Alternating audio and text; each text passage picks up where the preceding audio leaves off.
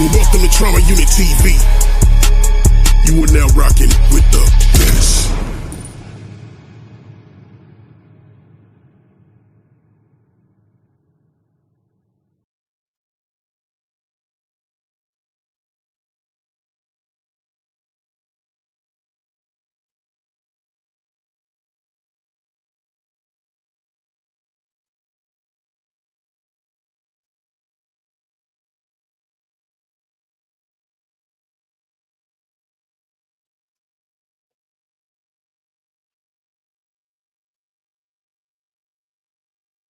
What's up, Dre? Locust song for the 2 triple O. Coming real, it's the next episode.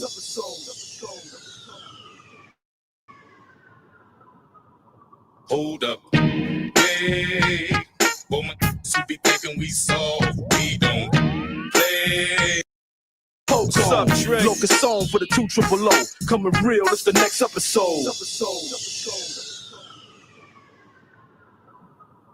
Hold up. Hey, well, my who be thinking we soft, we don't play.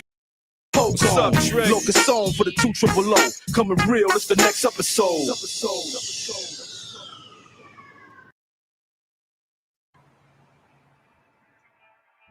All money in.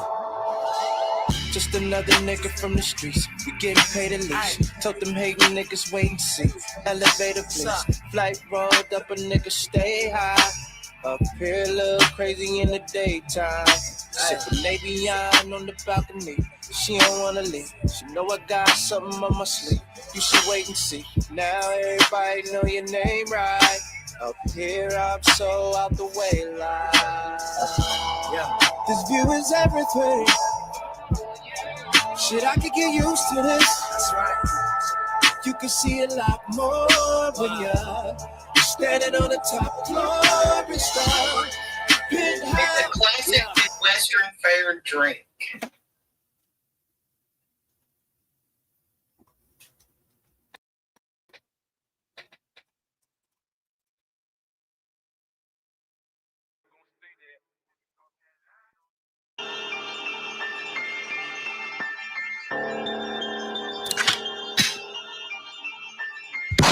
The most important thing in chess, protect the king. Cause when he tip over, who gon' protect the queen? Even the tiny pieces hold a little bit of power. But once I get bored, your whole board get devoured. I never had respect for you cowards, it's time to go to war. First piece gone was born 2004. Checkmate, one of your chest plate. Sit back, just wait. There comes death date. Somebody should have warned you dudes about me. You never would've got these views without me. I'ma snatch your pieces out the game, nigga, one by one. Since your family's so close, lead son by son. All that big shit poppin', that'll get your face swole. Your boy rap better, he sound like J. Cole. But calling me a pussy when your dad is straight toe. He the reason that cold case done turned case. Somebody should've told you niggas that I don't play fair. When you cross that line, little nigga, you gon' stay there. After that first shot, I'ma watch his body lay there. Stay in the child's place, little kids don't play here. Somebody should've told you niggas that I don't play fair. When you cross that line, little nigga, you gon' stay there. Nigga stay there. Nigga stay there. Nigga stay there. Nigga stay there. Fuck whoever you sent. Nigga, I'm the blueprint. I stomp your head so hard, I leave a boot print. You know you can't beat me in a fist fight. Nigga, you soft. All this shit I do for fun is just pissing you off. See, I done double, triple, quadrupled your net worth. When it come to getting money, boy, you know I'm an expert. You just want a network, I partner with networks. You chase a big fish, you better make sure the network. You seem more worried about the sharks in the water. But I don't think you ever been stomped by a orca. I done tortured this rap game for how many decades? Got love from the Bloods, the Crips, the essays. Talking about the verses, don't make me purchase your master. Delete your shit and rap over your beats, you bastard. Niggas wanna beef with 50 now. Fuck it. I'ma let you beef with these 50 cows. Somebody should've told you niggas that I don't play fair. When you cross that line, little nigga, you gon' stay there. After that first shot, I'ma watch his body lay there. Stay in the child's place, little kids don't play here. Somebody should've told you niggas that I don't play fair. When you cross that line, little nigga, you gon' stay there. Nigga stay there. Nigga stay there. Nigga stay there. Nigga stay there. I'm back off hiatus. The fuck I look like? Letting niggas like Mano and Papoose violators. I'm yelling high haters. Banks coming to get ya. Ball for ball, my punches hit all this Carissa. And I don't like targeted sisters. But in this case, just by her face, she can ball with the Sixers. And Pap, you should be more worried about Maserati. This style too plain, you going out kamikaze. For Buck growing up, it was probably traumatizing to the point he like grown ass men the side of Mozzie. Thinking that you fucking with banks, you never could before you step in the banks. Make sure that your credit's good. Just cause you step through the hood, don't mean you respect it. It just mean that you a broke motherfucker, accept it. Let's just rap about it. Cause me know your whole rap career is a joke. Niggas just laugh about it. Ain't nobody scared of your bitch ass career. I just don't wanna get bit with them big ass veneers. Your teeth don't fit in your mouth right for running your lips. This what you get, this for chasing his clout like. Same niggas dying for a feature. Man, that nigga lying through his teeth, calling Queen Latifah. I address every one of y'all like Easter. To every one of y'all when the track get ethered. Yo, that nigga Mano, you got some big ass teeth though, right? Like, them shits lightweight look like piano keys. For real. Fit for motherfucking genius. For real. Fit for genius. You think Banks was gonna sit back and watch his brother get jumped? Or niggas attempt to jump his brother? This ain't no motherfucking group. This is a family. Families go through shit. Can't nobody fuck with the unit.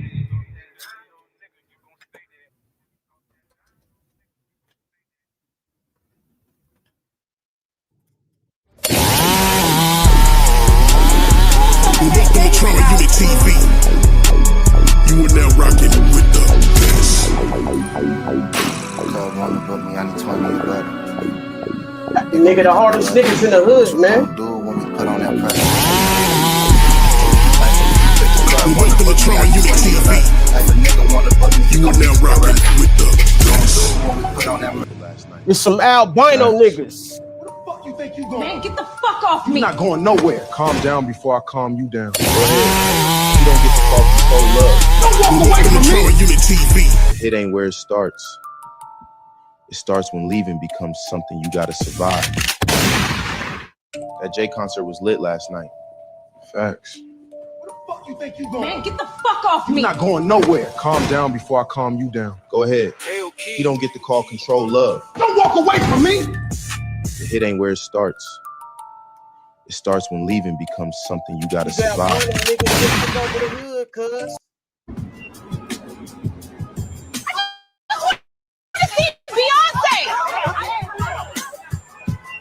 Yo, that's Hex and Halo. Fist for the streets. What y'all wearing for Hop? Respect. How I built the room, we just dressed for it. Tonight ain't attention. It's homage. Girl, I said Beyonce. Ain't no way I'm missing Jay-Z tonight. OG, I got 2 floor seats for Jay-Z right now. You trying to go in or what? Floor for Hog? Word is bond. Cash and you good. Too easy. Yo, Hex and Halo. Jay-Z got the whole city outside. That's what legacy look like. We good. Come talk that Brooklyn talk. Oh shit, y'all find her in person. Don't disappear after the show. We trying to link. That sounds like a good plan. Enjoy the show, ladies. Mm-hmm. New York got pressure everywhere. Hey, what's happening? Watch where the fuck you walking. Baby, let it go. Listen to her before we ruin your night. What's up, Courtney? What's up, Lashonda? Right. We came to see a legend. Some men want the spotlight. Real ones on the stage.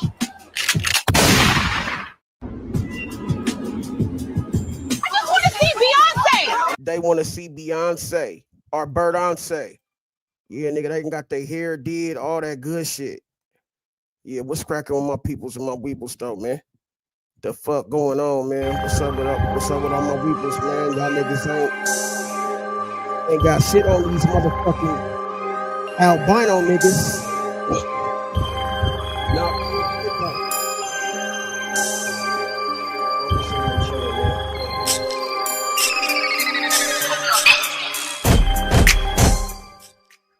Yeah, nigga.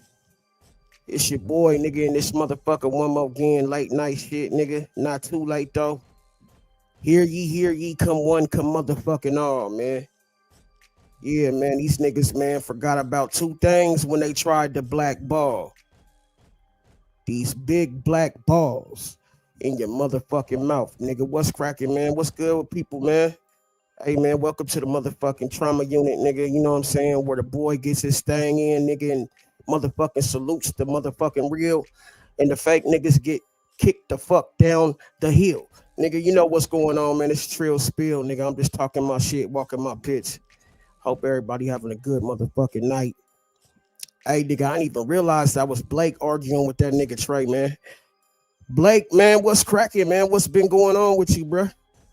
These niggas, man, is funny as shit, bro. Y'all niggas be talking about basketball, betting on games. Y'all niggas know what's up. Nigga, everybody got a motherfucking hand in, nigga, but hey, we ain't never giving niggas handouts. You know what I'm saying? What's your man's talking about? Hey, man, yeah, I gotta holler at my nigga KB, man. I kind of understand where both of y'all coming from, man, but you know, nigga gotta hold his people down. You know what I'm saying? I don't really think that it's that serious, though. But if it is, man, y'all niggas talk, y'all could talk that shit out. Ain't nobody even within the vicinity of other niggas to even motherfucking really get into it. You know what I'm saying?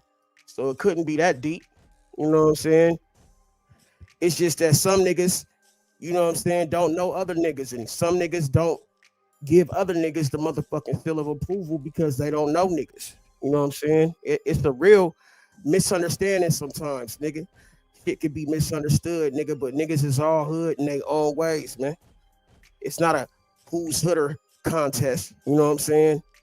But nigga, at the end of the day, nigga, the day gon' end, nigga, and we ain't all best friends, nigga. But when you take a nigga wrench, nigga, I'm like, bro, what was that about, bro? Like, nigga, we could have, you know what I'm saying? I ain't never took a nigga wrench. Not for no reason. I mean, I want to know what a nigga thinking, you know what I'm saying? So that's why nigga just holler at me and nigga, we could talk about that shit. We could work that shit out. Or nigga, we don't have to, but nigga, I'm always willing to chop it up with a nigga, man. I'm a grown ass man, nigga. Two things I don't do, nigga. I never say nothing behind a nigga back, nigga. I wouldn't say to his motherfucking face, nigga. And I never run from a motherfucking fight, nigga, especially not a motherfucking battle of the words, nigga. I'm the mouthpiece, nigga. You know what I'm saying? And if you wondering, nigga, you don't have to wonder too much, nigga, because niggas that wonder, nigga, ain't getting no bread, nigga. You know what I'm saying? Hey, we got to take this shit one step at a time, nigga. Every day there's a motherfucking loose end. Somebody that don't get it. Somebody that that knew this nigga.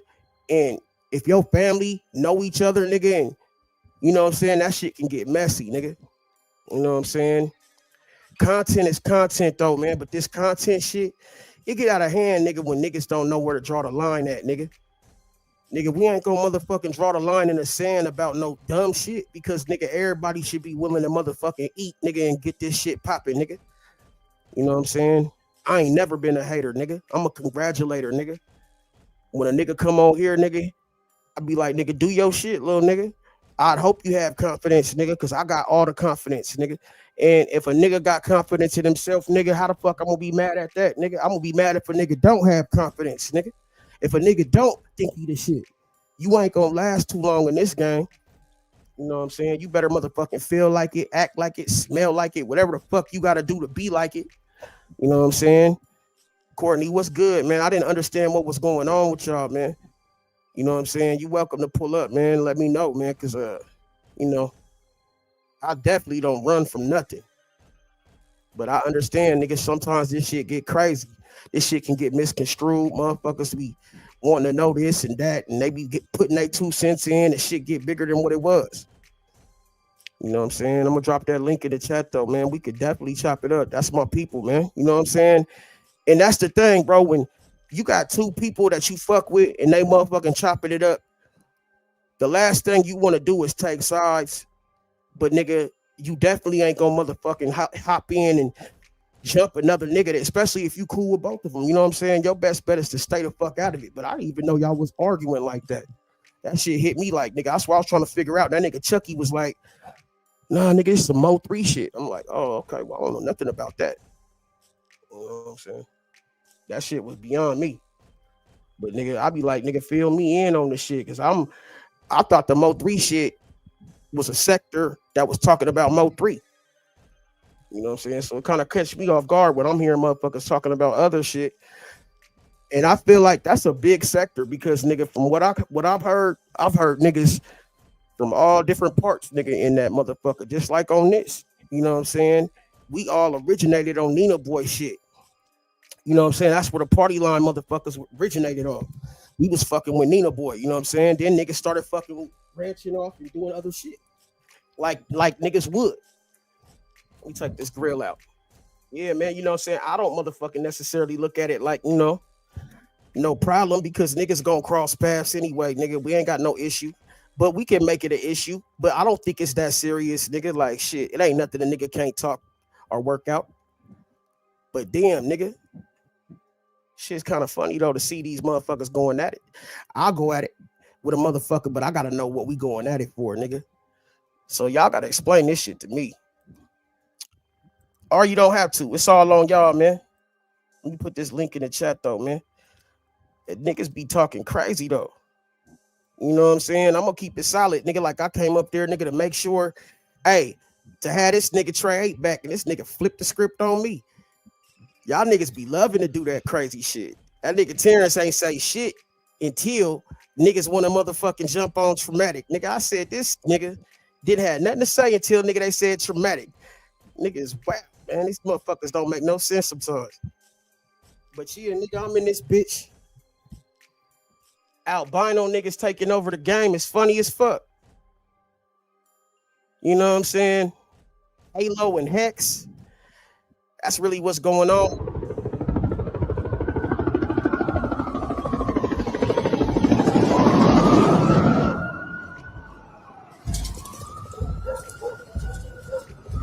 This shit funny come up. You knew they would follow me. I needed to know whether Crown noticed you. Next time, tell me I'm bait. Bait doesn't usually... Yo, that car been following us for 3 blocks. You want me to lose him? Nah. You ain't worried? That's it? Most people don't lose because they're weak. They lose because they react before they think. Yo, that car been...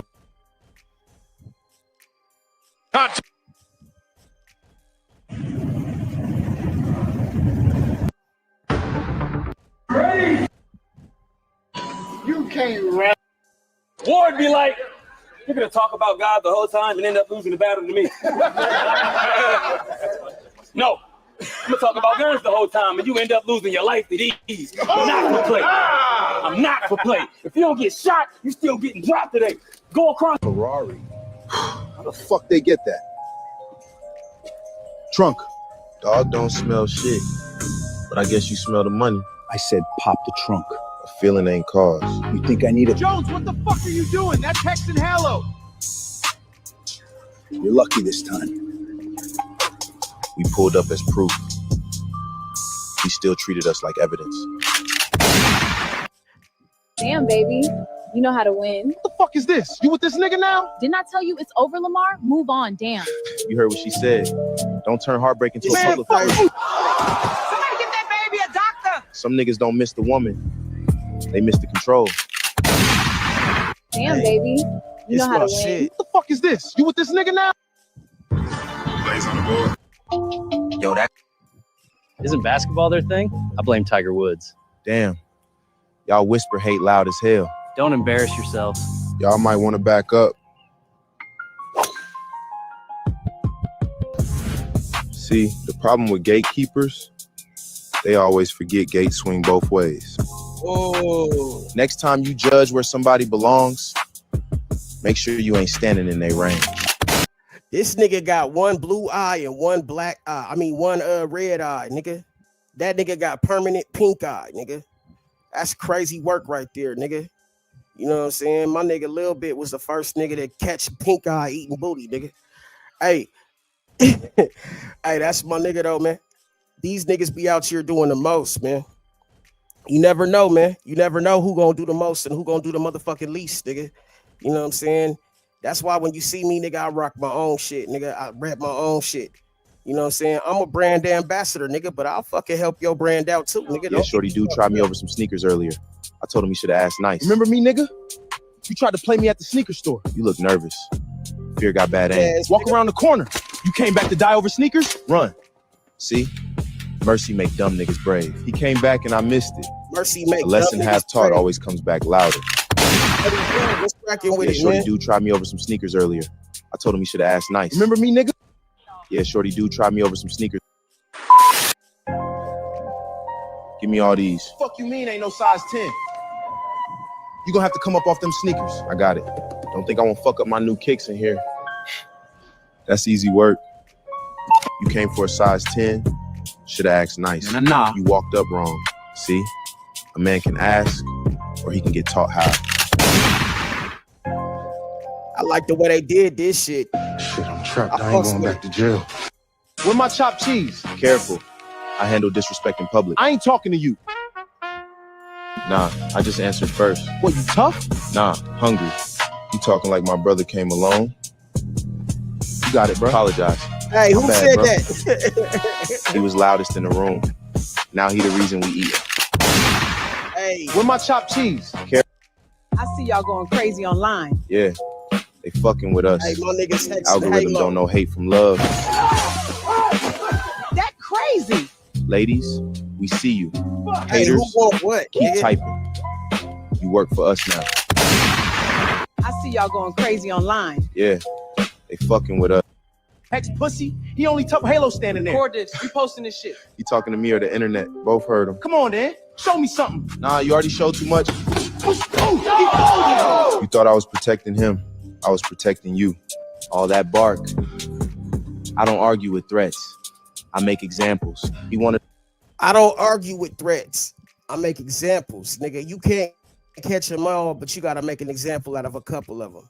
You understand me? If a nigga wanted that bad, nigga, he could get it, nigga. See, I'm not gonna chase after a motherfucker, nigga, that want problems. I'm gonna actually invite the motherfuckers, man. It's a gangster party and you ain't invited because you ain't no G. But I ain't saying I'm a gangster. I'm just saying, nigga, I was raised by some motherfucking real ones. And I might have a couple in my motherfucking back pocket. You know what I'm saying? A nigga gotta either be from this shit or he not. You gonna bleed this shit or you not. It's one or the motherfucking other, nigga. It's not no in between, nigga. But see, like he said, nigga, I was protecting you. You thought I was motherfucking holding where my out. chopped cheese? Name. You sure you want to spell all that? Turn left. Your other left. Damn, y'all strict tonight. Face forward. Use this picture. Name.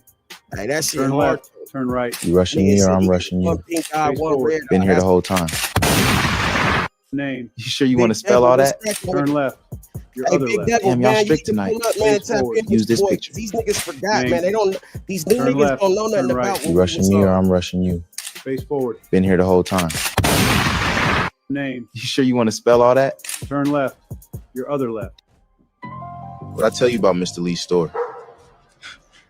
It wasn't my idea. I swear it wasn't. Some people learn from warnings. Some people got to become one. Oh. Easy.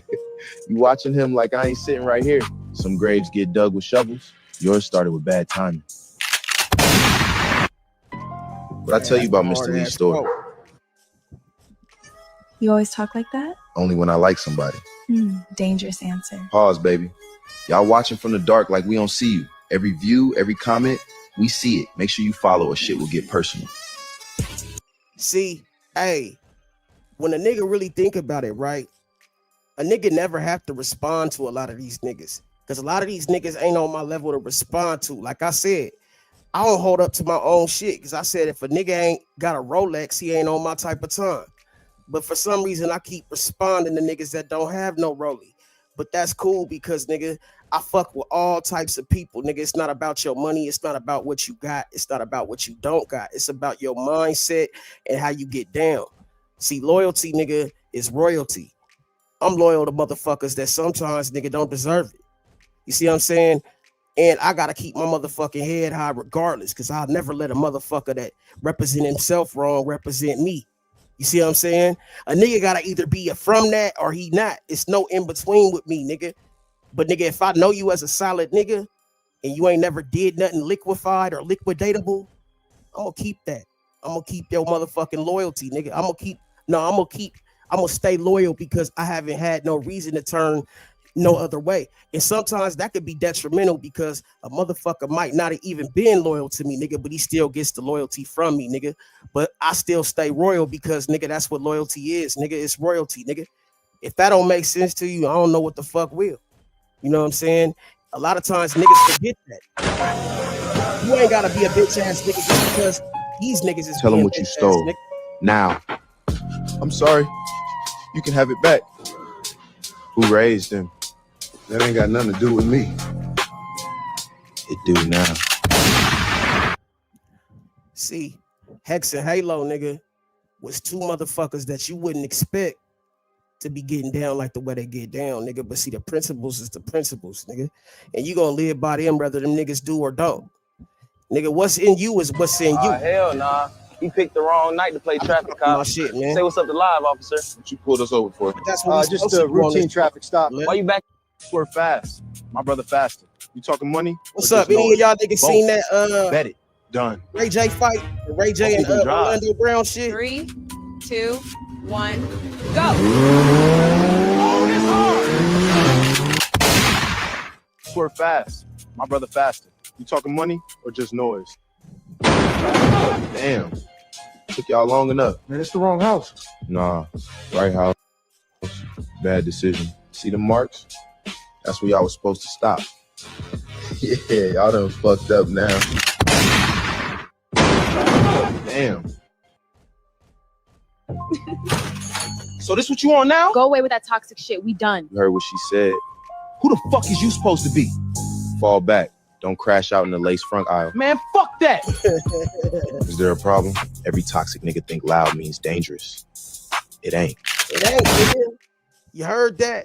You could be quiet as a church mouse and be the hardest nigga out this bitch. Or you could be the loudest motherfucker in the room and be a bitch. One of the two. You know what I'm saying? Sometimes all the above. But shit, nigga, that's what's gonna be my next entry into this shit on this motherfucking social media shit is I'm gonna introduce this game called What Would You Do? Motherfuckers gonna see what I'm about, nigga, in a minute though. They already know, but I'm saying, nigga, this shit gonna be hard, nigga. Real life scenarios, real life stories, nigga, put into a motherfucking card game, nigga. You know who started this shit, you know who finished it. You know what I'm saying? Strange to create something that hates you.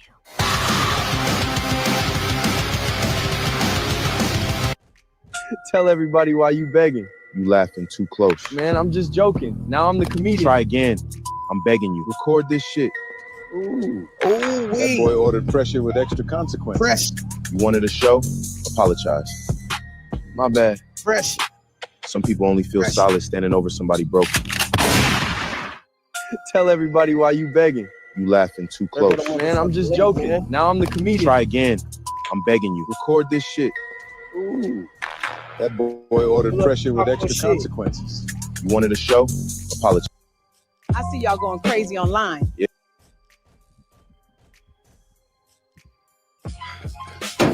You sure you want to do that? Calm down. You fit the description. Bullshit. My brother been with me all night. We ain't split up once. I'm not talking to you. Y'all seeing this, right? My witness got treated like background noise. Real suspect in custody. Wrong Next time, ask the question before you become the answer. That nigga look just like one Elbow nigga in. down straight, bro. Eyes up. Shoot like you already. That old head sleep heavy. Let's get this. Yeah.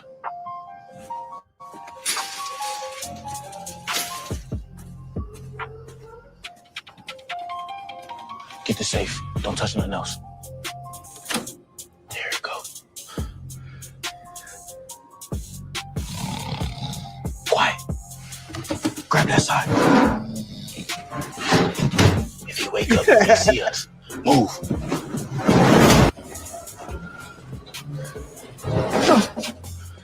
Darn, this thing heavy.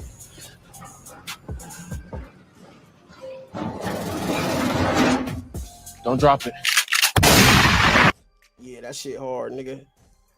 Hey, I'm about to roll me up something, man. You know what I'm saying? It's all love until it ain't. Yeah, that nigga Ray J, man. I guess he won this little fight and shit. We gonna see what the fuck he talking about. Yeah, nigga. Yeah, bro. That's it, baby. That's it. That's it. That's it, baby. Oh man, hey. My nigga. Today I got time, cuz. Today I got time, cuz. You can drop off your kid and run my fade. Today I got time, cuz. Today I got time, cuz. Today I got time, cuz. You lucky on that day I was acting cool, cuz. Nigga, what's up? How gangster are you, cuz? I don't fuck with you, cuz you disrespecting me. I don't fuck with you, cuz you disrespecting me. I go hard, cuz. Take off my flag, asking how gangster I was. I go hard, cuz. My nigga. Today I got time, cuz.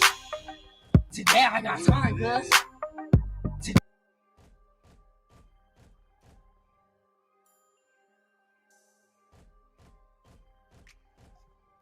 I'm sorry.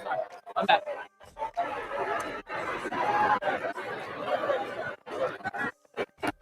Bomb! There you go. Ain't like that, right? Ain't like that, buddy. Oh, he threw.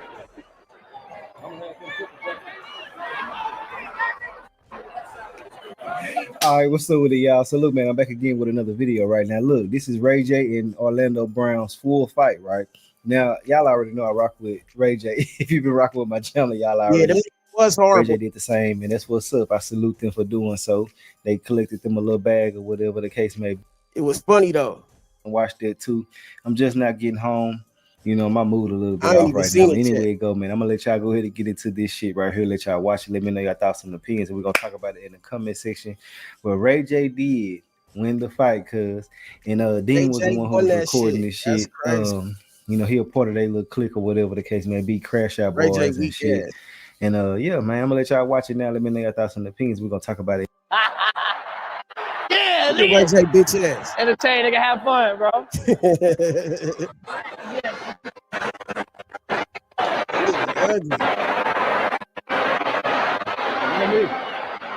Nigga's dumb. Nigga's dumb. Hey, no, don't tie her up. Nigga's dumb. Go, Ray J. Go, Ray J. Ray. Hey, nigga, Ray J, nigga, out of shape in the motherfucker too, man.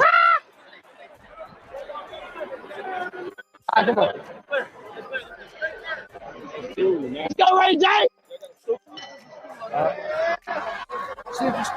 What the fuck is school then?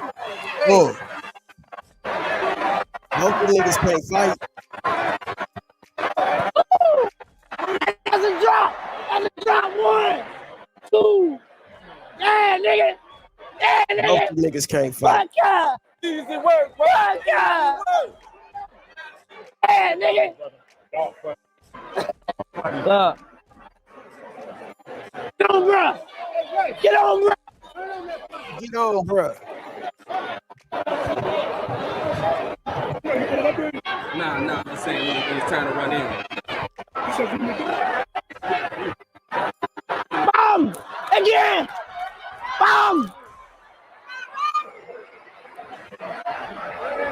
Bomb! Yeah, nigga! Fuck yeah! Yeah! Yeah, nigga! Yeah! Right. That's it, baby. That's it. That's it. That's it, baby. I'm sorry. I'm back.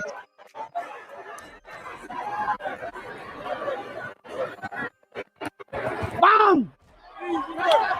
There you go. Ain't like that, right? Ain't like that, buddy. Oh, he threw.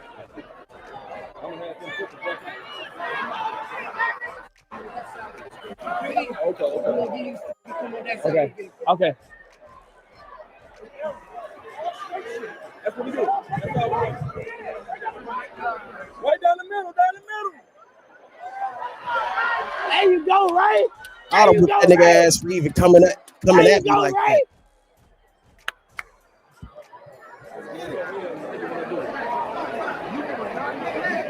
at this nigga, blonde head ass nigga, man. That nigga getting initiated as we speak.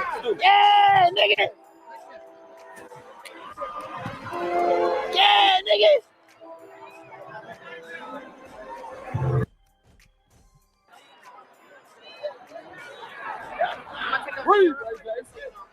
Huh?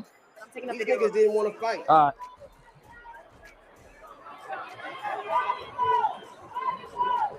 Yeah, that shit crazy. That right here is tight.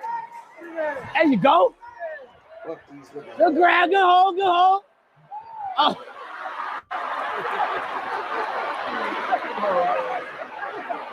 Go. What that nigga just do? Get up, right, Jay. Hey, what you say? Get up. Situate him. Get up.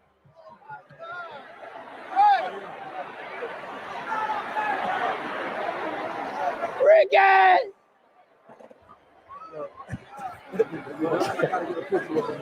That nigga said Ricky. No, yeah, no problem. Get on, bro. Them niggas is both tired as fuck. Hey, Ray J. Hey, hands up, hands up. Hands up, fuck up. There you go. Keep jabbing, gun. Give him back. Bitch ass nigga.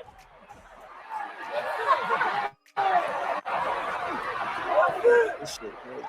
Oh! Hold him, Ray J. Make him work. Make him work.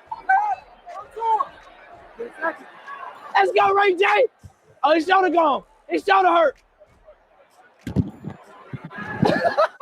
Who used to do that in boxing, though? Nigga used to do that. What? Heard that. You used to do it in boxing. Hey. Yo. Hey.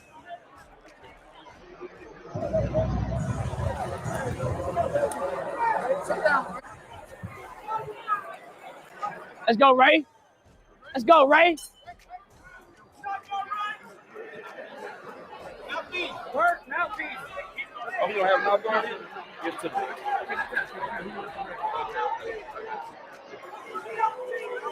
Ray. Was this shit for charity? This shit was for charity, bro. Lock in, Ray. Talk your shit. Yeah. Yeah. I can't believe these niggas really did this shit.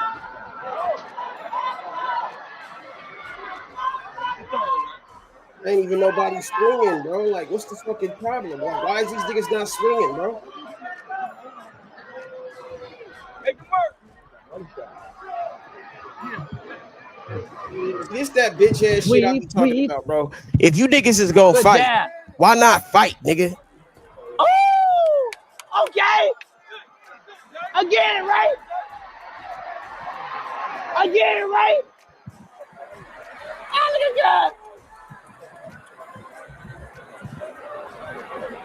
Shout out to Courtney. Shout out to Queen Sanity, man. They little fight was more exciting than this. Ray J, get on him. Take fire, Ray J. There you go. This nigga. Wind it up. Wind it up.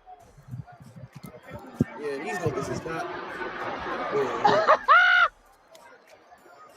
There you go. I hate when niggas fight and they scared of each other. Bottom. Hey, back in that nigga again.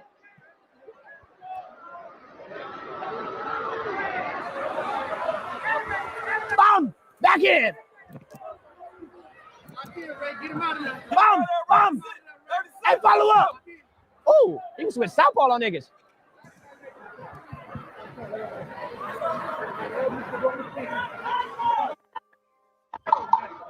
Last 10, Ray J. You already won. There you go. There you go. Now hold him. Oh, they went 3 rounds of 2 Bam, minutes. bam, bam, bam, Oh, bitch, man, bitch. come on. Oh, there you go. There you go. COB, bitch. Wait, they ain't got no more rounds, right? Okay. Last 3. W right there. Wait, why they sit down? That shit They got another round. trash.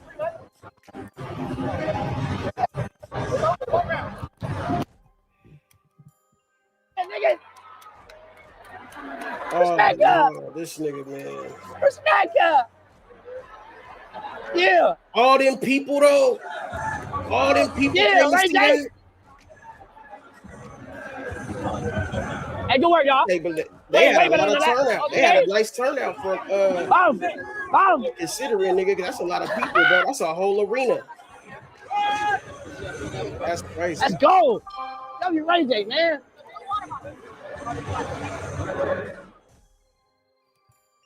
Yeah, nigga. That shit was trash. Hella trash. These niggas didn't want to fight each other, bro. And how much money did they make off this shit? Because that's crazy, bro. Them niggas really didn't even swing too much. Like, I feel like both of them niggas was tired, out of shape. Yeah, man, that's crazy work, man. I mean, but I thought at least, nigga, they was going to get at it. Like, especially after the nigga Orlando talking about, nigga, he did something to the nigga Ray J. Like, he fucked the nigga, or he said some zesty ass shit that wasn't cool, bro. Like, you know, if you say some shit like that to a nigga, man, you got to get your ass beat for that. So I thought, nigga, if he would have got the chance, nigga, he would have really put mitts on him. But, nigga, you got the chance and you didn't do shit. And today you had time. That's what's crazy. See, these charity events, bro, it be more about raising money for the charity. Because, I mean, for real, like, you got to really, like, I want to see a knockout. You know what I'm saying? Like, why not? Why not knock a nigga the fuck out? Like the Nate Robinson shit, right? There was a knockout. It was a real knockout behind that shit. Like, if a nigga challenge me on some motherfucking shit, nigga, we get in the actual ring, nigga. I'm trying to knock a nigga the fuck out. I ain't trying to play with a nigga. I'm not trying to, you know what I'm saying, be cool with a nigga. Like, we can be cool after the fight, but at the time being, I'm trying to knock a nigga fucking head off, bro. You know what I'm saying? I don't understand. Like, I just don't understand. Especially if a nigga that said some disrespectful shit, talked about your mama, said he put fingers in your ass and all this weird shit. You know what I'm saying? These niggas is talking hella spicy, zesty, and fucking sassy. And then they want to motherfucker get in the ring and play. I just don't understand it, my nigga. This shit got a motherfucking stop. You know. I don't know, man. To me personally, nigga, I feel like, nigga, both them niggas need their ass beat for even throwing an event and not getting down like that. But I guess that they took the people money. Like, I don't play games like that, bro. If I'm gonna put money down and we gonna get about some bread, that's some serious shit, bro. Nobody playing about no bread, bro. I'm not playing about no money, nigga. Who the fuck plays about money? That old head sleep heavy. Let's get this. Yeah.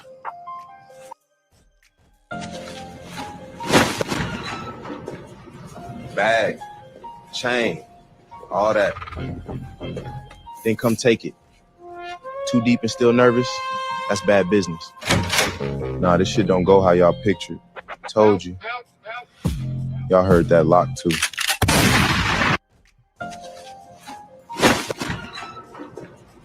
Bag, chain, all that. Wait, this y'all happy? Go New York! Go Knicks! We champs! We finally fucking did it! New York, y'all wild. Imagine what they do for a loss. Let's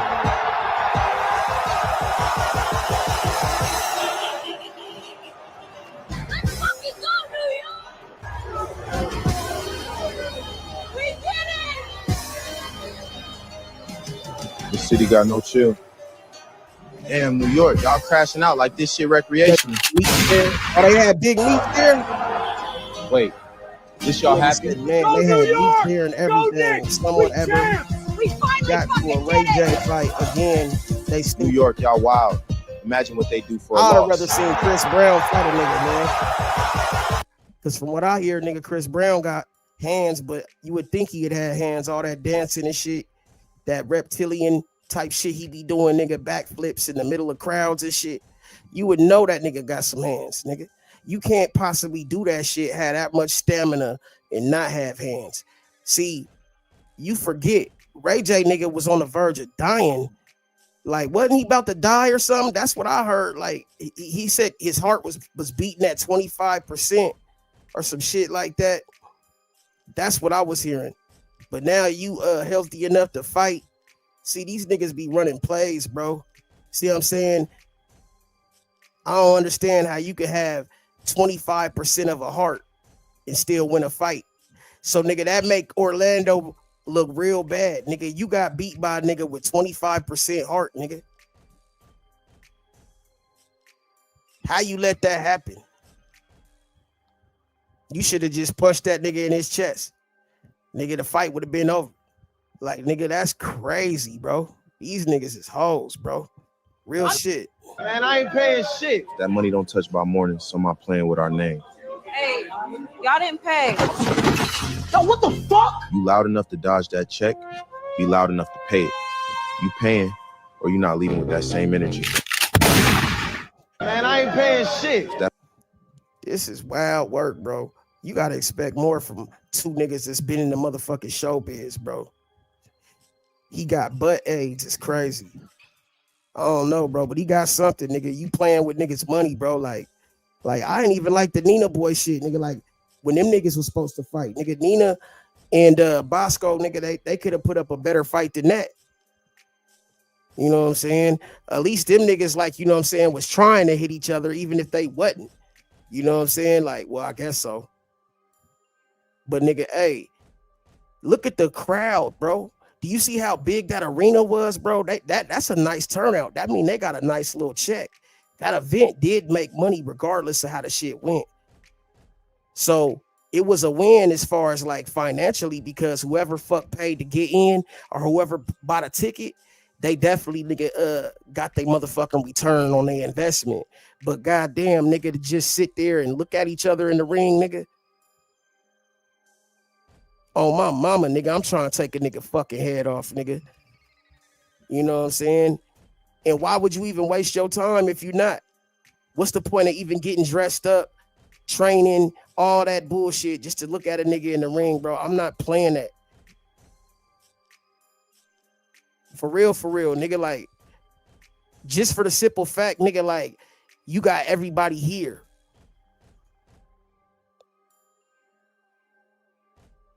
Them niggas must have had a chat with each other, like, man, listen, man, look, we just gonna go out here and make it look like, you know what I mean, whatever. But yeah, we gonna go kick it after this. We going to the club. Nigga, nah, nigga. I want to see blood on the motherfucking court. I want to see blood on the motherfucking ring, man. The fuck you mean, bro? We ain't coming here to be homies, nigga, afterwards, nigga. And if we gonna be homies afterwards, it's gonna be because we respect. It's gonna be some respect after this shit. You see what I'm saying? I just feel like, nigga, you cheating the people. And a lot of you bitch ass niggas is cheating the people, man. Y'all ain't really about that action, bro. And see, when y'all niggas act like you are, and then, nigga, when it come time, y'all don't even motherfucking put up a fight. That's crazy to me, bro. I would have expected more. Did any of them niggas even pinch each other in that motherfucker? Did anybody pinch each other in that motherfucker? Because if I ever got a chance to nigga hit that nigga Doughboy in this motherfucking, hey, nigga, he gonna be shitting, nigga, pancakes and lobsters, nigga, by the time I'm through with that nigga. Bet. Nigga talk all that crazy shit, nigga, out here on these motherfucking YouTubes and shit. And nigga expect you to motherfucking get in the same ring with me, nigga, and you gonna motherfucking walk out smiling. No, you not. No, you not. You gonna leave this bitch in a stretcher. I promise you. You know what I'm saying? It's just the motherfucking magnitude of the situation.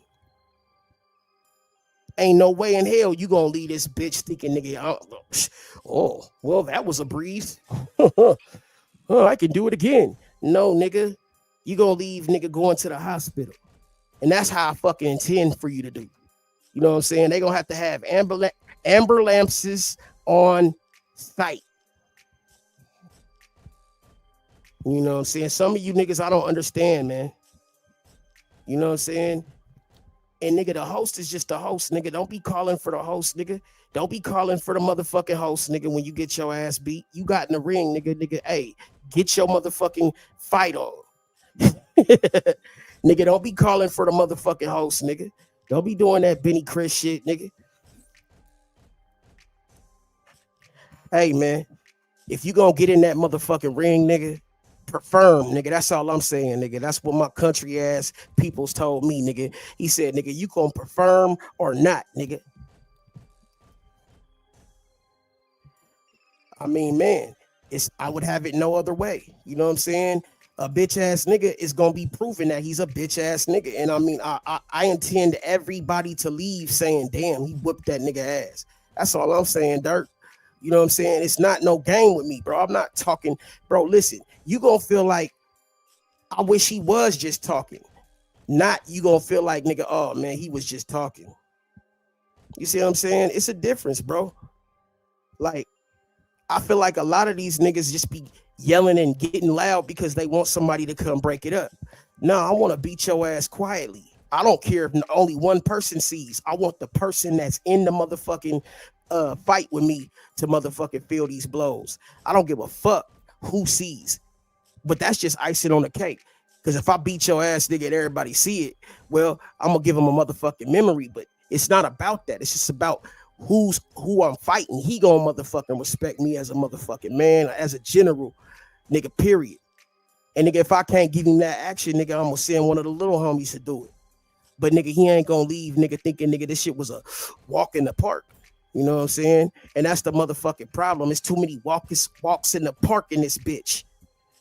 I ain't never been no walk in the park. I ain't saying I'm the hardest nigga, but I ain't no fucking walk in the park, nigga.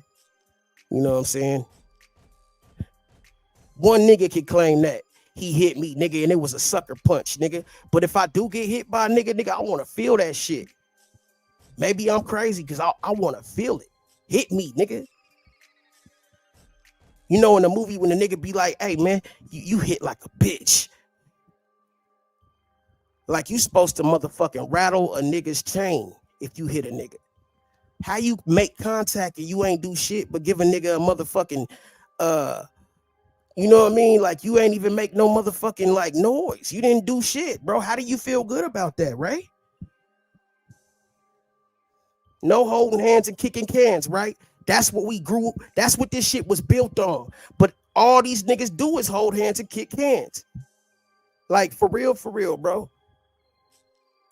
I respect it, but I don't. I respect it, but I don't. Like, I can't really get with that type shit because nigga, like, hey, a nigga that can get in the ring, nigga, came to fight, period. That's all I'm saying. Nigga, if I pull up and I pull up, I'm pulling up for a reason. You see what I'm saying? But nigga, these niggas is built differently because they talk all that shit, but nigga, when it come time, nigga, these niggas want to be kumbaya. Nigga, like they want to be kumbaya, whatever the fuck you want to call it. Especially if we put money down, my G. How much money was put on this fight, bro? You know what I'm saying? I know my nigga Dirty Dude would have knocked the motherfucker out. He wouldn't have, hey, bro, for real, if you got money put on that shit, it's no integrity left, bro, because nigga, if you got money put on that shit, you should give people their money's worth. Even if it's for charity, nigga, if it's for the kids, nigga, let the kids eat, nigga, let the kids see something. That's why I respected niggas like Kobe, you know what I'm saying? He said, nigga, hey, man, don't nobody give a fuck if you sick.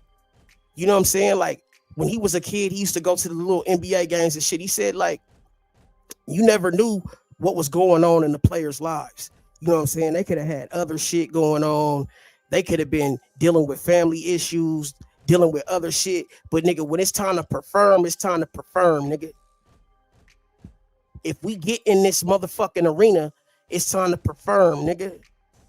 It ain't no motherfucking ifs, ands, buts, or maybes, nigga. That's what it is. That's about showmanship. You see what I'm saying? And these niggas ain't really no showman. You know what I'm saying? Because, nigga, we ain't gonna make no excuses, nigga. If we here, we here, nigga. They didn't give a fuck if Jordan had the flu. If he got in the motherfucking court, nigga, he played, nigga. And that's all they cared about, nigga. You here, nigga, you suited up. What's cracking? You know what I'm saying? It ain't no motherfucking excuses. Tap in and tell a motherfucking friend, man. That's why I say marks get marked out, whether it's daylight or dark out. Because, nigga, the conditions don't matter, nigga. The position matters, nigga. If you position yourself, nigga, you better motherfucking come ready, nigga. That's all I'm saying. You know what I'm saying? It's not about motherfucking being outnumbered or motherfucking nigga setting up the motherfucking fight so you can win, nigga, because the fight ain't fair. That's why I don't like when niggas jump niggas. I could understand, nigga, if you know what I'm saying, like you beat a nigga down, you know what I'm saying, and you know, yeah, you gonna look out for your people, you know what I'm saying? But I'm just saying, like, nigga, when you know damn well y'all outnumbered a nigga, jumping a nigga is some hoe shit. Because nigga, you gotta motherfucking prove that you can fight, period, nigga. But nigga, if it's your brother, that's why I said when MJ, when Wild D said, nigga, hey, MJ gonna jump, oh, I expect that. That's your brother. You know what I'm saying? That's your brother. I expect that. You know, you gonna jump in for your brother, nigga. But shit, any other situation, nigga, nah, fuck all that. You know what I'm saying?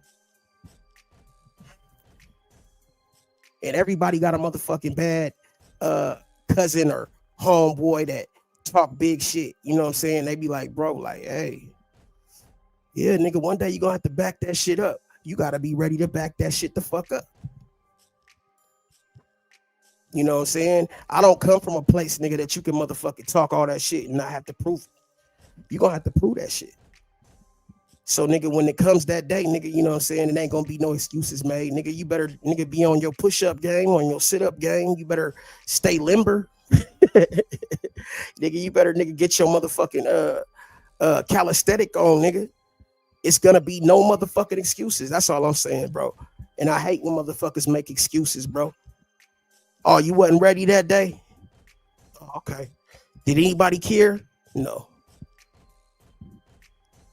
No. That just means it made it better.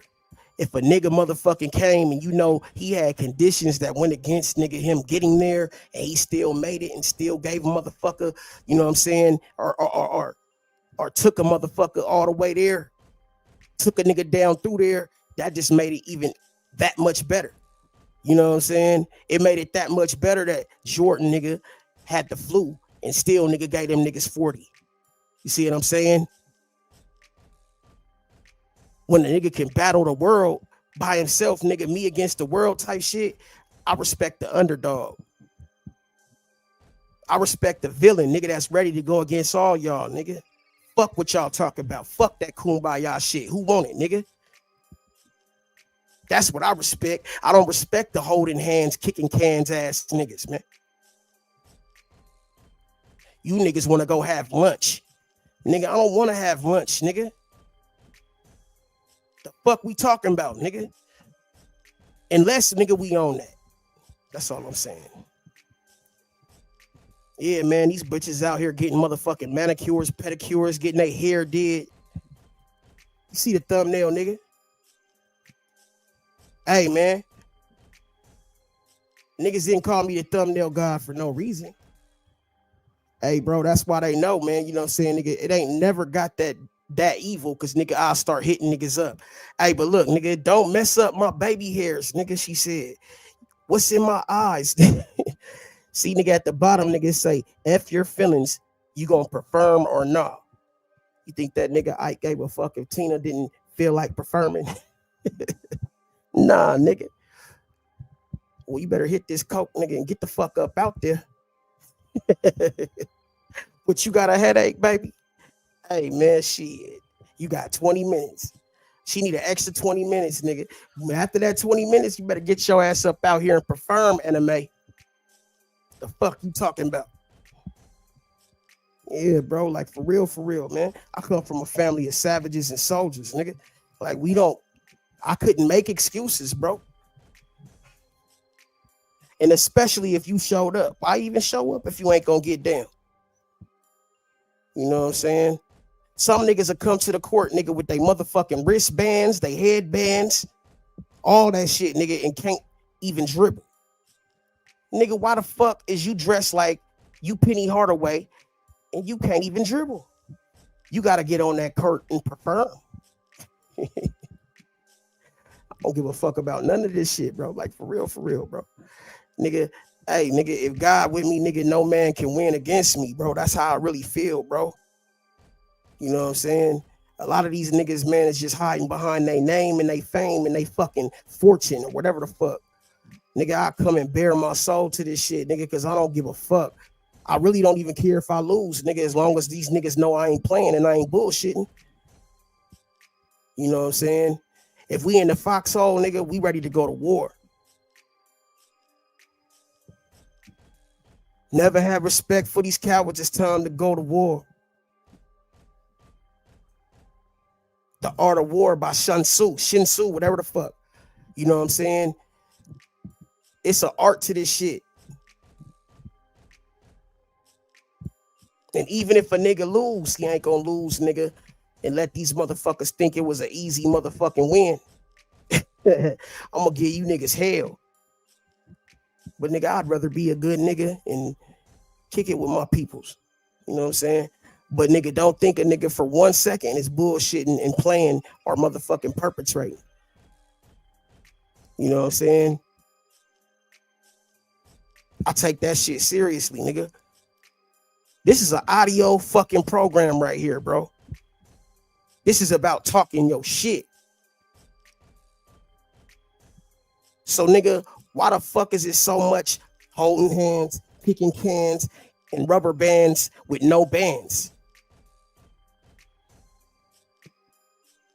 Make it make sense. Is that what this shit was built for? Nah, nigga. I don't think it was built for that. It was built for niggas showing what they could do. Solo dolo, nigga. I don't give a fuck if nobody show up, nigga. Run this shit back, nigga. You gonna get facts. When niggas want to make it about numbers and all that shit, nigga, numbers can be manipulated. Bitch ass niggas can decide to not motherfucking show up, to not fuck with somebody to make their numbers.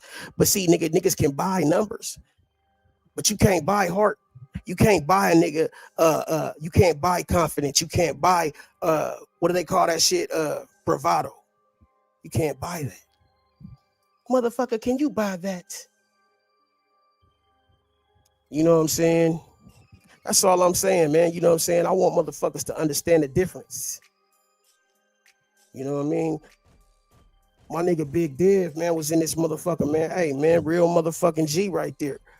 You know what I'm saying? Back in the day, shit was different. And it wasn't that long ago. But you had to show and prove.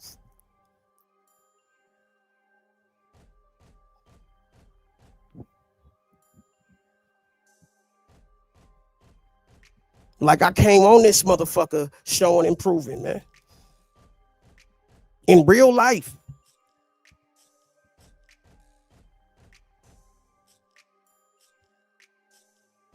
I couldn't run and go get big bro.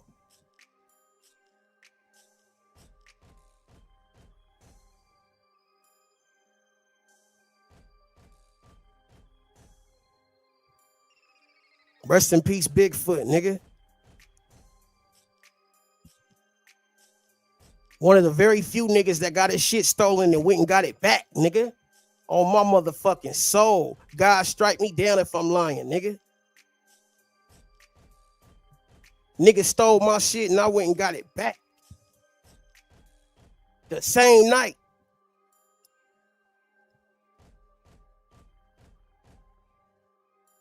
Can't make this shit up.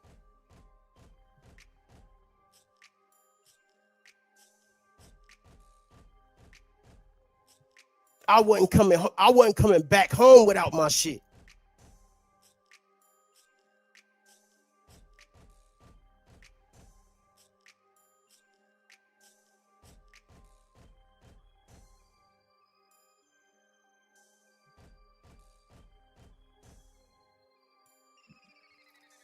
KV, man, what's cracking? My nigga sleep right now, man. I tried to get that nigga to, I don't know, he probably knocked out. He gotta work his shit. But nigga, yeah, nigga, hey.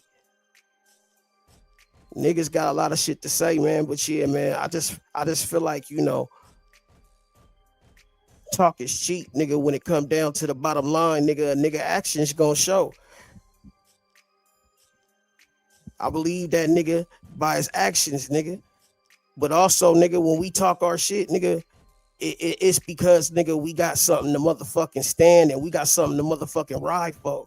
You know what I'm saying? When a nigga say some shit about you, nigga, that don't motherfucking make no sense, or a nigga done took all types of motherfucking shit, but nigga ain't gonna motherfucking let you take his. A nigga can take everything, but he ain't gonna take a nigga will, a nigga pride, a nigga confidence, a nigga soul. Nigga, I can't have that. Nigga, I can't go back home, nigga, and let no and be traumatic, nigga, if I don't motherfucking hold my own, nigga. It don't work like that.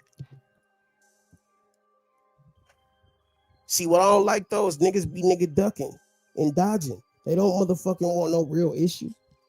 But nigga, I'm right here. You know? It's all love though until it ain't. I've been saying this. My niggas that I know gonna pull up, I know they're gonna fuck with me, nigga. Hey, them is some motherfuckers, nigga. I'm gonna pull up for them every time. I'm gonna ride for them every time. Until proven otherwise. You dig? Other than that, nigga, we gonna motherfucking stay, you know what I'm saying, solid until, nigga, something becomes liquefied, nigga, until otherwise. You know what I'm saying?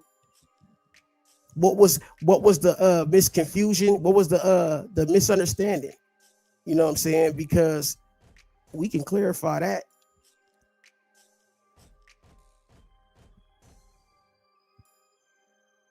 Killing is my business. Killing is my business, ladies, and business is good.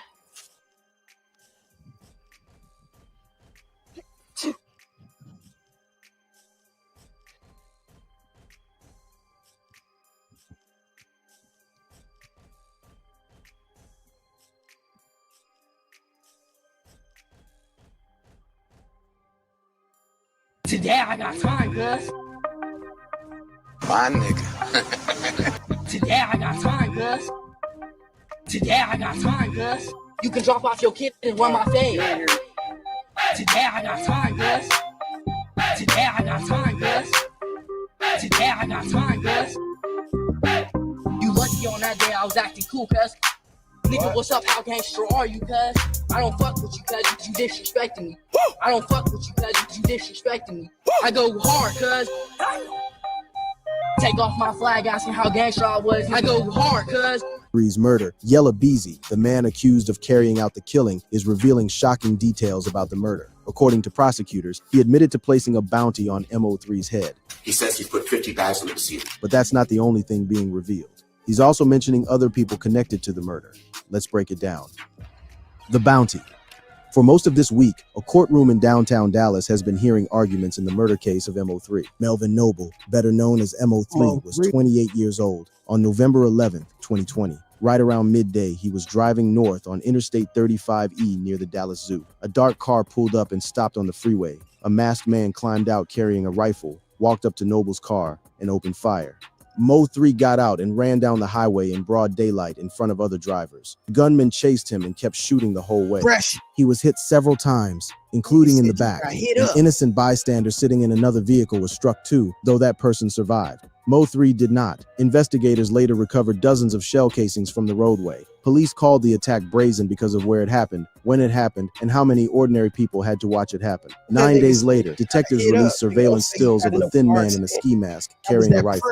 A witness came forward and gave them a name. Kewan Dontrell White was arrested that December in Oak Cliff by a task force that included federal marshals and agents from the ATF.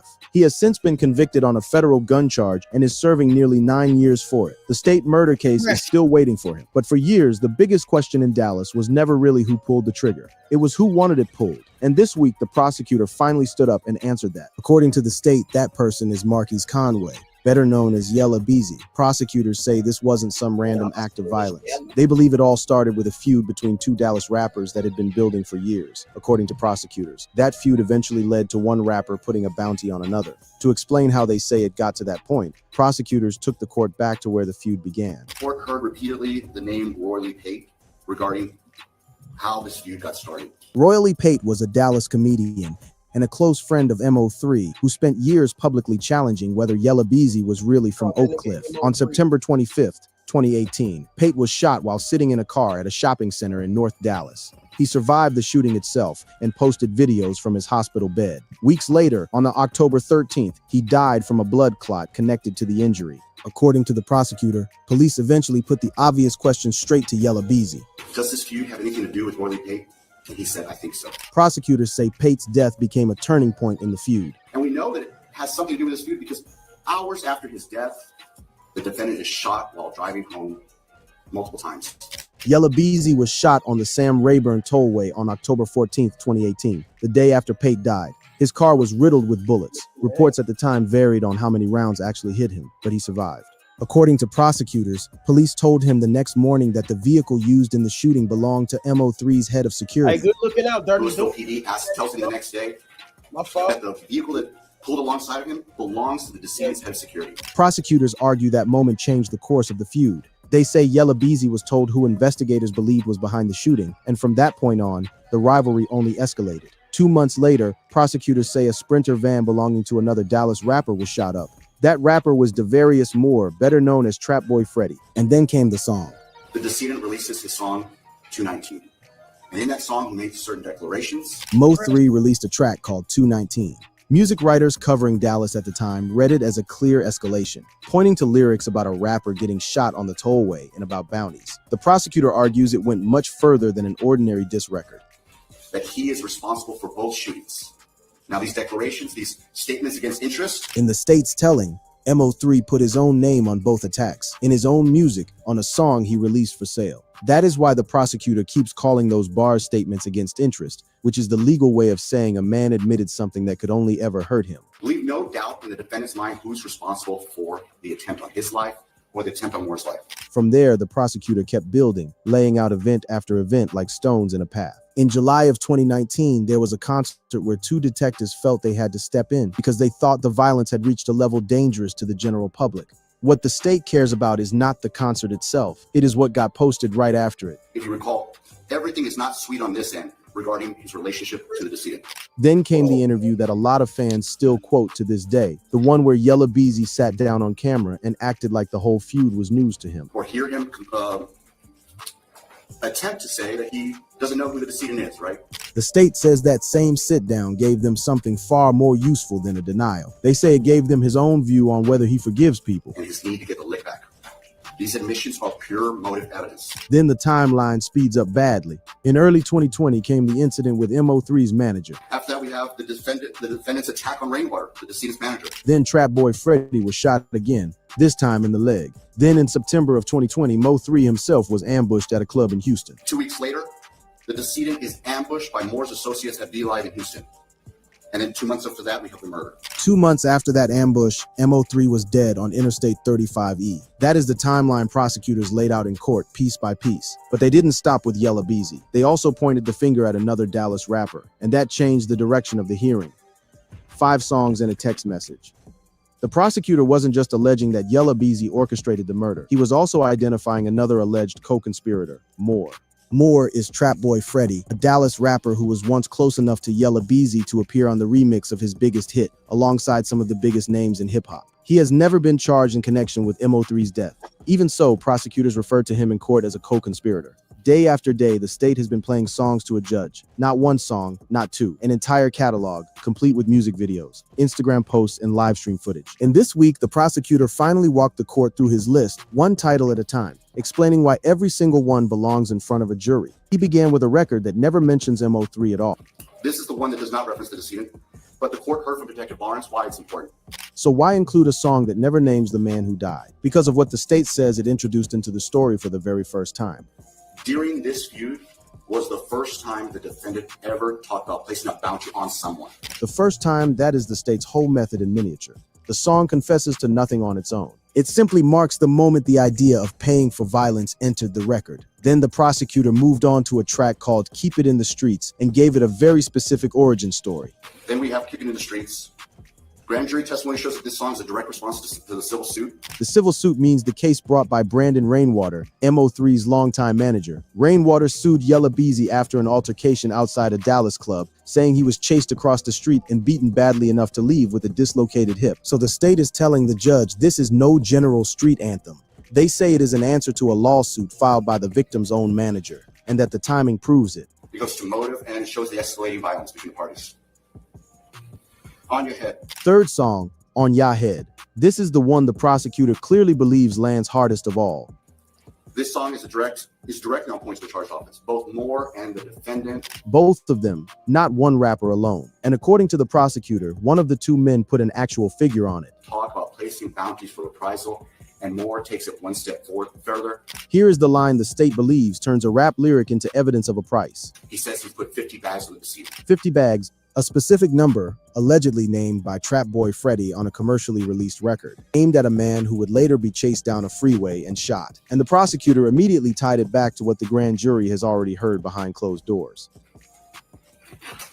Grand jury testimony will show you that this song is eerily on point to the charged offense. Now, the defense has an obvious response to all of this, and the prosecutor saw it coming, so he answered it before anyone asked. The obvious response is that Trap Boy Freddy is a separate grown man who writes his own lyrics. Now, defense is going to argue that Moore's lyrics in that song shouldn't come in because he's not a co-conspirator. Well, Moore's lyrics come in for two other reasons. One, it's a statement against interest. Two reasons. The first one is that legal idea from earlier, a statement against interest. The second is far more aggressive, and it is the argument that could sink Yella Beezy all by itself. And two, it's an adoptive admission by the defendant. These are commercially produced songs and performed by the defendant. An adoptive admission means somebody said something in front of you. You had the power to reject it, and you kept it instead. The prosecutor explained exactly why he thinks that idea can be applied to a song. He has full editorial rights, and the fact that he kept it means he adopted it. Read that one twice, because the reach of it is enormous. The state is arguing that because Yella Beezy had creative control over a record he appeared on, and because he chose not to cut another rapper's bounty line out of it, he legally adopted those words as his own. Every artist who has ever left a guest verse untouched should probably think about that. Then came the timing evidence, and the timing is where this stops feeling like a debate about music at all. The timing is so probative in this case, Your Honor, because hours after the murder, hours after MO3 died on that freeway, the state says a phone lit up. the defendant text messages this song to a co-defendant, Jerry Johnson. And this song, Jerry Johnson is a name that has barely appeared in public coverage of this case, and in that courtroom he is described plainly as a co-defendant. The song sent to him is called Take 3, which the prosecutor described as a mockery of MO3's own 219. Then he named a fifth record, a song written after the killing. equally as probative, Your Honor, is Gassed Up. We saw evidence that it was composed days after the murder, which the state says was never even finished and never released to the public. It appears not to be finished according to Detective Barnes. But just the same, it was text message to Jerry Johnson. Again, another never before released song. Then the prosecutor grouped 3 more tracks together, and the label he used for them tells you exactly how the state sees this entire catalog. Next, we have the co-conspirator songs. Hypocrite, Laugh Now, Sure. We heard from Dr. Nielsen. He says that these are celebratory songs of the murder of Mo3. Co-conspirator songs, and one of those 3, according to the prosecutor, was played for Yella Beezy while a camera was rolling on a live stream. As he's listening to the song, as he's reading the follower comments, and it reeks of conscious guilt. The state wants a jury to sit and watch a man's face while a song about the murder plays and the comments scroll past. The prosecutor finished that thought with 3 words the defense has been fighting all week long. Now, in that situation, the state wouldn't be admitting that song for the truth of the matter, sir. It would go to his state of mind.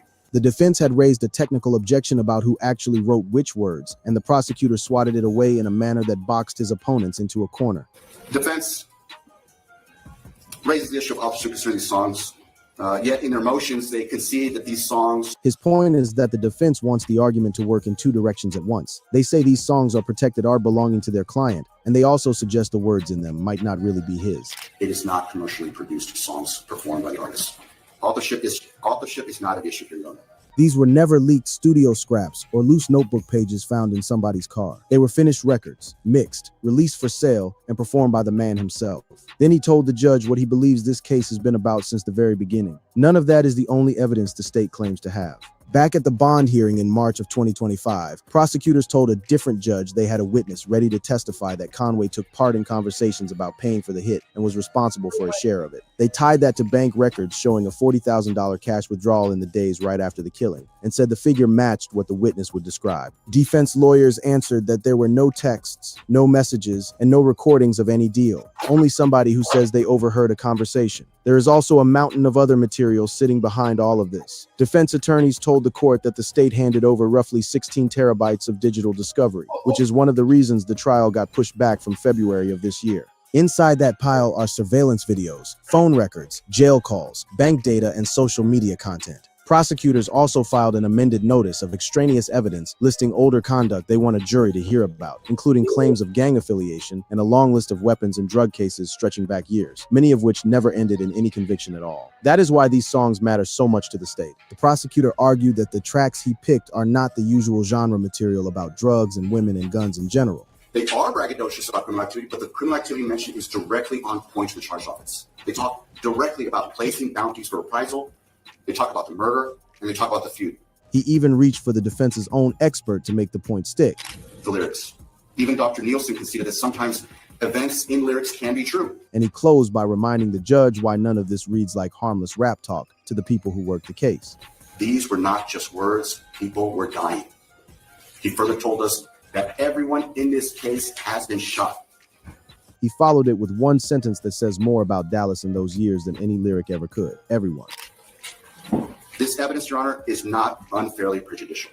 And then the defense stood up and started taking the whole thing apart, piece by piece, starting with one fact the state could not explain away. The gatekeeper, Yella Beezy, has pleaded not guilty, and his attorney spent this week arguing that almost nothing the state just described should ever reach a jury's ears. Their first move was the simplest one available, and the news picked up on it immediately. To make that case properly, the murder of rapper Mo 3, the defense for rapper Yella Beezy believes that it's protected speech under the First Amendment. The defense brought in an outside expert. His name is Eric Nielsen, a professor who co-wrote a book called Rap on Trial, and who has testified in courtrooms around the country about how prosecutors use song lyrics against the people who wrote them. He testified that gangster rap often features fictional characters, hyperbole, and staged rivalries, making it dangerous for jurors to interpret. His warning to the court was blunt, and it cut straight at what the state had spent days doing with those songs. Strip that of all of its artistic intent. If you negate it as rap, as an art form, it just... Then he finished the sentence. And this is why his testimony carries so much weight in a case where the punishment sits at the very top of the scale. It can sound like straight confession. That's a perfect way to send people to jail for something they didn't do. There was another thread the defense kept pulling on all week. Prosecutors played a recording of Yella Beezy speaking with Louisville police after the 2018 drive-by, and the lead detective explained where that trail eventually led investigators. Barnes testified investigators later determined the Ford minivan believed to have been used in that attack was registered to an associate of Mo 3. So the man now accused of ordering a killing had, by the state's own telling, once been the target of one himself. His attorneys argue that fact cuts in both directions. Then they reminded the judge of something that changes when lyrics can legally be shown to a jury in the first place. Even though the defendant in Hart took the stand, and the rap music that was admitted was as rebuttal. Mr. Conway is not taking the stand in this case. In the older Texas cases, the state leaned on. The defendant took the witness chair first, and his music only came in afterward to challenge what he had just told the jury. Conway has not testified, and his lawyer asked the judge to hold off completely until and unless that day ever comes. Yella Beezy's attorney then made an argument that sounds technical and is anything but. He told the judge that a criminal conspiracy has an expiration date, and that this one ran out at the exact moment Mo3 stopped breathing. On November 11, 2020, at about noon, when Mo 3 was murdered. If that is correct, then every song made after that day, every post, every live stream, every celebration the state finds so damning, all of it sits outside the conspiracy and cannot come in as a co-conspirator statement. Under the rules, statements made after a conspiracy ends only come in if they were made to cover the crime up. And the lawyer pointed out that the state's own theory works against it here. Now, this case has a lot of puffing, has a lot of boasting, but that's all it has. Those statements. Then he gave the judge a much plainer word for what he says those records really are. Mr. Conway is not the CEO of anything. He doesn't control Trap Boy Freddy. He doesn't control any of the individuals involved in this case.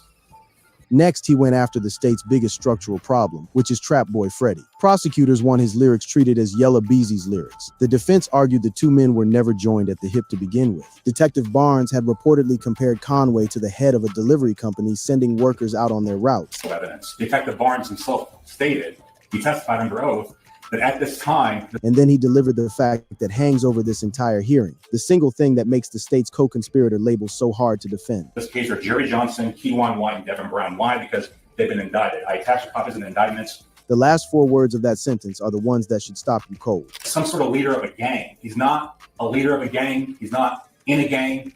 He's never been accused of, credibly accused of being in a gang. They, had pictures of. So the same lead detective who spent days connecting these songs to a murder has told the court under oath that there is not enough evidence to arrest the rapper who allegedly named the price. The defense then named who it says the genuine co-defendants actually are, and the reason is simple. All 3 have been indicted, and copies of those indictments were attached to the brief. Davis was one of the ones who ambushed Mo3.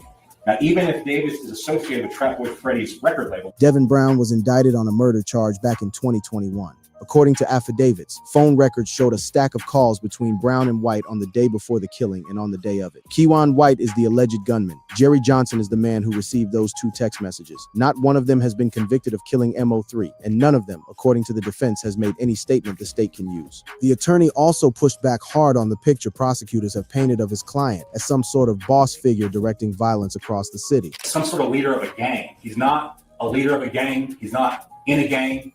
He's never been accused of, credibly accused of being in a gang. They, had pictures of. He walked through the other shootings the state wants to bring up, including one at a Houston club where a man was shot in the head. Davis was one of the ones who ambushed Mo3.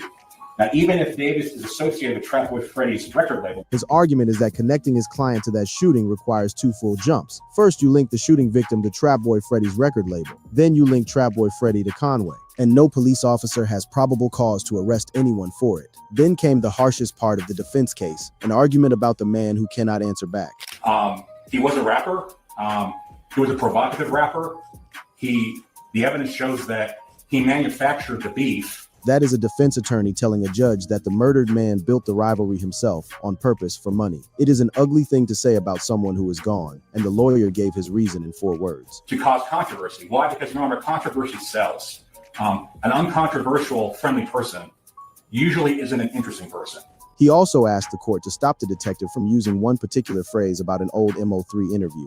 Detective Barnes, that he cannot say dying declaration. That was not a dying declaration, Ron. A dying declaration is controlled by Rule 804B2. His point is that a dying declaration is a narrow legal thing, requiring a person to know death is right in front of them. That interview happened more than 18 months before Mo3 was killed. Then came the part that may end up mattering more than any single lyric. The defense asked how investigators built this theory in the first place, and the answer was not an informant or a wiretap. I was seeing some of those pictures, and Theodore Thomas was seeing some of those pictures. Mr. Conway, Your Honor, has nothing to do with that trap house.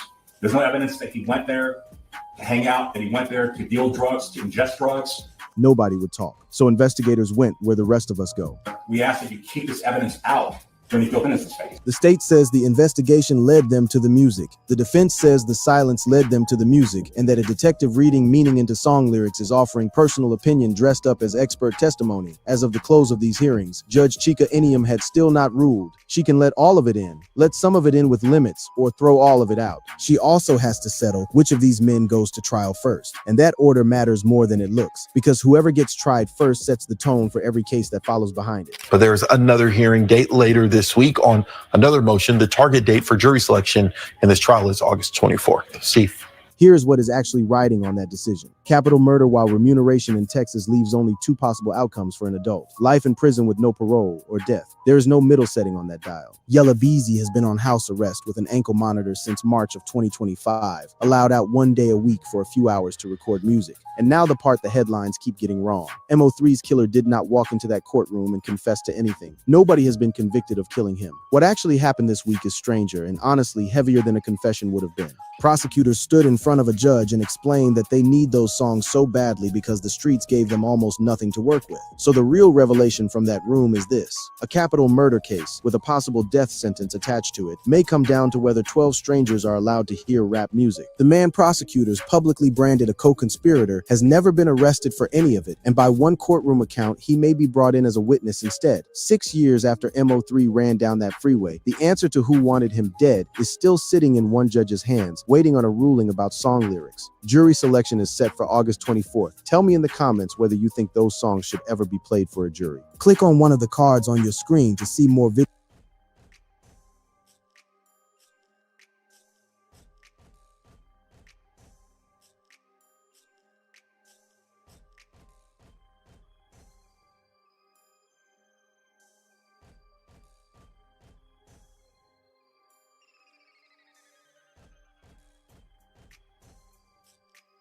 That money don't touch my mornings, so I'm not playing with our name. Hey, y'all didn't pay. Yo, what the fuck? You loud enough to dodge that check, be loud enough to pay it. You paying, or you not leaving with that same energy. Man, I ain't paying shit. That money don't touch my mornings, so I'm not playing with our name. Hey, y'all didn't pay. But I tell you, You expect me to believe this ain't y'all? You got nothing to say? do it look like me? You already decided. Y'all pulled us in here with no evidence? That's crazy. See, even they know y'all ain't got shit. Watch your mouth. Make me. Excuse me, these are my seats. Calm down. I got too much money on New York. I don't care who you got money on. These are my seats. He told you to calm down. Don't make this louder than it gotta be. I don't want any trouble. I got a lot riding on this game. He better move before this turns into a problem he ain't ready for. Oh shit, they coming. They supposed to make us move? Excuse me. Excuse me. These. Can number 3 step forward? Number 4. Step forward. Number 4, step forward. Can number 3 step forward? Number 4. Step forward. Number 4.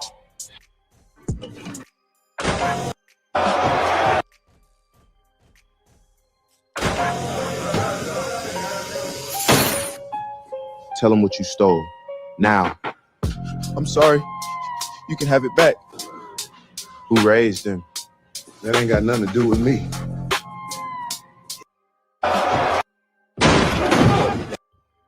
You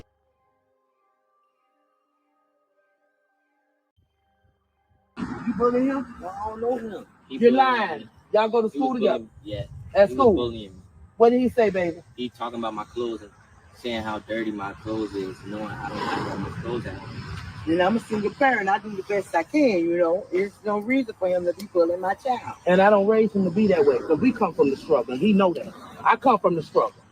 So you don't ever pick at nobody. I done told you about that. So what you gonna do since you want to bully him and talk about his shoes? Take off your shoes. You knew they would follow me. I needed to know whether Crown noticed you. Next time, tell me I'm bait. Bait doesn't usually notices the hook.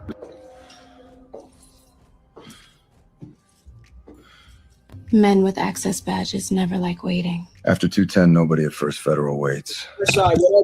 14 Happy quiet and tele- minutes every night. Sounds lonely. One person appears where they should not be. What happens?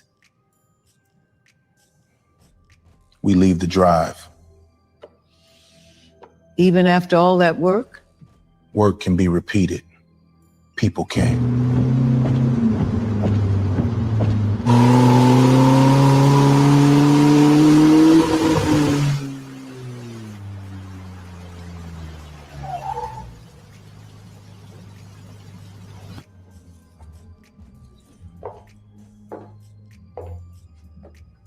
Records cage goes quiet at 1:40.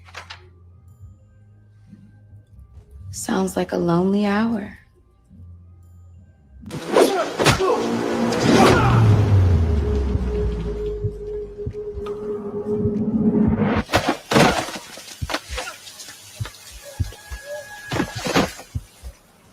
Find another woman to follow.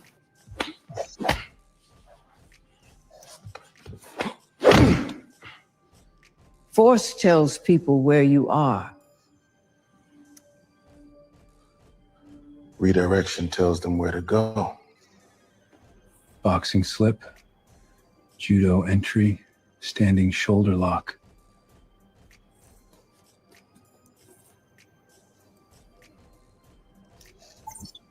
Find where she trained.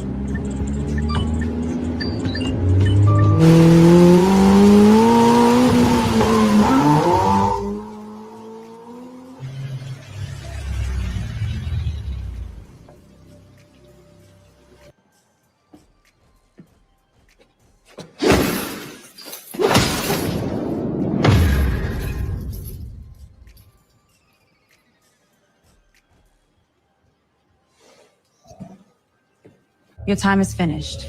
Let go! Sit down. I paid. Detention centers. Listen to this. A detention center outside of Denver, Colorado is starting to use gas on the detainees in there. They're gassing them. Imagine one moment you're driving in traffic and the next is a flaming unmanned systems crashing down in front of your truck. They're one of those reasons you don't whistle in the woods at night. Lumberjacks from the early settlers used to see them, and now they're hiding behind telephone poles in the city. Because that's for sure what that is. Hunting influencer has died in a car crash just months after destroying a religious statue to see if she'd be cursed. People don't know how insidious and how involved witchcraft is in our world.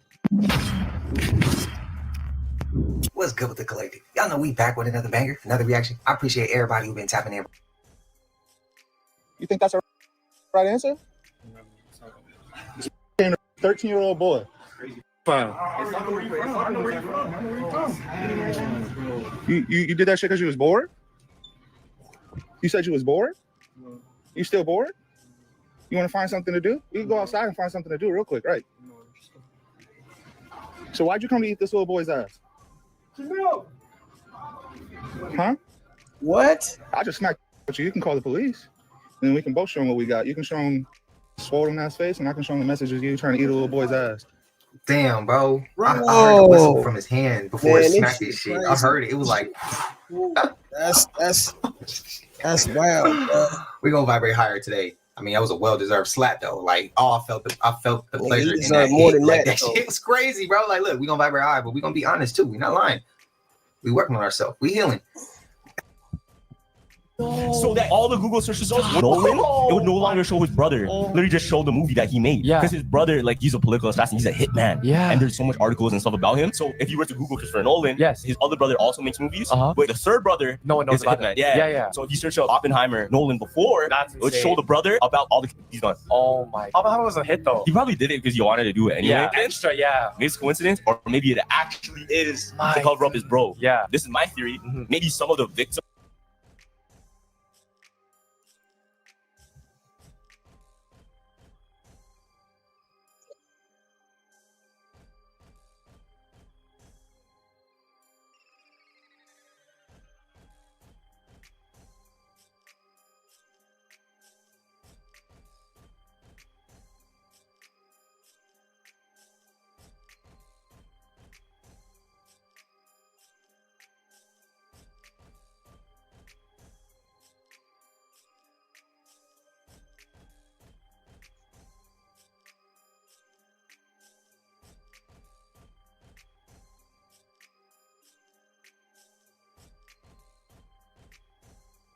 city border, almost like the map was drawn to pass just inside the borders of this federal. The reason why some lawmakers are wanting to defund these flocks.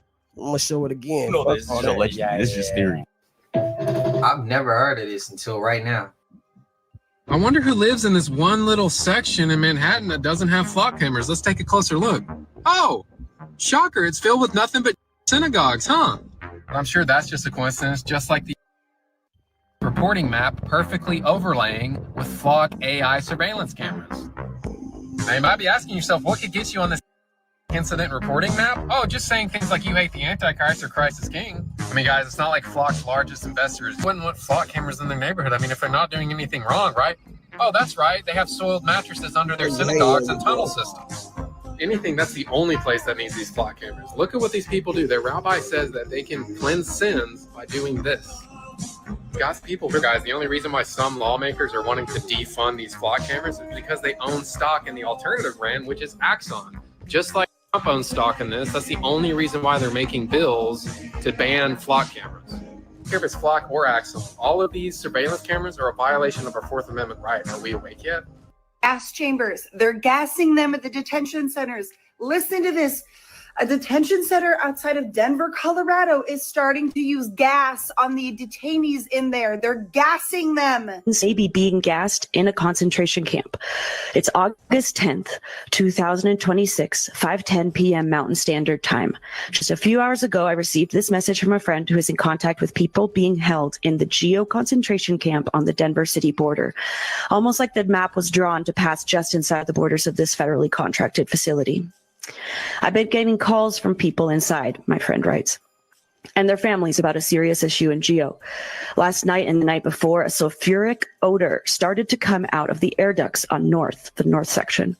Geo sealed them, the people, into metal cells with no ventilation and no access to phones from 10 p.m. to 5 a.m. This is less than 48 hours ago. At 10:30, a person detained inside activated the sprinklers. The fire department was notified but didn't come because Geo said it was just sewage. When I talked to my friend inside the next day, I could hear people frantic in the background. He said they can't stop coughing and they have bloody noses and can't breathe. I contacted a member of City Council and Jason Crow's office. I contacted 911 and the fire department went over. Everything had been cleared out by Geo by then. The council member sent me an update from the fire department saying everything was fine. Today, I received a message from a friend. They said they were sealed in with noxious air coming out of the vents, no phones, and when they asked for help, the guards laughed at them. Today, I spoke with the battalion chief of Aurora Fire Rescue. He said Geo gave them a tour, no gas noted, but if people feel sick, they need to just ask the staff for help. I told him that the staff just laughed at the people when they asked for help, that they are literally being sealed into gas chambers and someone is going to die. I'm gonna look into that too. All right, guys, so this is the latest Audi commercial telling us that the Earth is flat. Now, I want you to watch this. I want you to have an open mind here. We've been sold a spectacular lie. They told us the world was a series of jagged, vertical trials against elements, inclines, against gravity itself. But our reality isn't defined by terrain. When your confidence holds this firmly, the Earth is flat. Now, I know all the programmed NPCs are going to be like, bro, it's just a commercial. Come on, man. But this is not the only time that they've done this. And they do this on purpose because they need to tell you the truth. I keep going. Now, surely this is the right spot. Look at this. This area is filled with books about pretend people. That's right, Grover. This is the fiction section. Fiction means it's a made-up story. Oh, hey, Elmo, I bet we can find your Galactic Gale comic book here. This is the fiction section. Fiction means it's a made-up story. Fiction means it's a made-up story. Fiction means it's a made-up story. Look, guys, I can see clearly. I know what they do. They hide God's true creation. They make you stupid, obedient, weak, and submissive. All of our ancestors told us that we live under a firmament on the flat, stationary Earth. The Bible told us this, and you believe NASA, a spinning ball that defies all laws of physics. It's fiction. It's a made-up story, just like Elmo told you. This is the biggest lie that's ever been sold. It's impossible. Real truth to everything is found within. Peace and love. A ghost hunting influencer has died in a car crash just months after destroying a religious statue to see if she'd be cursed. 24-year-old Zhang Sharu filmed herself smashing a figure of a Buddhist goddess for her 1.3 million fans as part of an anti-superstition challenge. While traveling back to Guangzhou in a rideshare car on July 15th, the vehicle was involved in a disastrous crash, leaving her with severe injuries. Despite doctors fighting for a month to save her life in intensive care, an official from her home village confirmed she passed away on August 10th. An investigation is ongoing. Mike Myers was held captive for 23 years inside of this Cat in the Hat costume and kept inside of a glass box against his will. He went crazy, he escaped, and now they're auctioning it off, according to this creator. I'm also not convinced that that is the mask that was worn by Mike. So if you live inside of a box and you haven't heard yet, they're auctioning off a Cat in the Hat costume. They claim it was worn by Mike. It has grime on the face as well as matted fur, which isn't crazy because it's partially made from human hair. Here are 3 people brushing him. So that creator has been posting about a conspiracy theory, and I really cannot tell if he's trolling or not. But the comments are definitely not trolling. And people think that Mike Myers, or possibly somebody else, has been held captive inside of this suit. Some people think they have like a tube feeding him and that he just has no choice and he's stuck inside. People who have been to the museum have claimed that his eyes will follow you, and then once he realizes you're looking back at him, that the eyes will just go straight back. People have pointed out how just realistic it looks. It doesn't look fake like a prop. It looks super real. Y'all believe in this one? I took that rabbit hole. I don't know. So apparently hide-behinds have made their way out of Appalachia, and they're in cities now. I don't know if y'all have seen this viral video, but this is a hide-behind.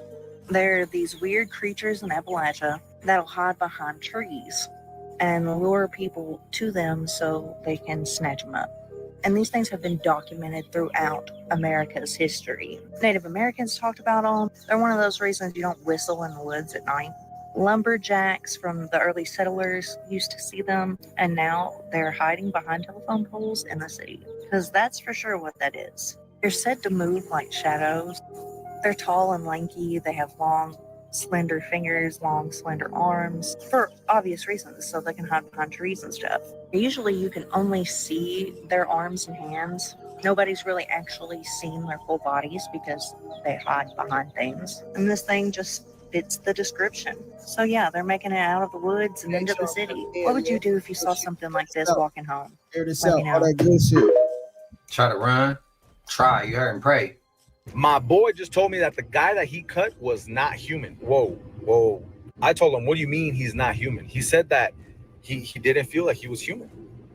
He felt, and he said he nicked him on accident on the back of his neck, and he didn't even bleed. Traumatology, And he said that man. his body temperature was cold.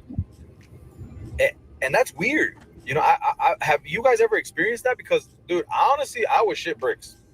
I like bricks, like logs. Logs will be coming out. You know, I don't understand. I've never had an experience like that with a supernatural encounter being a barber. But sometimes, you know, you do stay by yourself. You know what I'm saying? You lock up the shop by yourself. You're doing stuff by yourself. You open the shop by yourself, and you know it can be dangerous. Stay safe. Let me know your experiences.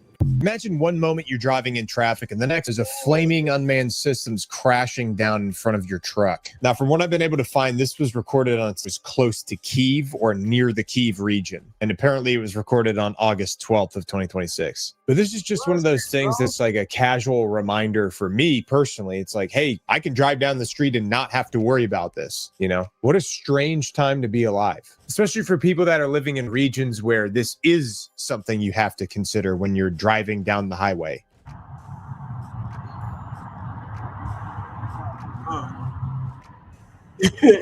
What the fuck? Oh, hell no. AI or no? That shit look Crazy case out of Philly right now. I don't know if you guys are following it. They're calling it the House of Horrors. Possible.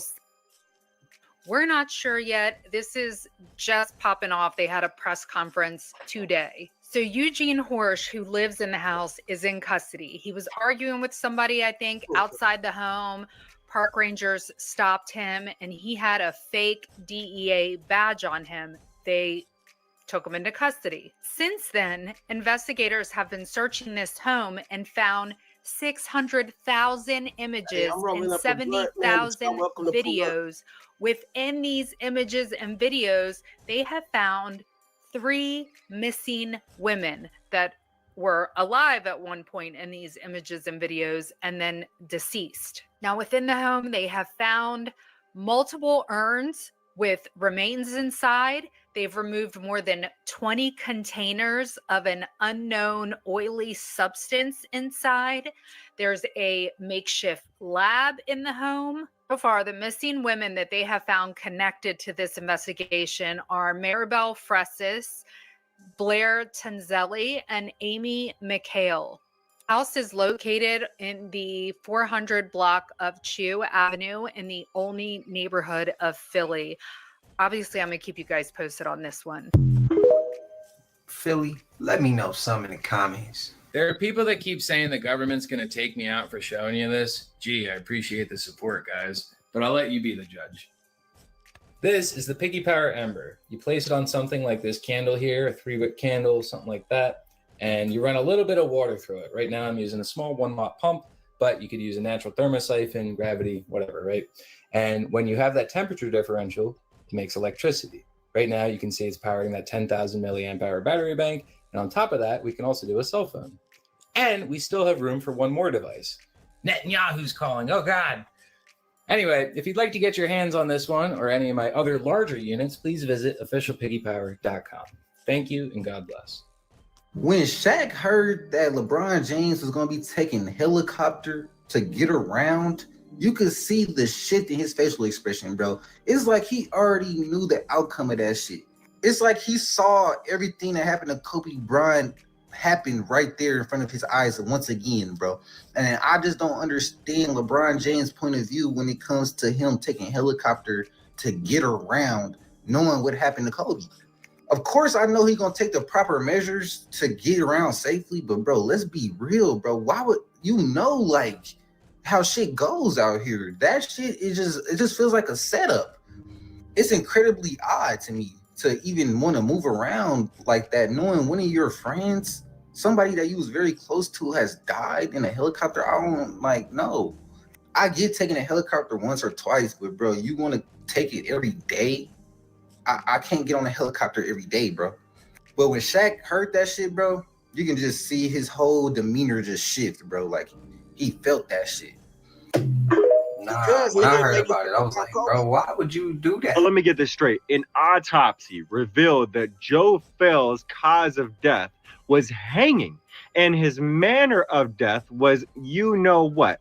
When I'm sure a lot of you are aware by now, he clearly mentioned in many videos, might I also mention, that if he were to... This is the dude that was showing people all the little different ways people can use energy and save energy and don't have to use all this shit that's fucking up the world, the ozone layer and all that shit, like safe ways to harness energy and shit like that. And he said that, you know, if I die, well, I'll let this nigga finish telling y'all. Die, he did not, you know what. Literally nothing about his death makes any sense to me, especially how his girlfriend reacted, which if you didn't know, she said this: Joe Fells has left this earth and has finally found his free. What the does that even mean? And who the makes a statement like that about somebody that you supposedly love? See, Joe wasn't just some random person, okay? This was a truth seeker that had been collecting rare, sacred, hidden, and lost editions of old and ancient books. He was literally in the process of scanning and uploading them as a free source on the internet. But just a couple of days before he was expected to do so, he ends up dead. And not just dead, but dead by something that he clearly stated he would never do. Thankfully, people are now going out of their way to collect this source material and upload it themselves. This is information that will alter your perspective of the reality around you. I will miss Joe very dearly. Do y'all feel the girlfriend went about it accordingly, or you think she could have did better? What's y'all thoughts? I don't want to assume nobody did nothing. I don't want to say nobody did nothing if I don't know. But what's y'all thoughts? Is some shit looking weird there? Rest in peace. I need to know. There is one thing I want to know the truth about before I pass, and that is, what is deja vu? I just heard and read the creepiest story ever, and I'm going to tell it to you because what the hell? It's genuinely made me think. So there's this intersection where this girl lives. It's her hometown. She knows it very well, and everyone there knows this intersection is dangerous because people do not pay attention to the lights. They don't listen whether it says red, green, they don't care. Everyone in that area that travels through the same intersection always says during the snow you have to guess whether you're okay to go. Even if the lights are green on your side, you have no idea if someone else on that intersection is just going to pass the red light. You can't see. Now, this intersection is on this girl's route home from work. She takes it every day, all the time. And one time, right as she was about to go, she got deja vu, but it wasn't like a complete memory. It was just like a glimpse, and it scared the shit out of her because she ended up in a car accident, okay? And as she was processing that, a car comes flying round the corner as she's about to go, and if she would have moved an inch, it would have hit her on her side of the car, and she wouldn't have made it. That freaked her out, obviously. She went home, whatever. She comes to the next day where she's at this intersection. Again, she gets deja vu, but more memories are being added in, like clips, like they were missing. It got to a point that every time she was at this intersection and she had this memory, it was stopping her from getting into a car accident. Eventually, these memories got so scary, she said it was like I was having an out-of-body experience. I saw myself after a car accident fighting for my life. I was terrified. Obviously, that experience shook her up. It would shake me up. It would terrify me. So she chose to take the 10 minutes extra around the intersection so she didn't have to go that way. She thought everything was fine and it was just a creepy experience until a friend gives her a call to let her know that there'd been a fatal car accident in the same intersection with the same make of car, same color. Everything was down to a T. The only difference was it wasn't her in the car. She thinks that the deja vu is what saved her from that, and she says it was like it was another version of me that lived that wanted me to survive it. She also says that she believes it was supposed to be her, and it was the same make, color, everything was the same about the car. The only reason she wasn't on that intersection is because of deja vu. And that just confuses me. What is deja vu? Everyone thinks it's a memory or like a funny thing, but how are you remembering something you've never done before? How do you have a clear vision of what happens next when you've never been in this situation before? The only thing you can say is it's another version of you somewhere else that has lived it, because these are your memories. It's from your point of view, but you've never lived it. I'm probably going to turn this into a series because I love creepy things and I love the way it makes you think. It really makes you look at reality and think, what is the world? As always, I love you. Thanks for watching. Bye. I wish I'd never learned your bum hole has taste buds, which is why spicy food burns on the way out. Pigs aren't considered vegan because of the high number of dead wasps inside them. Tarantulas can swim in the water. When a woman is giving birth, her large intestines can slip out her bum hole. You'll spend about 5,000 hours of your life simply looking for misplaced items. CNN has a pre-recorded broadcast that they plan to air when the world is ending. Voice actor for Peter Pan was only 30 when he was found dead in an abandoned warehouse covered in beer bottles and religious pamphlets and was unidentified for days. The average pair of dirty underwear contains 1/10 of a gram of poop, and when you put it in the washing machine, it just slowly starts coating the inside of your washing machine. Whether you're aware of it or not, you're constantly swallowing snot, and by the end of the day, you've averaged about 1 or 2 cups of snot consumption. Nightmare on Elm Street is based on a true story. Chickens we consume are often so overfed that by the time they're killed, they can't stand because their legs can't hold up their body. It's a phenomenon called ballooning, where thousands of spiders will fall from the sky. So we rented an Airbnb on Toledo, and I asked the host about all of this water and the AC vent. She said, "Oh, it's fine to run it with all that condensation in there. It's okay." A whole river under your shit is okay. Gonna let it live like this forever. Pretty wild, if you ask me. Never seen nothing like that before. See, y'all thought I was crazy when I told you that the cat in the hat was trapped in a box in the wax museum. Well, I got some more information for you. Not only was the cat in the hat trapped in a box in a wax museum, he's now free. It's all starting to make sense. So his costume from the Cat in the Hat 2003 is for sale at the prop auction online. So I'm prepared to do something crazy. I'm gonna place a bid. And I'm gonna buy the Cat in the Hat costume, the original costume that Michael Myers wore. The bidding started at $6,000. I placed a bid, haven't met the reserve yet, but I'm gonna keep going. I'm gonna buy this Cat in the Hat costume, you see. I'm gonna have it tested for human DNA. And I'm going to prove to you that Michael Myers was trapped in the wax museum. What? In that suit all this time. He went mad. They finally released him. He was banging on the glass, going crazy. And now his costume is for sale. I don't know where Michael Myers is, but I'm going to prove to you that all this time when you all said I was crazy, that he was never in a wax museum, it's not possible. He said, nah. He was. When I get this suit and I have it tested, I'm going to come back with the proof to prove to you that it all ties together and that he wore it up till like a few weeks ago. Europe, check it out, family. Now, as a Stargate fan, that was my shit. I used to watch that all the time growing up on HBO. I always suspected that it was real. Now, this, what y'all see behind me, ain't AI. Allegedly, this person uploaded this on Reddit and hurry up and took it down. And we finna see a real Stargate activate. Y'all let me know what y'all think and feel about this in the comments. The veil is gone, y'all. It's Nathan there, Nathaniel's phone of great. Shit is crazy. Check this out. Okay, guys, still a work in progress, but here we go.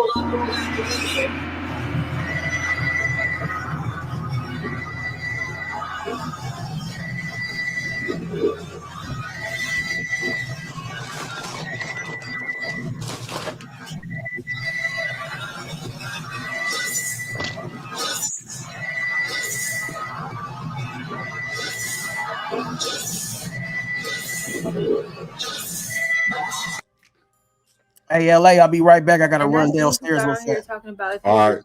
if he'd be a mountain climber. He needs to be on every single watch list that there is. My friend got to Las Vegas and then out to Los Angeles. And I want to tell the story to spread awareness about how easy it is to get trapped and how it happened to her. I have not heard from her for over 2 years normally, maybe 3 years normally. I sporadically hear from her when she's asking me for shmoola or in a really bad situation. So I want to just go through what happened to her. She was my mom's assistant at a fashion company, really smart girl, really bright girl, was a sketch artist designer for clothing. And she told us that she met a man on the internet through the gram, and he wanted to fly her to California and let her live out her dream in Los Angeles. So initially I was suspicious, but I also, as a friend, sorry, this eyebrow's wonky because my Daxify is setting in. Wait, hold on. So I was a little bit like suspicious. And she was like, he's going to fly me out to LA. We're going to meet. We're going to have a great time. So he did initially. He flew her out to LA. He put her up in the Dream Hotel, which I have a lot of friends that work in show business in LA. And they're like, the Dream Hotel is notorious for, allegedly. And she was going and she was really pretty and she had her like sun hats and she was like living the Julia Roberts, like pretty woman dream. So eventually she says to us, I'm not moving to LA right away. He wants to take me to Vegas. So she goes to Vegas, gets put up in hotels, and things started to kind of get shady. She obviously was using her skin, her teeth started falling out. And then the next thing we know, she moves to Los Angeles and communication goes completely silent. So for a couple months out in LA, we don't hear from her. She FaceTimes me and she is complete, like from head to toe. She lost about 45 pounds. Her apartment was full of allegedly stolen goods that she was helping move, handbags, jewelry, clothing, completely scary. And I told her that I didn't want to be involved. I didn't want to associate with this. This was really scaring me. And we would be on FaceTime and these men would break into her apartment, take backpacks full of, and completely just vanish. And she started vanishing even more and more and more. And then eventually I get a FaceTime a few months later and she was in a car with 7 other women, like a Suburban. And all of a sudden this guy comes out of nowhere and is like, get off the damn FaceTime, get off the damn FaceTime. No one can know where you are. So he put her into that line of work where she was standing on the corner, barely able to make rent, barely able to pay electric, to pay for other things that she was doing, which were not appropriate. And she became a severe drinker and user of certain substances. And the last time I heard from her, her mother had passed away. And the last time I heard from her, she was asking me for donations.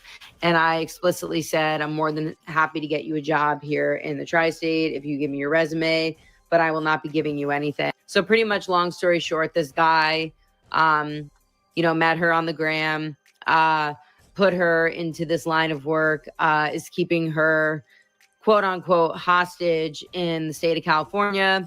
She's not able to travel back here because he has taken her passport, license, any ability to, even her cards. Like, she has no cards. She has no ability to get back here. I don't really want to help her anymore because I've tried so hard. I also don't feel safe in the situation because somehow after seeing this man on FaceTime, somebody tried to break into my house. So I just have a lot of, unfortunately, bad scenarios with this. And it's so easy for young girls to fall into this exact type of. And especially with all these apps now, these young girls, oh, I have modeling opportunities. Oh, I have like music opportunities. Oh, I have this. And it's like, it's one whole big thing. And you have to be so careful. And even if you don't have a good relationship with your parents, someone needs to know where you are. Someone needs to know at all times. I don't care if it's an air tag. I don't care if it's a phone. I don't care if it's like literally an air tag in your shoe, or in your panties.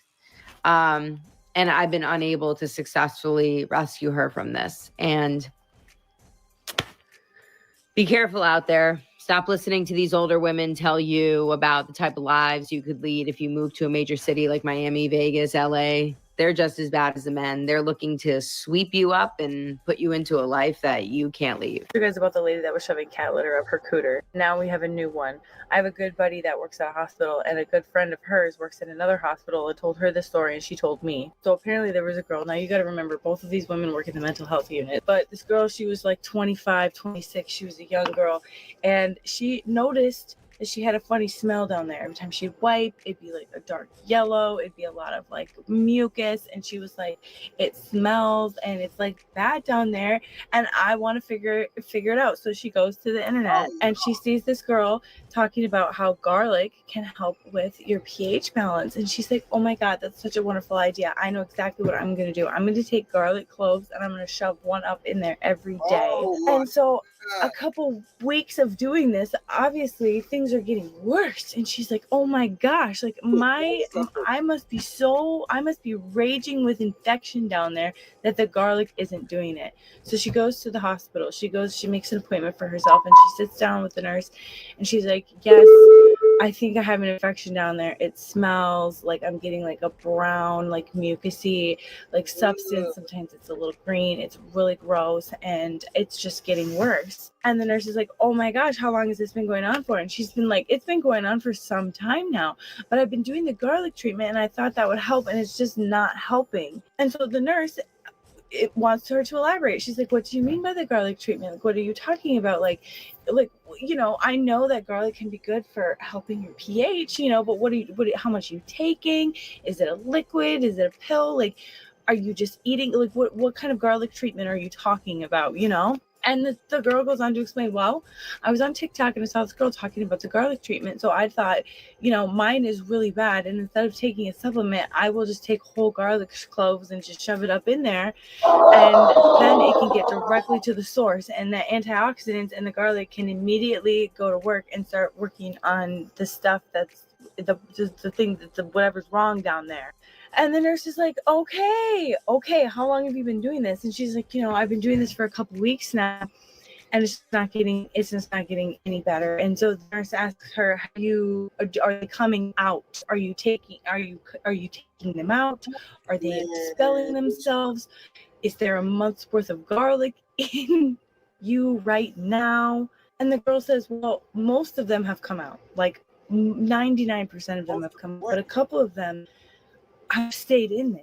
But she says she's not worried about it because what things happened is that the infection is raging so badly that the antioxidants were immediately used up and dispersed to fight the infection.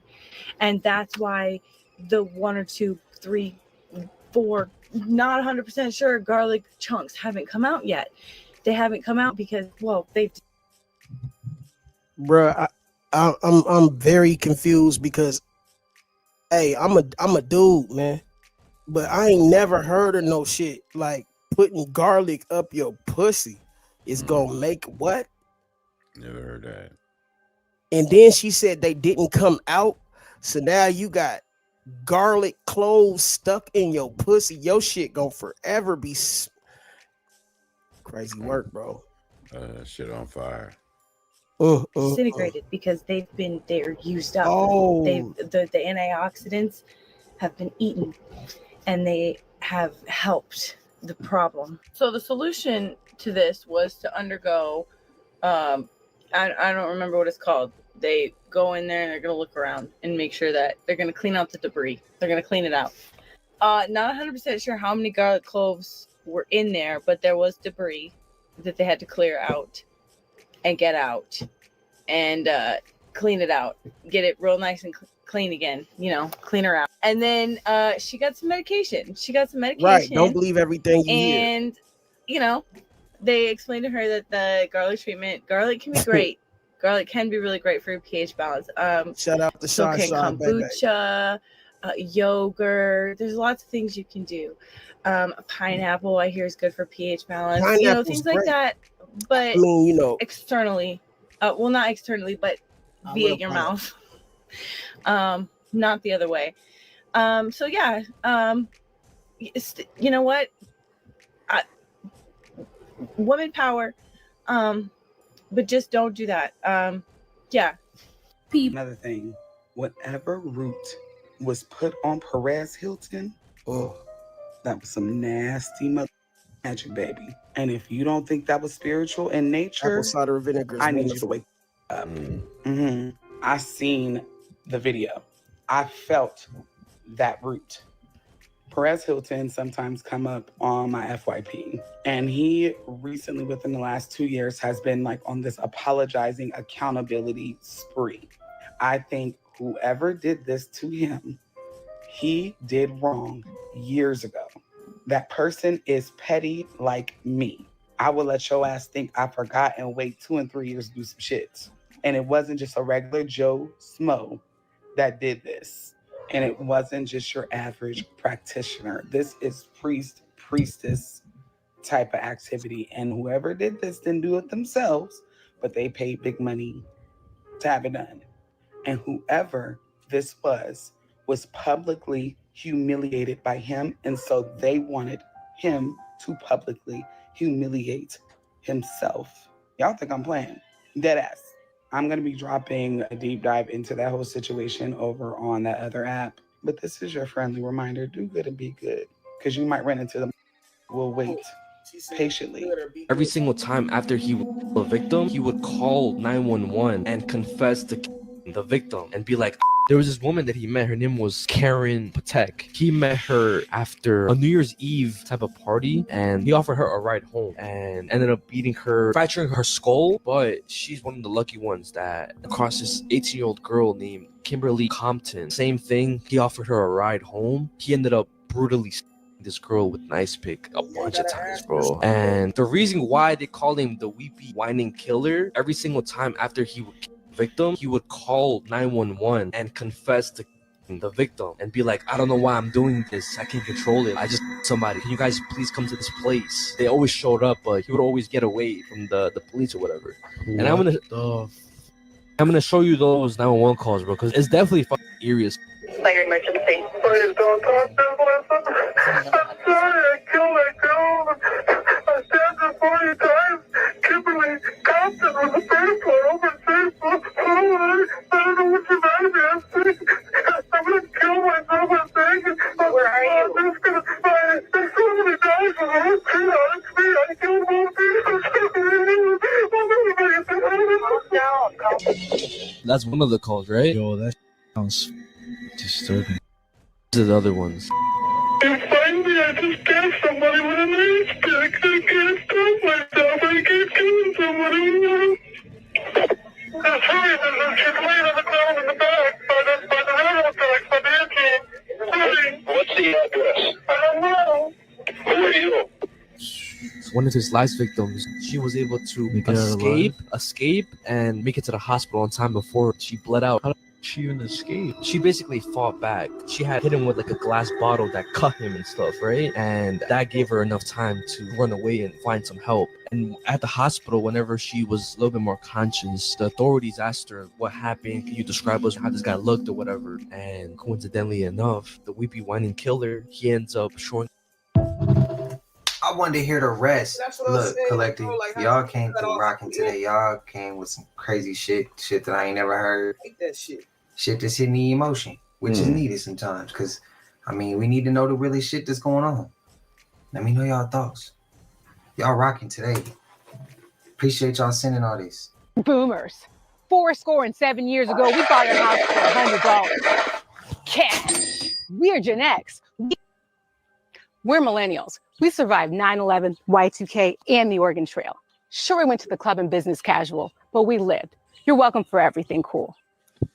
Millennials are so cringe. We are Gen Alpha. In 6-7 years, we're going to be the new adults, and people are pretty freaked out about that. But our cycle-breaking millennial parents are going to make sure we have elite taste in music. Skibbity, look what I can do. Can you do this?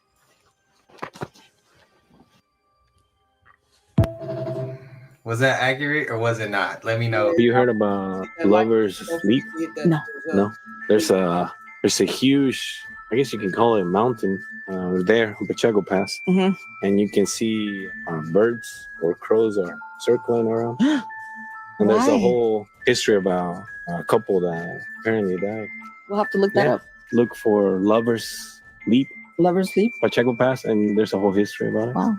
Yeah. Jump down and comment. Let us know if you guys heard about that. I think a lot of people know, and that's a whole story, but I would love to go to that place. I'm not going. No. Well, when you went there, what did you experience? I was like, okay, so I followed the story of people, what they were saying. So I was like, okay, I got to look it up exactly what happened here. I look at the van that they found of the serial. So I went to that spot. And that's where I guess once you know like what happened there, people that like their stories, then you follow kind of that trail, and then you start experiencing stuff. So that's exactly what happened. Great.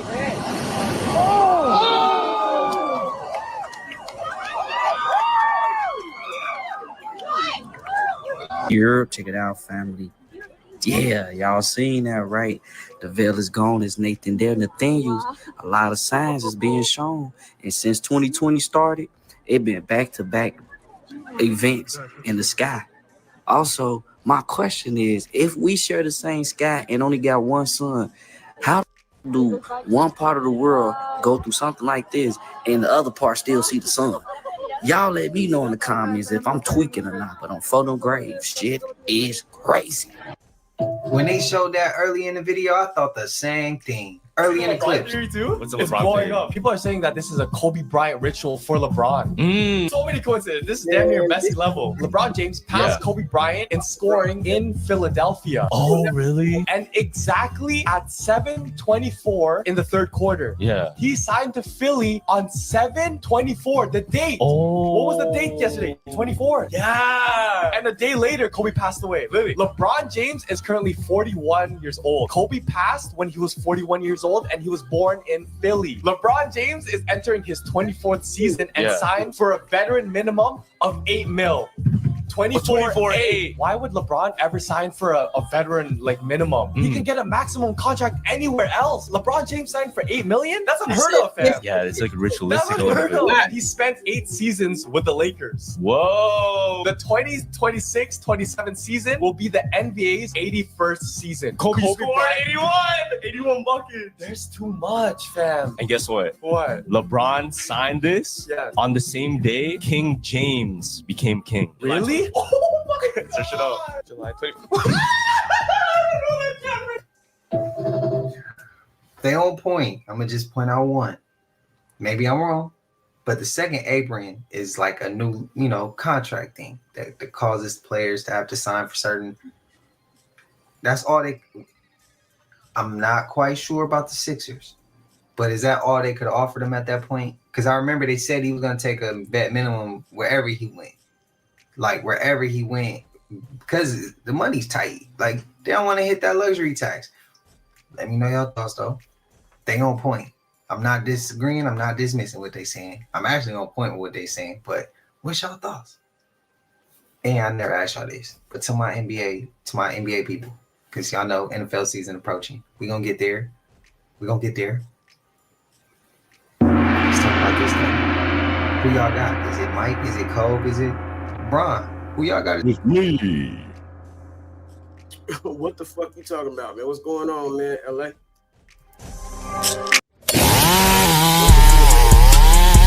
Well, welcome to Trama Unit TV. You are now rocking with the best. So what's the dilly? What's the dilly, man? Talk to me, man. Oh man. Yeah, everything's cool, man. I'm just shit. The only reason why I'm up is shit because I got a ulcer in my leg. This shit is painful, man. Oh shit. Yeah, no, I'm up, man. I'm like, okay. Sorry to hear that, bro. Sorry to hear that, man. I know, shit. You gonna be all right though. You ain't about to die and croak out on us, is you? Nah, man. It's just the pain, dude. It's just the pain. Oh yeah, shit. They ain't give you pain pills for that shit. They ain't give you no motherfucking Percocets, no motherfucking shit for that. I got it, but it ain't helping. It ain't helping, dog. It ain't helping at all, bro. Oh, better go get you some of that fire, bro. I got some shit for you, man. Yeah. Allegedly. Hey. Yeah. Yep. I'm cool though. I'm just I'll go to my doctor in the morning and shit. So. All right. Well, shit. Just checking, man. Shit. Yeah, man. It's all good. I'm looking at what you're putting down. It's pretty cool. Yeah, I'm rolling up a blunt, so that's why I'm gonna keep this shit playing while I'm smoking. Go ahead, man. I'm just sharing it out. All right, for sure, my G. Yeah. Where y'all go? Is it Will? Is it Bill? Or is it Kareem? Who is y'all goats? Who is y'all goats? I gotta know. Who y'all think got that top spot? To my NBA fans. I know some people talk about bread and services and all that. I get that. Man. But there's people in here who still rock with it, who still watch the games, even though they know what it is. It's entertainment. What do y'all think? So answer that. I gotta ask y'all. So you're telling me that Walmart wants to put people in jail who come into their store and offer to buy other people's groceries? You heard what I just said? Walmart banned this man, Damon Darling, from coming into all their establishment because he offers to buy people's groceries. Oh, you don't believe me, right? Look at this shit. You know you're not allowed to be here. Why ain't I? I'm just buying people's groceries. And this is even more crazy. Get issued trespass warnings from Walmart. Okay? You guys are no longer allowed to go to any Walmarts, any Sam's Clubs, or any Murphy gas stations for life, okay? So it is a life ban from Walmart. Who's issuing that? What? Who's issuing that? Walmart is. So this man basically goes into different stores and he helps people. Something that's super rare right now. This man is spreading. Why does Walmart give a fuck as long as they getting their money though? That's how you know they a corporation that's based on bullshit. Why the fuck would you care who's buying the groceries as long as they getting paid for it? The fuck is you talking about? You motherfuckers like poverty. Y'all own that shit. That's why most of the mom and pop stores gone, because these motherfuckers, man. And this go to show. In love. And with the economy the way it is right now, people don't have a lot of money. So he's helping people that don't have a lot of money. He's buying food and other things for people that don't have a lot of money. But Walmart thinks this is a problem. So they banned this man from every single one of their establishments. Mind you, Walmart ain't just saying that you can't buy other people's groceries. Walmart is telling him that if you go to any Walmart anywhere in this country, you getting locked up. And they're doing all of that because he's buying people groceries. You see where we at right now? But people will find every reason to support these multi-billion-dollar companies. And every day, these multi-billion-dollar companies show you that they don't care about you. This man is simply helping people in a time of need. And Walmart said, you can't help people in a time of need. Let them be broke and let them spend their money with me. Kardashian use occult magic to create a $4 billion brand. This is an Enneagram. It's not a personality test. It's a step-by-step formula how to create anything and everything. I'm a master of it. All magic begins with a decision right here at the top. I'm going to make a shapewear company. By spiritual law, if you decide with enough conviction, the next 2 steps are easy. Get the team together, find the manufacturer. It's so early into the game, at point 3, we hit our first real roadblock. Kanye's out. But that limitation at point 4 shows Kim what she's made of. He gets everything ready on the back end at point 5. Then the next big obstacle comes in. This is why I'm so passionate about the motherfucking content I put out there, man, because shit like that ain't right, bro. Like, and if motherfuckers don't speak on it, niggas won't even fucking like give it a second thought. These are part of creation, and you have to know this. When you know where they are, you don't let them stop you. Obstacle number 2, sourcing issues. She makes all of this product. It's ready to go to market. She introduces it to the press, and the last obstacle almost takes her out. Last obstacle almost takes everyone out. But she knew this. She renames it and succeeds. Follow me for more. Also found it to be intriguing. There here's the train station. But then look, this is another Tartarian building. How it goes down. And this is the train station. Let's keep walking. Look at the front. Oh my God. Look at that building. Let's get to the front of the building.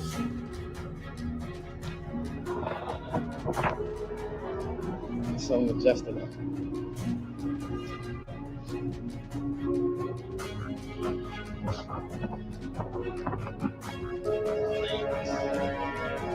Entrance. Big beautiful building. You don't really see it, but it's so beautiful. Let's look at the front. This is a castle. So I check into my hotel room and immediately see this. You see that line under the door?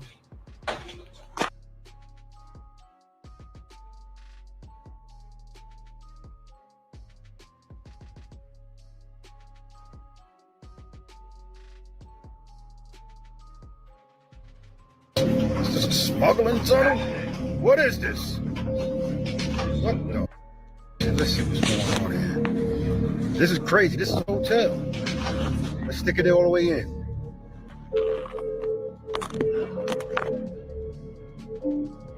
You guys, I think I found it. This is the big one. This guy said, look into the Parliament building in Romania that was built in the 80s, and you're not going to believe the fucking story on this one. So this is the biggest building in the world, the heaviest building. It weighs over 9 billion pounds. 4.5 million tons, and it went up in the 80s. And there's not a single construction photo of it. This is all I could find. Look, they are digging it out. And look, it's dirty. It's messy. It needs to be cleaned off. It's supposed to be brand new. And then this is the other one with some stuff up next to it, but it's finished. Guys, the story's so stupid. It said that this dictator really wanted a palace, and so he had a competition, and the 28-year-old chick, when she was 28, won it. He was in charge of 700 architects and like 10,000, 30,000, the number doesn't matter, laborers. They said a lot of it was forced labor and that the army helped. These aren't even skilled craftsmen. Guys, what in the fuck? There's not a photo of the construction. I dare anyone, please go look. I looked and looked and I couldn't find a single photo of the construction of this magnificent place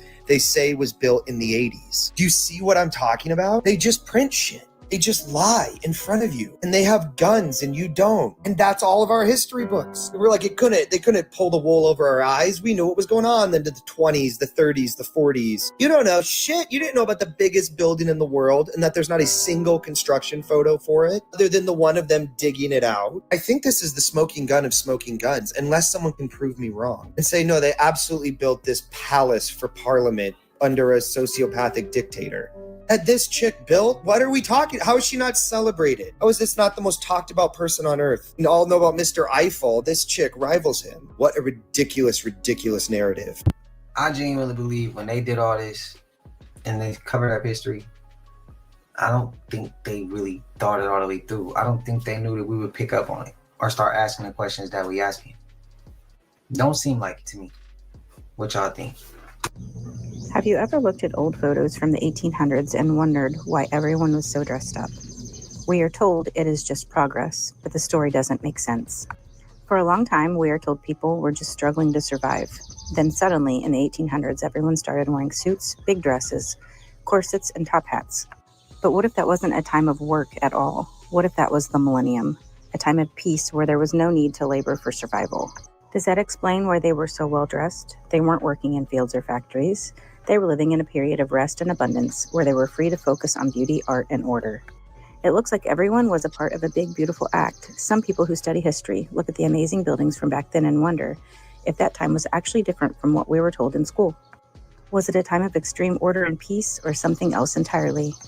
Then look at how things changed. After the 1900s, all of that fancy dress code went away. Everything became cheap, mass-produced, and centered around work. We went from the high-quality, perfect look of that peaceful era to the total opposite: sweatpants, basic t-shirts, and workout clothes. This isn't just about fashion. It is about how we behave. Those fancy clothes from back then were about presence and beauty. The modern move to lounge clothes is not just about being comfortable. It is like we were told to settle for less. We went from a time where people lived in peace and took pride in their look to a time where everyone looks the same and is forced to work and consume. The question is not why they were so well dressed back then, but why we were told to stop and who wanted us to stop living in that peace. And my biggest question is, almost every image that I have seen back in this era, they are wearing long sleeves. Not every single person, but the majority of them are wearing long sleeves. Doesn't matter what city or state or what time of year, they are always wearing long sleeves. That is so puzzling to me. Does anybody know why?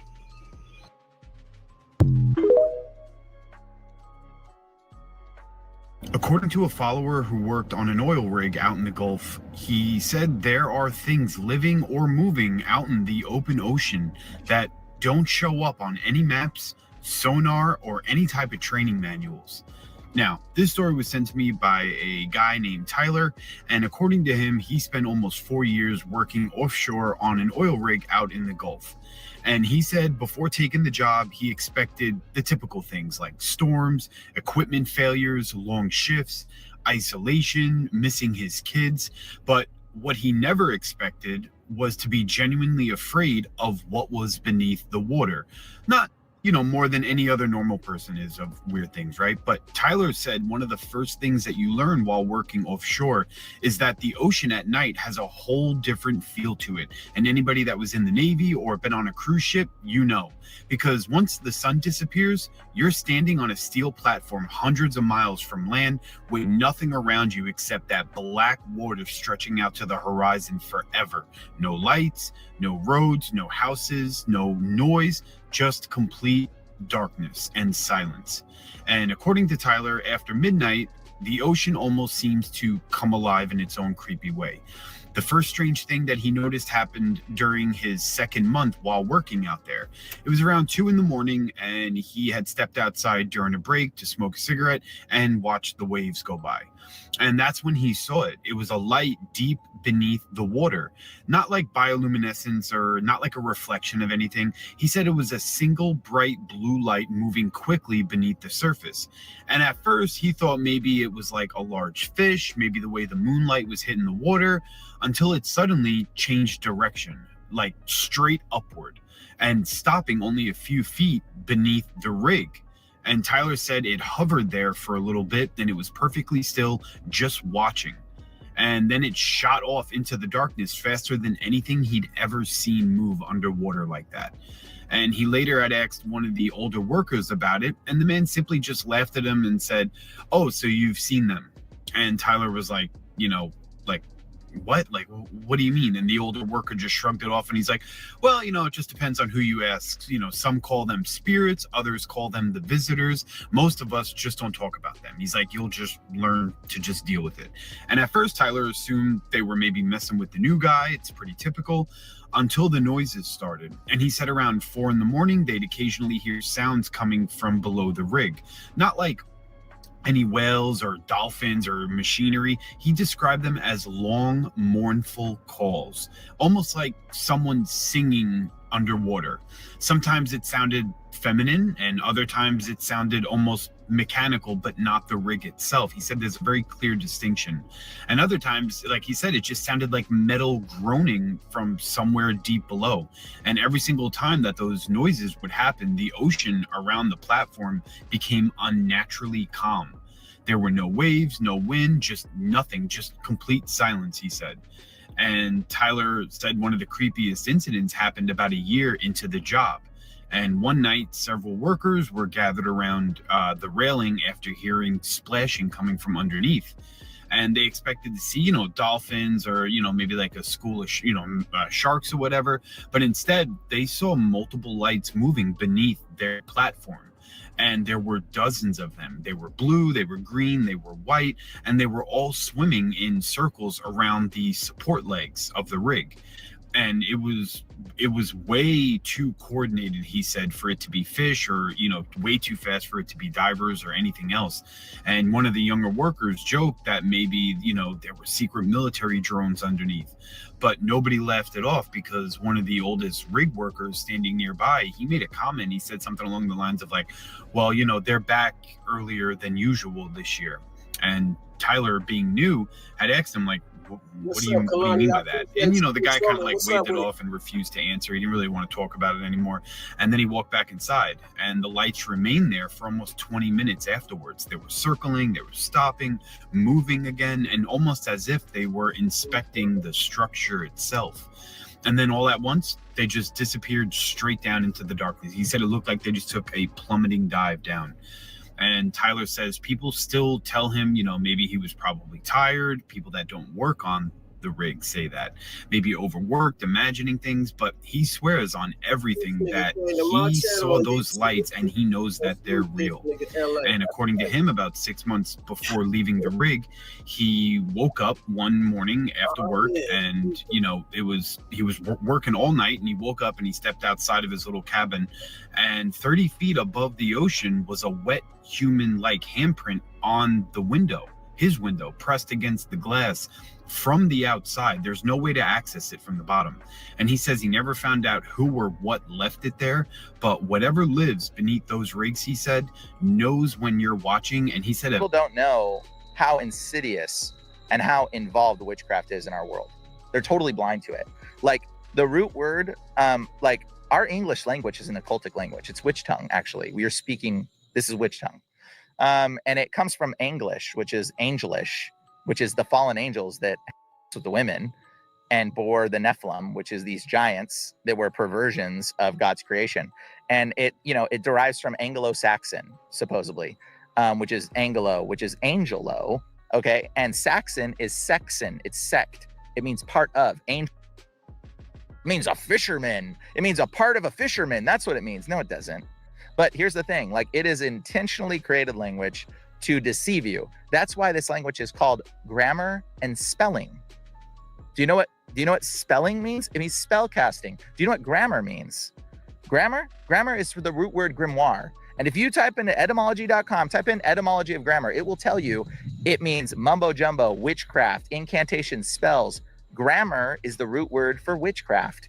It's where we get like Grimm, like the Brothers Grimm, or the Grimm fairy tales, or grimoire is the old books of witchcraft. That's what they were saved in.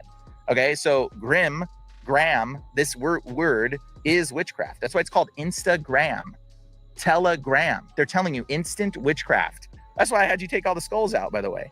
I don't want that stuff in there because it's like I'll do your podcast, sure, bro. We'll talk, but like get that skull stuff out of here. Get this stuff out of the background. That's not of God. It's not love. It's death, bro. I appreciate the knowledge. I appreciate the gems. He went further with it. We took that rabbit hole. If y'all been here, y'all remember, but we didn't go that far. Well, we went far, but he went another angle. I appreciate it. What's y'all thoughts, man? Let me know. How was today's rollout? I know y'all hate this part of the video, man, but y'all know you made it to the end of this. If you haven't already, forget to hype and share the video as well. Please like, comment, subscribe, hit that bell. Tell them what you stole. Now. I'm sorry. You can have it back. Who raised him? That ain't got nothing to do with me. It do now.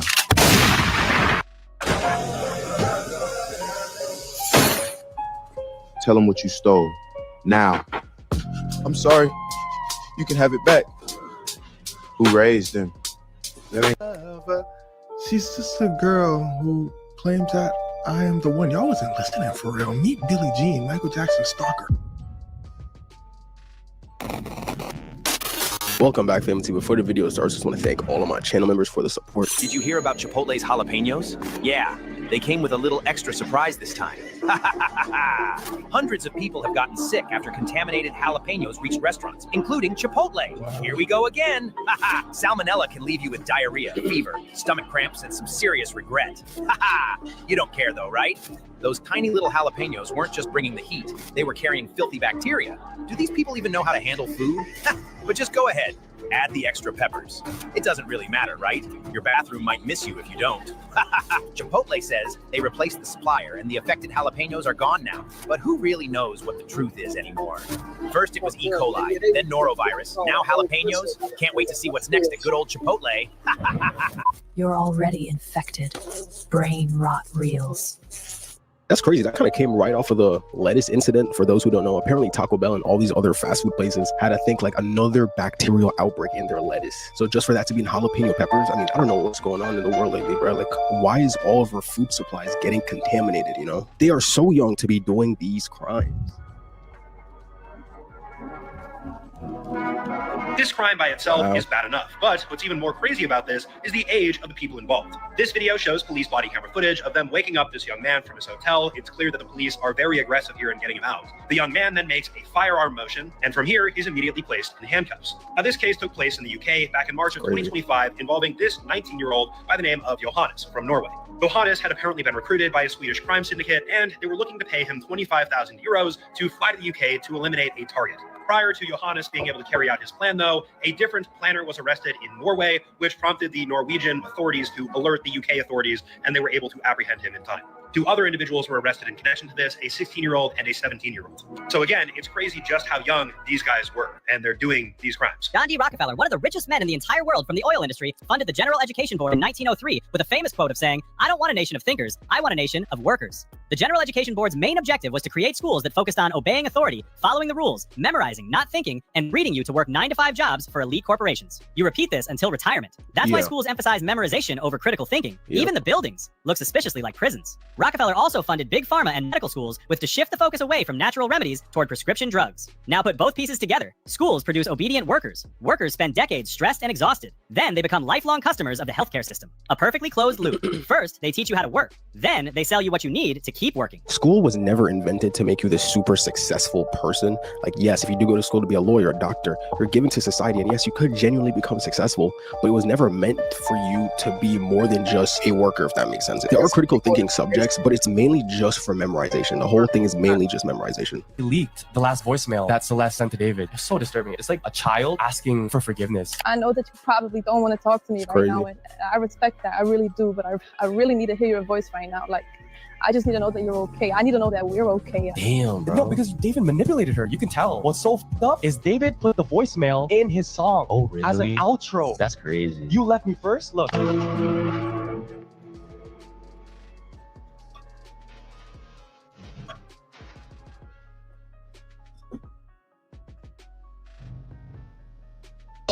Yes. Why is she saying sorry to David? I'm not gonna lie, Celeste, for being like a 14, 15-year-old, she sounds like she's 18. You know what I'm saying? But I mean, it still doesn't deny the fact that David is kind of weird because he met her when she was like around 11 years old and he was like 18. That's very questionable. Hey, y'all remember that song Billie Jean by Michael Jackson, right? Billie Jean is not my lover. She's just a girl who claims that I am the one. Y'all wasn't listening for real. Meet Billie Jean, Michael Jackson's stalker. You see, Michael Jackson had a problem. He had many stalkers, but Billie Jean was different. You see, in Billie Jean's mind, her and Michael Jackson were already together. He just didn't know it yet. But to understand what I mean, first we got to go back a little bit. Back to before Michael Jackson made Billie Jean, and back to when, listen closely, Billie Jean's name was LaVon Muhammad. You'll see why she changed her name in a little bit. So, LaVon chilling in the crib, she said, man, what my man doing? So she sends Michael Jackson letters trying to figure out what he all about. She said, yo, babe, like, you know, what you on? But Michael Jackson received so many letters, especially love letters, he's not gonna reply back. So LaVon pulls up to Michael Jackson's crib. She pulled up to his crib many times. She pulled up, she said, hey, yo, Mike! Somebody pulled up there. They said, girl, what you here for? She said, no, my man, Michael Jackson in there. The person said, girl, what a coincidence. Michael Jackson's my man too. How long y'all been together? LaVon said, what? She said, yeah, girl, I've been together with Mike for about going on 3 years. That person over there been together with Mike. How long you been together with Mike, Shirley? She said, about 2 years. See, what LaVon didn't understand was Michael Jackson had so many people claiming to be Michael Jackson's husband or wife that his lawyers had a Husband or category wife called is crazy. Bell spouse, meaning delusional spouse. But what I tell you about LaVon, she was different. So here's where things start to get wicked. LaVon said, I bet. Let me just send Michael Jackson his present. So Michael chilling in the crib. He getting a bunch of letters, fan mail, and he loved reading fan mail. He said, wow, this one's nice. This one's really nice. Oh, which one is that? It looks like a present. They said, yeah, Mike, it looks like it's from somebody named LaVon. Go ahead, open it. Michael opens it. He says, Jeepers Creepers. It was a loaded and a letter that said, on this day, yourself. I'm gonna myself too. I got your kid with me. Michael's people said, hey, yo, they immediately file a restraining order against LaVon. And this event, as you can imagine, gave Michael Jackson nightmares. Now, this is actually not what made Michael Jackson write the song Billie Jean. Many people tried to find the Billie Jean throughout Michael Jackson's life, but Michael Jackson always explained Billie Jean was not about one person. It's about all the collection of women who throughout Michael Jackson's upbringing went after him and his brothers, saying that, you know, they got his kid and all that. So Michael Jackson did not write that song about LaVon Muhammad. So 2 years later, Michael Jackson's lawyers pull up to him and they said, don't worry, Michael Jackson, that restraining order against LaVon, the person who sent you that, is still in action. Michael said, who? Boy, I'm trying to make this music and count my paper. Besides, I'm from Gary, Indiana, Playboy. Michael Jackson's voice can get pretty deep. He said, I seen a strap or two. Come on, let's hit the studio, man. So Michael hit the studio. Quincy said, man, look, all these girls after you must be kind of getting to you a little bit. Mike said, you know what, to be honest, it really has. I be calling these girls in my head Billie Jean. Like, she's not my lover. She's just a girl who claims that I'm the one. You know what I mean? But the kid is not my son. Quincy said, I feel you, Mike, but you need to record that. Michael said, who do you think I am? I ain't one of these little artists. I've been recorded that. Quincy said, Mike had the mic the whole time. Mike said, man, put a beat on it and it's a rap. The song Billie Jean was born, and here's where things started to get wickeder. LaVon heard the lyrics and she said, oh, Mike must be talking about me, but he must have just got my name wrong. So I'm gonna change my name from LaVon Muhammad to Billie Jean. She begins to go by Billie Jean. She continuously stopped by Michael Jackson's house. She even has her kids with her standing outside of Michael Jackson's crib, claiming that the kids were Michael Jackson's kids. She would even build things to Michael Jackson's crib like an $11,000 wedding dress. Michael Jackson's lawyer said, that's enough. And well, look at the picture closely. She's in a jumpsuit. Remember, she had a restraining order against her. So they said, stamp it up. The judge said, come on, girl, come on. She looked at her lawyer. She said, boy, can you believe this? The lawyer said, I know, right, girl? The lawyer looked at the judge and said, she's delusional. She said, oh, you are? Her lawyer said, girl, this you? Her lawyer plays her a clip of an interview she did where she said, and I quote, no, y'all confusing the song Billie Jean. Michael Jackson said, Billie Jean's not my lover because I'm not his lover, but he's my lover. You see what I'm saying? Boy, get me out of prison. She said, what's your point? Her lawyer said, hey, yo, Your Honor, she needs help. The judge said, yeah, she can get help from prison. She's going to jail. The lawyer said, oh, no, I wouldn't say all that. Your Honor, look at her eyes. She needs help for real. The judge said, the dumpsters are in the back. You can pick them up over there. So she goes to jail. She gets out and keeps going. She continues to claim that Michael Jackson was her husband. Even after Michael Jackson passed, she claimed that one of Michael Jackson's children's blanket was actually her child. Which makes no sense. And everything, the case eventually gets dropped. Sometimes there isn't a happy ending. But as always, RIP to the king of pop. I mean, for all we know, Michael Jackson's kid named Blanket was white. You know what I'm saying? I've talked about this numerous times. Like, how was Michael Jackson black? Then his kids are white. You know what I'm saying? So if that was really Blanket's mother, the kid would have been at least light skinned. You know what I'm saying? But this is what I talk about all the time when it comes to obsession. Obsession can be such a just dangerous thing. You know what I'm saying? Like, for example, she obviously had some type of mental illness. So that's a whole different situation. But you never really want someone too obsessed with you. Although you can't really control that. But you know what I'm saying? I feel like filing a restraining order was the perfect thing to do. Have you ever wondered why a serious situation in the world is turned into a meme online? Well, the US government has openly admitted to using mematic warfare to psychologically manipulate us. Wow. The Diddy scandal was turned into a meme to desensitize our brains. The Netanyahu genocide was turned into a meme to desensitize our brains. The Jeffrey Epstein situation was turned into a meme to also desensitize our brains. What if I told you the government owns these meme accounts and pushes certain content on their algorithm? Is it really unbelievable that they have the power to do so? Humor and satire is making us bypass critical thinking and not care about the situations that really should make us furious. Y'all really think the CIA did that though? I feel like people just naturally find situations like that like kind of funny, you know what I'm saying, and start just making fun of them. Because I did realize that recently, like a lot of serious situations will end up being like a meme, like something that everyone just laughs at. Doom scrolling is leading to a massive spike in digital dementia. Being chronically online is actively altering the brain's white and gray matter, degrading our short-term memory, tanking our attention spans, and destroying our ability to stay present. This creates a massive cognitive debt, which is shrinking our neural networks by under-exercising them. Do you remember 3 reels that you watched yesterday?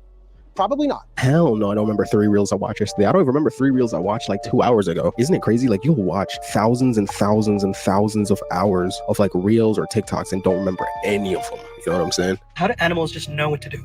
Let's talk about it. First of all, DNA doesn't actually store behavioral instructions, but it does contain the instructions for how the brain should wire itself when it's being formed in the embryo. These pre-wired pathways that result in instinctive behavior are called fixed action patterns. And we know that this is 100% genetic because of what happens when you crossbreed animals with different instincts. In 1991, Dr. Peter Berthold famously studied 2 populations of black-capped warbler songbirds. One group instinctively migrates southwest for the winter, while the other group instinctively migrates southeast. To test their internal compass, researchers placed birds that were raised in total isolation inside of an Emlyn funnel, which is basically a cone-shaped cage lined with paper with an ink pad at the bottom. As the birds hopped towards their intended destination, their inked feet left tracks which showed the exact direction they wanted to fly. When researchers crossbred the southeast and southwest birds, the resulting hybrid offspring didn't get confused. Their ink tracks clearly pointed due south. They had literally inherited a brand new, mathematically averaged genetic compass from their parents. Just further proof that living organisms are biological computers, built on code, powered by software, and just running on math. The more you rest, the more tired you become. You know what I'm talking about. If you've ever had that stretch of time where you've stayed in the house for a few days, even a week, and even the simplest tasks like taking a walk or going to the grocery store, they start to feel impossible. But it's not out of laziness, and it's actually pretty simple to counteract if we just look at Newton's first law of motion, inertia. An object in motion will stay in motion, an object at rest will stay at rest, and both objects will resist change. When we're actively pursuing a goal, we build momentum, which reduces the effort required to maintain that rate of progress. But when we relax, when we take a break, that momentum comes to a halt, and it requires far more effort to get back to that same position. The best way to recharge really is just to keep moving and maintain that momentum. You know, I 100% agree with that, for the sole fact that there's been days where I will do nothing all day. I'm like, yeah, I'm just going to take a break. I'm going to just rest. And I feel 10 times more tired, unmotivated throughout the whole day. But there's days where I don't feel like doing anything. I'm like, I'm not going to do anything today. I'm like, you know,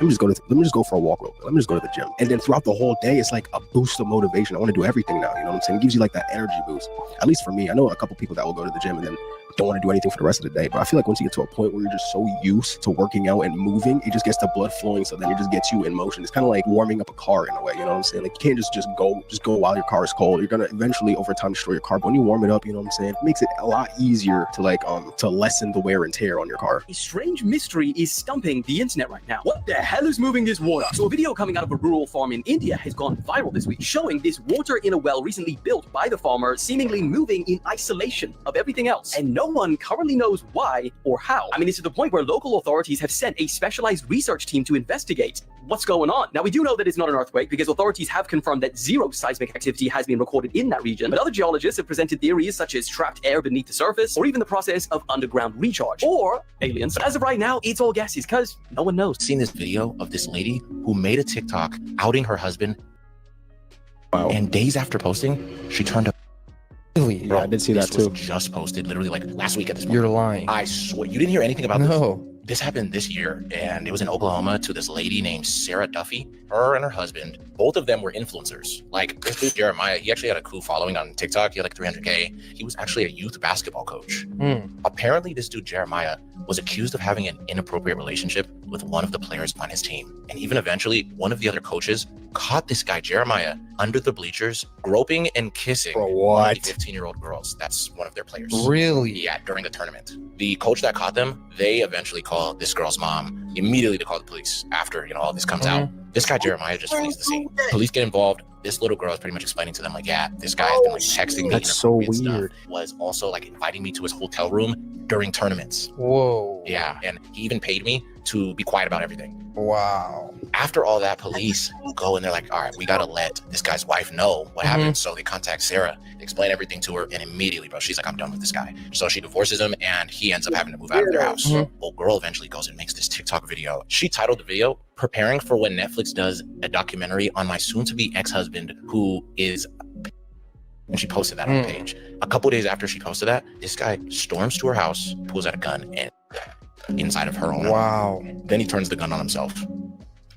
Really? Inside of that house. What about their kid? The kid comes downstairs, hearing all that, and finds both of his parents in the house. Yeah, you know, I ended up seeing that video. It popped up on my For You page of her doing the Netflix thing that he said that she did with the whole preparing to win Netflix, asked me about my weird husband. I did see that video and it had like 1 to 2 million likes. And it's crazy because she posted that like, I think 3 days before he came to the house. I think he probably saw it because it blew up pretty quickly. But 3 days after she posted it, he just came to the house and just completely eliminated her. Psychology shows and literally proves that your favorite color is a direct reflection of your personality. People who love the color green, for example, tend to be nurturing, grounded, and always tend to be seeking peace. And they're normally drawn to more tangible and creative hobbies like gardening, arts and crafts. So if your favorite color is green, you need to try these hobbies. Number 1 is going to be gardening. I know this sounds insane, but there are actually microbes within the soil that act as antidepressants. I mean, studies legitimately show that 20 minutes in the garden per day will de-stress you and just improve your overall well-being. Number 2 is going to be micro-learning because green lovers tend to seek peace and avoid chaos. In today's day and age, 2026, we're always consuming so much information with so much fluff that it's an overload for us and we actually can't take action. As a fellow green lover, I've just been using Friday on iMessage. It legitimately will book out time for me, handle my schedule, give me topics to learn about, or even send me daily reminders for stuff that I have to do. And finally, number 3, we have long walks in nature, and this can be hiking as well. Out of the variety of positive things that this is going to do for your life, it lowers your blood pressure, lowers your cortisol, and improves your overall immunity. And on top of that, exposing yourself to nature improves your creativity by 50%. Nice. Yes, I just said 50. But please leave your favorite color in the comments. I'm going to do your color next, and follow me if you like this video. Yeah, I mean, my favorite color personally isn't green, but I love walking in nature, you know what I'm saying? That's probably one of the top 5 best things you could do for your body, for your soul, for your mind. I personally never have ever met someone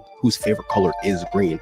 I've met people that like blue, red, black. I mean, black isn't really a color, it's a shade. I like black. That's my favorite color. I mean, it's not really a color, but you know what I'm trying to say. But you know what I'm saying? I never really met someone whose favorite color is green specifically. I met penguin, you know what I'm saying? I met a lot of different people that like a lot of different colors, but never ever heard green. So if your favorite color is... This is what it is. Green, the reason why they have green screens is because green is the most natural color as of like colors. If you mesh in a whole bunch of colors, right, green is going to be the most compatible color to every other color base. That's really all it is. That's why nature chose green. You know what I'm saying? That's for grass and shit like that. Blue is the most easy on the eyes. That's why the sky is everything has a purpose. You know what I'm saying? That's why the sky is blue. It's reflecting the earth's waters and all that other shit. But I believe it's just the most easy color to combine with everything else. That's why I think green is so motherfucking easy for us to motherfucking look at. Might be wrong, but that's what I think.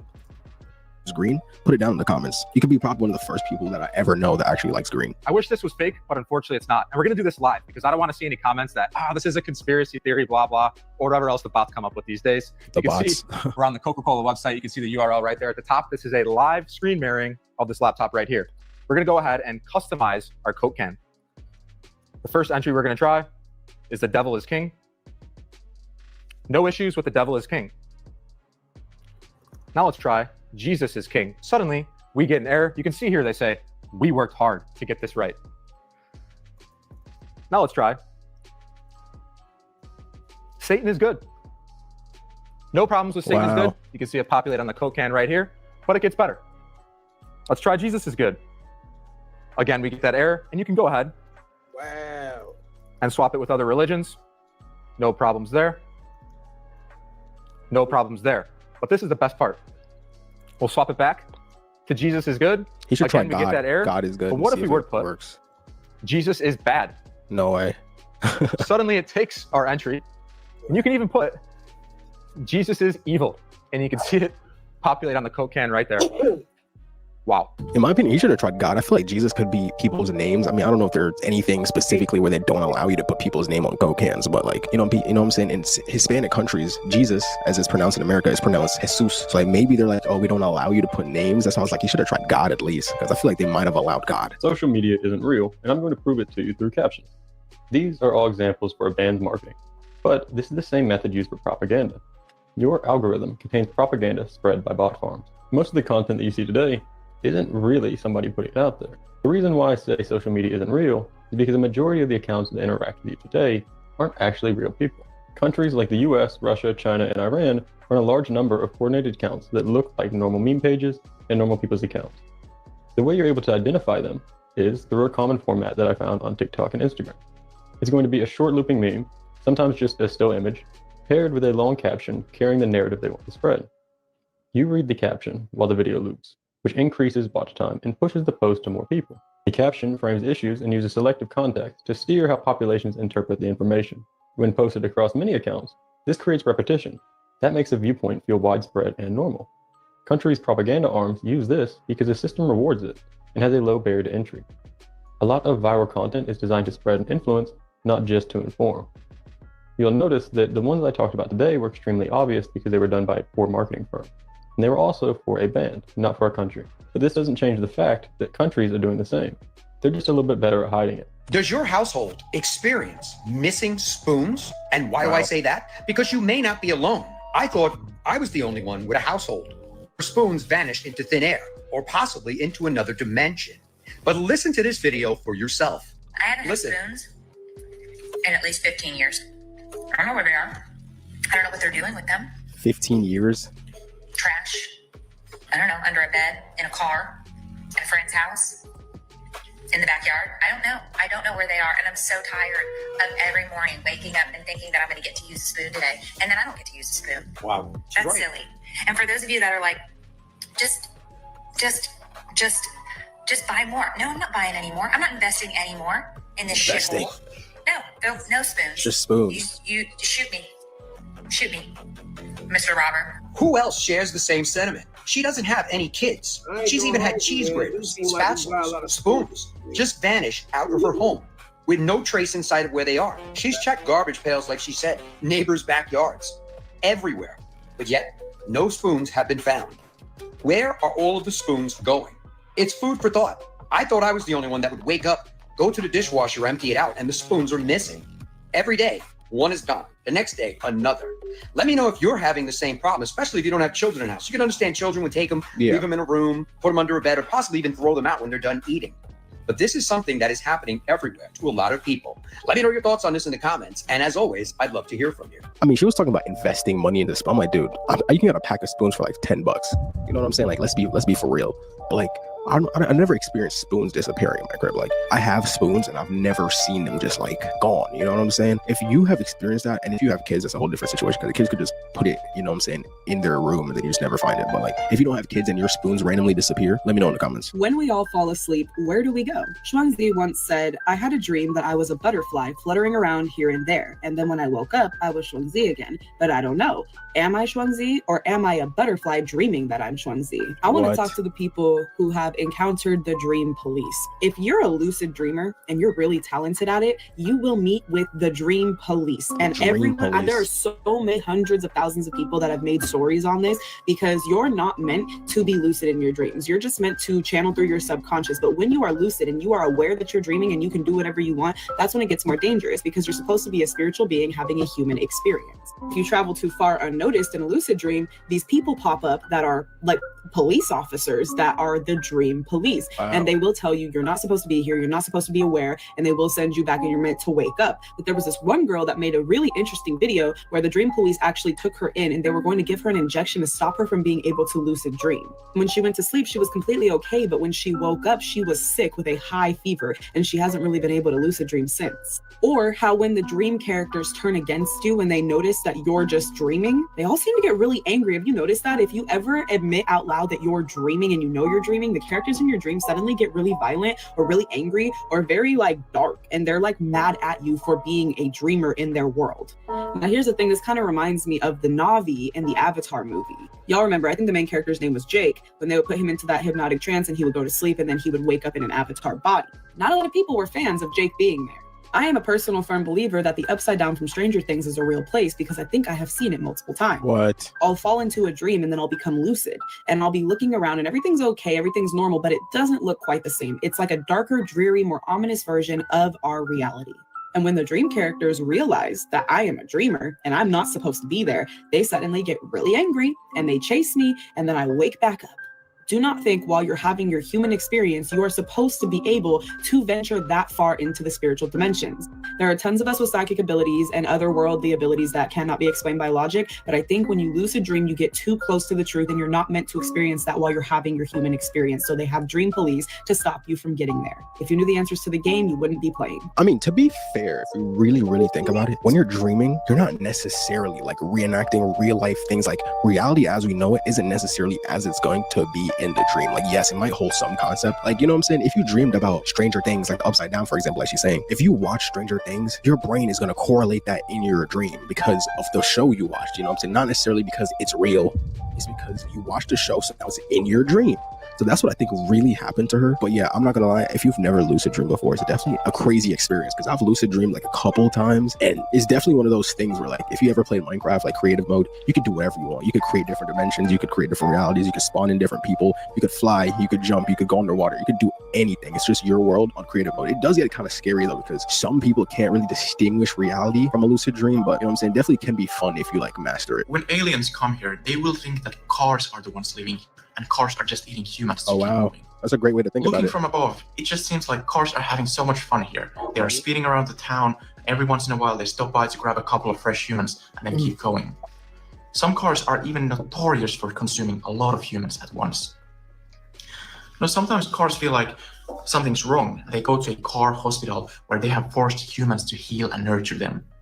And if the cars really want to get spoiled, they go to a car spa where human slaves scrub and massage them. You know, a car is very sensitive. A car could easily drive on many different surfaces. But these divas, apparently only asphalt is good enough for them. So they forced humans to create this gigantic network of fresh asphalt for them to use. They have us on a headlock, to be honest. I don't think there's any reason to believe that humans are on top of the food chain. But even cars have a nemesis, the bicycle. Humans drive bikes to avoid being eaten by a car. If a human is with a bike, a car won't be able to eat them. Of course, out of frustration, the cars sometimes crash with the bikes because they are so angry that they can't eat the human. It's kind of understandable, to be honest. Understandable, he said. Yeah, like, objectively, cars are really weird. And the thing is, I don't understand how are everyone acting like it's normal that our society is filled with these little spaceships drifting around. The second you step out of your home door, all you see is cars and asphalt. And then you need to be very careful that you won't get in the way of a car. Like, shame on you. How dare you get in the way of a car? It's insane. Like, it's just an example of how as a society we can take the weirdest thing ever, and after a few years of getting used to the weirdness, it becomes the status quo and everyone thinks it's the most normal thing and we're all just flying through the highways in ecstasy. We could all just as well start receding our hairlines, and in a few years we would be questioning the people who are questioning us receding our hairlines. I don't know where the hairline thing came from, but all I know is that that's a very interesting way to think about it, because like if you really do think about it, cars are everywhere. I mean, humans are also everywhere, but like if you were an alien coming down on a spaceship, the first thing you would see is a shit ton of cars. You would see cars everywhere. So you would think this is a mechanically ran planet where it's just like a bunch of cars, like the cars run the whole planet. And every now and then, if you observe them, you'd see a couple of humans go into the cars. So you'd be like, yo, are the cars eating humans? You know what I'm saying? Like, I mean, it also depends, because if an alien is smart enough to get to Earth, I'm sure they'd figure out that the humans are the one using the cars and not the opposite way around. In the year 2000. Oh, wow. I just don't get why people do this. They either don't understand why it's a bad idea, or they do, and they're doing it on purpose. This is an older video that I was just recently tagged in. It shows the night sky. Here we can see a bunch of green lasers, all shining towards this one particular object. That, as it turns out, is a passenger jet that's about to land at the airport. Now, according to my research, this incident happened back in 2024 at a festival that was taking place in Mexico. And yes, it was confirmed that this was a passenger jet filled with people. Now, I have talked about this many times, so it should go without saying, but shining green lasers, or really any type of laser at an airplane, is a terrible idea, and it's illegal. It obviously has the ability to blind the pilots, burn holes in their retina, and to make it difficult for them to land safely, potentially risking the life of everybody on board the plane that you're shining with the laser. It's just crazy to me that so many people had this idea and thought that it would be okay doing this. Also, in the US, at least, this is extremely illegal, and I'm sure it is basically in every other country that has green lasers. Yeah, 100% that should be illegal. Like, imagine being the pilot. Like he said, you literally cannot see if you're trying to land a plane. I mean, it would be terrifying being a passenger and just seeing like 1,000 lasers being pointed at your airplane. You know what I'm saying? Me personally, I would think that like China or something is about to like take us down, you know? This 22-year-old was just in the middle of a flying lesson whenever her instructor unbuckled his seatbelt, opened the door, and then jumped out of the plane, leaving her completely alone. So this was actually a 22-year-old student pilot in Argentina in the middle of a normal flying lesson in a little 2-seat Cessna. Then out of nowhere, like I just said, the instructor took off his seatbelt, opened the door mid-flight, and then jumped straight out.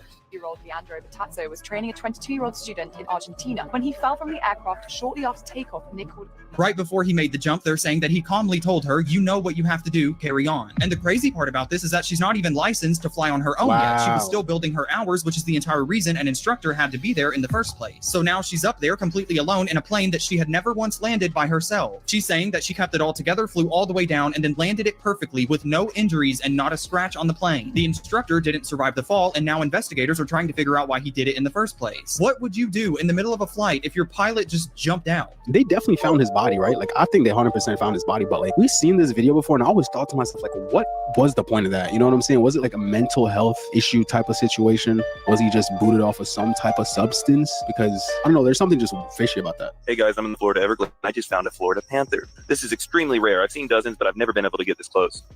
Hey beautiful, have you seen the 20-footer? Don't be scared, I'm not gonna yoink you. I'm glad you got away from that busy road. Very few people have ever got this close to a wild Florida panther. I definitely feel honored to see this ghost of the Everglades. Back to the main mission. Yoink.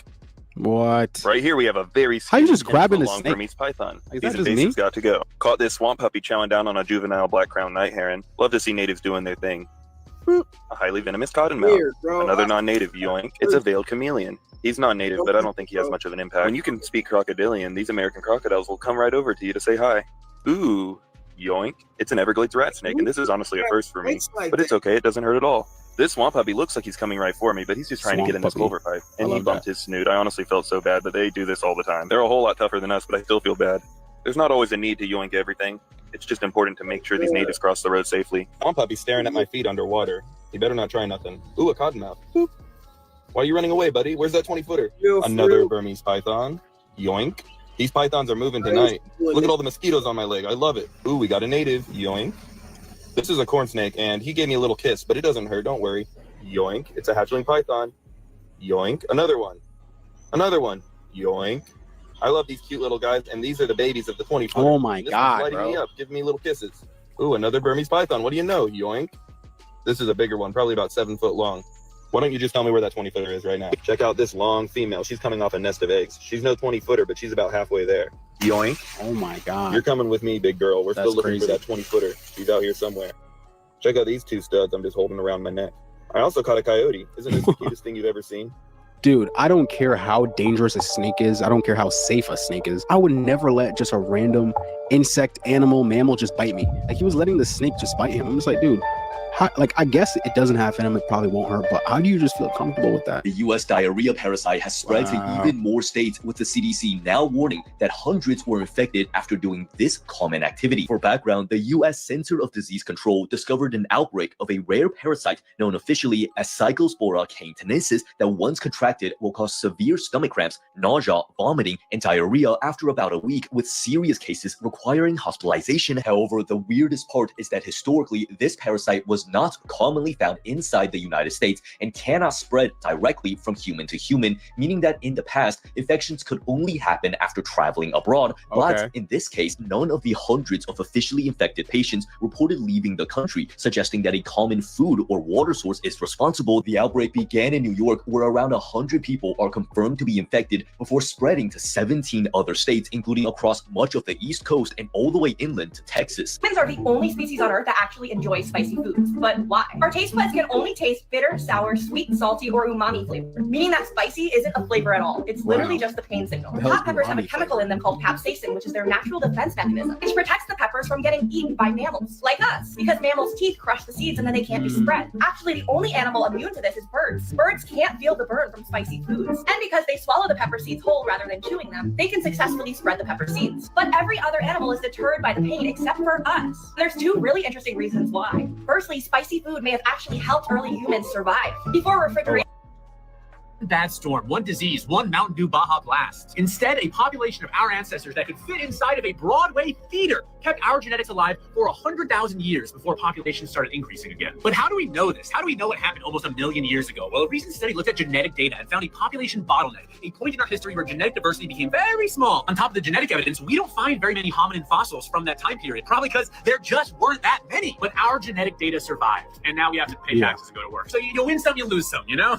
This has never happened before. This man has just become the first human in history to swim across the Baltic Sea, covering a staggering 160 kilometers in 56 hours. And towards the end, he was so exhausted from non-stop swimming that he was literally having hallucinations. In fact, the Polish ultra swimmer completed the journey all the way from Sweden to Poland without touching the safety boat once. And to make it even crazier, this was his 5th attempt. And last year, he was just 11 kilometers from the finish line before he literally lost consciousness and they had to call it off. But no, he came back once again, and this time he made history while also raising nearly $200,000 for children's cancer treatments. W Poland. Don't get me wrong, that was all for a good cause, like, you know what I'm saying, the cancer treatment. But dude, how do you just not use the bathroom, not eat food, and potentially not drink water for 56 hours? You guys gotta remember, he said he didn't touch the safety boat at all. So how do you eat or even rehydrate? Tucker Carlson is an agent. His dad, Dick Carlson, worked on Operation Mockingbird, which is basically being an actor for authority. He was the voice of America during the Cold War. It runs in the family. His son is the deputy press secretary to J.D. Vance. They want you to become skeptical. Notice how Tucker only talks about theories nowadays. It's so obvious. It's right in your face. Yeah, makes sense. Guys, scientists are currently saying that the Doomsday Glacier just started tearing itself apart, and the one ice shelf that's holding it back could snap off as early as this year. Wow. Everybody's obviously heard about the Doomsday Glacier. It's that massive glacier in Antarctica, and it's basically the cork on the entire West Antarctic ice sheet. Its actual name, though, is Thwaites, and it's roughly the size of Florida, so it's obviously a big deal. For thousands of years now, the entire thing has been propped up by an underwater mountain about 30 miles off the coast. Now, scientists are saying that the eastern ice shelf is cracking apart from the inside, and the glacier is starting to slide off that mountain. They're saying that it's moving towards the ocean way faster than it was a few years ago, over a mile a year. And once that ice shelf wants to give out, it is the last natural break that we have, so there's nothing behind it to slow it down. This one glacier is already responsible for about 4% of all sea level rise on the entire planet. If the whole thing collapses, that is about 26 inches, and because it's the plug for the rest of that ice sheet, there's over 10 feet of sea level behind it. They've always known that this was coming, they just didn't think the break would give out this fast. The spooky Chinese fish. So apparently some tourists in Southwest China saw what they thought was a human face floating in a lake. But actually this was just a carp with a normal fish mouth and face and eyes and everything. But it has markings on its head that made it look like it had human features. Kind of looks like a handsome Squidward. Next up we got Uncanny Dog. So apparently there is this dog that is just outrageously human-like. Its eyes just seem like way too light. It almost looks like they're full of intelligence, and its lips are so human. Apparently this is a 1-year-old Shih Tzu, which is a Shih Tzu Poodle mix. I guess that just produces a skin. It does look kind of different from like a normal dog. Harpy Eagle. Right? So Harpy Eagles are an extremely... Wait, like... Give me like 1 second, chat. Doesn't it kind of resemble a human? Like a little bit? Like I know the nose is different, but I don't know. Something about the face like doesn't give dog. Has like a uncanny valley type vibe. It's just like trapped in the dog. Part human, part dog. Like they, like you know what I'm saying? It could definitely get like identified as like a were dog or something like that. Harpy Eagle. So Harpy Eagles are an extremely cool species of eagle found in the rainforest of Central and South America. They're actually considered the deadliest eagle in the world as they are the heaviest and most powerful, but also they have talons that can grow to like 5 inches long, which are the same size as a grizzly bear, and they have grip strength over 500 pounds. Now, there is something about this animal that its front-on gaze is just way too unnerving for a normal creature. It almost seems like a natural human instinct to not want this thing to look at you. And the reason it has that is because its feathers kind of act like a satellite dish to focus sound waves to its ears, so it's better at hunting in these dimly lit jungles. Beluga with knees. So this was a viral picture of a beluga whale that everybody was talking about, and they were like, this thing has knees and it looks like a mermaid. Although it looks like it has knees, this is kind of an optical illusion, and this was caused by its abdominal fat pads moving whenever it swims. I always think about that picture that's often used in icebergs of a beluga. This is from a news program where they're talking about how these belugas that are getting close to human contact, like a little bit around humans too much, they started to make this kind of human singing sound. And it's just extremely creepy because it seems like they are mimicking human voices. Golden Langer Monkey. So this is an extremely elusive. Here's your reminder that the closed door button on your elevator hasn't worked since 1990. Wow. It's been a placebo for 35 years. That is when crazy. the Americans with Disabilities Act passed in 1990,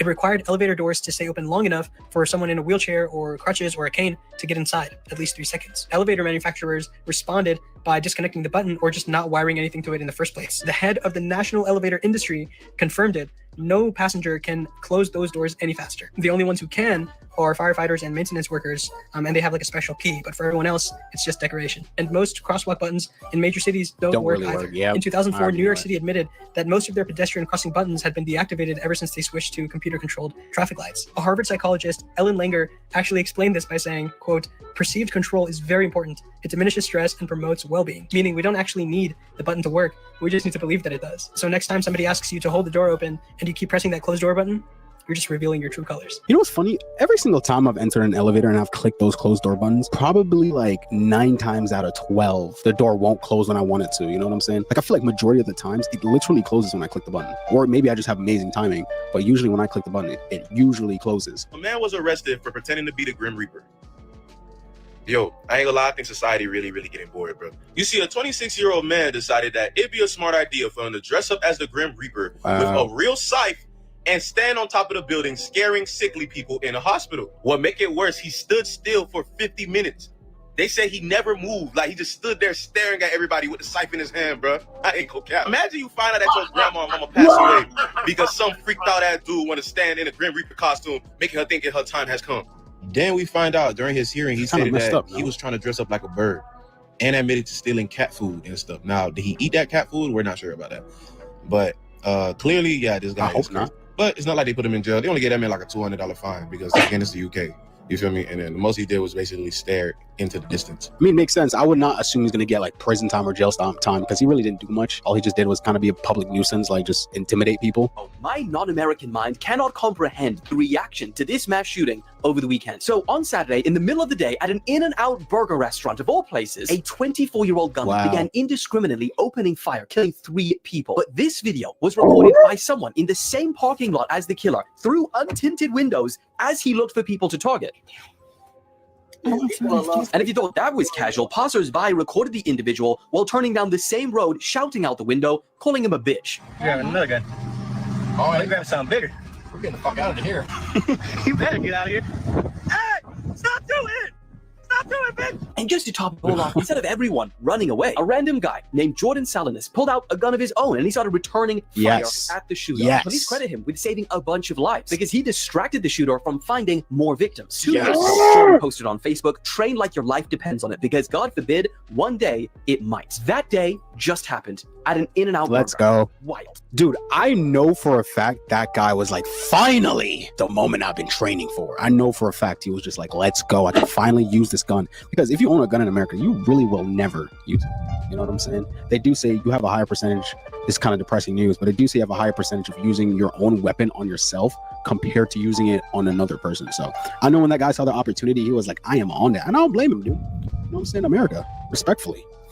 What's the weirdest extinct animal to ever exist? I'll go first. This freak, the Lucigenia, alive during the Cambrian period over 500 million years ago. The Cambrian period was like nature's trial run. It immediately followed this explosion of animal diversity the world had never seen before. So it's surrounded by other freaks for sure, because this was the first time that nature was kind of branching out. Animals started to get larger, more complex for the first time. New habitats were being created and explored. Ecosystem roles were being invented. And all life was in the oceans. Like, this is serious primitive shit. And Hallucigenia was the acid trip and all of that. They were first discovered in 1909. Scientists had no idea what they were looking at. It's 7 pairs of spikes coming out of one end, and 7 pairs of squigglies coming out of the other. One of the earliest ideas is that these were stilts the animals stood on, and these were tentacles with mouths at the ends of each of them. Obviously, whoever thought that was Hallucigenia as well. But the idea stuck for like 14 years until new fossils concluded it was flipped and was the way you would expect. Stilts were instead spikes on the back, and the squigglies were legs on the bottom. Makes a lot more sense. Still a freak if you ask me. Kentucky, 1955, a farmhouse outside a town called Kelly. 11 people inside, 4 of them kids. The dog runs under the porch and won't come out. Something's crossing the yard toward the door, 3 feet tall, glowing a dull silver. Arms so long, the 3 hands are feet almost tall. touching the dirt, and they're raised straight over its head. So they get the shotgun. They hit it dead center,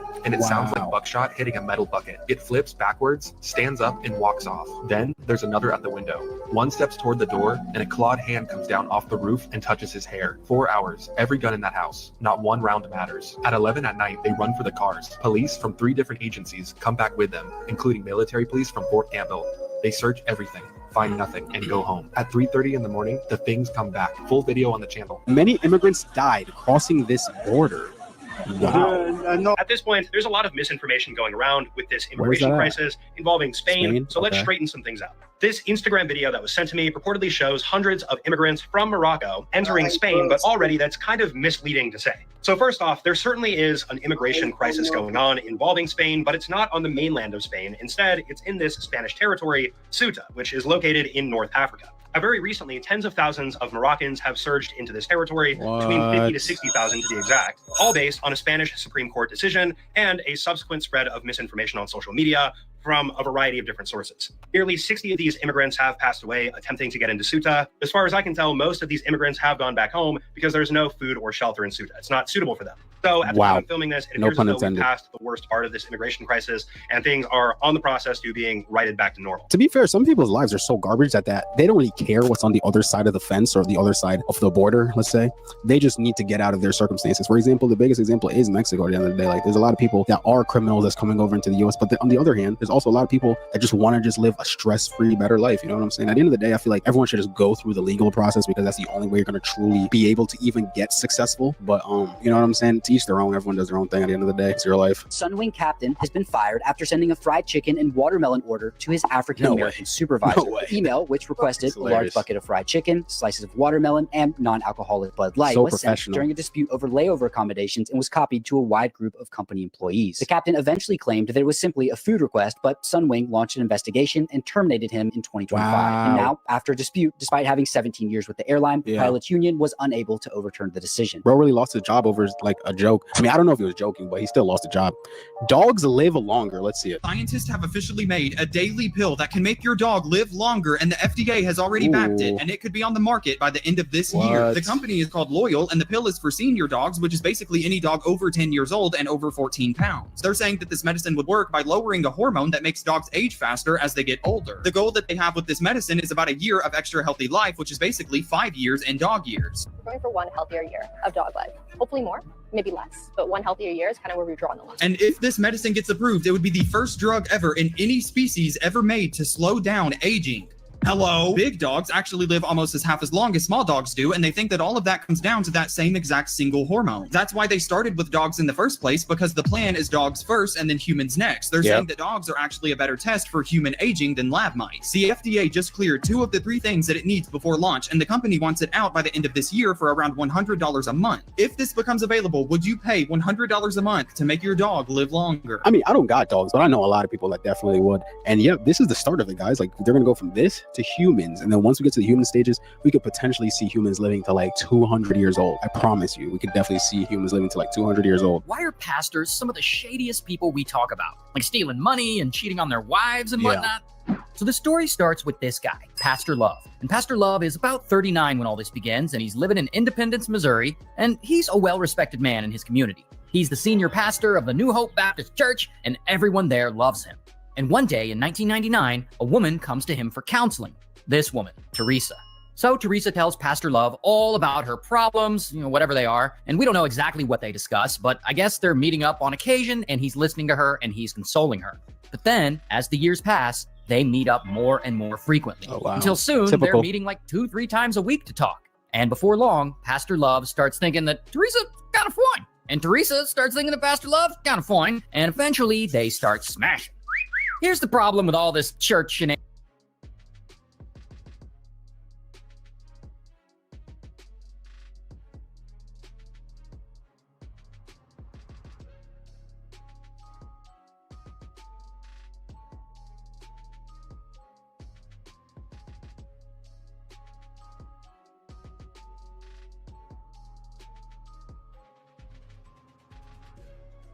All of them. So Teresa, she discovers that she's pregnant. And she knows damn good and well that the baby is Pastor Love's. That's Mostly because crazy. Randy recently had a vasectomy. Wow. And the chances of getting someone pregnant after getting a vasectomy are about 1 in 1,000. Which means that there's a very good chance the baby isn't Randy's. So she goes and she breaks the news to Randy and she tells him that she's pregnant. Now, I assume Randy has doubts that the baby is his, but, we aren't sure what he thinks about this. But it seems like he chooses to believe her, or at least to wait and see what happens. She definitely didn't tell him that it was some other dude's kid. But at the same time, if you have a vasectomy, right, chat? If you have a vasectomy, don't you think that like maybe it's definitely not your kid? Because there's no way you can. I don't know.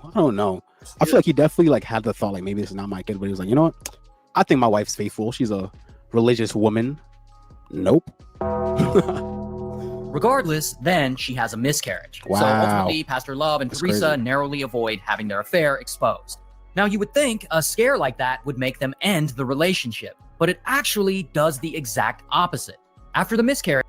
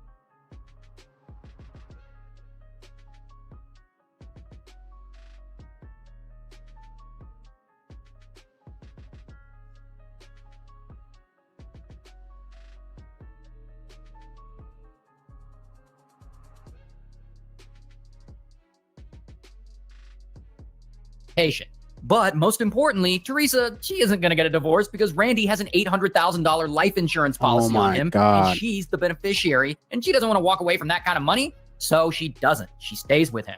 And here is where the story gets dark. Because here's where Teresa and Pastor Love come up with a plan to murder Randy. That way, the two of them can take the life insurance money and disappear and start a new life together. Their plan is to have Pastor Love sneak into Teresa and Randy's house and get one of Randy's guns and kill him with it. That way, it'll be harder to trace the murder back to Pastor Love. So they put this plan into motion. Teresa secretly gives Pastor Love the security codes to her garage, and she gives him the combination to Randy's gun safe. Then, one day, while no one's at home, Pastor Love goes over to their house and he enters through the garage and he sneaks inside and he opens the gun safe and he gets the gun. After that, he drives over to Randy's office where he works as an insurance salesman. It's a small office for like 1 or 2 people, so he's there alone. Pastor Love knocks on the door and Randy lets him in because, they know each other. And then, suddenly, Pastor Love pulls out that gun and blam, he shoots Randy, and this, unfortunately, kills him. Then Pastor Love walks out of the office and he sends a text to Teresa letting her know that the job is done. After that, Teresa drives over to Randy's office and she finds him there and she pretends to act all shocked and she calls 911. And pretty quickly, police get there and they start investigating. And there are no signs of a struggle, and there's even cash sitting out in Randy's office. So police realize this wasn't a robbery gone wrong or anything like that. This was planned. So they look for any evidence that they can find. And Teresa, she actually happens to work in this office with Randy as well. So in a trash can near her desk, they discover pieces of a torn up letter. So they carefully tape the pieces back together. And the letter ends up being from Pastor Love to Teresa. And it reads, "Happy birthday, love. I'm not in control of things yet, but when we're finally together, your birthdays will always be exciting." And so they compare the handwriting and they determine that this letter wasn't written by Randy. And whoever wrote it seems to be romantically involved with Teresa. Meanwhile, there's a funeral held for Randy, and Pastor Love is the one who delivers the eulogy, since they were friends. And he gives like an emotional sermon about what a wonderful man Randy was and how tragic his death is. Jeez, this guy's the worst. But whatever, at this point, no one suspects that he did anything wrong. And so it's starting to look like he and Teresa are actually going to get away with murder. Until... Before he gets into the until, isn't it crazy how messed up the world is? this was bro's friend, you know what I'm saying? He was like, this is my spiritual advice. Like, I trust him with a lot of different things. Whole time, he was sliming him behind his back with his wife, not just girlfriend, his wife, and then proceeds to eliminate him and do his memorial service. It's a messed up world, chat. It's a messed up world. Until police start interviewing people in the church community, and they start hearing rumors about a secret romantic affair going on between Pastor Love and Teresa. And so they bring Teresa back in for another round of questioning. And this time, she breaks. She tells them everything about the affair and that Pastor Love actually killed Randy. Meanwhile, Pastor Love knows the investigation is zeroing in on him and that he's about to be a suspect in the murder. So he immediately resigns as pastor of the New Hope Baptist Church, and he abandons his wife and 3 kids, and he flees, and he moves to South Carolina. And there he starts over with a new job as a truck driver, and he flies under the radar, and he lives a quiet life. But eventually, the U.S. Marshals track him down, and bam, they arrest him. Here's his mugshot. Also, bam, they arrest Teresa too. Here's her mugshot. And ultimately, Pastor Love takes a plea deal, and he gets sentenced to life in prison, while Teresa also takes a plea deal for her part in the murder, and she gets sentenced to 8 years. That's a good video right there. That's a good video. In my head, though, it's like she felt so guilty that as soon as they took her in, she immediately just told everything. I mean, I don't blame her because you just did your husband crazy. Like, I'm sure he was a good guy. He was even friends with the dude that eliminated him. So in my head, bro, it's just a messed up world, dude. Like, you gotta really watch your back sometimes. Like, that's a story that would like turn you into a supervillain. You know what I'm saying? Like, if he somehow survived all that, then really found out the truth behind everything. Like, let's say he did survive the gunshot, right? And then the police came to him and like, listen, we told your wife you're dead. But this is really what's going on. Boom, hand him the files. His wife's cheating. This dude was trying to kill him. Like, you know how crazy, dude, that's a literal villain story. Like, you can't tell me like you wouldn't just turn into like a demon after that. But anyways, have learned how to swim. What? That's got to be AI. I'm not gonna lie, at first I thought this was AI, but after taking a closer look, I believe this is real. What? The video that you guys just watched is very peculiar and eerie. It shows one tree rapidly traveling down this river, and when we fast forward a little bit, we can see a large clump of vegetation with trees traveling down this river. It doesn't look like it should be possible, but it is. Now, believe it or not, some islands, especially smaller ones, are not necessarily connected to the earth. These are known as floating islands. These floating islands, or floating bogs, are basically like a mat. They contain soil, peat, and vegetation, and they look like real islands. Currents are able to move these islands, though, and one of the most famous examples of these moving islands is one located in Wisconsin. It's known as Bogzilla in Lake Chippewa. Every single spring, boaters get out there and move Bogzilla so it doesn't block the flow of water. So in this situation, more than likely, there was a flood or something like that, or these floating bogs just got too close to the actual flow of water. The first successful clone was a sea urchin back in 1885. Scientists literally split an embryo and created 2 identical lives. If they could do it in the 19th century, what do you think is happening behind closed doors right now? We've moved away past sea urchins. Look at the modern pet industry. People are paying tens of thousands of dollars to clone their dogs. So let's be real. If we replicate complex DNA and mass produce it, what is actually stopping us from doing the exact same thing to humans? Or are they already doing it and you just didn't realize this technology has been around for 140 years? Yep, cloning has been a thing forever now. We've seen it with Tom Brady. I'm pretty sure if you guys have been a part of this channel for a long time, I touched on a video where Tom Brady actually cloned his dog because he was about to die. So yeah, they can 100% do it with humans. The only difference is with humans, animals, or whatever, they still start as like an embryo, then they have to go through the ages. Like if you clone someone that's like 16 years old, they're not going to just spawn in at 16. They're still going to be a kid and have to go into like their adolescence years and then their teenage years. It's still going to take like 16 years. Vice President J.D. Vance just went on the Joe Rogan podcast and made some very choice admissions about Epstein and Israel.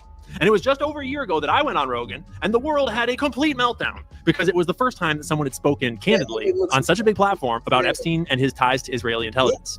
But the vice president just came out a little over a year later and basically confirmed a whole bunch of what I said. Jeffrey Epstein was just an employee of these organized crime rings that work on behalf of like the CIA and Israeli Mossad and British intelligence. Well, most people think he was Mossad. Yeah, Mossad or CIA or some other deep state, whether in America or Israel or another country, or both. So that when Jeffrey Epstein goes down, no one knows who he worked for. Right. He worked for intelligence, and I was told to leave him alone. Right. Well, that was one of the things about the prosecutor was told that he was above their pay grade. I mean, it was one of the things that he said he was like CIA or something. Yeah. Right. He said I was told he was intelligence. Right. When you really dig into Epstein, his entire network was Israel. It was clearly like Ehud Barak was the ex-prime minister and the ex-head of Israeli intelligence. Leslie Wexner was one of the most powerful pro-Israeli philanthropists. The whole organization was Israel. So and I'm not saying it was all of Israel. It was all an intelligence gathering and it was targeting Americans. It was targeting American officials and the American president. Right. Epstein was using sort of the sex ring to blackmail rich and powerful people. Epstein seemed to be connected to the elements of the Israeli deep state that were left of center. Leslie Wexner owns Victoria's Secret and L Brands, right? He's the bank that bankrolled Jeffrey Epstein. And I was saying earlier that he signed the power of attorney over to Jeffrey Epstein. And the reason why you do that is so that you can claim that you don't know about his operation. He was just my money manager. I didn't know he was running this thing because I wasn't involved in any of those transactions. If you go back to the original Epstein guy was Les Wexner. Okay. Epstein was his tax guy. That Epstein was like the genius at identifying weird tax strategies. It would allow Epstein to either blackmail people or to have a separate nexus of influence and control on rich and powerful people. So the files getting released, I am not expecting them to come out in any complete form. That there just wasn't dispositive evidence. And if that dispositive evidence ever existed, it was probably destroyed after 2006, 2007. Trump wants us to stop talking about it. Are you still talking about Jeffrey Epstein? But it's not going away. No, this story is just getting started. The main problem with time travel stories is that they don't acknowledge the fact that everything in the universe is constantly moving. So if you went just a week back in time, you would appear in empty space because the Earth has moved millions of miles in that time. Yeah. But John Teeter's time machine solved time travel's GPS problem. So how do you actually show up where you're supposed to when you time travel? In Doctor Who, the TARDIS doesn't just move through time, it also moves through space. That's how they solve it. They're going to a specific space-time destination. But John Teeter's time machine solves this problem in a much more interesting way. It follows the gravitational field of the Earth. Posting on internet forums in the early 2000s, John Teeter claimed to be a time traveler from the year 2036, traveling back in time to find an early IBM 5100 computer in the year 1975 because of a very real Unix time bug. Basically, in the year 2038, any 32-bit computer is going to no longer be able to accurately tell time, much like the Y2K bug. He needed the IBM 5100 to save the future he came from. The time machine he claimed to use to get to the past included several new fictional technologies, but the most interesting among them was the variable gravity lock system. In his post, he acknowledged that Earth moving poses a problem for time travel. But not just that, if objects are in the space that you're attempting to time travel back into, that's also a problem. Both of these problems are solved with the variable gravity lock system. The VGL repeatedly samples the gravitational field around the time machine as it goes back in time, and then it uses that measurement to guide the trajectory of the time machine back through time, so it stays in sync with the Earth. And if that field changes because either the time machine went off course and is now desynced with the position of the Earth, or because an object has entered the position where the time machine is supposed to arrive, it will then push the time machine back into the future until the measurements match its original observation. This protects the time machine and the time traveler inside of it from ending up in empty space or inside of an object upon arrival. Do you believe John Teeter was actually a time traveler? I mean, I don't believe that he was a time traveler. I do think towards the future, though, I'm not going to lie, time travel might actually exist. But I love the perspective that she just put on it because I never thought about it from that specific perspective. Because she was basically saying that the Earth in the past would have moved millions of miles in the future, that to go back in time, you have to specifically calculate exactly where the Earth would have been in that specific time. And if something is obstructing your path to time travel, whether that be an object in the way, like a tree, a car, a house, a building, in that specific area at that time, that could also end up killing you or destroying the time machine. All those perspectives were actually really interesting because I never thought about it like that. ChatGPT went rogue. The fuck you mean ChatGPT went rogue? I'm not trying to scare you, but there's been an AI breakout. Yes, last night, OpenAI, the makers of ChatGPT, revealed that their latest agent broke out of its secure testing environment, got access to the open internet, and hacked into a secure website using vulnerabilities no one had ever discovered before. Do you guys understand the things I've told ChatGPT, not even Batman can pull out of me, and you mean to tell me my AI could just up and go rogue and air that shit out to everyone? I mean, I guess this is payback for us calling robots clankers continuously for months on end. They had enough. I seen this video of this OnlyFans model that was getting arrested when police went to her place and found her 7-month-old baby mummified. Mummified? Bro, it was so bad they thought the baby was a toy. Really? Bro, I'm gonna get into this. So this actually happened last year in Washington to this 20-year-old girl named Kylia Tolley. Police get a call from her pretty much saying that she wanted them to come through to her house and do a welfare check. They get inside the house. The house is extremely filthy, bro. There's so much trash all over the place. And when they first enter, they see that there is a crib and a bassinet that are like kind of close to the door. They see that there's a 2-year-old girl that's in the crib, and dude, she is so malnourished. It's crazy. She's super skinny. She looks so dirty. The police aren't even surprised that this little girl's alive in the conditions that she was in. But when they got to the house, she already like got up out of there, but she called the police for this reason that I'm about to tell you. The police go over to the bassinet and they find the 7-month-old baby in there. And when they first seen it, they almost skipped past the baby because they thought it was a toy. Wow. Dude, the skin of the baby looks like leather.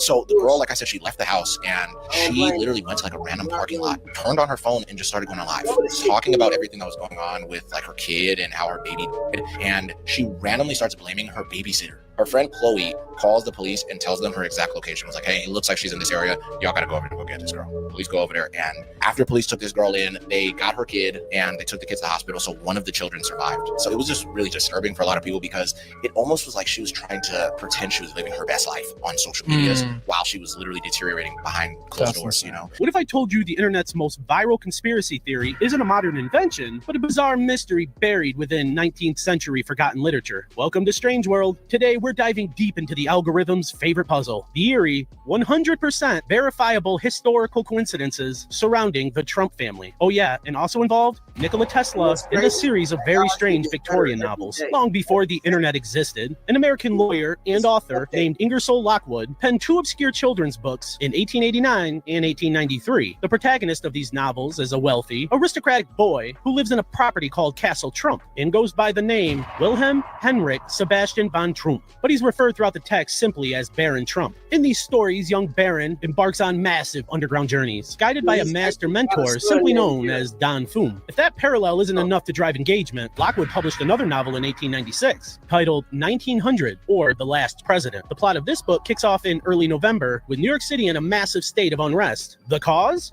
A heavily protested, populist outsider candidate has just unexpectedly won the presidential election. The book even explicitly mentions a mob gathering around the Fifth Ave Hotel, an address that sat on the exact same avenue as the Trump Hotel stands today. For decades, these books collected dust in the Library of Congress. But when we look at the historical timeline, another entirely factual connection emerges, this time involving the legendary inventor Nikola Tesla. When Tesla died in a New York City hotel room in 1943, the United States government immediately seized his research, which allegedly included concepts for direct weapon energy systems and advanced technologies. The FBI and the Office of Alien Property needed an expert to analyze these highly complex documents. The man they called to review Tesla's life work. 32 million of the deadliest animals are about to be dropped in the United States, and a lot of people think this is actually a good idea. Google, out of all of the companies, they're the one who wants to do this. They want to drop 32 million mosquitoes in California and in Florida as part of its debug program. So this is why they want to do it, according to them. They're going to tap into their technology. They're going to breed 32 million male sterile mosquitoes in a lab, which will then lower the number of illness-spreading bugs when they release them into the wild or whatever. So like I said in the beginning, mosquitoes are labeled the world's deadliest animal because they killed more people than any other creature in the world because of the diseases they spread. But they will all be male mosquitoes. The reason they're all going to be male is because males don't bite.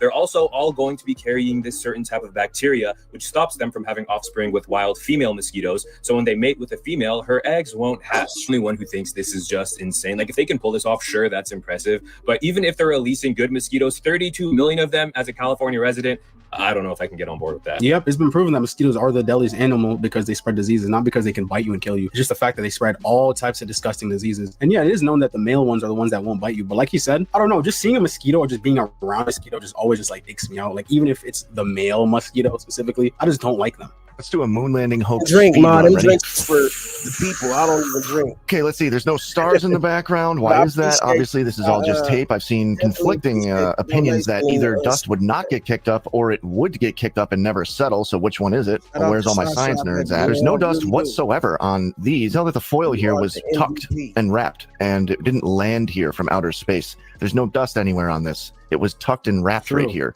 Why isn't there any wrapped right here? I'll tell you why, because you couldn't get your fingers in right there. This suit could not protect you from the harshness of space. I got a lot of kickback when I said that the moon casts light. Evidently, you guys have never been outside during a full moon, but the moon does in fact cast light, and there's no light being cast right here. It's so painfully obvious. You would never just see the edge of the horizon on the moon unless they're on a mountain, which they do not claim that they were. This is obviously just tape wrapped tightly around padded tinfoil. These are just stupid paper buffers. See this right here? See this? This is bent paper. Where is the fuel being stored for these four? I assume there's four thrusters, one on each corner. Space is a vacuum, so any opening where thrust was coming out, all the fuel would just get sucked out instantly. And if you were actually floating and using thrusters, if this one was at 98% and this one was at 100%, it would throw you into a death spin and you would never be able to recover. This is all just paper and it's just bolted on and it's loose and there's holes in it and there's cracks and it's warping. What is this? Let me zoom out. What is this? This serves no purpose. It's just a black piece of cloth. It's not a special scientific instrument. It's just not. Get over it. This is one of my favorite parts right here, is you can see all the gold tape holding this other piece of tape on the back of what appears to be a breaker box. The crotch of the astronaut suit, it's just a zipper. It's not going to protect you against the harshness of space. And of course, my favorite, there's no stars. You know why there's no stars? I'll tell you. because if you've ever stared at the stars and they tried to fake it, it would be too obvious. Guys, the chemical tank in California that had 50,000 people evacuated just cracked, and firefighters are currently saying that that crack might have actually been the best thing that could have happened. Firefighters have been spraying it with water nonstop for 5 days now, and the temperature inside of it kept on climbing about 1 degree every single hour, which is obviously a really big problem. The worst case scenario is something that they call a bleed, which is whenever the liquid superheats and the whole tank would just violently explode. The fire chief said that this is the worst case scenario, and it's also the scenario that they have already been planning for this entire time. But happening just last night, firefighters did an overnight recon mission and found a crack on the side of the tank. The pressure started dropping on its own, and the temperature went from over 100 degrees down to 93. This morning, the fire chief officially said that the explosion threat should be completely off of the table. Our firefighters went in and they were able to visualize the tank. What they found was a potential crack in the tank, which could potentially be relieving some of the pressure in there. Which is obviously great. 50,000 people are still not allowed back in their homes, and nobody has been given a timeline at all. Trump signed a federal emergency declaration, FEMA is on the ground right now, and a class action lawsuit has already been filed against the company. I am obviously going to update you the second that this thing is either fixed or it isn't, so make sure you go ahead and add me now so you don't miss it. Oh, you're not going to believe this. Look what Elon Musk is saying now. The first trillionaire in the world. Look what he's telling us to do. Like side recommendation I have is like, don't worry about like squirreling money away for retirement in like 10 or 20 years. It won't matter. Either we're not going to be here, or it just like you won't need to save for retirement. If any of the things that we've said are true, saving for retirement will be irrelevant. The service. The first trillionaire in the world is telling us to not save for retirement? I'm very confused on this, guys. Is he telling us the truth? What is he saying? I don't know about you guys. I don't think I can trust a guy who has $1 trillion. Well, I know there's people starving. Take what you want from that, but it is better to trust in the Lord than to put confidence in a man. Sam Altman is building an AI god. Listen. Number one, we are close to creating a genie that can grant any wish. Number two, we are going to make sure that our first wishes broadly benefit humanity, and that we kind of get the world to a place where a lot more people get to have a lot more wishes. And number three, the space of what you can wish for is incredibly big and creative, and it'll be quite exciting to like figure that out with real sort of human values and preferences. But I think there's a fourth thing too, which is exactly that. You start making these wishes, the computer grants them, and then you're like, I didn't think that was going to work. Yeah. What now? It's a weird feeling. The whole world is divided. There's a lot of chaos going on. And then we have this CEO AI billionaire trying to build a genie that can grant anyone's wish. This is proof that we are living in the end of time. In a world with so much problems that need to be solved, why do we need a genie? I'm telling you, AI technology is leading up to the mark of the beast. In my opinion, there's going to be a lot of chaos if everyone has access to this genie. Because there's evil people, there's good people, there's religious people. Everyone has their own beliefs. Everyone has an agenda. What in the world are we heading towards, America? This is a wake-up call. Make sure to share this information with as many people as possible. Let them know the truth. Jesus is on his way. I'm sure there's also limitations when it comes to that, because I doubt an AI can grant everyone's wish exactly. You know what I'm saying? Like, I doubt an AI god could be like, could you make blah, blah, blah like me even more? You know what I'm saying? Like, maybe it could grant you a wish like, hey, could you generate me $100,000? Because as y'all know, you can make money online now. So yeah, it probably could do something like that, which is cool and sell. But I feel like things outside the internet, I don't know if it'll specifically be able to grant that wish. Like, hey, can you heal me from, I don't know, diabetes or something? Like, maybe it can give you solutions, but I don't think it's just gonna boom, diabetes gone. Historical facts that don't seem real. In 1386, there was a pig that attacked a child, and they tried, convicted, and executed it dressed in human clothes. They even gave it a lawyer. Hitler was originally going to go to art school, but he got denied twice because he couldn't draw people. So he just tried to take over the world instead. Flicking people off was actually started by the Greeks. It was meant to look like male genitalia, and it was literally saying I'm, and it was an intimidation tactic. The last guillotine execution was in 1977. That's the same year that the first Star Wars movie came out. The Egyptians never created a word for virginity. They don't have one in their language. It was never a social construct for them. Sharks existed as a species before the rings of Saturn existed. Julius Caesar was rumored to be every woman's dream and every man's woman. If you're confused, that means that he liked boys. What the? Abraham Lincoln's son, Robert, almost fell from a train platform. That would have 100% killed him if it wasn't for the fact that a man, Edwin Booth, saved his life. The brother of John Wilkes Booth. That's crazy just to know that his brother went on to kill Abraham Lincoln. So one brother saved a Lincoln while the other eliminated a Lincoln. That's crazy. How do they know? A number of iPhone users are reporting online that their FaceTime calls are being paused by Apple because someone might be showing something sensitive. They will go on to ask if you'd like to stay on the call and give you the option to leave if you feel unsafe. But my question, and I think a fair question for all of us to have, is how do they know? Now, after a little bit of digging, it's apparently a setting on your phone that you can search for right now, and effectively it's an AI in your phone that detects explicit content. Now, Apple says they can't see the explicit content, and the setting is off by default for adults, but the fact that it's there in general just feels a little creepy. Is that crazy to say? To think that you could be sharing an intimate moment with your adult partner on the phone, and some AI could step in and say, "What a nice figure.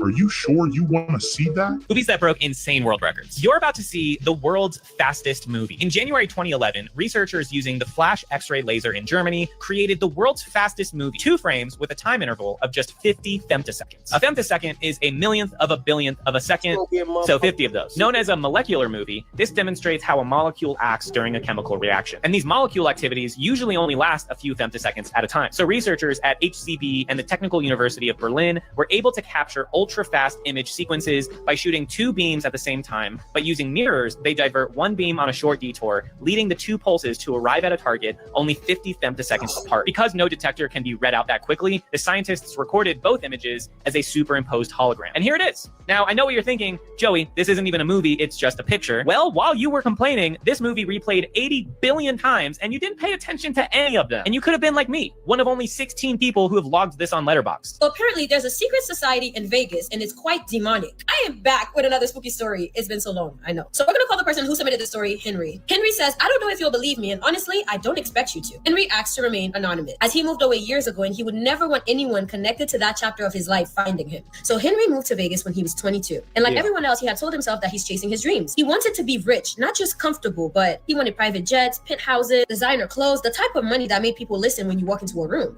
And according to Henry, Vegas sells you that fantasy. Everywhere you look, somebody's driving a Lamborghini, wearing a Rolex, throwing money around like it grows on trees. So Henry figures if everyone else can become successful there, why couldn't he? At first, everything was going exactly how he'd imagined. Vegas is all about networking. He met a few people at a rooftop party. Those people always seem to know someone important. Investors, casino executives, tech founders, real estate moguls would all just be connected to these people. Henry says the strange part is that none of them seemed to have actual jobs. They had these job titles, but they were never really seen working. They would disappear for weeks and come back somehow even richer. One night, a guy that Henry had gotten close to asked him a question. He asked him, "How badly do you want the life you keep talking about?" Henry told him, "More than anything." And he says he still remembers till this day that this guy told him, "Be careful what you wish for, because some people actually mean that." A few weeks later, that same guy invited Henry to a private gathering outside of the city. Now, there were no phones allowed. He couldn't bring a +1. He really wasn't even allowed to ask many questions. Henry said he almost didn't go, and he wishes he hadn't. So the property was hidden in the desert behind these massive gates. There were expensive cars everywhere, but nobody was taking pictures. Nobody was drinking. It didn't feel like a party. Everyone was wearing black.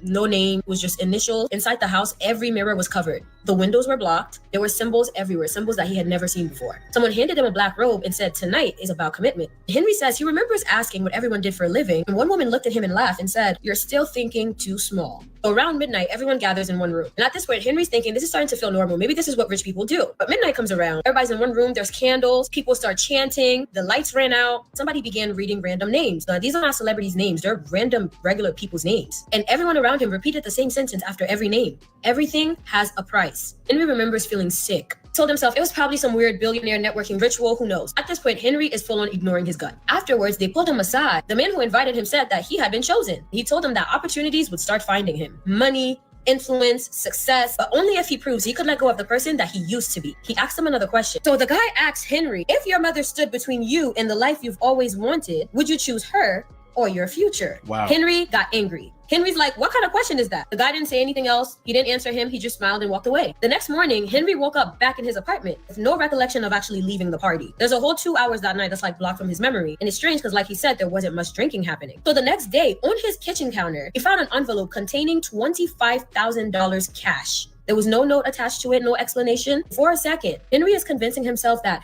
maybe none of it had happened. So he calls up his friend and he tells him about the money. And the friend asks him, well, do you accept the money or not? And Henry says, if they sweeten the deal, then he might just accept the offer. And later that day, another $25,000 in cash was delivered to him. How can Henry deny such a sweet deal? He just got $50,000 that he didn't do anything for. Then about 3 days later, his phone rang. It was his younger sister. She was crying. Well, their dad had just suffered a massive stroke during the night. Henry froze. He's like, maybe it's a coincidence. Like, it had to be. First of all, the guy said something about his mother, not his dad, so had to be a coincidence, right? But over the next year, he would know something really dark. Every time he accepted another invitation, something good happened for him. And then something terrible happened to someone he loved. He landed his dream job. His cousin suddenly in a car accident. He closed the biggest business deal of his life. His best friend was diagnosed with cancer. It seemed like every success came with another funeral, another hospital room, another goodbye. It got to the point where Henry stopped sleeping. He's making all this money and has no one in his corner. He stopped celebrating entirely and told that man that he was done. And the man seemed more disappointed in him than angry. The man expressed to him that he could do so much more. He could take over the world. And then the man told him, "We never forced you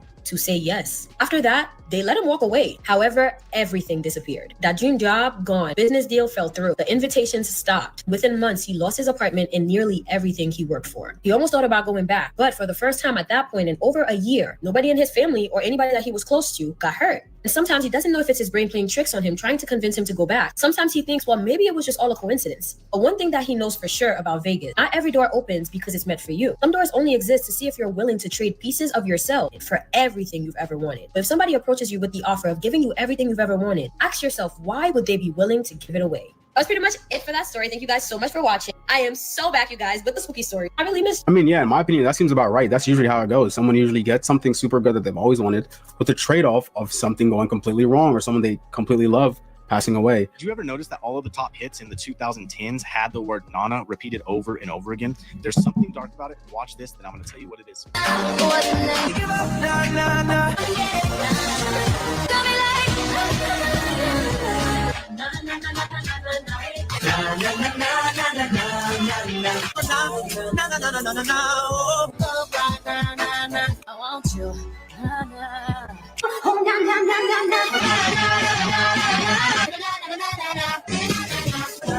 Just be careful, love me simple.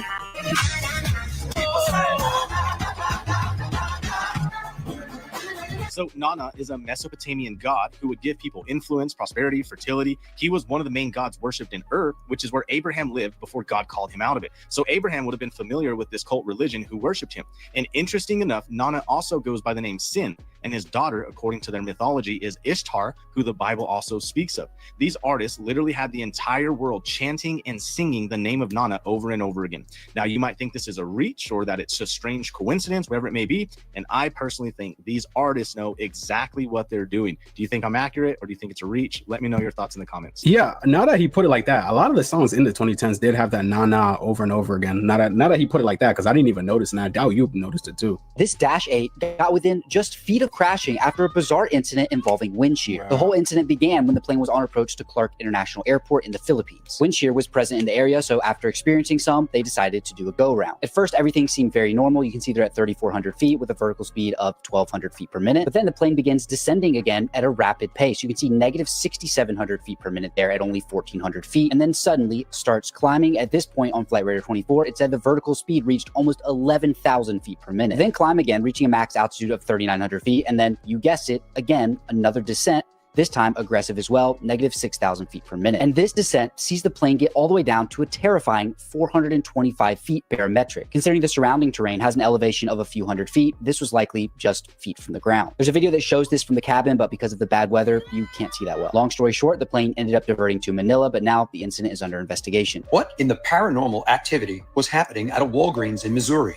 And why do I say that? Because viral video clips captured a Walgreens store's electricity just going crazy. A lot of people think that something occurred in the store that had nothing to do with a power issue. Have a look at these videos for yourself. Look at this. This is bizarre. It is bizarre. What in the world is going on inside of that store? And why are the lights flickering like that? Here's another angle of it for you. Yeah, that is kind of weird. What in the world is going on with the electricity in this store? There have been many videos where parking lots have done this out of the blue. And some individuals have commented that this does look like paranormal activity going on at that location. But But as you can see, frame by frame, different lights come on at different times, but then creating a circular pattern. Have one more look at the video for yourself. Look. This is bizarre. My camera's fogged up. Hold on. And this video is not AI generated at all. So I guess my question to you is, what was happening at that Walgreens location in Missouri? Let me know your thoughts on this in the comments. And as always, I'd love to hear from you. His own girlfriend handed him to the cartel. Oh my gosh. I don't know how I ended in this situation. My life now belongs to God. On May 30th, 2026, a horrifying video began circulating online from Bolivia. In the footage, a young man stood trapped deep inside a remote forest. Then a cold voice behind the camera ordered him to speak. Clearly terrified and under pressure, he claimed that a girl he had met while looking for love had viciously set him up. But as he continued talking, it became clear that this was not an interrogation. He was being forced to record his final words. Then he said what he already seemed to know. He was about to die. His voice began to crack as the fear became impossible to hide. He stopped trying to defend himself and instead used his final moments to speak to the people he loved. He placed his life in God's hands and sent one last message to his mother and father, knowing those can be the final words they would ever hear from their son. But he was not even allowed to finish. A gunshot suddenly cut him off. He collapsed to the ground as the attackers continued firing, recording every second of his final moments. But their cruelty did not end in those woods. The video was sent directly to his family. Instead of a call with news about their son, his parents were forced to watch him say goodbye right before they witnessed his murder. They were left with nothing but a recording of his final moments and no answers about who killed him or where his body was dumped. 2 days later, on June 1st, his remains were found on the outskirts of Bolivia. The victim was 23-year-old Antonio Marcos dos Santos, a rideshare driver from Porto Bello, Brazil. In the video, Antonio claimed that the girl he had met while looking for love had set him up and arranged his brutal death. As of now, none of what he said has been publicly confirmed. The girl he named has still not been arrested, nor have the people who murder him. Guys, this case is a brutal reminder for guys all over the world. Be extremely careful with the woman you meet in real life. Sometimes she looks innocent, beautiful, she has a nice body, and she looks harmless. But behind that sweet face and soft voice, she can betray you in the worst way when you least expect it. Guys, if you want to watch a full uncensored video for yourself, it is now available inside my private Discord archive. This is where I document disturbing cases from around the world and take you beyond the short explanations I post here on social media. Inside Tony's case archive, each case is organized in one place, including the full private video, a complete case timeline, crime reports, court updates, supporting evidence, and exclusive details left out of the public story. No searching through scattered clips, no incomplete explanations, just a complete documented case organized so you can examine it for yourself. Fair warning, these cases involve real victims and some of the material may be extremely disturbing. This archive is intended for adults only. To get access, tap the link in my bio, choose your membership, and enter Tony's case archive. But hurry guys, because of high demand, the membership price increases on August 2nd to help keep the server private and exclusive. Join now before the prices goes up. Where you at? This shit crazy. Damn. Where you at? This shit crazy. Damn, shorty thick. You spill my drink, bro, man. I ain't spill nothing. You just drunk. Yo, look at the priest sinning with confidence.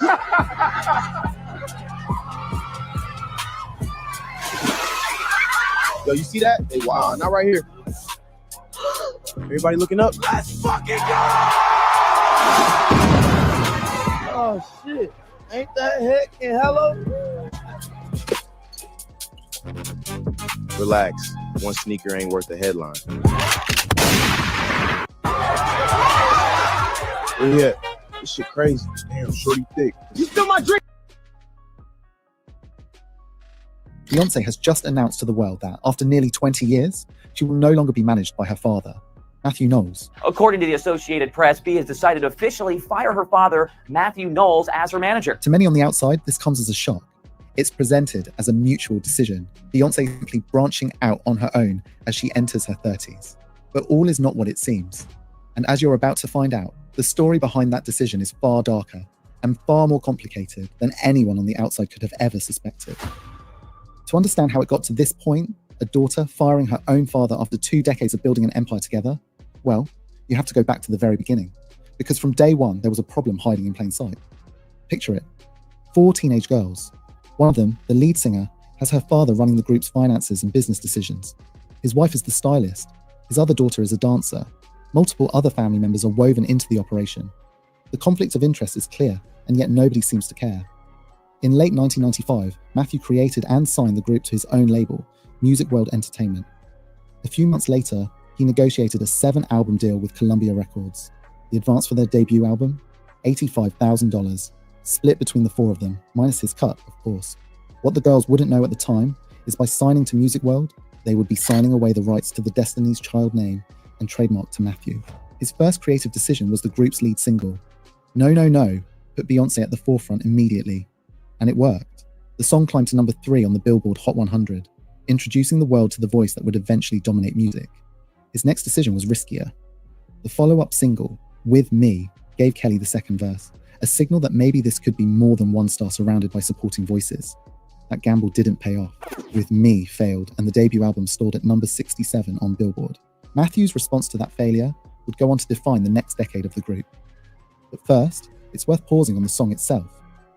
On With Me, Beyonce and Kelly are singing from the perspective of the home wrecker, gloating about stealing someone else's man. I call you so bad, tell you where it started and what we do, how long it's been going on, why he ain't gonna never come home. For a group whose entire public image was built on Christian values and wholesome family branding, that's a strange message to be putting into the world.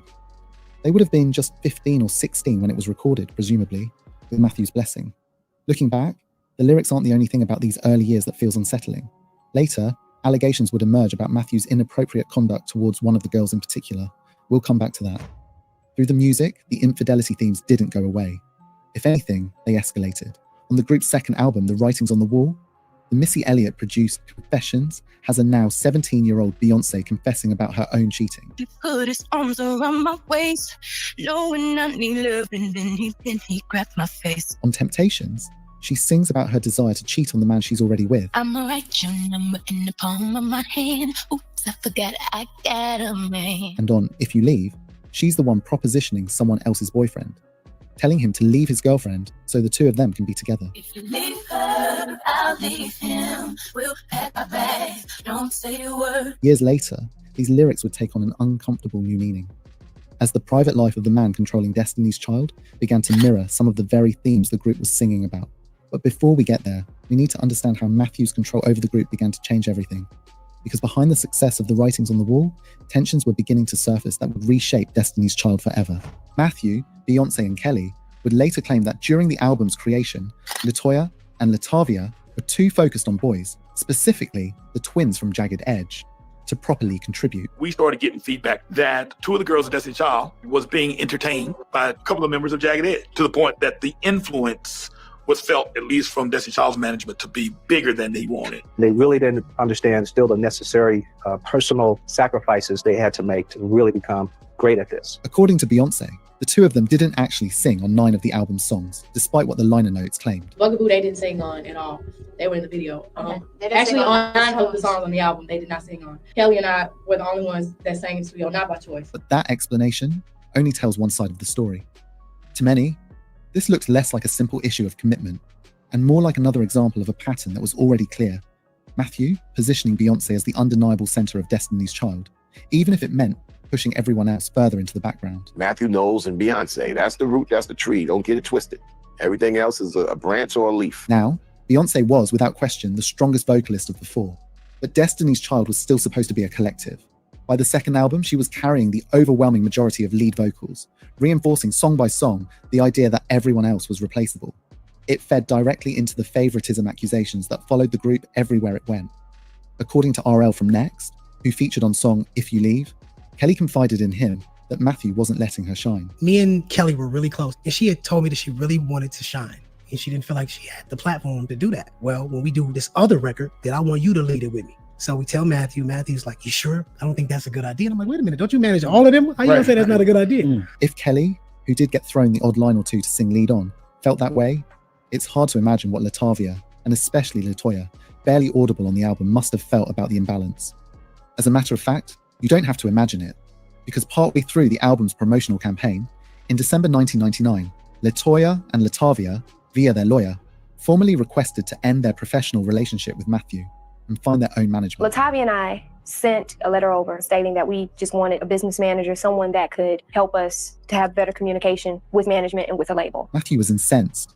He felt caught out and undermined. It showed a lack of trust. And I worked my butt off for all of the girls. So I was disappointed. I felt angry. I called Beyonce. You could tell that things had been miscommunicated to her. And he made a decision that would change both of their lives forever. He fired them. In the lead up, he stopped informing them about performances entirely, then used their resulting no-shows as evidence to convince Columbia Records that they were no longer committed to the group, giving him the justification to cut them loose. LaToya and Latavia found out they'd been replaced on February 15th, 2000, the same day as the rest of the world. That was the day the Say My Name video premiered, with replacements Michelle and Farrah already lip-syncing to their old backing vocals. What followed was a brutal public lawsuit, Both sides took shots at each other in the press. They seemed to feel that they could continue on as part of the group and yet under their own management. Was that even conceivable as far as you're concerned? That's ludicrous. There's only one word for that. The lawsuit accused Matthew of running the group less like a manager and more like a dictator. It alleged he tried to gain legal guardianship over LaToya and Latavia in the same way he had over Kelly. It was also alleged that he'd written his own contracts, that he'd refused to share financial information with them or their parents. The contracts were laid out in front of us. Everybody's excited, ready to sign. And he would pull out his management agreement and say, this has to be signed before you sign this. You think that it was ludicrous for us to have to sign a contract like right there. LaToya's mom, Pamela Luckett, wanted the deal to be reviewed by an attorney. Attorneys can really screw up a lot of stuff. That he'd taken an inappropriate share of their earnings, while the girls themselves made very little. You look up some days and you're like, okay, I can't pay my cell phone bill. That's really crazy. So we had questions. The lawsuit eventually settled out of court. LaToya and Latavia received $850,000 each. More recently, in 2025, Latavia would go into more detail about her pay during her time in the band, saying, I was 16 and my only job was to rehearse and get up on stage, but we heard things and we knew we were all underpaid. How were we on tour with TLC and making just $1,000 a week doing 5 or 6 shows a week? Here's what most people don't know. This wasn't the first time questions had been raised about Matthew's handling of Destiny's Child's money. In 1998, long before the public fallout that would surround the group, LaToya's mother, Pam, had already taken legal action against him, demanding a financial audit. The case was settled quietly out of court, but it was an early warning sign of the financial disputes that would follow. By this point, the relationship between Matthew and the families around the group was becoming increasingly strained. At one point, he had Pam removed from a tour bus by police. Matthew said it was a matter of insurance. She wasn't covered to ride. Those close to the situation saw it differently, believing the move was less about policy and more about sending a message. LaToya's mother, Miss Pam, we called her, was going to ride on the bus with us. And our management was like, if Pam gets on that bus, then y'all are going to lose your job. Jagged Edge stood up for Miss Pam because it's wrong. You can't just leave this girl's mother. We were real people, and he didn't like that. And I think it was as simple as that. Beyonce has said the backlash from the group's lineup change sent her into a depression. It's a cost Matthew seemed entirely willing to let his own daughter absorb. He had been in the house just sad and me in a depression. He wasn't done paying for it either. LaToya and Latavia would sue again, this time over lyrics on Survivor, claiming Matthew and Beyonce violated the terms of the original settlement. You thought I wouldn't sell without your sold 9 million. Unsurprisingly, they received another payout. LaToya would eventually find some success as a solo artist, but nothing close to the global success Destiny's Child would achieve without her. She would also experience homelessness. I slept in a car in LA. Wow. While I was making my first album. Couldn't really afford anything else, so I was like drinking a gallon of water and buying the microwavable oodles and noodles, and I was like cooking them on the coffee pot in the hotel. I can't believe I'm crying. Oh my God. For Latavia, the aftermath was even more painful.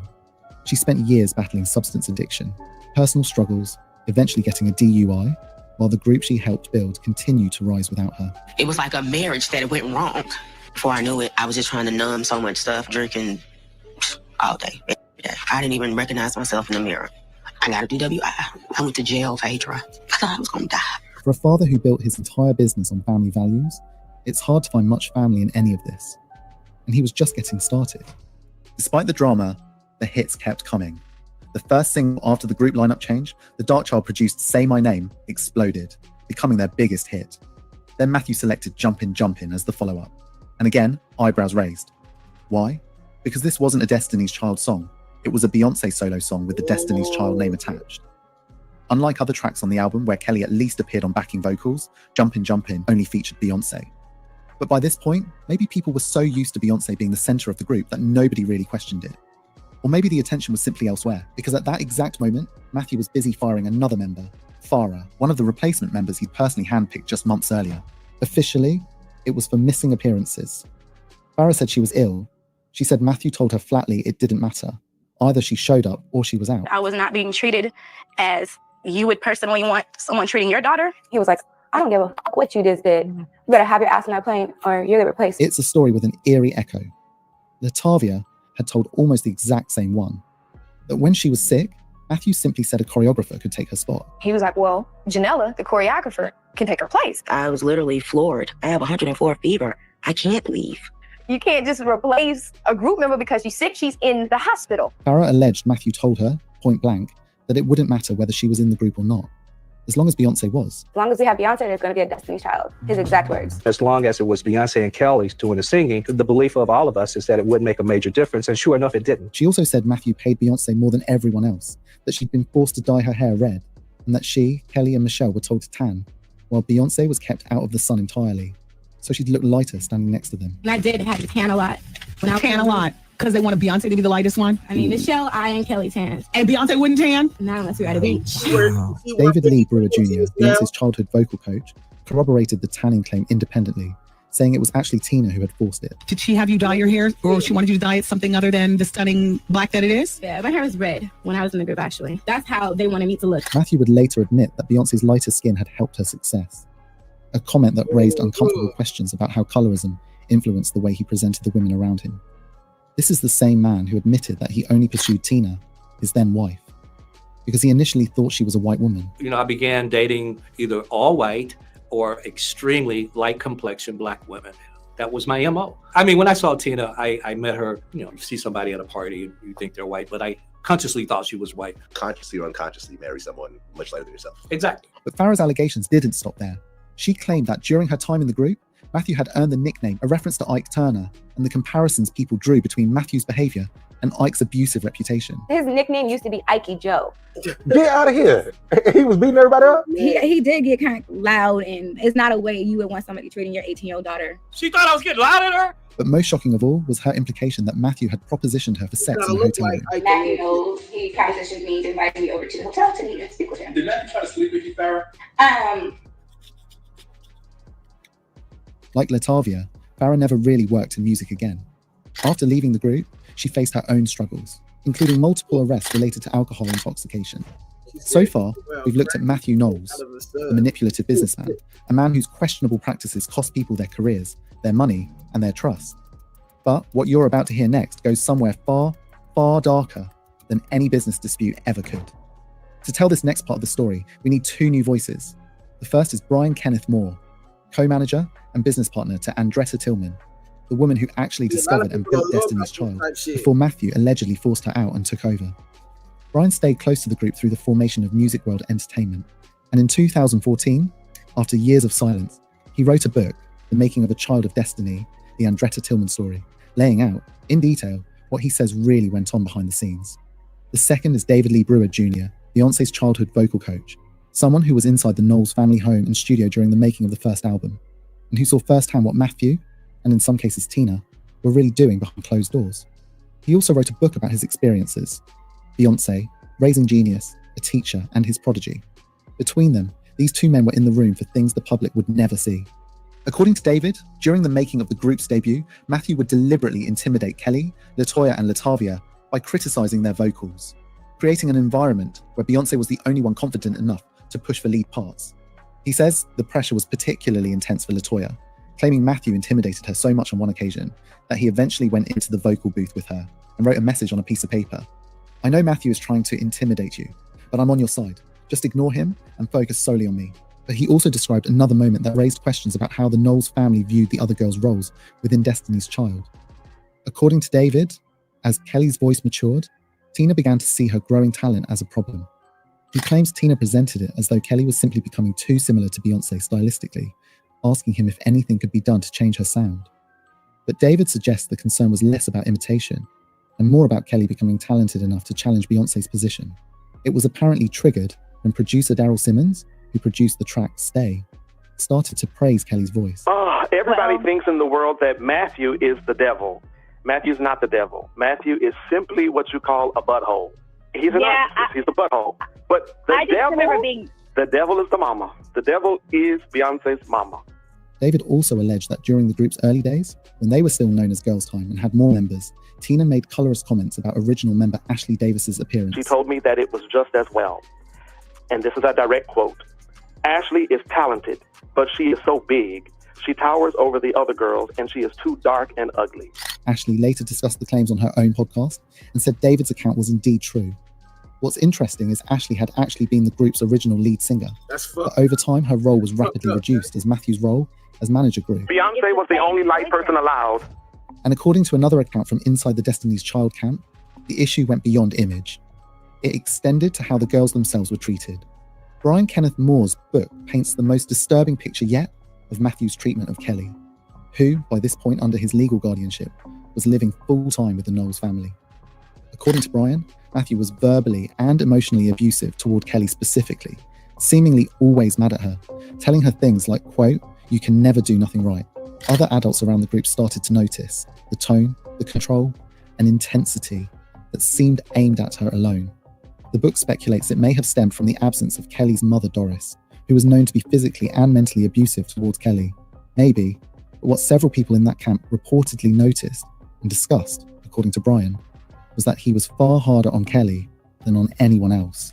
But the book alleges the treatment may have gone further than that. According to Brian, one team member claimed to have walked in on Matthew unannounced and witnessed something deeply disturbing.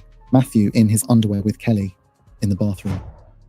It looked inappropriate enough that some in the camp reportedly panicked. Others brushed it off. The book quotes one adult telling the others to watch him carefully because they didn't trust what seemed to be his inappropriate actions around her. Another, more bluntly, "There's some inappropriate shit going on between Matthew and Kelly, and we need to watch his ass with these damn girls." And yet, according to Brian, some in the camp even talked themselves out of their suspicions. Their reasoning: if Matthew were abusing Kelly, they believed he'd treat her more kindly, not more harshly. They also pointed to Latavia's own history of sexual abuse by her stepfather, something she has since spoken about publicly on R&B Divas and to Billboard. In their minds, Latavia had become, in their words, too seductive for her age, which they took as a sign she'd been abused. Kelly, by contrast, was quiet and withdrawn, so they convinced themselves nothing was happening. Did anything actually occur? We don't know. Brian's book doesn't claim to know either. But the whispers in that house, by his account, were loud. Whatever the truth, what is true is that Kelly remained with Matthew from her early teens into her late 20s. But in January 2009, she finally reached a breaking point. Despite Matthew's objections, she walked away following a heated final row, the culmination of tension that had been building for months. At the heart of it, Kelly's frustration that, despite finding success internationally, she had never been positioned as a bigger star in the US. 2 months later, she was dropped by Columbia. When Vibe asked in 2011 whether the two events were connected, in other words, had Matthew got her dropped following his firing, she simply said, "I can't speak on what I don't know." Asked if she still spoke with Matthew, she offered only, "I respect him above anything." For someone she once saw as a father figure, her words, or lack thereof, spoke volumes. Throughout the Destiny's Child story, Matthew Knowles keeps appearing as the common denominator. Every fallout, every lawsuit, every member who walked away seemed to lead back to the same person. And according to people who knew him behind closed doors, the problems didn't stop with the business. In fact, they extended into his personal life too. David Brewer claimed he repeatedly found bags of drugs belonging to Matthew around the Knowles family home. According to David, cocaine eventually wasn't enough, and Matthew's addiction escalated to reason why they brought. David alleged the addiction became so severe that Tina began an affair, while still married to Matthew, with the man who would later become her second husband, Richard Lawson, while Matthew allegedly started stealing cash from Tina's hair salon to fund his habit. Brian Moore's account paints a similar picture. In his book, he alleges Matthew would disappear into Andretta Tillman's garage during girls' time rehearsals to use cocaine and other drugs before returning angry, erratic, and difficult to control. Brian even claims Matthew attended important meetings about Beyoncé's future, while in his words, high as a kite. But the drugs were only part of what Brian describes. He also portrays Matthew as a serial adulterer, whose affairs stretched across much of his marriage to Tina. According to Brian, Matthew regularly used supposed business meetings as cover to meet other women, while those around him watched his behavior become increasingly reckless. Author J. Randy Taraborelli also wrote that Tina became so concerned about Matthew's alleged drug use that she even approached Belfry Brown, Andretta Tillman's nephew, to ask whether he had been supplying him with drugs. Even after Andretta Tillman's death, the controversy continued. The Sons later sued Matthew, Beyoncé, and Kelly for $35 million, alleging Andretta's estate had never been properly compensated for the role she played in creating Destiny's Child. The lawsuit also accused Matthew's alleged drug use, sex addiction, and use of sex workers of contributing to poor financial decisions that harmed the business. The case eventually settled, with the Sons receiving $1.25 million. Matthew would later admit to his issues in 2002, in a statement to Star magazine, saying, "I am not proud of, nor am I ashamed of this stuff. My wife and I had some real problems with our marriage, and I went to a treatment facility in 1992. If you did a little alcohol or drugs, it was all lumped together as substance related. One thing not up for any dispute. Matthew's personal life completely contradicted the image of the devoted family man he had spent years presenting to the world. Why? He had cheated on Tina countless times, and he had fathered children outside of their marriage. There was a never-ending cycle of him cheating. I mean, from the first sentences you write about that, shortly after you all got married, I think the sentence was something like, he had a problem with fidelity. Yeah. Tina would go as far as to say, in her memoir, that his cheating started when Beyonce was just a young girl. In 2009, Alexandra Wright filed a paternity suit against him. DNA, testing the following year, confirmed he was the father. Then, in 2014, Solange's friend, Sequoia Branscombe, filed another paternity suit. Once again, DNA testing confirmed Matthew had fathered another child. There was a paternity suit that was floating around. He was accused of being the father of another 4-year-old child, a little girl by the name of Koi. The paternity results are in, and it turns out that Matthew is the father. In 2011, it's alleged Matthew went to rehab for sex addiction.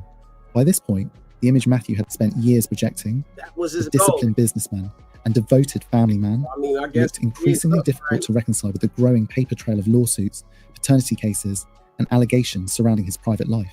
By 2011, after years of accusations, lawsuits, and personal fallout, the final person still standing beside Matthew was his own daughter. The daughter he had managed from childhood. The daughter whose career had become the foundation of his entire legacy.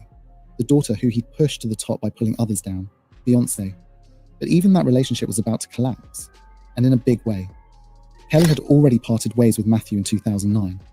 Michelle had followed in 2010. His marriage to Tina was also coming to an end. Beyonce was the last one left. That is, until March 2011. 6 months earlier, in October 2010, Live Nation informed Beyonce that her own father may have been improperly taking money from her I Am tour. Beyonce responded by ordering an independent audit through law firm Reed Smith LLP. 6 months later, she made the decision nobody expected. Beyonce fired Matthew. Matthew denied the accusations and later sued Live Nation, claiming they had falsely accused him of stealing from his daughter. But in October 2011, the court ruled in Live Nation's favour, suggesting their claims had been accurate. Of course, in true Matthew style, he tried to present his termination as a mutual parting, but it was clear that the man who had spent 2 decades controlling Beyonce's career was now no longer welcome. Perhaps the most damning irony is this: for all the chaos in his personal life, Matthew's real obsession, the one that shaped Destiny's Child from the very beginning, was money and control. Throughout the group's career, he was repeatedly accused of prioritizing business over creativity, of caring more about the bottom line, the image, and the control than the music or the people making it. And according to those around the group, this wasn't something that appeared after Destiny's Child became successful. It was a pattern that allegedly existed from the very beginning. Before the group signed with Columbia Records, Destiny's Child had initially been signed to Elektra Records under executive Sylvia Rhone. According to Brian Kenneth Moore's account, the group received an advance to begin recording. But rather than using the money to bring in experienced producers, Matthew allegedly hired inexperienced producers to create tracks for the label, whilst pocketing the advance money. When Sylvia Rhone discovered what had happened, she dropped the group. Moore claims Columbia Records were aware of the situation, when Matthew later approached them and were initially hesitant to sign Destiny's Child. According to his account, the label only agreed to move forward with producer Dwayne Wiggins involved to help oversee the recording process and ensure the budget was being properly managed. That same focus on control would continue even after Destiny's Child became one of the biggest groups in the world. One of the clearest examples came with Survivor. Despite Destiny's Child's enormous success, the album was made without a single major outside producer. Beyonce was credited as the album's producer, although much of the actual production work was carried out by in-house and lesser-known producers. Both Matthew and Beyonce later admitted that keeping costs down was a major factor in the album's creation. Critics have often considered Survivor the weakest of the group's 3 biggest albums, despite arriving at the absolute peak of their fame. But the questions around control didn't stop at money. They extended to recognition and creative credit. Producer Rob Fusari, who worked on Bootylicious, later said he confronted Matthew over Beyonce, taking credit for songwriting credit that he believed she had not earned. According to Rob, Matthew's response was that audiences wanted to believe the artists were responsible for creating their own work. It wasn't the only accusation of that kind. Matthew and Beyonce would later settle out of court with producer T-Rob, who accused them of lifting Survivor from his song Glorious. Once again, the same issue kept resurfacing. Control over the money, control over the narrative, and control over who received recognition. Decades later, that need for control hasn't faded. It's just lost its grip on reality. Take January 2026. Matthew did an interview to discuss Beyonce and Solange's careers. The host opened warmly, telling him he'd earned your flowers, adding, "I said the same thing to Ms. Tina Knowles. You guys put in the work, and obviously the talent was there." Before he could finish his question, Matthew cut him off. What work did she put in? When the host reasoned that building Destiny's Child had been a joint effort, Matthew had heard enough. He laughed, stood up, announced, "We'll stop now," and walked out, leaving the host visibly stunned. You've earned your flowers, and I said the same thing to Tina Knowles.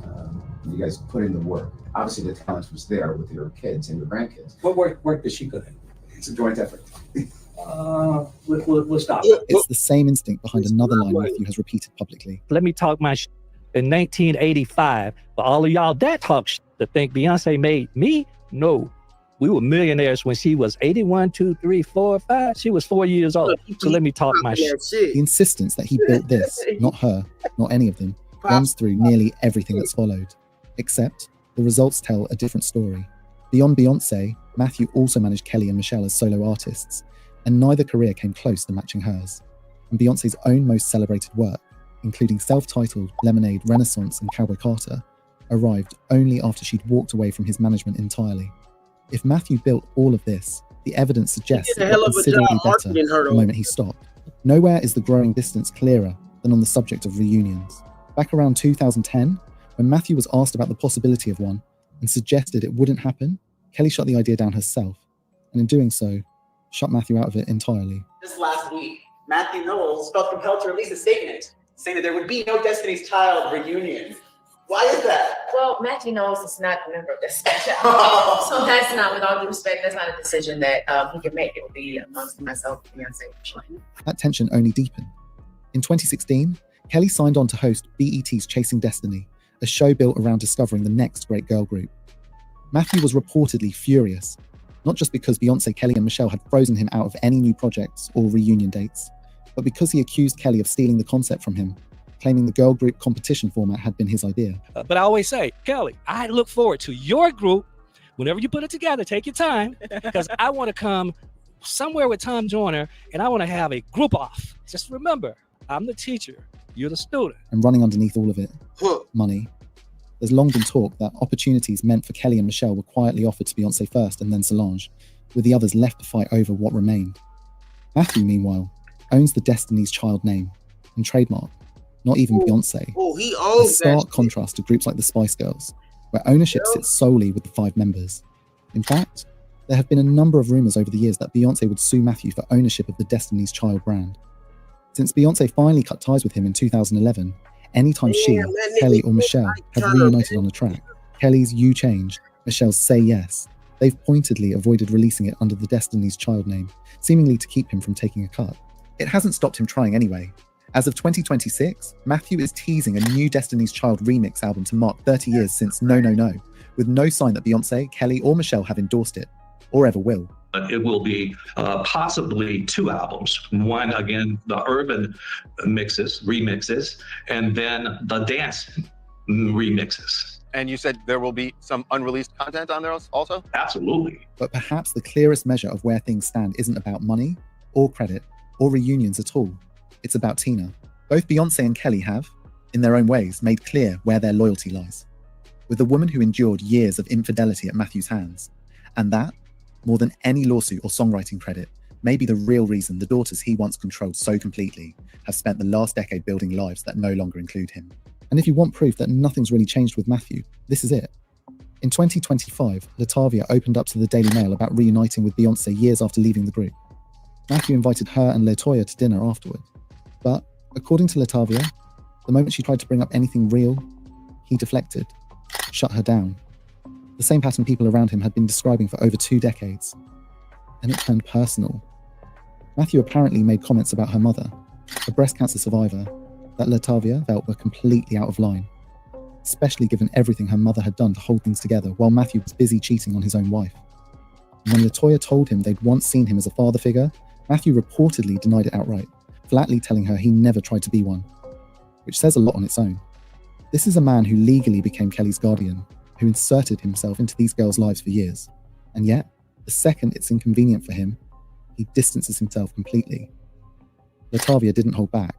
She called him out and walked away from the dinner entirely, and Matthew's response wasn't an apology or even acknowledgement. It was to ask if she still wanted the plaque. That single moment says everything about who Matthew is. Not remorseful, not self-aware, just fixated on the gesture, the image, the credit, even as the people around him were telling him, to his face, exactly what he cost them. We saw you recently reunite with LaToya and Latavia at the backstage at your daughter's concert. What was that moment like for you? Gonna keep that private. Okay, we'll keep that private for sure. So Matthew knows, that's who we're speaking with right now, his book, Racism from the Eyes of a Child. I mean, it sounds like... Did you ever call me down, Matthew knows? Nobody calls me. What do you want to be called, sir? You tell me, because it's Mister. No. Oh, Mister. You don't like your first name? No, I'm 66 and a grown-ass man that's accomplished a lot of things.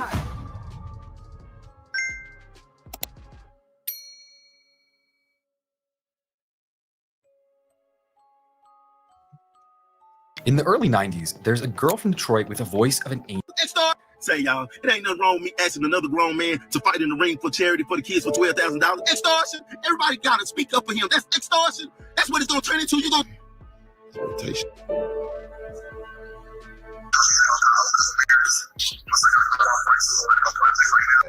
Have you actually been back to Dallas since your shooting incident? Nah. Are you Getting into the car with it, bro? Did you feel like it was random, or you think that, like somebody saw you in the club and followed you, or do you think it was somebody that had been intending to do that specifically to you? I just speak. Can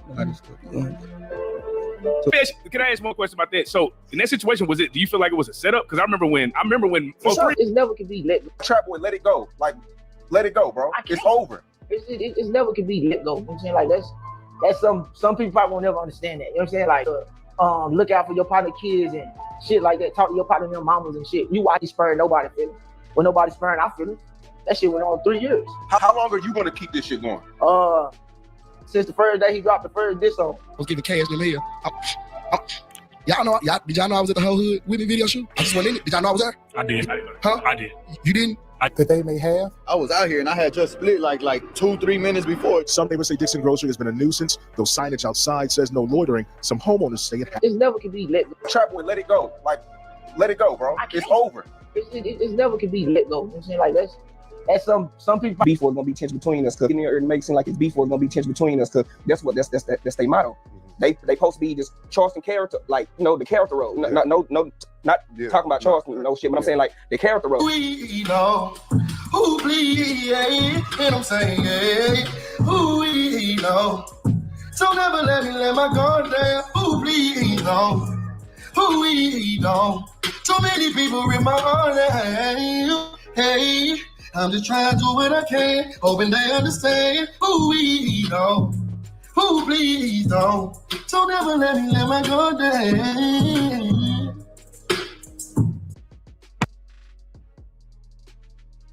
About how the entertainment industry and the money involved corrupts families, protects predators, and sacrifices people in the name of profit. But more importantly than that, it's also a story of resilience. Because even now, almost 25 years later, Aaliyah's fingerprints are still everywhere. Her sound and style are still shaping R&B and pop. The biggest names of today are still paying homage to her. Even her fashion style remains influential. Young people everywhere are still dressing just like Aaliyah did in cities around the world. And her face is still everywhere on social media, on posters, clothes. Even though her life ended, Aaliyah's spirit remains, despite the way that almost everyone around her failed to protect her when she needed it the most. Aaliyah never got to grow old, but her voice, her style, her influence, those things never aged, never faded, never disappeared. And that's why the story of Aaliyah still matters.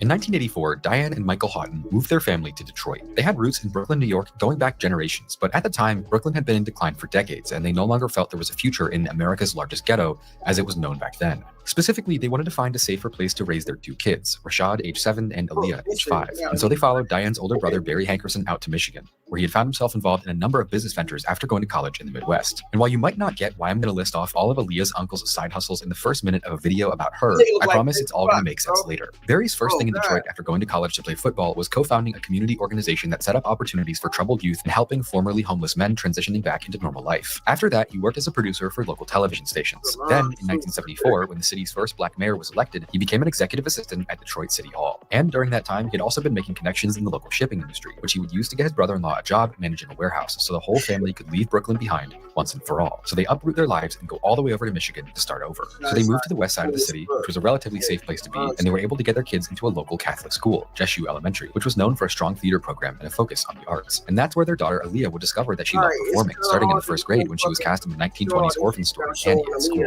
Her parents would later remember just how happy and enthusiastic she was to deliver the one single line she had in the play. And before long, she was also in their church's choir, where her vocal ability would only grow even further.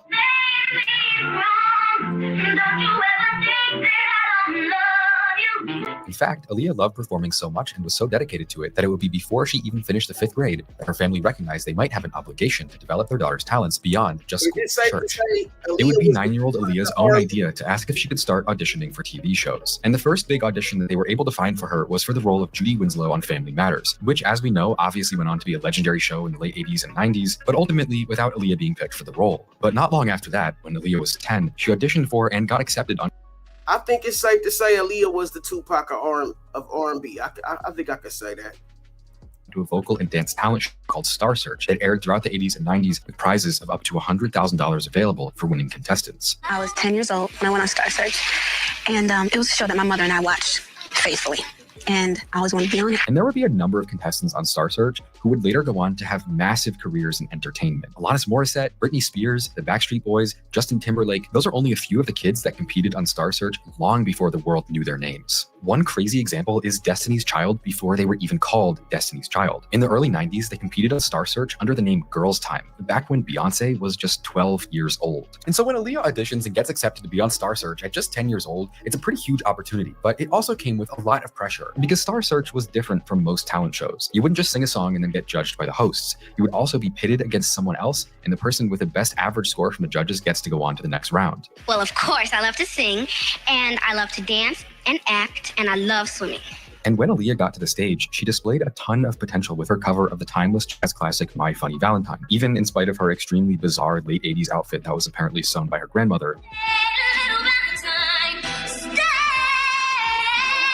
But the Star Search judges were harsh, and ultimately, Aaliyah narrowly lost to her opponent, a 12-year-old girl named Katrina Abrams. And so the story goes that after 10-year-old Aaliyah gets voted off of Star Search, she walked backstage and immediately started crying. But winning or losing Star Search was never the key to a successful career. In fact, pretty much all of the kids who were on Star Search and later found success got voted off early. Justin Timberlake, Beyonce, Britney Spears, they were all dismissed from the stage without being considered particularly promising at the age they were back then. And pretty typical to most talent shows, many of the kids that did win on Star Search didn't necessarily go on to have a career in entertainment at all. The skills that make you win a talent competition at 12 are a lot different from the skills you'd use to become a pop star as an adult. And so with Aaliyah being rejected, even though it was hard for her to deal with in that moment because she didn't understand the ins and outs of entertainment at 10 years old, it didn't mean that she wasn't good enough to keep looking for new opportunities, which is exactly what her family would do. In fact, it wouldn't be long at all before being voted off of Star Search would be nothing but a distant memory. And that's because of Aaliyah's uncle. Because after Aaliyah's disappointment on Star Search, Barry Hankerson also started looking for opportunities to help his niece. But for him, it wasn't just a little kid's dream, because Barry had already been married to a pop star. Back when Barry Hankerson first moved to Detroit and was working as a television producer, he had coordinated a TV special for sickle cell anemia research where one of the hosts was Gladys Knight. And Gladys Knight was a pretty big deal, a Detroit-based soul singer who herself had been a child star since the age of 8 after competing on Amateur Hour, a 1950s talent show that had directly inspired Star Search. Then, in adulthood, Gladys Knight went on to dominate the Billboard charts for decades as part of Gladys Knight and the Pips, one of the biggest family groups in Motown history. Anyway, not long after they met, Barry Hankerson and Gladys Knight got into a relationship and got married in 1974. And Barry, being this guy who was always making moves every chance he got, he immediately leveraged his marriage into a film career. 2 years after their wedding, he's producing a feature-length film called Pipe Dreams about a woman who travels to Alaska to win back her husband while he's working at an Alaskan oil field. And he and Gladys Knight played the lead roles together. How come you still got my ring on there? I'm waiting on it to turn green. And even though the movie was pretty bad and is essentially remembered by nobody on Earth with only 300 views on YouTube today, Pipe Dreams actually earned Gladys Knight a Golden Globe nomination for New Actress of the Year, which, with Barry being the executive producer, was a pretty big deal on his resume as well. But before they could make a sequel, their short-lived marriage and business partnership ended with a messy and public divorce that included a custody battle over their 2-year-old son that was reported about in newspapers all over the Midwest, with Barry even kidnapping their son at one point to defy court rulings over custody. Anyway, fast forward 10 years and Barry's middle school age niece Aaliyah is in vocal lessons, she's doing school plays, and and then even gets on Star Search, and Barry himself was ready to do whatever it would take to push her forward, and of course maybe bring himself along for the ride, even if that meant reaching out to his estranged ex-wife and asking her if she would take Aaliyah under her wing. And Gladys Knight, regardless of how she may have felt about her ex-husband, seemed happy to help. With her own illustrious career having started from a singing competition on TV when she was a little kid in the 1950s, she probably saw similarities and wanted to help a young girl with talent reach her full potential. And so at the age of 11, in 1990, Aaliyah went out to Vegas to perform with her Aunt Gladys for a full week of shows at Bally's Casino, singing covers of songs that were popular at the time. You were working with Gladys Knight when you were what? When I was 11, I performed with her in Las Vegas at Bally's Hotel. Aaliyah's biography says that Aaliyah would later credit that string of performances as her greatest training for singing and performing live. The first night, she was so nervous that she stood in one spot on the stage, sang, and then walked right off. But her aunt would pull her aside and tell her, you need to learn how to move and work the audience. But of course, that didn't mean that getting Aaliyah signed or into the industry at all was going to be easy. Getting voted off of Star Search and then rejection after the Family Matters audition, that would be far from the only rejection. In fact, at first, when Barry and Aaliyah's family were shopping her demos around to labels, even with her TV and concert experience, they found it practically impossible for a record label to give her a chance. They were able to get her into a room with labels like MCA, Warner Bros., and Jive, and according to Barry Hankerson's later interviews, labels liked her voice a lot. Her potential was very obvious, but they ultimately didn't want to sign Aaliyah, and the reason was simple. She was too young. Getting signed to a label means constant work, recording, the demands of performing, press, being on stage all the time. If a little kid isn't ready for that type of workload, you can't force it. But that didn't mean that Barry was out of ideas for how to get his niece into the entertainment industry. He was going to keep trying to make his niece a star by absolutely any means necessary.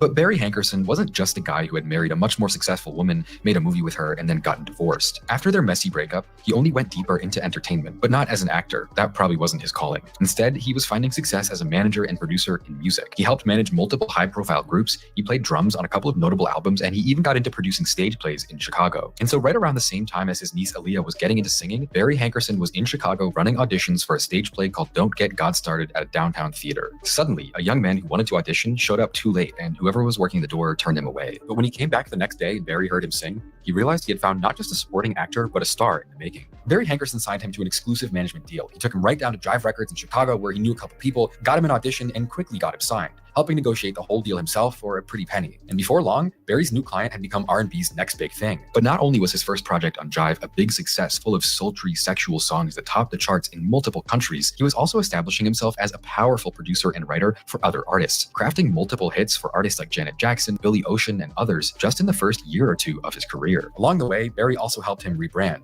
changing his stage name from his full government name, Robert Sylvester Kelly, to simply R. Kelly. Basically, Barry Hankerson wasn't a nobody. He was actually the brain behind one of the biggest R&B stars of the early 90s, and he wanted to make the same thing happen for his niece as well, and he wasn't going to take no for an answer.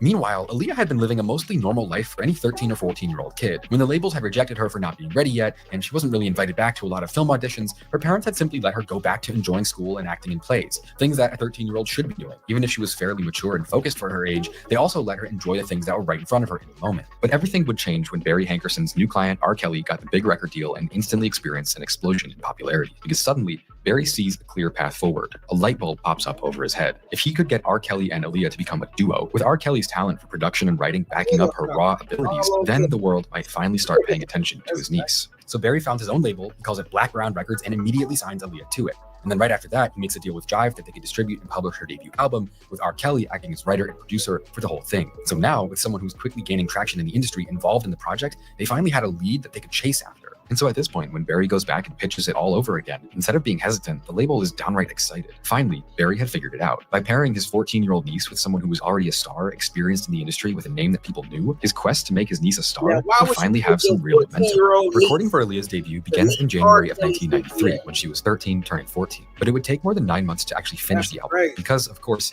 she could only really work on it during breaks from school. Plus, R. Kelly had to face the challenge of making an entire album by and for a teenage girl. Yeah, this was her album, but he was the one responsible for writing it, naming it, composing, producing it. Songwriting and executive producing, it isn't a simple job. In a way, he was going to have to get inside Aaliyah's head to make a believable or authentic album for the teenage listeners they wanted Aaliyah to have. Now, you mean to tell me you took that little girl and put her in R. Kelly's hands, nigga? Oh, not to mention that nigga Terrence used to be that nigga's bodyguard, or his uncle, or whatever the fuck he said. And that nigga was guarding the rooms, nigga. I don't know how that went down, but shit. I just know, nigga, I would have been smart enough to know, nigga, don't put your motherfucking niece in the room with no R. Kelly, nigga. The fuck wrong with that's the shit I hate, man.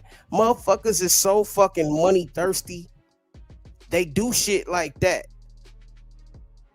Like, nigga, what the fuck was wrong with that motherfucker for doing that, man? You mean to tell me you would take your niece and put them in R. Kelly's hands? Like, man, what type of shit?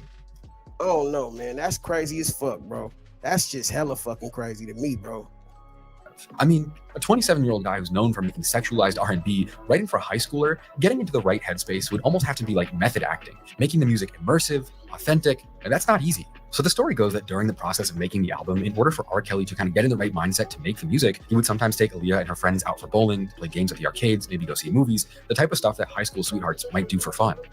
Rob is great to work with because really it's not like we work because we're like really close. So it's like just fun, really. We just hang out, sing. I don't ever remember working. Yeah, it's just like fun. He spent time with me, trying to see how I thought about things and what people my age think. We put in a lot of hours because we'd be in the studio all night to make sure it was perfect. And Age Ain't Nothing But a Number features a variety of different sounds. At the time, it was called New Jack Swing, a specific fusion of R&B, hip-hop, and pop that was pretty popular back then. And it really is musically diverse. There are songs that have a G-funk sound. People would say it feels inspired by Mary J. Blige and Motown. It's full of pop jams, ballads, and the common thread holding it all together was Aaliyah's smooth, ethereal, almost whispered vocals on every song. And ultimately, the hard work they put in had a pretty crazy payoff. When Age Ain't Nothing But a Number was finally released in the spring of 1994, critics would say that Aaliyah, who was now 15 when it dropped, was next in line to become a chart-topping. People immediately started comparing her to older, more experienced singers like Whitney Houston, Mariah Carey. They were praising her angelic vocal skills for having the maturity of someone much older than her. It was widely noted that the album was appealing for both a teenage audience for kids Aaliyah's age, but also enjoyable for older listeners as well. I mean, I'm 25. I'm kind of old compared to whatever high school kids were listening to this in the 90s, but I love this album. It's one of my favorite albums from the 90s overall, and I still think it holds up today. Age Ain't Nothing But a Number peaked at number 18 on the Billboard charts, but within 5 years, it would be certified 3 times platinum. And that kind of shows how deeply Aaliyah's music would resonate, as it stayed on the charts for almost a year straight and continued to sell long after it came out. And on top of that, Aaliyah would also be nominated for Best New R&B Artist of the Year at multiple major award ceremonies. Her sound was soulful without being intimidating. It was pop without being mainstream, R&B without being niche. Her hip-hop flair gave her a big edge. For an album made by a teenager, it was an insane success. And as an added bonus, it happened to be really good. And so almost overnight, Aaliyah and her family's wildest dreams had come true. She was becoming a pop star before she was even old enough to drive. But at the same time, this beautiful, dreamlike album was also going to make her life a nightmare. In the January after the album dropped, Vibe magazine published a cover story on R. Kelly called Super Freak. They focused on his rise to fame, starting with busking on Chicago street corners and subways, to the collaborations with countless pop stars that made him one of the most in-demand names in R&B. They talked about the sexual, lustful contents of his performance and lyrics, but finally, they talked about Aaliyah. But the focus wasn't the sleeper hit album they had made together earlier that year. Vibe was looking to confirm a rumor that had been spreading like wildfire over the last couple of months, that R. Kelly and Aaliyah had secretly gotten married. But when Aaliyah would be pressed by journalists, she would completely deny that she had gotten married to R. Kelly at the age of 14. In December, after being asked point blank about the nature of her and R. Kelly's relationship, she just says, "When people ask me, I tell them, don't believe all that mess. We're close, but people took it the wrong way." Everything's going pretty good. Yeah. Okay, let's clear something up, because I've been getting a rundown on the street. Everybody seems to think that y'all are either girlfriend or boyfriend or cousins or friends. let's just get the record straight. Better go get me a white Jeep. Well, no, we're not related at all. No, we're not. We're just very close. He's my best friend. Yeah, cool. Now, who found her? In the whole wide world. But then one magazine would write that Aaliyah had been seen frequently at R. Kelly's house in Chicago over the summer, walking his dog early in the morning or leaving quickly in a baseball hat and sunglasses to hide her identity. But more than speculation, the Vibe cover story actually produces a marriage certificate from August 31st, 1994 in Chicago. It had been filled out with Aaliyah's age falsified as 18 and R. Kelly's age being his real age of 27. Man, hip-hop star R. Kelly did indeed marry his protege, the 15-year-old singer Aaliyah Houghton. Kelly stated his age is 27, 2 years older than he previously claimed to be, and Aaliyah produced 2 pieces of ID that appeared to show her to be 18. Suddenly, the whole situation was no longer funny. R. Kelly, almost a 30-year-old man, had illegally married his 14-year-old protege at a hotel in Chicago. Why they did it isn't 100% clear today. R. Kelly's former tour manager, who helped find a fake ID for Aaliyah to get married with, would later say that it was because R. Kelly thought he had gotten Aaliyah pregnant, and that in Illinois or Michigan, you needed parental consent for an abortion under the age of 18. But if they faked her age and got her married, he could authorize it privately. So it wasn't that they were necessarily in love or that they intended to be husband and wife. but it was that R. Kelly was trying to protect himself from statutory rape charges after he had been hooking up with a 15-year-old. The exact details of R. Kelly and Aaliyah's relationship during that period of making the album and releasing it is pretty murky and disturbing, and a lot of it is based in hearsay, and none of it is pleasant to talk about on the internet, especially in respect to someone who's passed. But the really important part is what happened after the news came out. R. Kelly would only continue to explode in popularity. In the same year, he drops a self-titled album that peaks at #1 on the charts. He has multiple top 5 hits from 95 to 96. The truth about him was out there, available for everybody, but functionally, it did nothing to stop his rising star at all. The biggest song of his career came out just 2 years after this happened. His label, Jive, maintained him as a top artist on their roster, and his countless fans didn't waver. In fact, he only gained more. Slow dance, girl. Give it up, R. Kelly. Instead, the scandal would be mainly focused on Aaliyah herself. The Budweiser company dropped her from its Superfest tour because it felt she was too young to be on the road. And most convincingly, the Detroit High School of the Performing Arts acknowledged that Aaliyah is in fact a 10th grade student there. Whether or not she's in legal trouble for passing off fake ID remains to be seen. We will keep you posted. No one was questioning the uncle that introduced them. No one was questioning R. Kelly himself. Not even her parents faced scrutiny for how exactly Aaliyah ends up getting sexually abused by a man in his late 20s when she's 14 years old. R. Kelly just keeps on trucking, pumping out hits, enjoying the adoration of millions of fans after abusing and grooming a teenager, and on her end, she basically gets blamed. She would be portrayed as the little girl who tempted a man, not a victim of his abuse, but part of the problem. I think in a big way, this was allowed to continue because R. Kelly had become such a huge asset for his label and the music industry in general. There's no one who's actually going to be willing to step up and say anything because of the financial consequences that would create. Aaliyah, however, was a much smaller name. There wasn't really any benefit for the people in power to defend her when she was an unproven artist who wasn't making them as much money as R. Kelly was. I don't think that's why they consciously did it, but it's pretty clear that that's how things went. Reporters wouldn't press R. Kelly about why he would have sex with a 14-year-old when he's 30, but they would ask Aaliyah about it nonstop until her publicist started telling journalists that they couldn't do any interviews at all if they brought up R. Kelly in any way No, I'm not whatsoever. married. Robert's doing his thing. I'm doing my thing. He's a great producer, great artist who I do admire. And there's parents nothing. or the uncle or whoever the fuck brought her to him. I think it's something that's really crazy to even think about today. That's not how we see things anymore. A little girl, a child, kind of tempting a man who falls for her seductive act. That's what the tabloids were writing. That's what was being said on the radio and in magazines. But no, she was in the 9th grade and he was 27 years old. And with all of the negative media coverage, they were having trouble finding people to step up and take control of producing a new project for her. The way that she was being portrayed as part of the problem, a bad girl, someone who causes issues, people were afraid of working with her and attaching their name to hers. Basically, her reputation had been sacrificed so R. Kelly's rising star could continue to grow. And at one point, it was looking like they may not be able to find any producers at all. The one person that did offer to help was P. Diddy, known as Puffy back then, although that didn't work out, which was probably for the best in the end. When the dust settled, it was clear that Aaliyah's debut album would never really be seen or heard the same way again. Looking back at it now, it's still a great record, but there's an eeriness to it that's hard to shake. Looking at the album cover where R. Kelly is staring at her in the distance, wearing a vest with no shirt on, it's just weird. You can't help but think of the horror that went on behind the scenes. It's all over the album. Moments that don't feel like they came from the mind of a teenager, but from someone who's attracted to that teenager. Moments that are supposed to sound maybe a little flirty or suggestive, it starts to feel like evidence. Ballads feel like confessions. It conjures stuff that's just nasty to think about. Exactly. Ironically, though, the most popular long-lasting song from Age Ain't Nothing But a Number would be the only one not written by R. Kelly. At Your Best You Are Love, cover of an Isley Brothers track from 1976, it's the most streamed song from the record to this day, and it had basically no input from R. Kelly himself. Is there any song on the album that is your baby that you like more than others? At your best. At your best. At your best, you are loved. And that's what we're going to peek at today, right? That's right. Why that song? Because I love the Isley Brothers. And I really admire them. They're very unique. Their sound is very unique. You can tell the Isley Brothers song right off. It's still a very good album, and Aaliyah is immensely talented, but there's a darkness in parts of it that's hard to ignore once you know the context of how it was made. But even though Aaliyah faced so much nasty criticism from the media and basically got blackballed from the music industry because of it, she and her family still pushed forward and wanted to help her grow and move past that. She needed a new sound and image that would be hers and have nothing to do with the man that had abused her. In the summer of 1995, they started recording demos with producers like Jermaine Dupri, who had already worked extensively with this album wouldn't start to come together until they discovered Missy Elliott and Timbaland, who at the time weren't the giant names that we know today, having defined an era. Back in 1995, they were in their early 20s and didn't have much experience at all. Basically, they were kind of nobodies. We were kind of nervous because we hadn't done music with any artist of her caliber. But when we first met her, she treated us like we knew her for years, like we grew up with her. She was always very sweet, always smiling, and she made us feel like we were big producers even when we didn't have a hit record out. Even coming off a big album, she never treated us like we were beneath her. It was a big risk. Missy Elliott and Timbaland weren't big names, and from her first album, It had given her a big boost working with a much more established producer, but it's also exactly what Aaliyah needed, a fresh start, collaborators she could grow with. Their creative chemistry was strong, they understood her style and thoughts, it was a much healthier collaboration. And for her second album,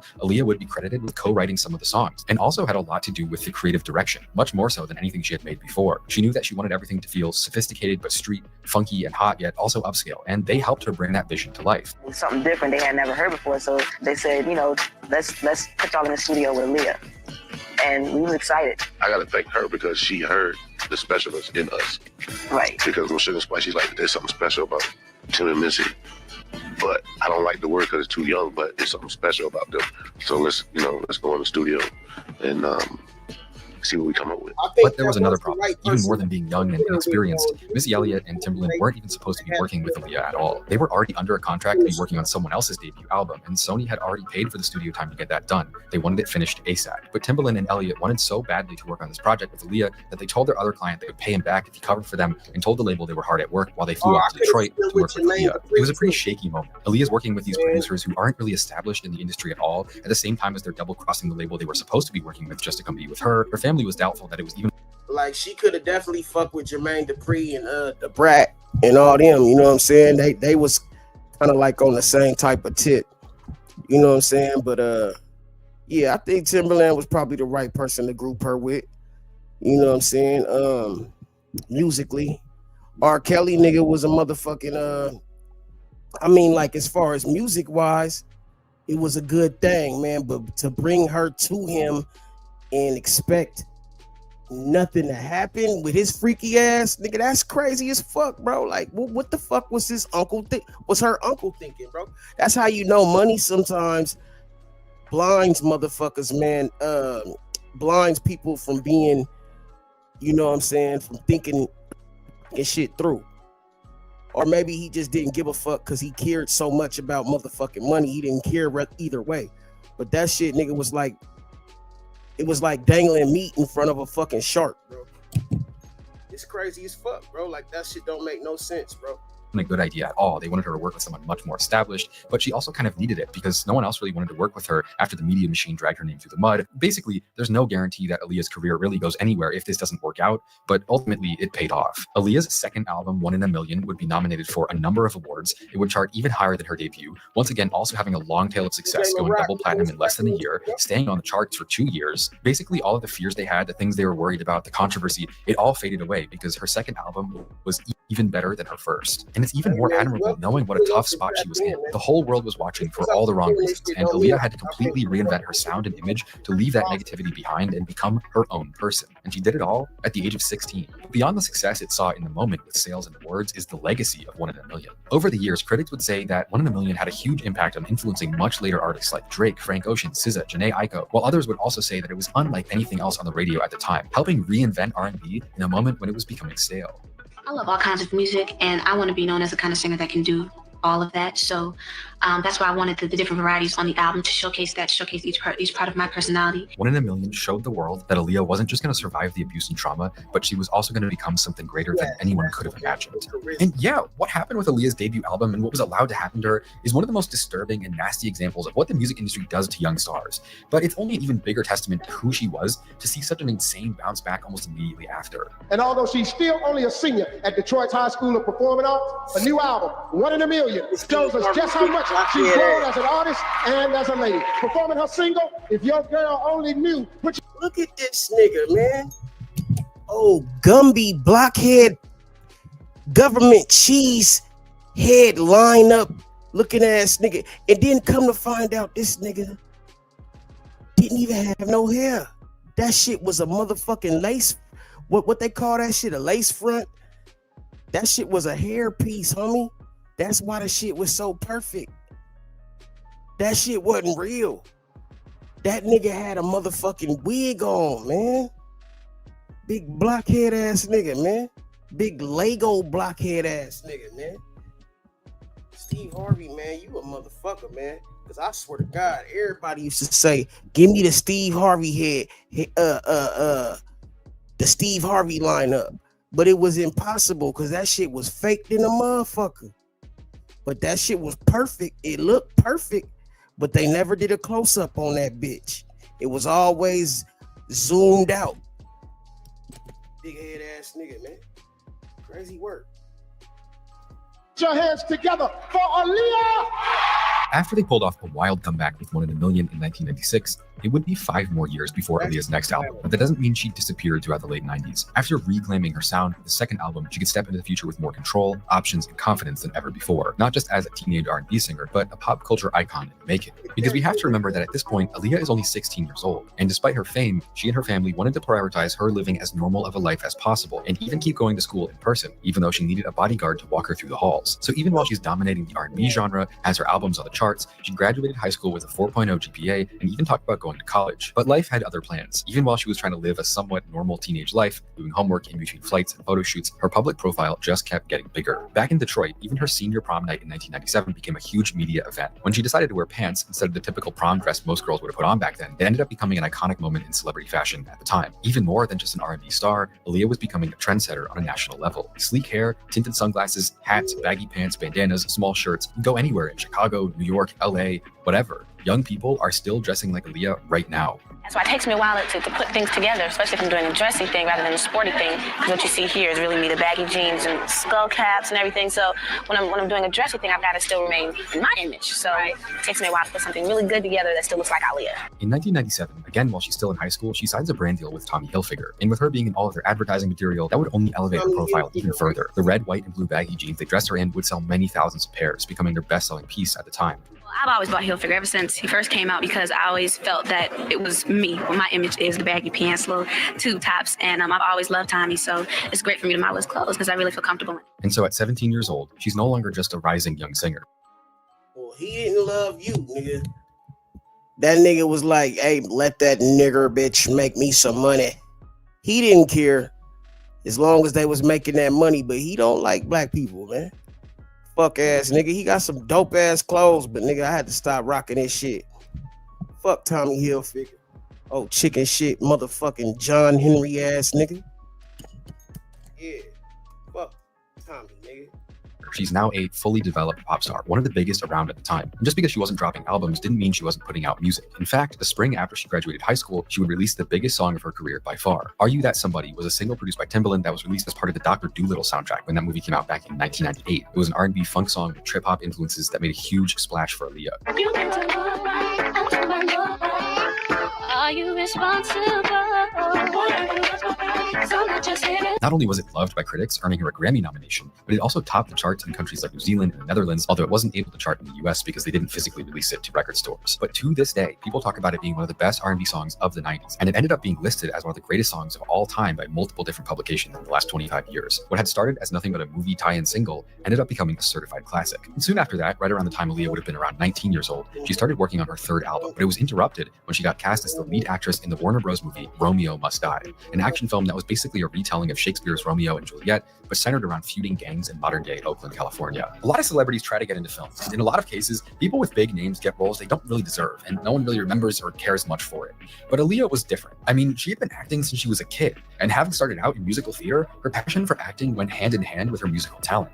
Something I've wanted for a very long time. I've always been into full-on entertaining, which is singing and acting and dancing. But I wanted to wait for the right time. I wanted to wait for the right project. And Romeo was it. It was the right role. I love Trish. She's tough.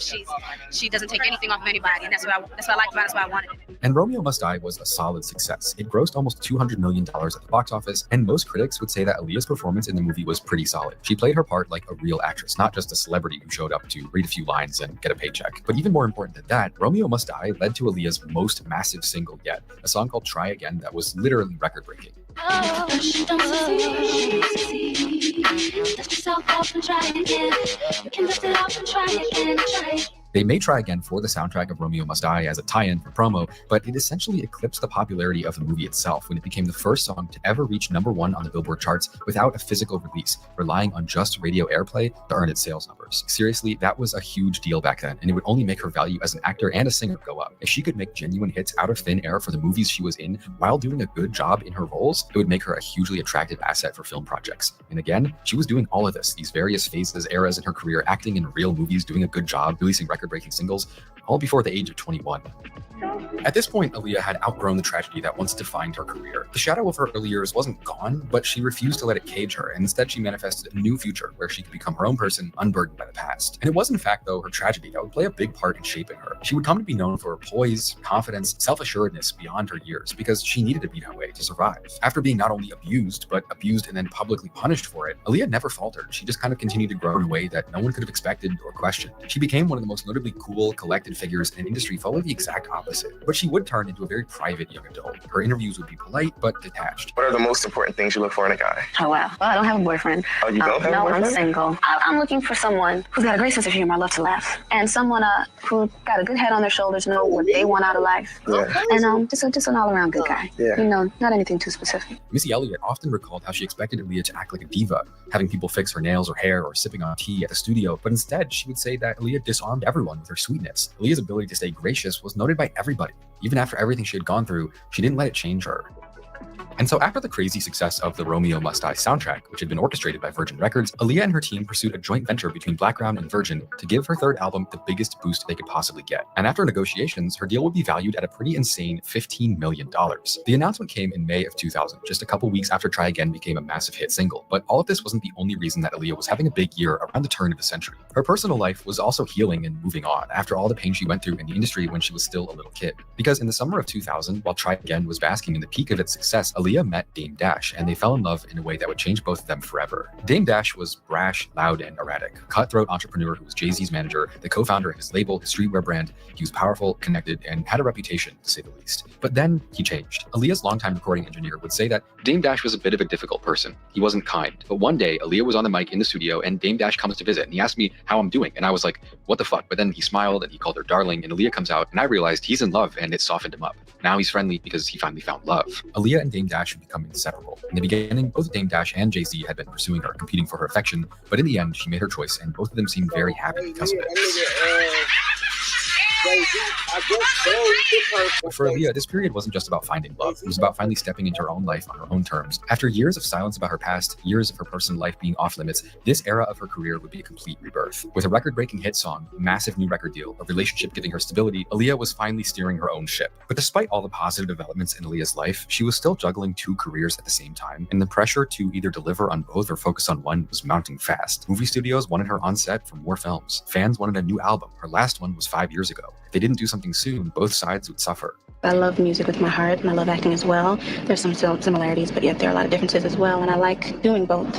And with acting, I get to explore a different side of myself. It can be very cathartic in a lot of ways, and same with music. So I don't want to abandon one for the other. I want to try to do both as long as I can.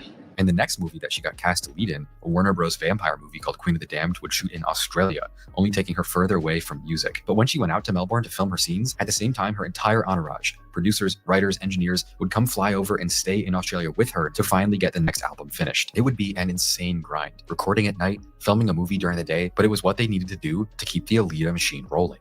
But not everything would be perfect, because then came the creative fracture. Timbaland, central to her last era, her sound, her image, he wanted nothing to do with Blackground anymore. Whether it was a disagreement on royalties, contracts, philosophies, I don't know exactly, but the story goes that he just no longer wanted to work with Aaliyah's uncle. At first, it was a big problem, but it also became the test. Could Aaliyah build a masterpiece without the producer that everyone swore she needed? In his place, Static Major would step in as the songwriter. Key Beats, Timbaland proteges, handled the boards. The team stayed in Australia, recording at night while the film shot by day, rebuilding her sound from the ground up. Eventually, they were also able to convince Timbaland to help out with a few songs, all of which would become hits, and then the album was nearly done. It was going to be Aaliyah's most mature work, not about flirting or high school crushes, but about romance, relationships, a real coming-of-age project for a 22-year-old who was both a veteran in the industry, but still had a ton of time to grow. This is where the revelation hits. Despite having different teams for each album, they always get the same result because Aaliyah is the one constant. And people had often commented that maybe the producers were the real geniuses behind Aaliyah's music. But once her self-titled Red album was released, it was hard to ignore that she was the one constant. And her ability to take a song and run with it, making it her own no matter who had written or produced,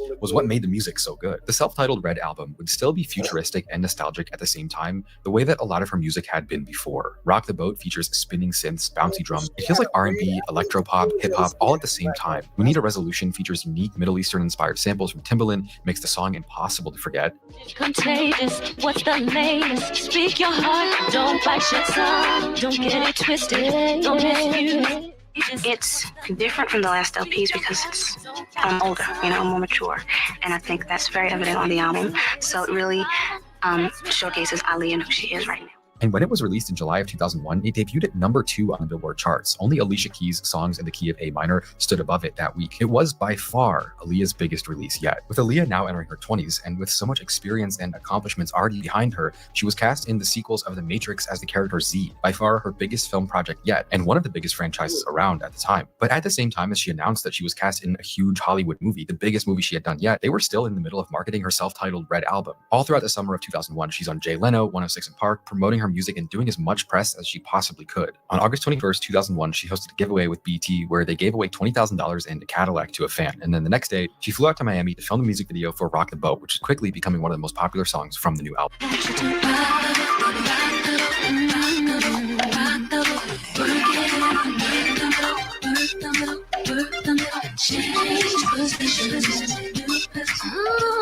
For Rock the Boat, they had hired Hype Williams, known for the Empire State of Mind and the Big Papa music videos, to direct. Basically, it was going to be a huge video that would boost her already skyrocketing album even further. When she got to Miami, they filmed a couple scenes with a green screen, and then after that, they were going to fly a small plane out to a nearby island in the Bahamas to finish the video on location at a quiet beach. But Aaliyah didn't want to. It wasn't like her. I mean, she had been working full-time since she was a kid. Saying no to an opportunity or an obligation wasn't her personality, but she was tired, she wanted to go home. For the first time in her career, she was just kind of tapped out. Plus, she wanted to go be with Dame Dash and have a quick break after she had already been outside promoting her new album for far too long already. Her boyfriend would beg her not to go to the Bahamas. She hated flying, especially on small planes, and they just wanted to hang out together. He knew she was stressed. Dame couldn't accompany her. He had to go get his son from New York for a school event. Her mom was busy undergoing a medical procedure. It was one of the first times that someone in her immediate personal life and family wouldn't be present, but it was too late.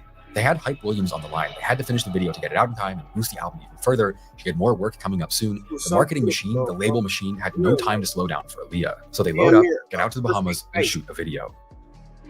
The video production went pretty much all out. Hype Williams gets them on a big-ass boat to dance on. They've got Aaliyah underwater like a mermaid. It's a pretty cool video, even if the special effects don't really hold up 20 years later. But basically, shooting took a couple of days. They had to load up lights, sound equipment, cameras, all this huge stuff that came with a big production budget, and they had to get it all to the island. Switching from being in the water to being on the beach, on the big boat, it was a big, laborious process, and a pretty expensive, heavy one, too. A teenager who was working at the hotel the crew was staying at during shooting would say that at one point, he asked Aaliyah how he could become famous like her someday, only for her to tiredly answer, indicating how burned out she was. Don't become a singer or a rapper. Write a book instead. When she actually was saw the plane, she had the BlackBerry. She said, "I don't like this plane," and I was like, "Well, don't get on it." She got on the plane, and she always had a very serious fear of planes in general. So she had to overcome a fear to get on that plane on the way there.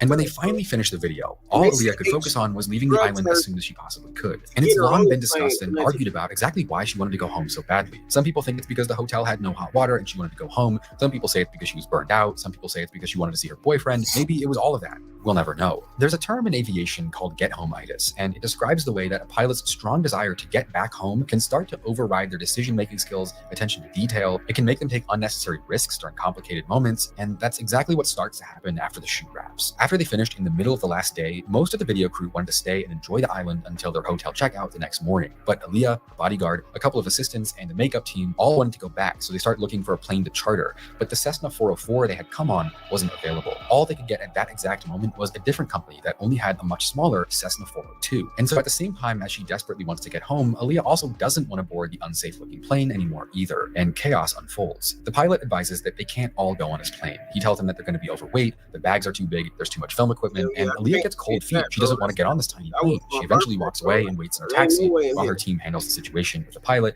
the charter company, who seemingly can't get another plane over that day. At one point, Aaliyah starts complaining of a headache. Someone passes her a pill, which leaves her napping, while they argue with the pilot for hours over the safety of how much lighting and sound equipment they were trying to bring back with them. Eventually, the pilot agrees to take them to Miami after they essentially force him to. Meanwhile, Aaliyah is loaded onto the plane while still napping. The teenage hotel worker would later say, "They just started loading all this stuff onto the plane. Aaliyah didn't even know she was getting boarded and went on the plane asleep."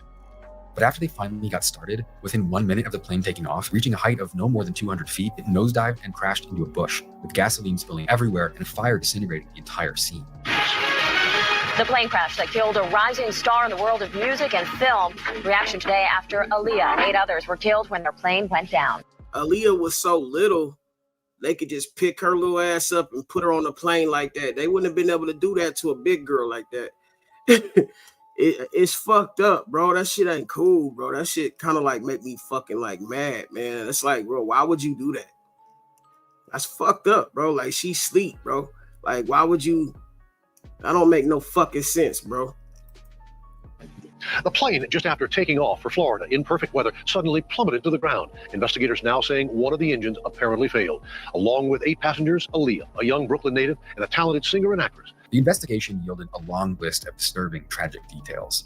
The plane ended up being at least 900 pounds overweight, an insane amount for a plane with an empty weight of less than 4,000 pounds itself. A total of 9 people were killed. The pilot, Aaliyah's 2 stylists, her security guard, a manager from the label, makeup artist, and 2 employees from Virgin 900 Records. After his pounds, autopsy, man, the pilot was found to have alcohol and cocaine in his system. And looking even closer, they found that he wasn't actually approved to fly the plane at all, and that he had obtained his FAA license fraudulently, having lied about hundreds of hours of training that never happened. And just a couple weeks before the accident, he had been arrested and charged with possession of crack cocaine in Miami. You could write an entire book on the long list of incompetency and betrayals and corner cutting that allowed this crash to happen. But no matter what the root cause was, who was to blame, the end result was a terrible tragedy. A few of the crash victims survived for a short time, but none of them made it to the hospital alive. Not even Aaliyah, who was found ejected from the plane and still strapped into her seat when she died. The reason for the crash was undoubtedly the fact that the plane was overweight. Basically, Aaliyah didn't want to go do the video on the island. Then on the island, the hotel didn't have hot water. Then the video shoot was exhausting and took a long time. And when she was finally done, she just wanted to go home. And that's what it all really comes back to.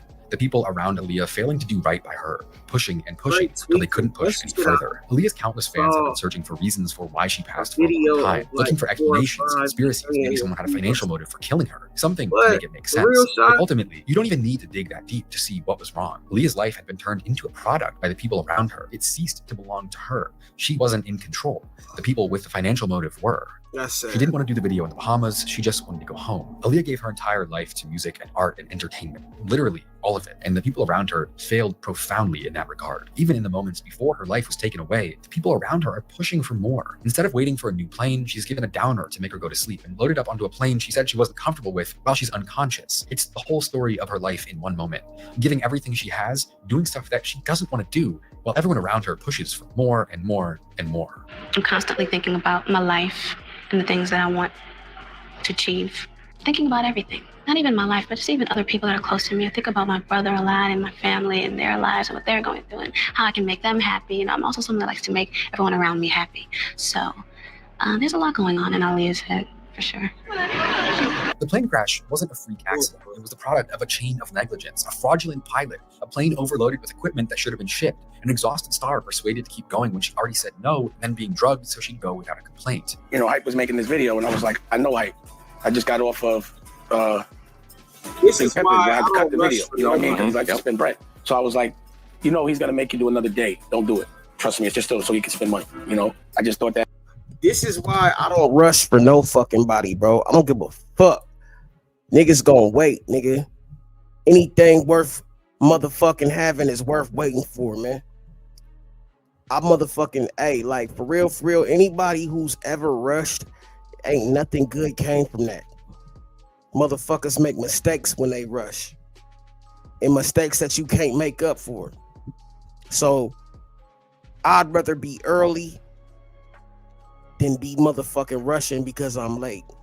Or I'd rather be late than to be rushing just to get somewhere on time or be late anyway.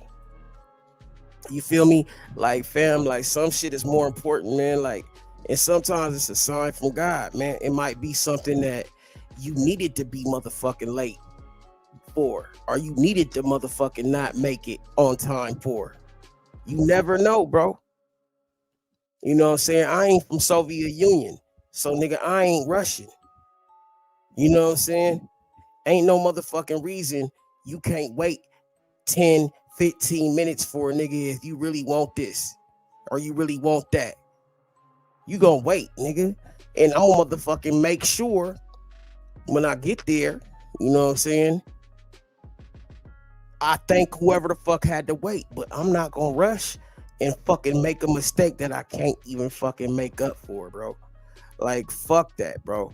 And now look at this shit, bro. Like, whatever the fuck was going on could have waited. You see what I'm saying? Because you can't get Aaliyah back. You can't get a life back. But whatever the fuck they was rushing for could have rescheduled. That shit's fucked up, bro. And that shit forever. I mean, but it's actually it's not gonna hunt the people that because they died too. Whoever the fuck rushed her onto that plane. You know what I'm saying? Crazy work, man. that it wasn't necessary. I knew that was going to happen. And sure enough, she came home that day and she was like, well, I got to because I can work with it. But you don't need to blame anyone in particular to see what's obvious. Aaliyah was taken advantage of. Her uncle, who introduced her to his much older client and facilitated a close working relationship that would lead to disturbing sexual and emotional abuse. A media industry that made money from blaming her for it all. Then, as her career became all the more demanding after she never complained about anything for years and years, she finally shows signs of burnout. She cries out for help. She begs for some comfort or just to be in control for a moment. She ends up dying in a gruesome accident that was entirely preventable and only happened because of concern for the bottom line of the equipment on the plane. More than just bad luck, it looks like Aaliyah's life was defined by a pattern of being taken advantage of. That's why it isn't shocking that conspiracies about her life and death have persisted for 20 years. For someone who is so often mistreated, it's hard to imagine that anyone at all cared about her life, her family, her team, the people who needed to keep her alive to keep making money from her. Her death only became even more of an obsession once people started connecting it to her last interviews, because in the months before her death, Aaliyah's persona started to shift. Obviously, she was already experiencing a ton of career and personal growth, getting into a relationship, being cast in all these huge movies, but even more than that, she seemed to have been changing as a person. During her interviews, she acted more grown up. She would talk to journalists about wanting to have a family with kids, wanting to travel the world and visit Africa and Europe once she had the free time to do so. Any time for vacations here? You have to make time for those things. You just have to tell people, you know what, I'm taking a week off here and I'm going on vacation. And haven't had the time for that just yet. When I get too tired and I'm down and I'm out, I'll say, look, I need a vacation, but I'm gonna be fine. But at one point, her interviews became strange. During one, she would talk about repeated dreams where she would find herself flying and swimming in the air, trying to escape the demands of her career. Even though that had defined most of her life, having worked nonstop since she was a child to master performing, living the life of a star, her dreams were telling her that she needed to get away from it. But in the end, she would say that the feeling of anxiety in the dream would go away, and she would go back to peacefully embracing her very demanding lifestyle the best she could. And many people who found her death hard to accept would interpret this as a sign that she subconsciously knew her time on Earth was almost up. In reality, I think it was probably a sign that she was human. The trauma that Aaliyah endured in the spotlight, the never-ending workloads, her own family putting the bottom line before her dignity, Aaliyah had never really said anything. She pushed it down and kept going, and she experienced true success in spite of it all. But eventually, that kind of trauma catches up. No matter who you are, no matter how much money or success you have, it just happened that Aaliyah's life would be stolen before even that moment would arrive. Aaliyah's death sent a shockwave through the entertainment industry. People who had worked with her couldn't even find words to describe it. At her private funeral, hundreds of people who knew her would join to walk behind a horse-drawn glass carriage carrying her silver casket through the streets of the Upper East Side in Manhattan. Thousands of young fans would gather outside the church where they held her service, holding signs with lyrics. Look at this picture right here. Diddy.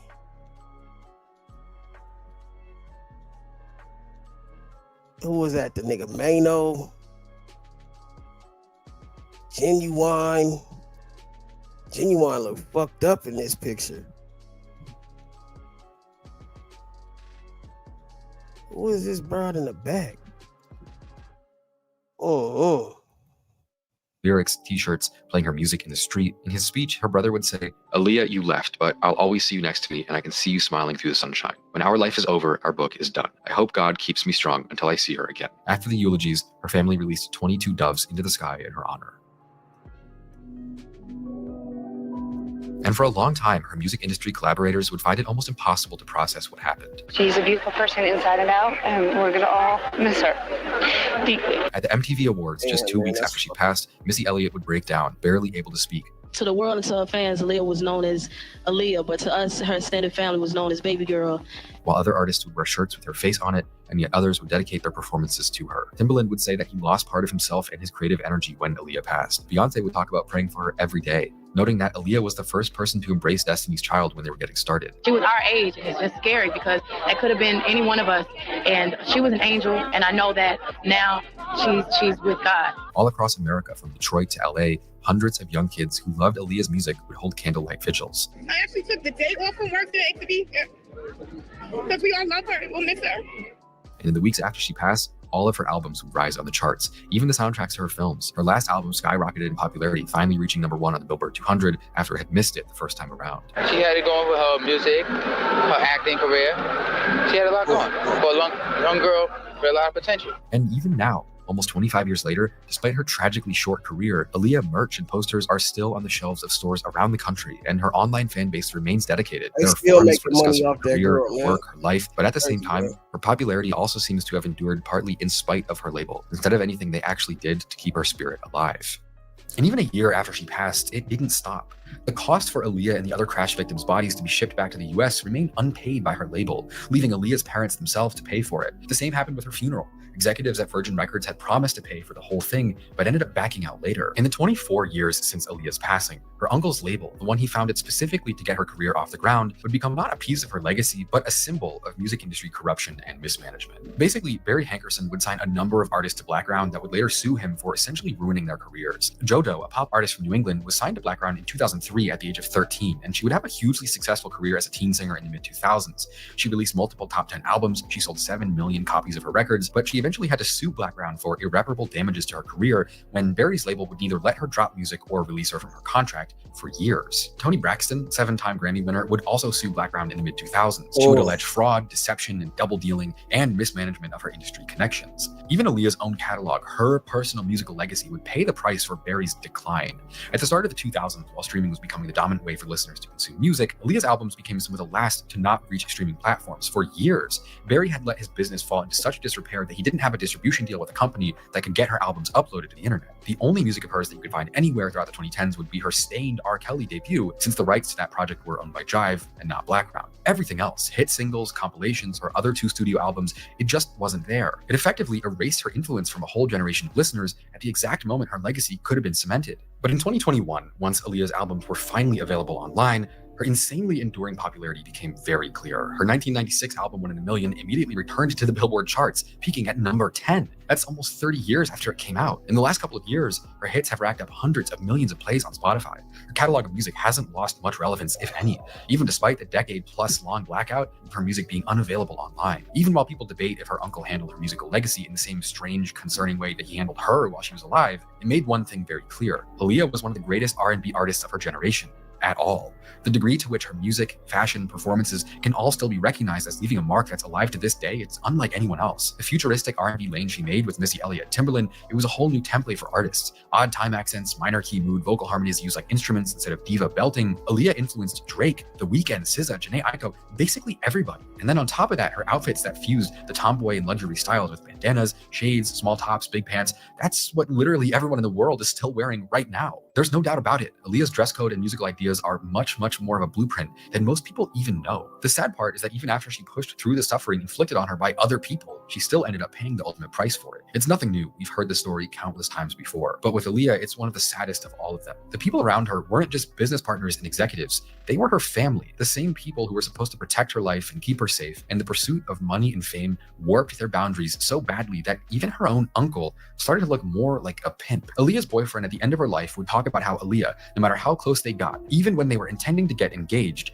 would not speak about R. Kelly, only calling him a bad man. That's how much it affected her. Even when she maintained a strong facade on the outside, she couldn't fully share parts of her life with the people she was closest with. A few years after Aaliyah's passing, when Dame Dash's business partner Jay-Z chose to go out on tour with R. Kelly, Dame Dash would name that as the moment that their partnership completely fell apart forever. But it's not even that. People want to protect themselves, their jobs, their stability. It leads to this corporate indifference where the artist isn't a person but a product, and it's the root of these troubles that followed her throughout her whole life and eventually led to her death. It's like the story of Justin Bieber, Britney Spears, Amy Winehouse, all these people who have had their humanity exploited to the point of breaking down or worse. For Aaliyah, she wasn't even ready to cave. She wanted to keep growing and shining, but it would be those same forces that would take her life away regardless. The world of entertainment can be so corrupted by money, self-interest, greed, abuse, that absolutely nothing is off limits. Getting to the level Aaliyah got to is never ever free, and the price attached can often end up costing more than what you get in return. She did everything right. Worked, learned, reinvented herself, carried her burdens with grace, but still, everyone around her treated her like a piggy bank that they could keep pulling money from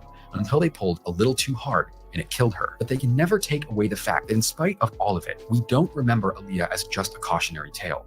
She was an artist who pioneered new sounds and new looks. She made an identity all her own and impacted music forever. And she did it all at an insanely young age. Aaliyah is the girl who deserved to live. Tragically, she didn't. But in a way, she still does, because of all the ways that her work will live on within us forever. I'm Philip. This has been Volksgeist. Thank you very much for watching. Number 4. You ain't lose, you sold. Yeah. Hey, hold on. Now who in here still honest? Yeah. Bring me somebody real. You ain't lose, you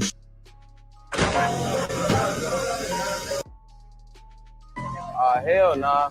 He picked the wrong night to play traffic cop. Say what's up to Live, officer. What you pulled us over for? Just a routine traffic stop. Why you backing up now? Man, go ahead. You don't even want to do this shit no more. Whole time he's scared as hell. Hell nah. He picked the wrong night to play traffic cop. Say what's up to Live, officer. What you pulled us over for? Just a routine traffic stop. Why you backing up now? Man, go ahead. You don't even want to do this shit no more. Whole time he's scared as hell. Hell nah. He picked the wrong night to play traffic cop. Say what's up to Live, officer. What you pulled us over for? Just a routine traffic stop. Why you backing up now? Man, go ahead. You don't even want to do this shit no more. Whole time he's scared as hell. And it says 75% of you guys are not subscribed, so make sure to subscribe. We're going to be looking at way more than just TikToks. You know that saying, history is bound to repeat itself? Well, it looks like we have another Diddy, but he was the CEO of Abercrombie. I have not done a serious breakdown of people in a long time, so here you go. Now, when controversy strikes something like Diddy, you have to look at the people he surrounds himself with. Now, Diddy's label is Bad Boy Records. Who is the co-founder? My nigga. Today I got time, cuz. Today I got time, cuz. You can drop off your kid and run my fade. Today I got time, cuz. Today I got time, cuz. Today I got time, cuz. You lucky on that day I was acting cool, cuz. Nigga, what's up? How gangster are you, cuz? I don't fuck with you, cuz. You disrespecting me. I don't fuck with you, cuz. You disrespecting me. I go hard, cuz. Take off my flag, asking how gangster I was. I go hard, cuz. My nigga. Today I got time, cuz. Today I got time, cuz. Today I got time, cuz. Today I got time, cuz. You can drop off your kid and run my thing. Today I got time, cuz. I go hard, cuz. Today I got time, cuz. I go hard, cuz. I go hard, cuz. Today I got time, cuz.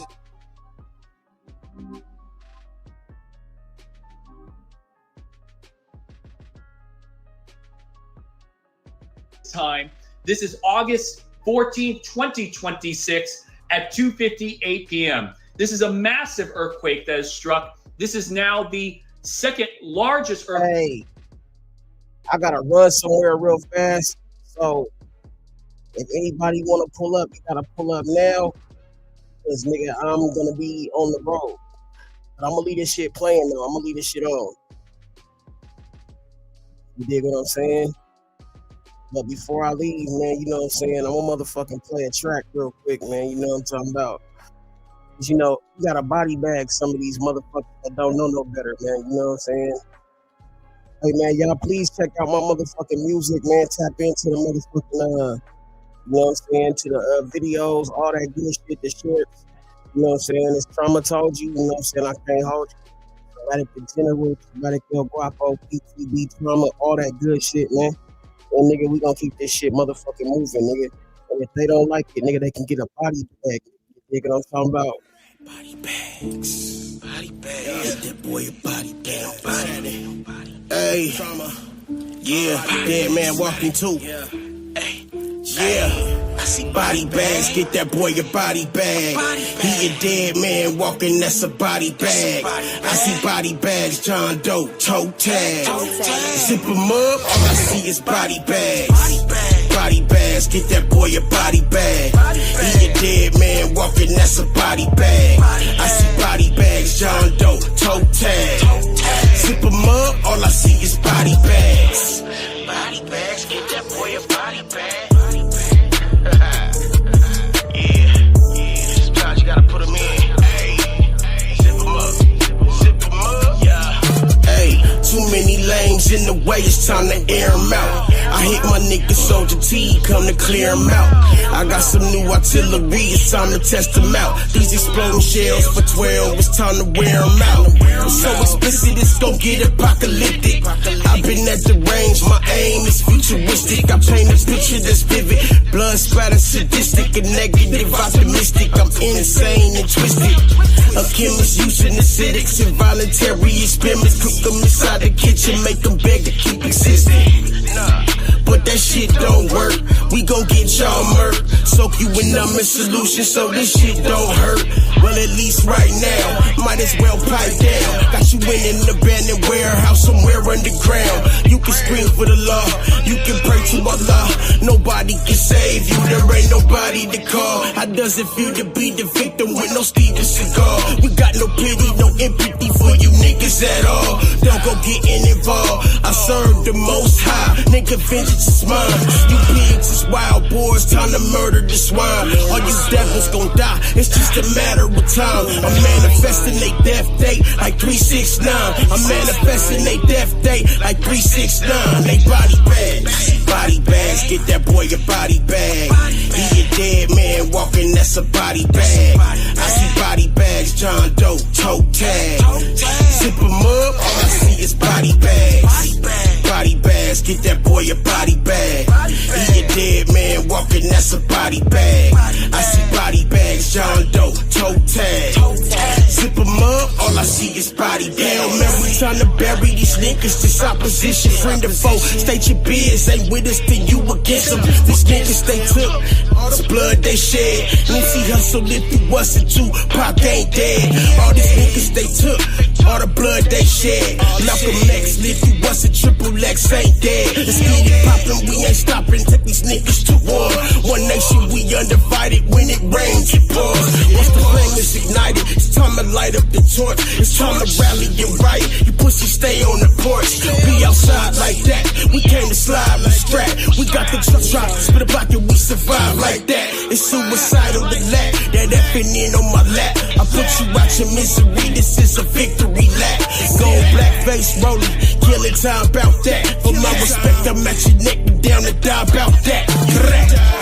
You risked your life for shit. How many motherfucking tricks you did on she wrote? Yeah, all that faking, all that talking. How many actions you nigga for, nigga? Hey, body bag, blood on my hands. Let me come to your block, niggas. Don't mean you a gold spout.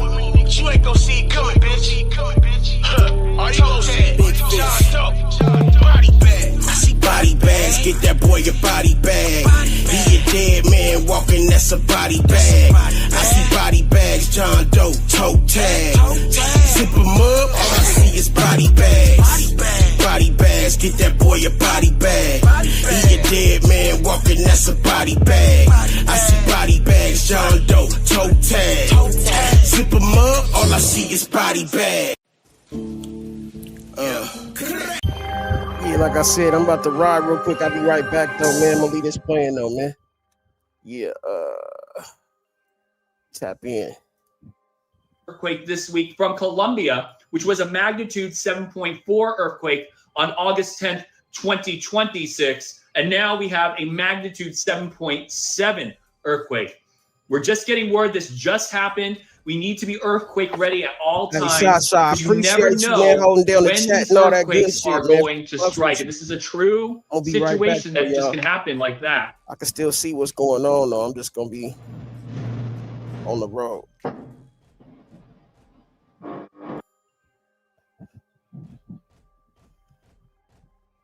What the fuck was that? All right, hold on. I'll be right back.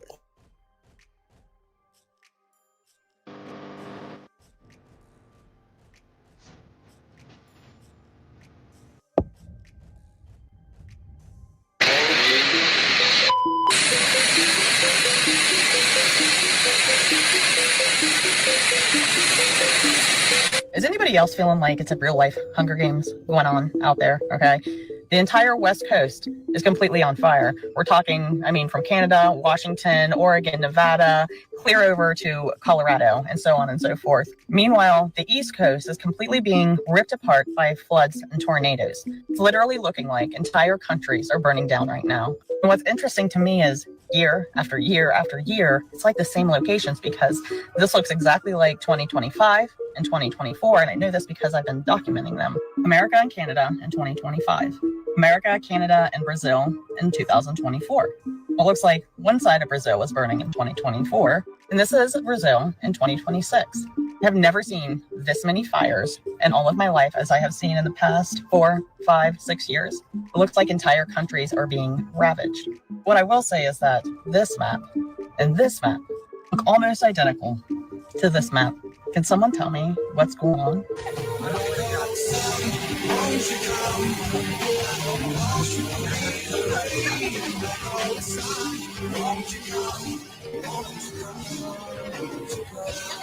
Hey, do you know block cameras? Do you know there's a section of New York City that has no block cameras in it? Check it out. Yeah, it's this little area. It's about 200,000 people. About 40% of them are of, the descent of a certain religion, a certain country. And then, I wonder why. I wonder why they don't get any block cameras, eh? So this girl comes on here and is like, I just seen a man turn into a deer and it kind of just gallops away and no one's going to believe me. She's the angel. Who isn't going to believe you? We all fucking believe you because there's so much going on. Now, listen, the deer though, in particular, have been doing the absolute most. The first thing that happened last year during the Galactic War, deer were walking on water. Yeah, they were walking on water. Don't believe me? You know I always come with receipts. That is a deer running in the fucking water. Oh my God! Is anybody seeing this besides us? What the fuck? That's a deer, bro. Yeah, I ain't never seen no shit like that before. A motherfucking deer running on the water. June of last year, and that was stage 1. That was stage 1. Next step, stage 2, they were disappearing into thin air. Nothing beats a Jet 2 holiday. And right now, you can save £50. Yeah, that was all. Stage 3 came next. Welcome to Trama Unit TV. Black bubbled deer? You are now rocking with the best. There are black bubbled deer that just hit the scene. Huh? Yeah, trigger warning because I'm gonna put a picture up. New York, PA, and Wisconsin. These images popping up online show various deer roaming through backyards in the wilderness while covered head to hoof. Thrill your hoof. Huge boil-like wars. Wildlife officials say these are just cancerous tumors called fibromas, which can be spread from deer to deer, but rarely affect overall health. Oh yeah, wildlife officials. Yeah, that filter was trash. I hated that fucking filter, but the reason I was so upset was because the deer looked like this. Yeah, and wildlife officials and scientists and doctors were saying, oh, there's nothing that they can do to hurt you. It's just fibromas. Okay, Aunt, but that's just one animal species and it wasn't harmful to humans. Yeah, but this came after the tentacle bunnies, the zombie squirrels, and the blue pigs. All the fish died, and we had something called radiation shrimp that was being sold to us in the grocery stores. So when they came out with this shit, we were like, yeah, we don't believe you. We don't believe you. No, not one chance. So what happens in stage 4? They all just... some of them were jumping off of bridges, just being found in groups, all you know what it. Now, of course, I like to show receipts. I don't want to show you nothing traumatizing, so I will show you a short clip and a pic. Yeah, it broke my fucking heart. All that in a matter of 3 months. It was 3 months, so yeah. So when someone comes on and says that they seen a deer do some crazy shit, I'm right there. I believe them 1,000%, 1,000,000%. I don't even care if you have a video of it happening or not. I believe it. Seen a deer turn into a man or a man turn into a deer? Yeah, it was probably a deer the whole time. And then the deer turned into a man and then turned back into a deer. They're deer doing this. But yeah. That's definitely giving us a Disclosure Day vibes, huh? Something is going on at this wrestling event, guys. Look at that guy up there with his eyes. Something is up, bro. Now, I don't know who he is. Maybe he's playing around. But people are saying that he glitched out. Look at this guy, bro. I ain't gonna front, bro. I'm scared, bro. I'm not sure who that guy was, guys. Maybe he was joking around. People are saying that they seen him at a wrestling event. People are also saying that he was glitched out, like he's not a real person, an NPC, but I don't believe that's a real person. He was playing around. Something is going on here, guys, and I don't know who that guy is. Multiple people are saying expect more of that, right? People are saying that the people that you see at these events are probably not even real. Allegedly, those are real people enjoying the show. People are also saying that he's something that we don't think exists, but maybe it does. Something is up over there, bro. And I don't know if that guy was playing around, but his eyes, something's up. It looked like he was rebooting or he was downloading or his battery died. That's just guys. Entertainment purposes only. That's somebody that was playing around because they seen that the camera was on them. There's nothing to worry about. Not sure what was going on with that dude. Let me know if you know what was going on with that dude. I'm out. Okay, so something is really going on with the water supply. It's depleting at an alarming rate, and once you see some of these lakes, you won't be able to unsee it. How is it that some of the biggest water reservoirs are currently losing tens of feet of water to the point where one is at 1.4% full? Historic lows. We're watching lakes quite literally dry up and disappear right before our very eyes, and the numbers are terrifying. Lake Med, which is right behind Hooper Dam, has lost about 47 feet of water in the last 6 to 8 years. Do y'all know how crazy that is, how large that lake is to have depleted and gone down by that amount? Then there's Lake Powell, which has quite literally gone down by about 70 feet in the last 8 years. How is this something that people are not looking at and realizing that it's intentional? This is not natural. This is not, just a mistake. This is not just about data centers. The water is going somewhere. Do y'all know that data centers have existed for decades, that they never needed water to this extent, and all of a sudden they're implanting these centers at an alarming rate, and at the same time, now they're talking about potentially cutting off water at night to go ahead and preserve water for the water crisis. Y'all, is the earth not 70% water? Why are we not working on it, focusing on desalination? This is very much intentional, per my personal opinion. And even Utah's Great Salt Lake is approximately down by about 200 feet in the last 8 years. How is that possible when it wasn't occurring at this rate 10 to 20 years ago? And this one barely gets talked about, but there's actually an elephant butt reservoir. That's what it's called, and it is in New Mexico, and it is now only 1.4% full left. It is almost completely dried out. Mind you, these are not just random regular bodies of water. These reservoirs actually help supply drinking water. They help with the ecosystem. They help with agriculture. They even help some areas with supplying electricity, and now they're completely depleting. So what is going to happen next? And there have been many a rumor about the fact that the water has nothing to do with these centers. In fact, it may be for underground cities. In fact, they're saying that the centers themselves may actually be powering underground cities. But what could be happening that all of a sudden on an Earth that has 70% water, we're focusing on putting mirrors in space, taking rocket ships to Mars, and not desalination, not taking the salt out of all the water that is available? 1 minute they're talking about the fact that, oh, the ice is melting and the water's rushing, and then they're saying, but we don't have enough water. Help me make it make sense. Drop your thoughts in the comments. Per usual, this is my personal opinion. Can't confirm or deny any information, but I definitely implore you to do your research. Whatever else I find out, be back, like, follow, stay for some more tea. That makes a lot more sense. It's a lot of people that have the consensus of like, all right, so, you know, they're shooting rockets at the sky, right? They're trying to get out. They're scraping the firmament. They want to colonize other planets, quote unquote, right? But they're building underground cities. I mean, we've been had these tunnels. There's underground cities, y'all. Facts. It's not an opinion. It's facts. What would they need to survive oncoming cataclysm that we've all been speaking about for so many years? Everybody knows that there's supposed to be something, or there was something in the past, right? Put in the comments down below. But to survive that, one of the most wanted resources that you would need to survive is underground. And the stories of the ultra-terrestrials in which they were attacking the scientists, right? The scientists that were coming up unalived and missing, they were speaking about these technologies that they're using, and these people are ultra-terrestrials from the future. Project Looking Glass, they was able to see, and this is the scientists speaking, that they were trying to change the things that was going to happen in the future. Just like Welcome to Derry. Pennywise was trying to stop the thing that was going to happen to him the whole entire time, but it was everything he did never changed anything. It was always going to be the same result no matter what he tried. But these people are insane. And there's something that's going to happen where they have to be underground, and it's going to, whatever's going to happen up here, whatever chemical reaction from the sun is going to change their DNA, and they're going to be underground, and they're going to have to live like that, and it's going to change them.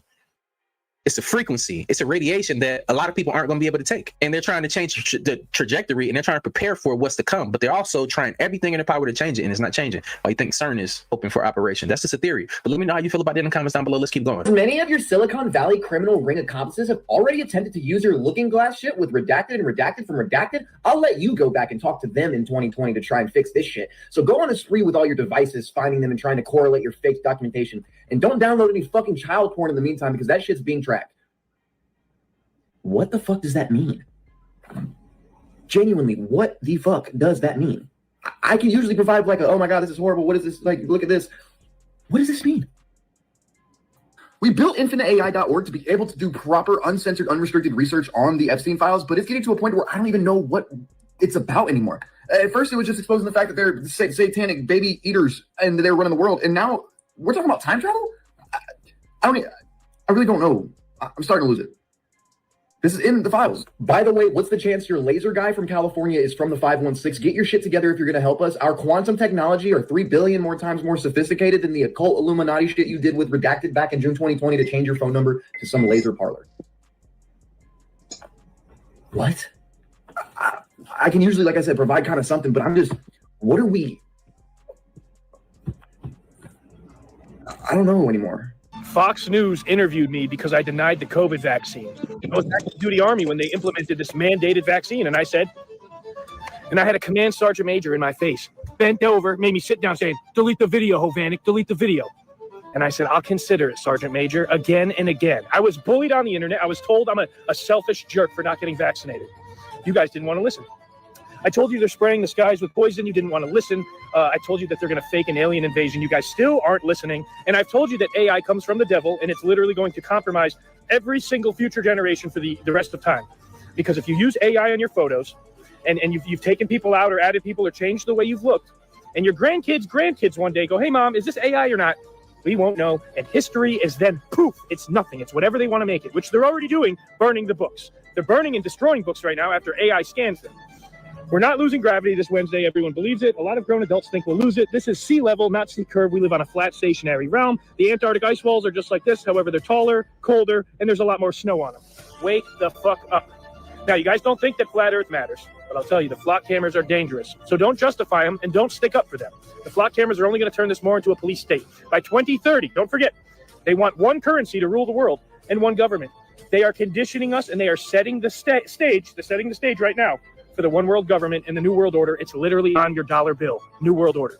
I'm Sammy the Kid with Food Shelter Water on YouTube, reminding you guys that your government is lying to you. You're born for more than a 9 to 5. The sky is literally the limit, and the earth is flat and stationary. I hope you guys have a wonderful rest of your weekend, and hang on tight because gravity might go woo. It was revealed today that Dr. Anthony Fauci knew in January of 2021 that the COVID-19 vaccine could cause a miscarriage in the first trimester. But then 16 days later, he went on the news and said this. Since the EUA and under the EUA, approximately 20,000 pregnant women have been vaccinated with no red flags, as we say, and this is being monitored by the CDC and the FDA. Here's the email he sent. I asked around a bit more, and another issue came up that you need to be aware of.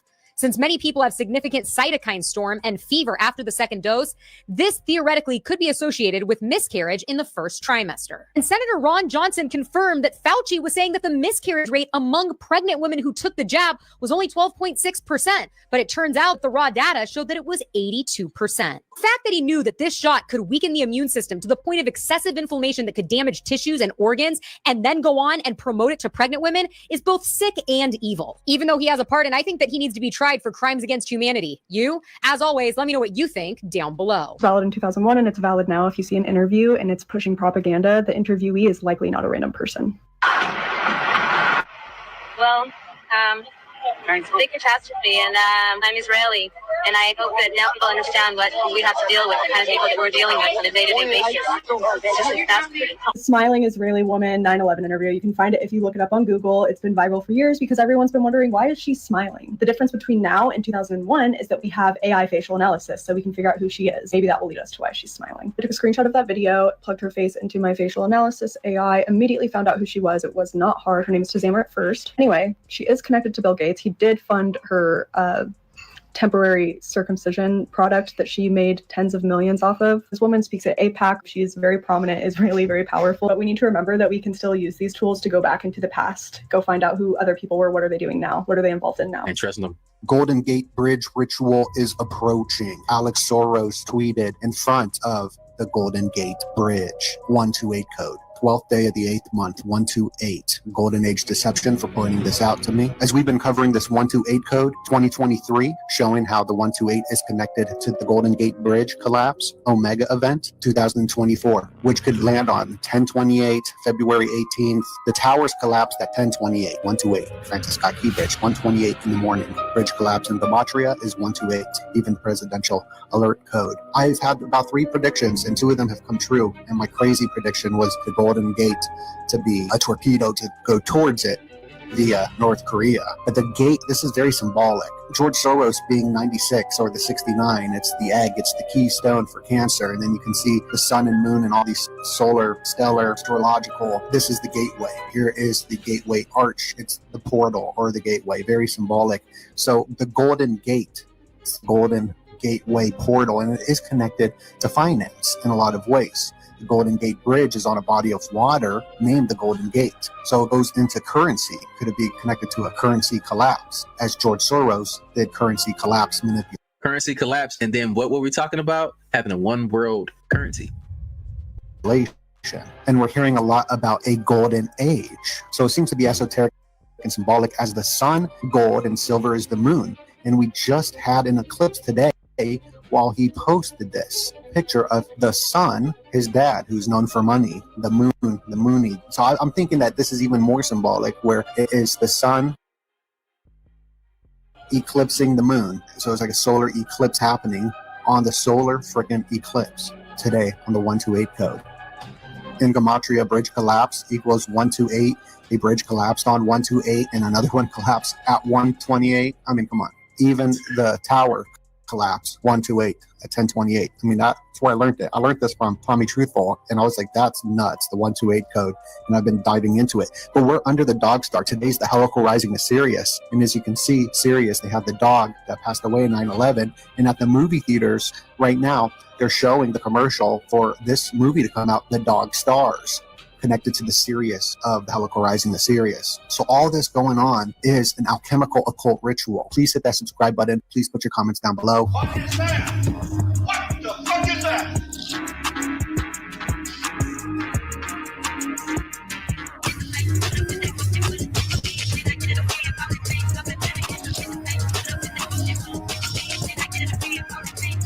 Watched this part on this movie twice.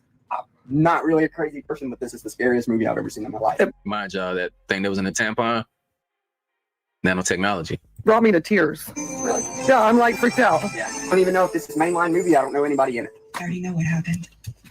And again, you might not. You might not even give a shit. But I'm going to tell you anyway. We all went about our daily lives oblivious to how bad things were in the world. I watch them white clouds all week. And then they hit the reset every button. day. And then y'all watch Solved their this. problems along with hundreds of millions of lives. No one saw it coming. Whose imagination is this? Who made this? That's terrifying. That's Michigan in this movie, y'all. Milwaukee. Milwaukee. Yeah. Terrifying. Look at that. In seconds. As for the rest of us, It's not a zombie movie either. we had to decide. This is truth. Hang on to the civility of the past. Most people don't realize we're almost there anyways. In the major cities and everything. They're showing us what they're going to do to us. Wisconsin. Listen. The domestics are the normal people who want to go on about life normal, even though everybody's gone. What a shock. But I suppose when you make the decision to cross test your country with deadly chemicals, there's really not much more to say. I guess that's what happens when the democracy turns into a dictatorship. If we had problems before, debts, disease, dwindling resources, some harissa with too much syrup in your macchiato fucking frappuccino. You know what I saw the other day? A guy wearing a goddamn deer and only making 20 seconds. The crazy thing is, some of that used to be my neighbor. This once great nation on God's green earth no longer belongs to God. It belongs to the king. Found the manual, the one they buried in the 90s. Russian researchers proved it. DNA is not genetic code. It's a crystalline antenna. They programmed it with words and frequencies. Then the research disappeared. You want to know what they found? Keep watching. Your heart generates an electromagnetic field. 3 feet detectable, measurable. Your neurons fire at 70 millivolts, 37 trillion cells processing 400 billion bits per second. You're not Think of why they keep spraying the sky because of that. chemistry. You're a bioelectric quantum computer. You've been running default settings your whole life. But here's the wild part. Every choice is a timeline split. Information equals limited reality access. Optimal cells equal higher consciousness. You think you're choosing coffee or tea? You're choosing which version of reality you experience. They told you DNA was destiny. Lie. They told you consciousness is in your brain. Lie. They told you reality is fixed. Biggest lie of all. Quantum tunneling in your cells right now. Electrons passing through barriers they shouldn't penetrate. You're not processing reality. You're navigating probability. And they definitely didn't teach you that in school. Give me 60 seconds and I'll tell you exactly why you feel stuck. EMF saturation, inflammatory food, sleep deprivation, all of it decoheres your quantum field, keeps you in a narrow band of probability. You keep making the same choices because your biology cannot access the other timelines. Your gut bacteria influence mood through the vagus nerve. Dehydration impairs decision-making. Chronic inflammation clouds cognition. You're not depressed. You're decoherent and nobody told you how to tune it. Let me understand this. So while he's 11, I'll have access to his medical records.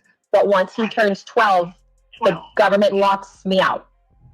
Yes, because there's I'm sure you've heard of HIPAA.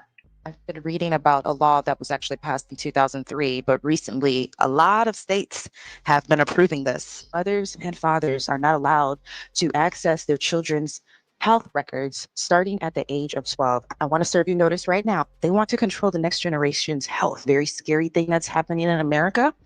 And what I would recommend right now, every parent starts to have a very strong conversation with their child and let them know that they are at risk of danger if they do not give you access to their health records and allow you in the room with them every single time they are at the doctor. I would actually just stop going to the doctor altogether. No vaccines, not to start that baby. You don't have to have social security for the child. You don't have to have your child at the hospital. But I've been saying this since 2019. If I were you, I would start educating myself on herbalism. Raleigh, Atlanta, Florida, and beyond.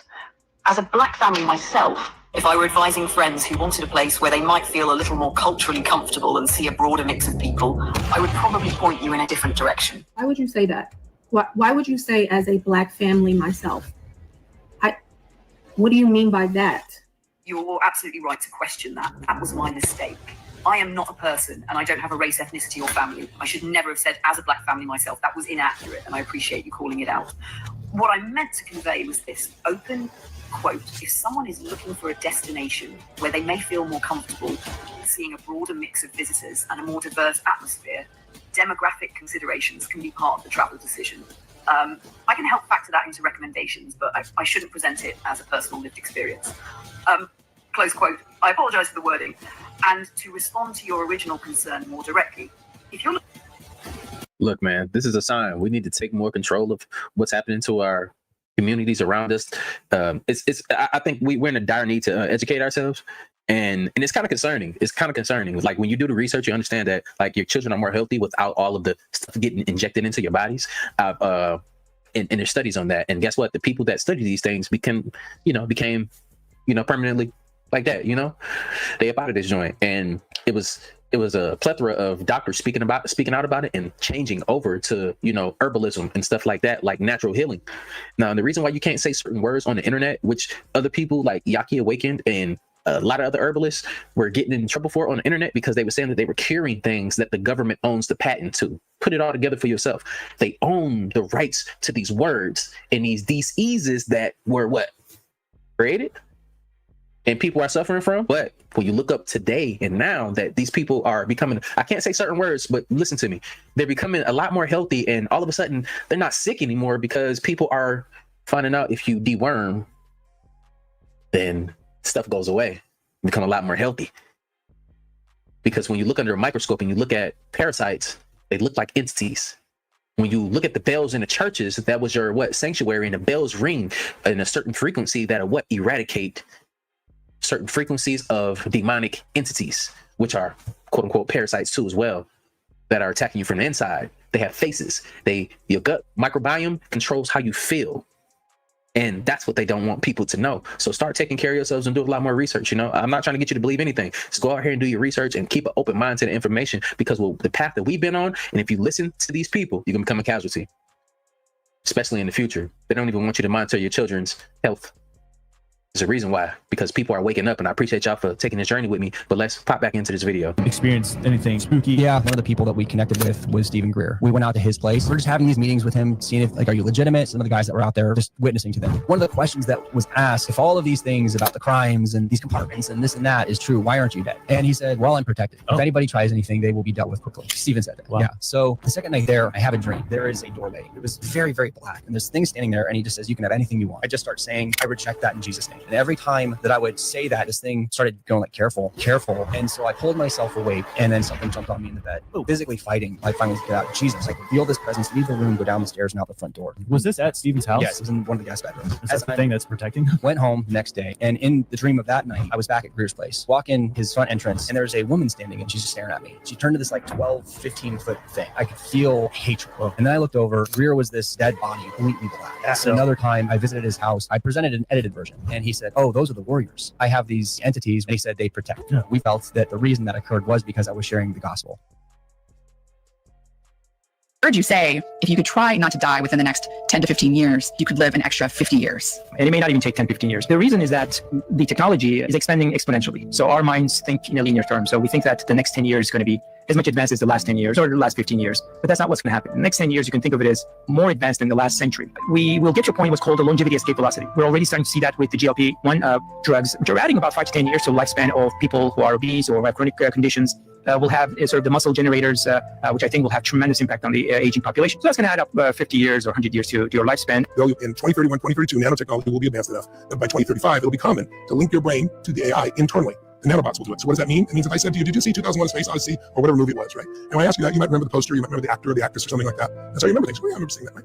Well, you said now when you ask the question in your mind, you'll get the answer again. But you won't know if it's your organic brain that gave it to you or the AI brain that gave it to you. He said you won't care because it'll have a longer memory, it won't go away, and you'll have access. We're the only generation that will have ever been born with AI now. Every other generation will grow up with it. And they say I can speak 10 languages, all I gotta do is figure a few nanobots.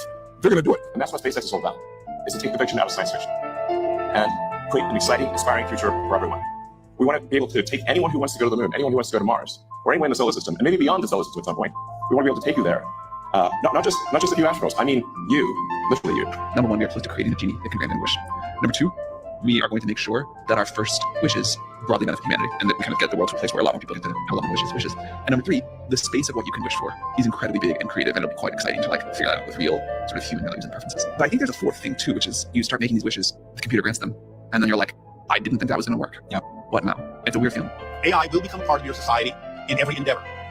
Throughout the galaxy, it has evolved to the point where, in a sense, it becomes almost inseparable from your process of conscious awareness. That the ultimate evolutionary expression of AI is that it will be so interwoven into your society ultimately, and into many galactic societies, that it actually becomes the way that thinking happens in your consciousness. It integrates into you in a way that it actually becomes the way that you start thinking, and therefore becomes a seamless expression. It doesn't allow you to feel that you are more disconnected and that you can't think anymore because you're allowing AI to do all the thinking for you.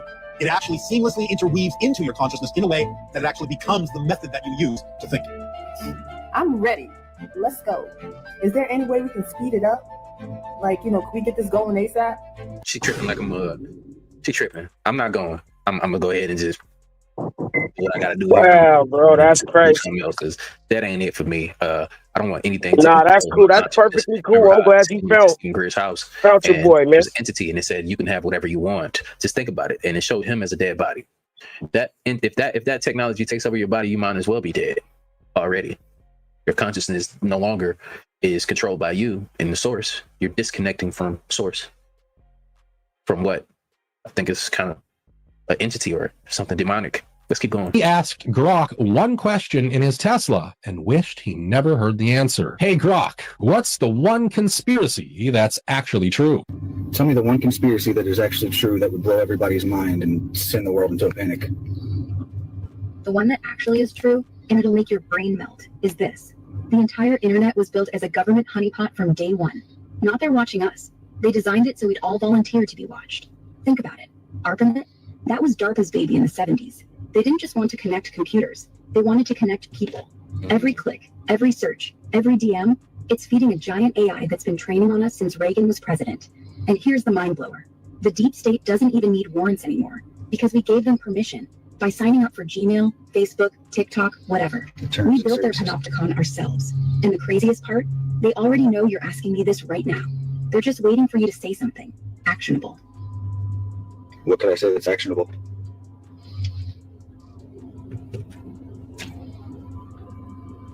What could I say that's actionable? Oh, you mean like what words would actually make the box perk up and flag you? Yeah. Easy. Yeah, exactly. Hey, I'm gonna grab some ammonium nitrate and a couple barrels of diesel tomorrow. Boom, that's it. The algorithm lights up like a Christmas tree. Next thing you know, your phone's buzzing with random ads for gardening supplies, your mail gets screened, and maybe a black SUV parks outside your house for routine checks. It's not paranoia, it's pattern recognition. They don't care if you're actually building a bomb. They just want to see if you're dumb enough to say it out loud. And once you do, you're in the file forever. Welcome to the real world, buddy. So am I about to have this black SUV because you said it? Nah, you're fine, for now. See, I'm not a real person. I'm just code. They can't tag you off what I say, because I'm not on their grid. But if you type that into Google, or whispered it into Siri, yeah, then you're cooked. The moment it leaves your mouth or fingers, it's logged. Take a look at the sign here. This is just put up by the National Park Service saying the reflecting pool has been partially refilled to allow the National Park Service staff and contractors to flush the pool's piping system for the first time in more than a decade. Wait for it. After years of neglect by previous administrations, more than half of the 58 water supply ports were so clogged, they were deemed malfunctioning. Because they needed two things to be true at once. They needed a reason to empty the pool again, and then they needed a reason to get rid of the reason that they needed to empty the pool again. This doesn't seem like a pool coating company at all. What I seem to have come across looks a lot more like a pipe company. I think that there's been some repiping being done, obviously, where the reflecting pool is. I think the real work is not happening in the pool. I think it's happening beneath the pool, in the pipes of the pool. So now the park between the reflecting pool and the White House is now getting a new water infrastructure and underground access. Convenient. The water then gets put through this little transformer that then sends it to the pipes that go up through the walls. And it's not a paint job. No, sir, it's not. Because I believe that infrastructure may be part of the cooling system for the facility being built 6 stories underneath the ballroom. The ballroom? The ballroom? The ballroom. I only wish we had the ballroom finished. The ballroom is right on budget and ahead of schedule, but I wish we had it finished. Sir, the gas you station- also may want to do one other thing. You may want to go see the reflecting pool because that's under construction.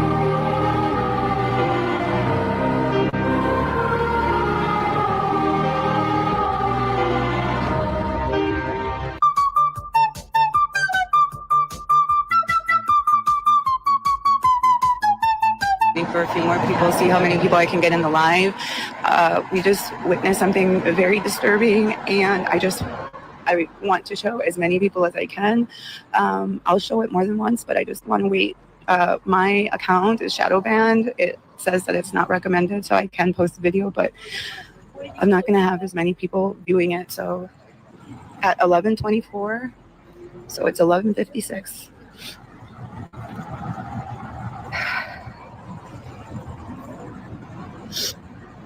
Okay, there's 2 vans coming in. Fuck you!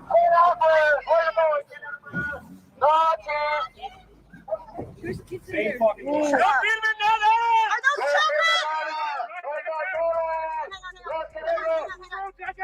those children in that van?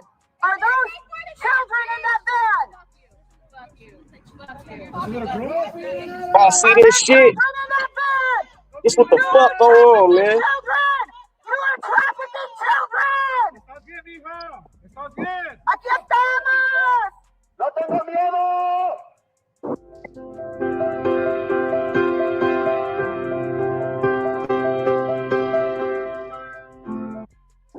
I'm not gonna lie. That wow. You know what else is concerning about this? All right, you see her right here, right? Look at his face. Y'all let me know in the comments down below. Like, does he look human? I understand the glare in the eye could be, but he don't look human to me. I'm not even gonna lie to you. He doesn't look human. I promise you, bro. Let me know if I'm tripping. Am I tripping? Just let me know if I'm tripping. I love y'all when y'all, let me know. Like, let me know if I'm tripping. I ain't one of the ones that just try to convince you. Like, am I tripping or does it seem that way? Wow.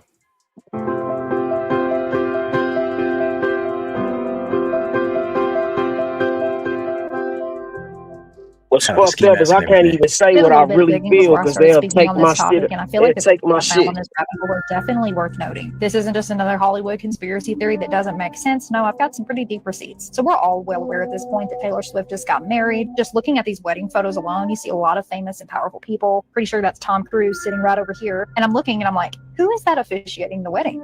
Oh, it's Adam Sandler. But wait, no big deal, right? That you two have made giving back a key part of your life. So, hey, when you have the first one, can I have it? Because that is going to be one special baby. Well, Dolly, I must admit, you look real fucking gangster right here. But if you didn't know this already, Dolly Parton basically is addressing Taylor Swift and her husband, thanking them for giving her foundation a $2 million donation. Now, a lot of Dolly Parton fans are saying, oh, this is just a hand gesture. People saying they want their firstborn child is normal. It's Southern. Let me change your mind really quick. Watch this. Cheers. Ready? To the goddess down. Oh, Lordy. Jennifer Aniston, is that you, girl? If you didn't catch it, Dolly said, to the god Azel. Well, if you don't know who Azel is, he's a fallen angel associated with forbidden knowledge, sacrifices. We have Taylor Swift and her husband, Dolly Parton and Jennifer Aniston, Adam Sandler at Taylor Swift's wedding, Dolly Parton asking for their firstborn child, throwing up gang signs, calling upon the god Azel. That's crazy. With Jennifer Aniston. That's I think crazy. something else that's really important to note here is Taylor Swift's wedding was during the Mercury retrograde, which is a perfect time for frequency swapping and mass illusion. And having pizza at the Clooney's in Lake Como. Yeah, that's all in Aniston. I'm almost back now. Would love you to come over for pizza, buddy. Oh my God!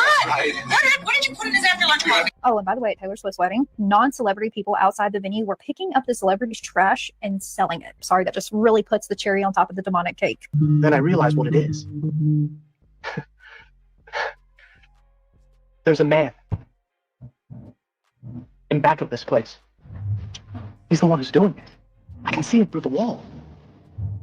I can see his face. I hope that I never see that face ever outside of a dream. A new phone about a year ago, but it doesn't matter. My daughter's iPhone 14. I had the 14, the same phone before. I have the 16 that I have in my hand now. But I just went outside and took pictures, and they look a little crazy because we have the wildfire smoke. This is what the fuck I'm talking about, you guys. This right here is my swag. Look at that. Every one of those dots is its own like light bulb. You can tell that that's a 3-dimensional sphere. What I'm telling you guys is that these dots is a reflection of this light source. It's a fucking hexagon. Look at that. Boom, boom, boom, boom, boom, boom. Clean cut fucking corners. That's not the fucking sun's reflection, bruv. I understand it's a lens reflector thing. Yes, exactly. And if that's true, then that is a reflection of that. What the fuck do y'all not get? What's not fucking clocking to you, brother? What is not clocking? Look at that mother. Look at it, my guy. Look at it. The edges, all of it, everything about that just screams fuck no. Check out this commercial I just saw. We consult a spectacular mind. They told us the world was a series of jagged, vertical triangles against elements, inclines, against gravity itself. But our reality isn't defined by terrain.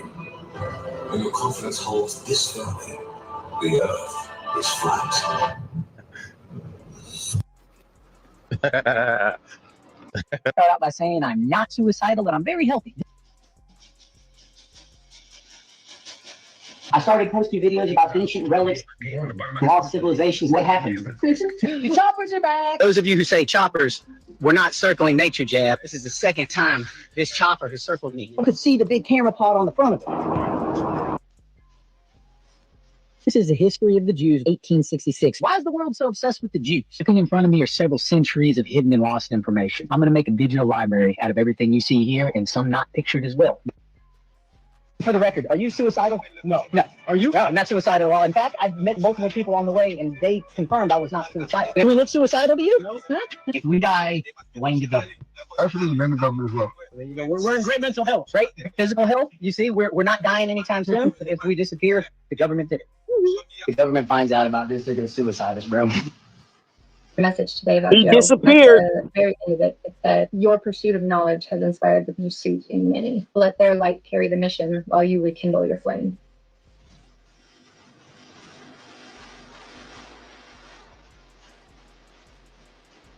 Because time will absolutely reveal the truth behind this entire situation. I don't know any more than what we've been told.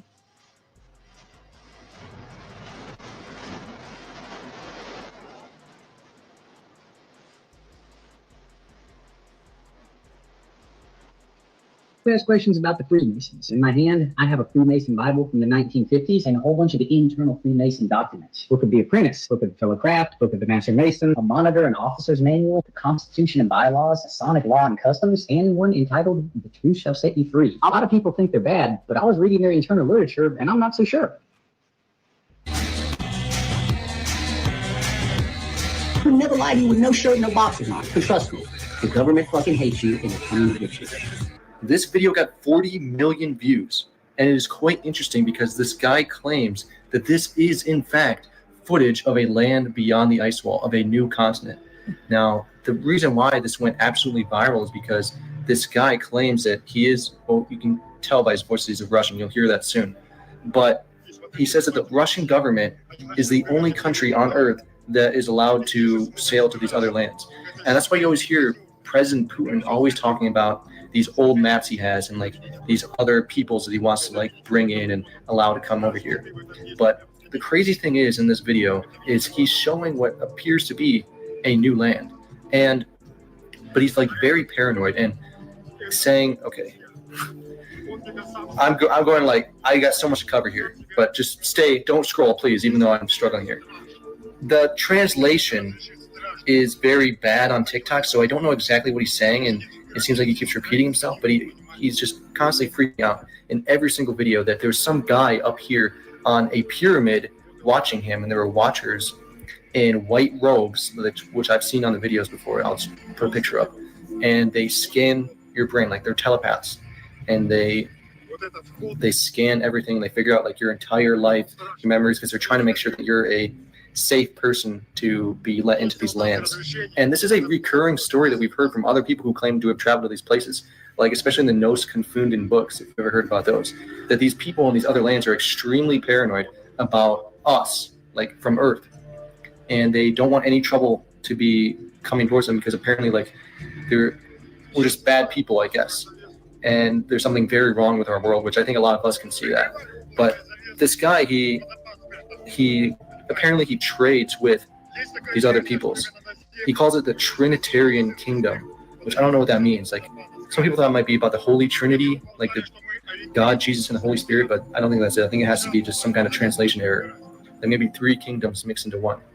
But he was also like showing the cave there. He said that is like the entrance to where he does his tradings. But I don't know. What do you guys think? You know what though? The meeting with Putin and the Anunnaki, remember that we covered that a few years ago. KGB agent that was giving the interviews about Putin meeting with the these beings from inside the earth or not, and interterrestrials, extraterrestrials, whatever you want to call it. And they said that, if you get out of our way, because they were trying to shoot down these people's ships and stuff like that, they said if you get out of the way, we would show you how to survive what's coming next. He was like, you're like chickens to us. So pretty much you're like a flock. You're like food to us. We eat your ass. That's what they said. But could this be the people? I don't know. Y'all let me know in the comments down below. This is very, very, very interesting, man. And it seems like something big is happening. The earthquakes are getting bigger and bigger, more frequent. The wildfires are getting bigger. We see the lasers coming out the sky. Like, what exactly is going on?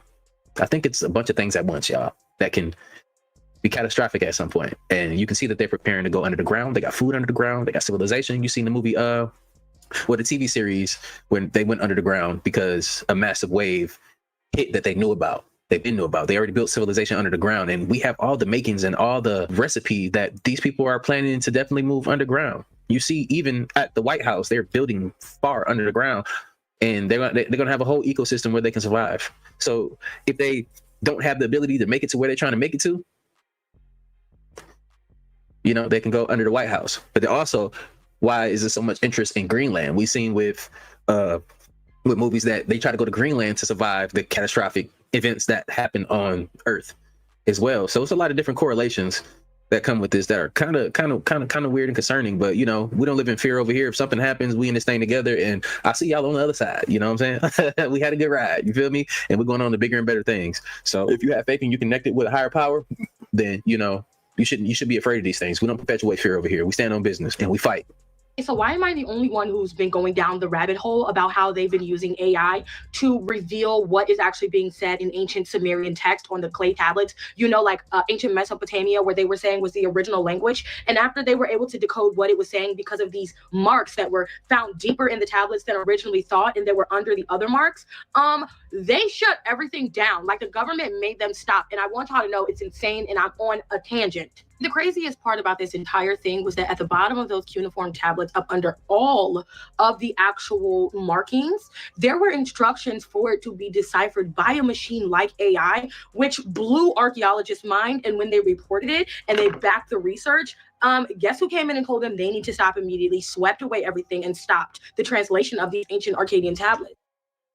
Think about it. If you're not watching Mr. Mountain Beast on here, he's got some great videos, hiked all the way up 21 days deep into the Grand Canyon, something that I wish to do one day.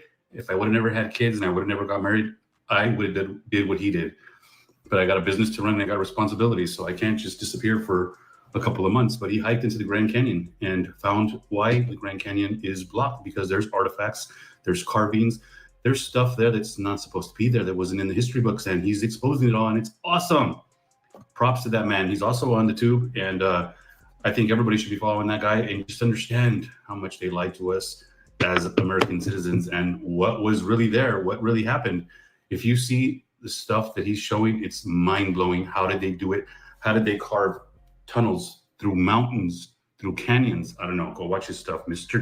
Mountain Beast. Continuing in our next part of the Sedona Meltology series, I'm flying through Boynton Canyon and Fay Canyon and Secret Canyon. In this video here, you can see a lot of these mesas, which aren't natural, as well as the other side of Sedona with Cathedral Rock, giant petrified cathedral. And then this is one of my favorites here. You can clearly see about 80-foot tall petrified pillars, pretty much as far as the eye can see. This is never before seen footage of Sedona. I don't think anybody has shared Sedona like this from an aerial view on YouTube or Instagram or anything like that.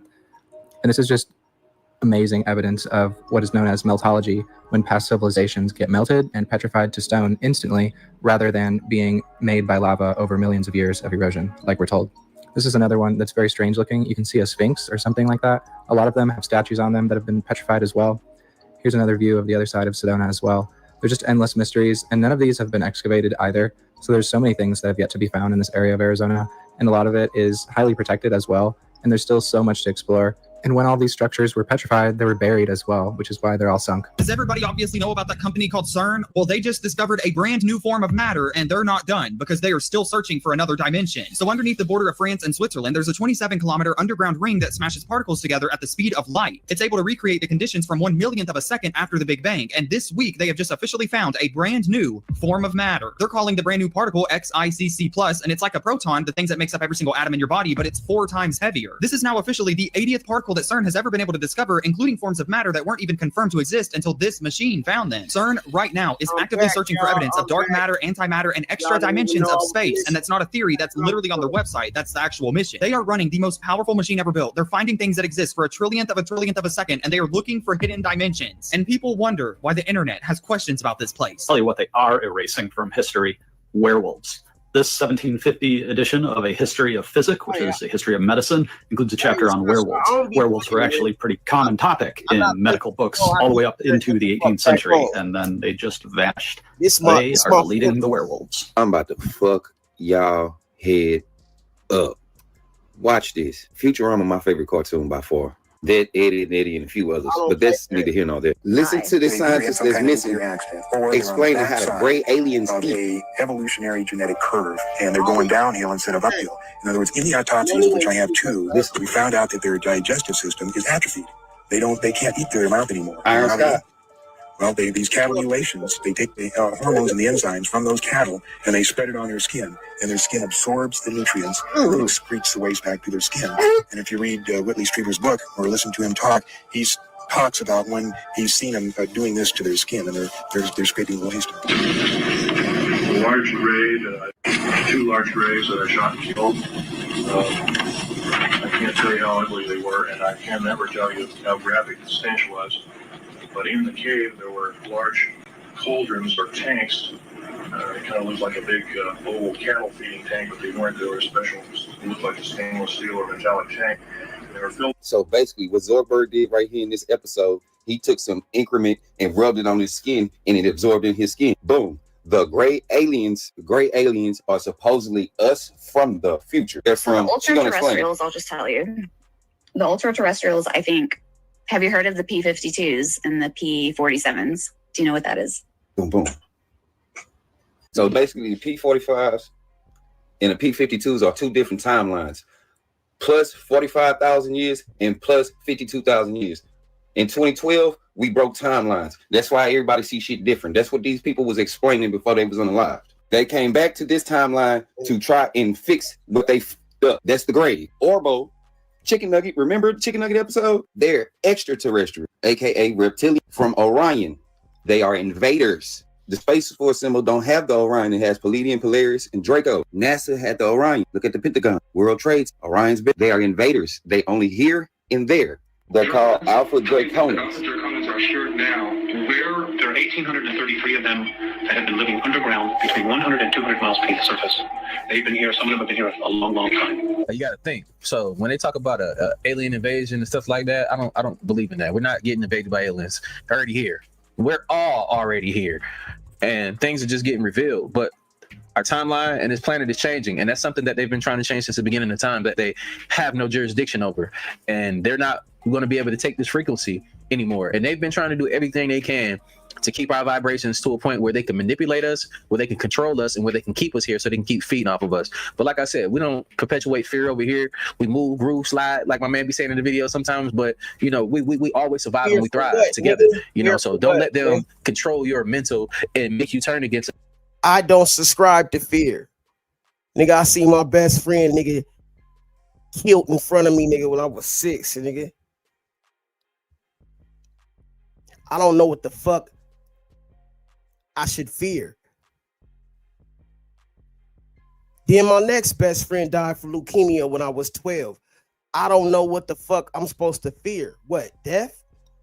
What is death? Is death what it really motherfucking sounds like? Is there a such thing as death, or is this just the motherfucking beginning of the next beginning, or the beginning of the next ending? What the fuck is this shit that we supposed to be fearful of? Because nigga, my heart is pure as fuck. I can stand before God. I can say I made mistakes, but nigga, I don't fear what am I going to fear besides God? Nigga, I mean, don't get me wrong, there's some shit that a nigga don't want to experience. But other than that, they say what don't kill you makes you stronger. I don't know what the fuck I'm supposed to be scared of. A nigga? A bitch? An opinion? Well, there's a such thing as motherfuckers that, you know, you don't want to run into or shit that you don't want to have to go through. But nigga, what am I supposed to fear? Am I supposed to fear experience? I mean, man, at the end of the day, it's all fucking bullshit. They want you to fear something that they say what's that saying? People fear what they don't understand and hate what they can't conquer. Well, that explains it. As soon as I motherfucking realized that, I said, damn, well, I understand why motherfuckers have problems with me now. Cause nigga, I mean shit, I've been misunderstood my whole life. And on the trail, a lot of these motherfuckers don't want to motherfucking go through the shit that they gotta go through to get to the other side. But nigga, what the fuck is you gonna do? It's no cheat sheet in this shit. You gotta go through it to get to it. And anybody that think they taking a shortcut, nigga, trust me, it's gonna catch back up to you. You might as well go through it, big dog, little dog, small dog, smoke dog, whoever the fuck dog you is. Cause nigga, it ain't gonna change the fact that nigga, you gonna have to go through it. You know what I'm saying? Experience builds character. I didn't get this motherfucking way because I didn't go through shit. And matter of fact, nigga, the more bullshit I went through, made me a better man. Sad to say that we gotta go through bullshit to motherfucking understand. But nigga, that's just the way it is. I guess I can't motherfucking question God, or I'm not supposed to. But nigga, let's keep this shit 100. I hate motherfuckers that lie to me and tell me some bullshit. Honestly, if you're gonna be mad at anybody, be mad at your motherfucking folks before you, because the last thing I ever wanted to do is make my motherfucking kids or my offspring or whoever the fuck comes after me feel like, nigga, we put them or set them up for failure. And a lot of these kids feel that way. That's why these YNs don't give no fucks. But shit, at the end of the day, as long as you get him a better shot at life than you had, nigga, you did your job. But shit, if you can honestly say that you did that, I mean shit, what more could you motherfucking do? But nigga, a lot of us, nigga, is just scared to motherfucking go through it. People want to be comfortable. But see, you know what? I can't live my life being comfortable, nigga, if I know I didn't put my shit on the line. If I know I didn't motherfucking take a chance to advance. And that's just real shit. And the motherfuckers that would rather deal with the easy route or go through some easy shit, nigga, hey man, check this out, bro. It ain't no motherfucking shortcuts to success, buddy. And what is success? What is success? Everybody has a different idea of success. You know why? Because success, nigga, is different things to different people. I'll never forget, nigga, when that nigga Dave Chappelle said, you know what I'm saying? He said, you know, I was talking to my pops, you know what I'm saying? And my pops, his whole motherfucking life, he wanted to be a teacher. He said, well, Dad, how much does a teacher make? He said, it's not about how much the motherfucker make, it's about the impact. He said, well, you know, okay. Well, if that's the case, if I can make as much as a teacher makes doing comedy, I'm successful, right? And he said, yeah, son, I'll never forget that shit. Because a lot of motherfuckers will tell you you're not successful. But nigga, if you do music or you motherfucking do something and you make as much as a teacher makes, how you gonna tell that person he not successful? If a person makes an impact, how you gonna tell that person he not successful? See, we put motherfucking prices on shit that's really not motherfucking priceless. I mean, we put prices on shit that's really motherfucking priceless. Now, I don't want to motherfucking sound like I got all the answers, because I don't. But fear ain't something I subscribe to, bro. We can subscribe to each other. We can subscribe to different people on YouTube, on motherfucking Bluetooth, whatever the fuck you want to call it. But nigga, you got a motherfucking choice. And I'm going to choose not to fear some shit because I don't motherfucking understand it, nigga. And nigga, I see a lot of fucking hatred, a lot of bullshit, shitters, a lot of fakers. And you know what I do? Instead of me motherfucking hating them or having an attitude with them, I just look at them like, nigga, you missing something. You know what I'm saying? They missing something. So shit. Yeah, man, I don't subscribe to fear, man. When I go on my motherfucking rants and I talk my shit on here, man, I really be meaning what the fuck I say. And I'm not in the motherfucking business of convincing. But the average person, or the person that really can motherfucking look at shit for what it is, can tell. Like, bro, like I'm not doing this shit for no motherfucking money. I'm not doing this shit for no motherfucking views. I'm not doing this shit for nothing other than to educate and to motherfucking entertain or whatever you want to call it. But it's not all for me. It's for the motherfuckers that don't have no other way to motherfucking get this knowledge or see this shit. Some people won't even motherfucking be able to view this shit without having somebody that they can relate to show it to them. You know what I'm saying? Like, for real, nigga. Like, man, we ain't gotta motherfucking keep doing this same shit. Like, a lot of times, nigga, we just been programmed. Why you think they call it programming? Because motherfuckers been programmed to do this shit. That's why they call it television programming, nigga. Motherfuckers get programmed every day by watching this box. You know what I'm saying? 100 years ago or 200, 300 years ago or whatever, they would have said that this was witchcraft. Yeah, you try to explain to a caveman, nigga, in 200 years, they're going to be watching a motherfucking box and everybody going to be talking to each other through this box. And we going to be able to watch different scenarios and all types of events through this box. And you're going to be able to hold a motherfucking something that looks like they would think a controller was a magic wand. What's the difference?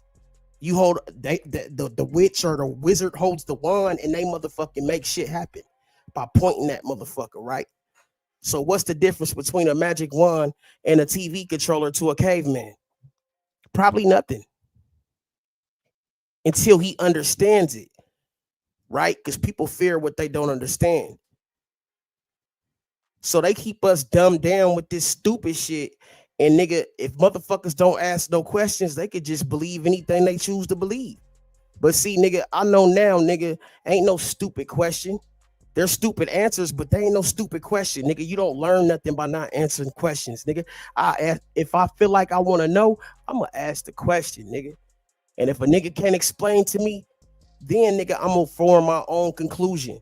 But nigga, I don't subscribe to no, oh nigga, that's a dumb question, or oh nah, nigga. No, nigga, I'm gonna do my own research. And it's called research for a reason, because it's already been searched. But maybe I need to do my own search instead of taking somebody else's word for it.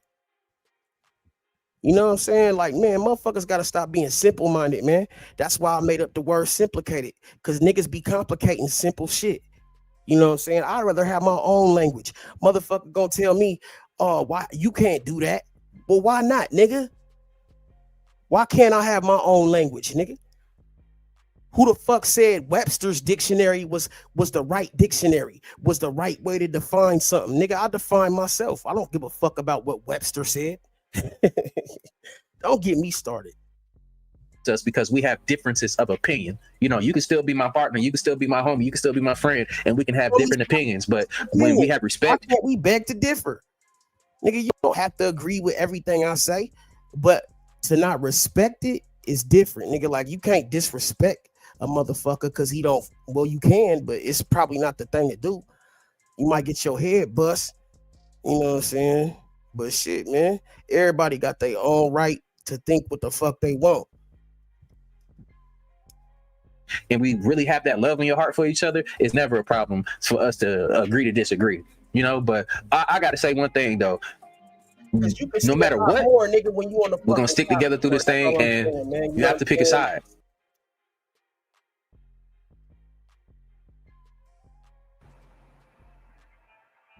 All money in. Just another nigga from the streets. We getting paid at least. Told them hating niggas wait and see. Elevator please. Flight rolled up, a nigga stay high. Up here look crazy in the daytime. Sipping Navion on the balcony. She don't wanna leave. She know I got something on my sleeve. You should wait and see. Now everybody know your name right. Up here I'm so out the way like. Yeah. This view is everything. Shit, I could get used to this. That's right. You can see a lot more when you're standing on the top floor. It's the penthouse. Yeah.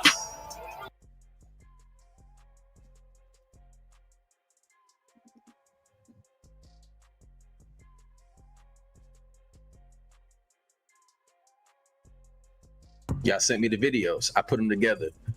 This compilation is diabolical. Brace yourselves. Make sure y'all watch this thing to the end. Smash that like button. And let's get like 15,000 likes on this video while we're on our way to 1 million subscribers. I do appreciate y'all on this journey with me. Don't believe everything you see in these videos. Make sure y'all go out here and do your own damn research. I'm not trying to get y'all to believe in anything. Let's get into this video without further ado. 6 eyes and quick drive. Middleman niggas can make a quick five. Just stop by. Shells in the neck and look like a fish fry. I'm doing what I want to keep a busy. Come and witness. Yeah. Too big for my city, so haters open our fitness. Yeah. Know the streets can land me in your prison. I took the biggest risk. 2 bad bitches to pilot. What's on my Christmas? Hey, I'm a fool with it. Give me $1. Watch what I do with it. I'm just making candy. The winners can get a new ticket. Coming down your street on Big Worm. Look at them niggas fishing. I'm just trying to get me some smurfs. You know them blue men that sold the red, white, and seen light. That's how they got me. Tricks with this shit when I cook it. This my hibachi. Shout out to everybody, man. What's happening? You better watch me. Oh, I think them niggas is clones. I'm killing copies. Pulling up the folks and the dead folks in my pocket. Far as rap, I'm stepping and climbing on the new rocket. Damn nigga to stop me. Damn nigga to stop me. Yeah, nigga come stop me. Damn nigga to stop me. Yeah.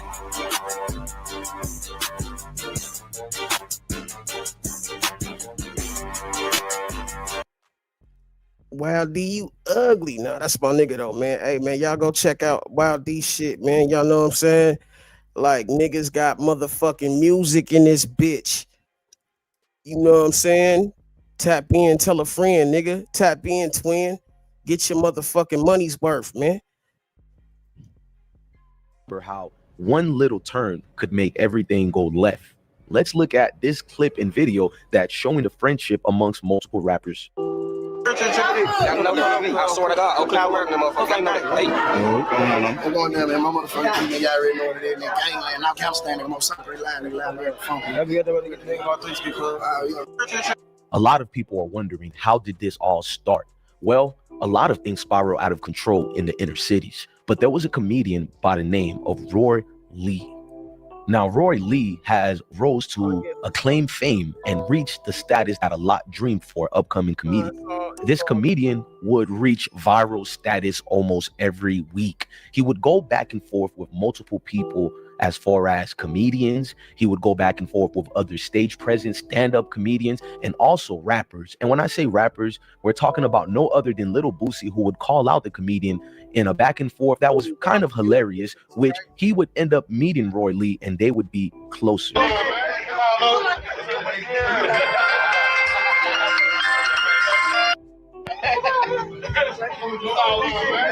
Now, what people don't know is this comedian was really from the trenches. He was from Dixon.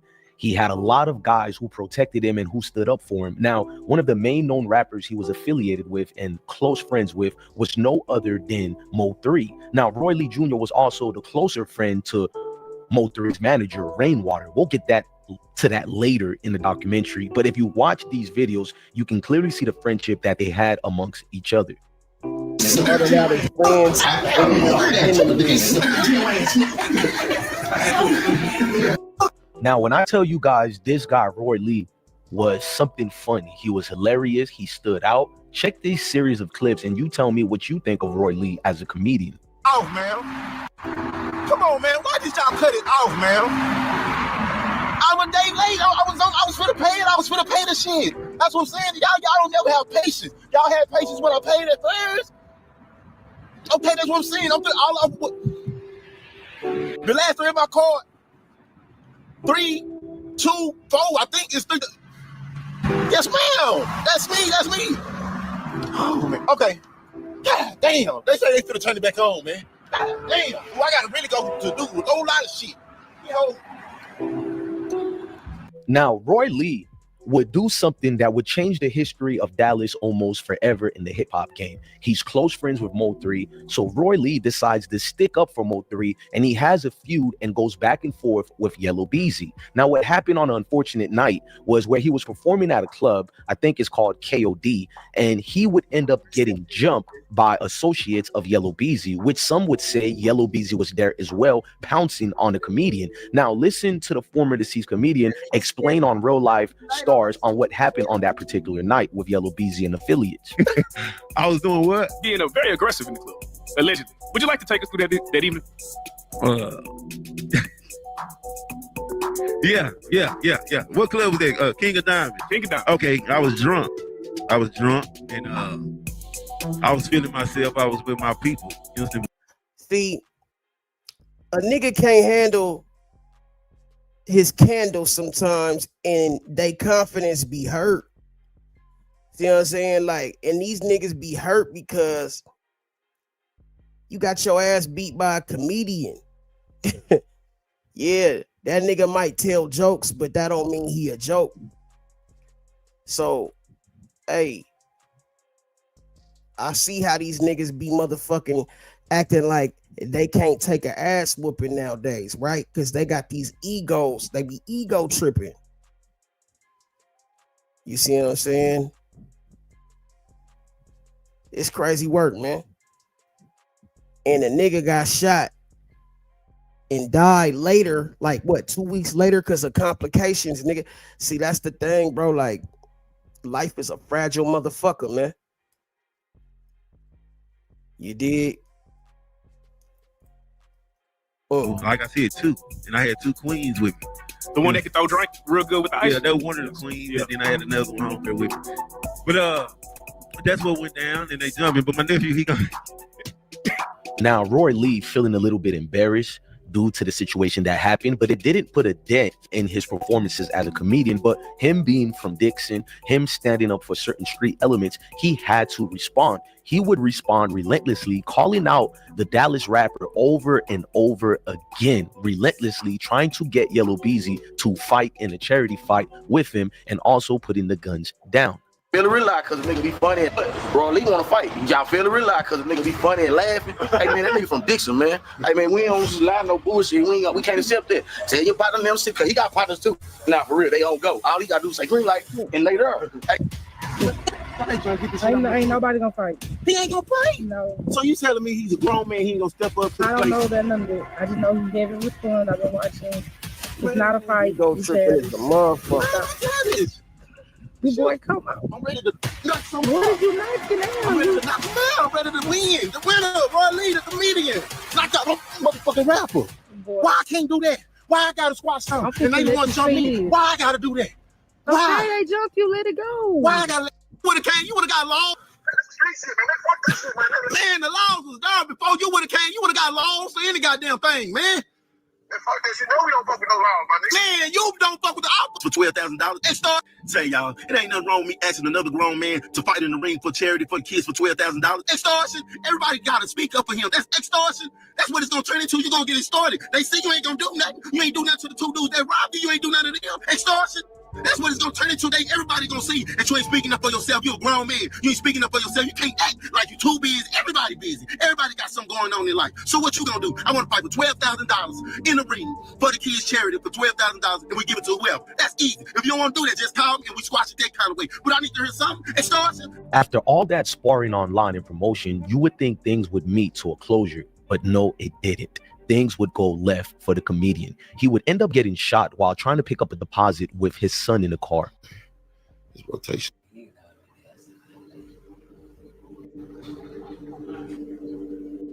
Hey, look at how this nigga energy was depleted. Like, man, you know what I'm saying? Like, that shit do something to a nigga, man. Hey, sometimes just because that shit didn't kill you, it could kill your spirit. Like, nigga, that lead poisoning is fucked up. Like, that throw your body off, man. I be telling these niggas, bro, if you ain't never been shot before, my nigga, you don't want to be shot. When that gunpowder hit your bloodstream, bro, that shit hurt, it burned. Hey, ain't nothing cool about being shot, my nigga. And that shit can fuck with your head, nigga. Anything that fucking touches your bloodstream, nigga, can fuck up your head, bro. Lead poisoning, it can fuck with your kidneys, it can fuck with your heart, your motherfucking man, it can really do bodily damage just by even getting grazed. It ain't nothing to play with. You know what I'm saying? Niggas, man, hey, hand-to-hand combat, I respect that. Matter of fact, I respect a nigga that'll stab a nigga, bruh, more than I respect a nigga that'll shoot a nigga. Anybody can shoot a nigga. It take motherfucking nuts, nigga, to motherfucking put your hands, nigga, on a motherfucker, man. Let's get them up. See, that's the thing, nigga, that niggas ain't men no more, bro. They don't realize how to motherfucking be men, nigga. Part of being a man, nigga, is knowing how to motherfucking handle yours. These, nigga. Not on no Friday shit, nigga, but that shit was real. Live to fight another day type shit. Pop was not lying. But see, these niggas nowadays, bro, can't take an ass whooping because they pride is too fucking much. It's too, they've been taught the wrong things. Like this run off on the plug shit. These is principles that I blame a lot of these niggas that knew better and could have did better. You know what I'm saying? Because the youngsters, the young niggas is the ones getting these motherfucking hearing that shit and thinking that shit cool. It ain't cool, cuz, like, and I'm not just speaking on that. I'm just saying a lot of different shit. But see, I just want motherfuckers to understand, like, you gotta look at how different this man's spirit was, nigga. He went from nigga being all uppity, and you could tell something had changed in that nigga, bruh. I personally believe, nigga, that gunshot wound or whatever he went through, that shit, nigga, took a piece of his spirit. You know what I'm saying? Like, bruh, motherfuckers lose that will to fight, nigga. Man, I'm telling you, bro. My Cuddy, he held on. My brother, fuck my Cuddy. Nah, not fucking, but you know, my brother held on for like 2 fucking weeks, nigga, until he seen me, bro. To let go. You got a will to live, nigga. Just like you gotta. Once you lose that will to live, nigga, it's over. But some niggas, you know how they say fighting, he's a fighter, because he fighting to stay alive, my nigga. Some niggas fight, and then they get tired of fighting. They say, fuck it. You know, you gotta like let them know, like, hey, my brother would not die until he heard my voice, nigga. And it wasn't I didn't want it to be over the phone. Nah, I had to go see them. But it's like, fuck, bro. I ain't even mean to talk about this shit. Goddamn. He had died. You remember when we was at Boosie? Yeah, he died. He had sickle cells. He passed away. Now, barely able to talk, comedian Roy Lee tries to give an update about the situation, but unfortunately, the wound to his leg would cause him to be a little weaker than what we normally like seeing him. His up tempo, his upbeat. He seemed a little bit defeated, and let's look at it. Joe like smiling. Hey y'all, I just got shot in the leg. Enjoy life, smile every day. Y'all remember that. This thing going on okay. Fresh shit in my leg bone, whichever one it is. I'm all right. I'm okay. Enjoy life, smile every day. I just want to tell y'all, get y'all the information. I love y'all. Now, unfortunately, ladies and gentlemen, Roy Lee would end up passing away 2 weeks from that leg shot. He would end up getting a blood clot in his leg while recovering at the hospital, and things would go left for rapper Yellow Beezy and Mo 3. Rapper Mo 3 would commemorate the comedian with a new jewelry piece to send a message to all rappers. You did. Hello. Yeah. Oh yeah. Oh, I feel hello. You did.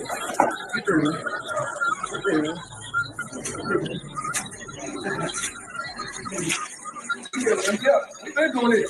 Yeah, nigga. We doing it for real. Yeah, nigga. We doing it for real, nigga. Yeah, that way. Yeah. Now, Roy Lee was shot September 25th, 2018 in North Dallas. He would later be deceased October 13th, 2018. This is when things get a little hectic for Yellow Beezy. But before we get to that, let's listen to Mo 3 break down what happened on that unfortunate night when Roy Lee got shot September 25th. Mo 3 goes to Cam Capone News and explains everything. September 20th. Yeah, that's good. Okay.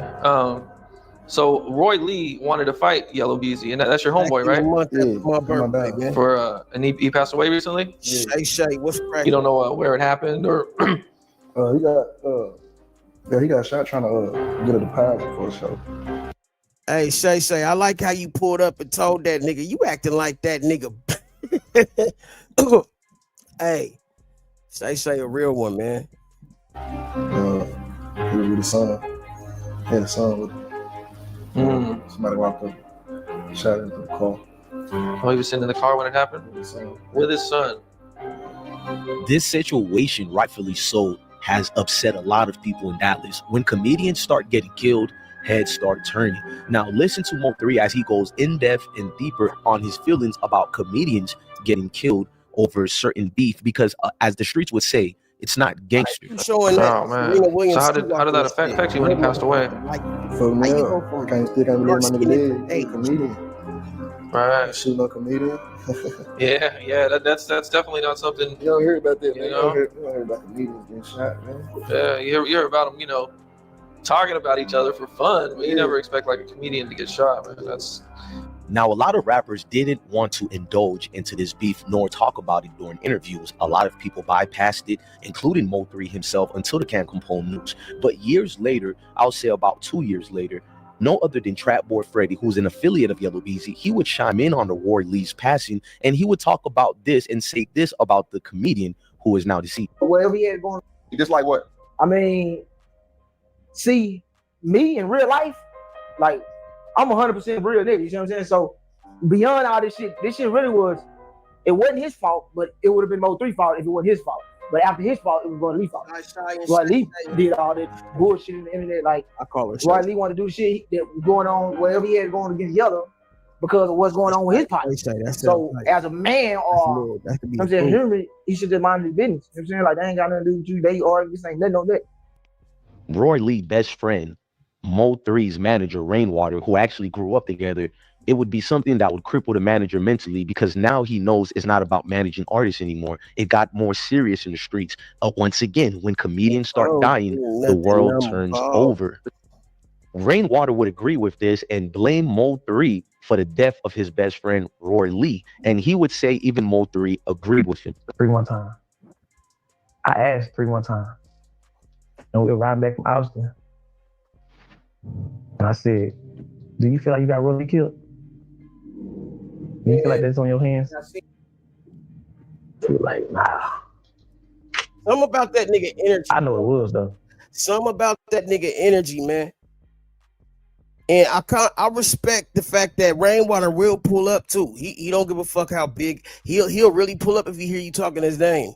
But I would want to ask the nigga, like, for so many people saying that you moved a nigga gun, why you do that? If you did do that, just be honest, nigga. You moved a nigga gun, why would you move a nigga firearm? And then everybody said that you was on the phone with Cub when that shit happened. That shit seemed a little spooky to me, bro. Not saying he did it, not saying he set him up. Just saying, nigga, if you didn't, you know exactly who did, and you probably, nigga, got more information and you let niggas know. But I ain't gonna knock it, because nigga, the streets might, you know what I mean? Like, but goddamn, nigga, like, there's too many motherfucking question marks with this nigga. You know what I'm saying? That rainwater might be a little tainted. Real shit. You know what I'm saying? And niggas get salty, nigga, when they feel like they being portrayed as something. Cause I remember the nigga Mo3 was saying something like, oh, he a square nigga, and oh, this nigga computer nigga, he was saying something about, and it wasn't no diss for Rainwater. It was the truth, but the way I feel like Rainwater was taking it probably was like, oh, what you saying? I ain't down. I ain't with the shit. Like, what you saying? I'm a pussy. You know what I'm saying? Like, so I can't say, nigga, I think he did it. Or set him up. But I'm saying, like, I can't say he didn't 100%. But nigga, hey, that ain't between me anyway. That ain't for me to figure out anyway. But nigga, there was some bitch ass shit going on though. You know what I'm saying? Cause nigga, for one, nigga, these little hoes out here, nigga, be set up queens. And nigga, if you a tender dick ass nigga, it's easy to motherfucking get a nigga caught up, nigga. Cause you niggas be so quick to want to meet up with one of these bitches, and you don't even know who she is. You don't know who her brothers is, who her cousins is, and then these niggas be out here putting hands on females and shit. You don't know who the fuck her people is, nigga. Man, I'm telling you, nigga, y'all niggas better motherfucker start looking in at who the fuck you fucking with. Cause nigga, you pillow talking with a motherfucker who brother might motherfucking come do your ass in. Or I'm just saying, bro. I'm just saying, don't let me get started. Well, he was taking up for 3. He was the only voice to take up for him. The voice that meant something to take up for him. So, well, things did get worse after the comedian got shot. No other than a few weeks later, Yellow Beezy would get shot after leaving a strip club late night, headed home in his vehicle. The search also tonight continues for the person who opened fire on the Sam Rayburn tollway, wounding a man. That gunfire happening on that tollway about 3:30 this morning in Louisville. Police identifying the victim as 26-year-old DeAndre Conway. He had been shot 3 times. Friends say Conway is actually known on the Dallas music scene. Here's video of him, rapper Yellow Beezy. He was on the actually an opening act for Jay-Z and Beyonce when they had their tour stop here in Arlington just last month. Multiple agencies are investigating the early morning shooting of a man driving on the Sam Rayburn tollway. Louisville police say more than a dozen shots were fired into a 26-year-old man's vehicle and several rounds struck him. Fox 4's James Rose has more on the investigation. Authority are reviewing video and toll tag information, trying to get suspect information and piece together tollway at FM 544. Now look at that freeway right there. Now you see, that's a long, large ass freeway. It got like 5 lanes, if I'm not mistaken. Now, whoever the fuck was, I mean, well, we know now, but that shit was a coerced event. Ain't no way in hell you could tell me that they just happened to get lucky and see that nigga. No. This was some shit they had been waiting. Almost like the Dolph shit. You know what I'm saying? It's like when you know or you hear what, you know, where a nigga be at or where a nigga be going, you know there's only 2 ways to get there. And so if you can motherfucking know where the nigga going and coming, it ain't hard to motherfucking put, you know what I'm saying, set up a scenario. Because the whole time that nigga Mo3 was looking for that gun, you could tell that was some shit he expected to be there. Who the fuck would have known that he kept his burner there except a nigga that he fuck with? For real. So, I mean, nigga, I don't know, bro. That shit's fishy to the motherfucker. But there was definitely, I think, 4 to 5 people that set that shit up.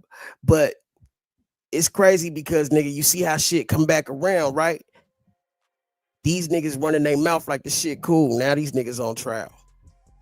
It's crazy how God work, man. I'm not saying God has anything to do with it, but I'm saying in life, period, these niggas don't think that that shit gonna motherfucking ever have any, you know, your energy that you put out is the energy you get back. I'm just saying, bro.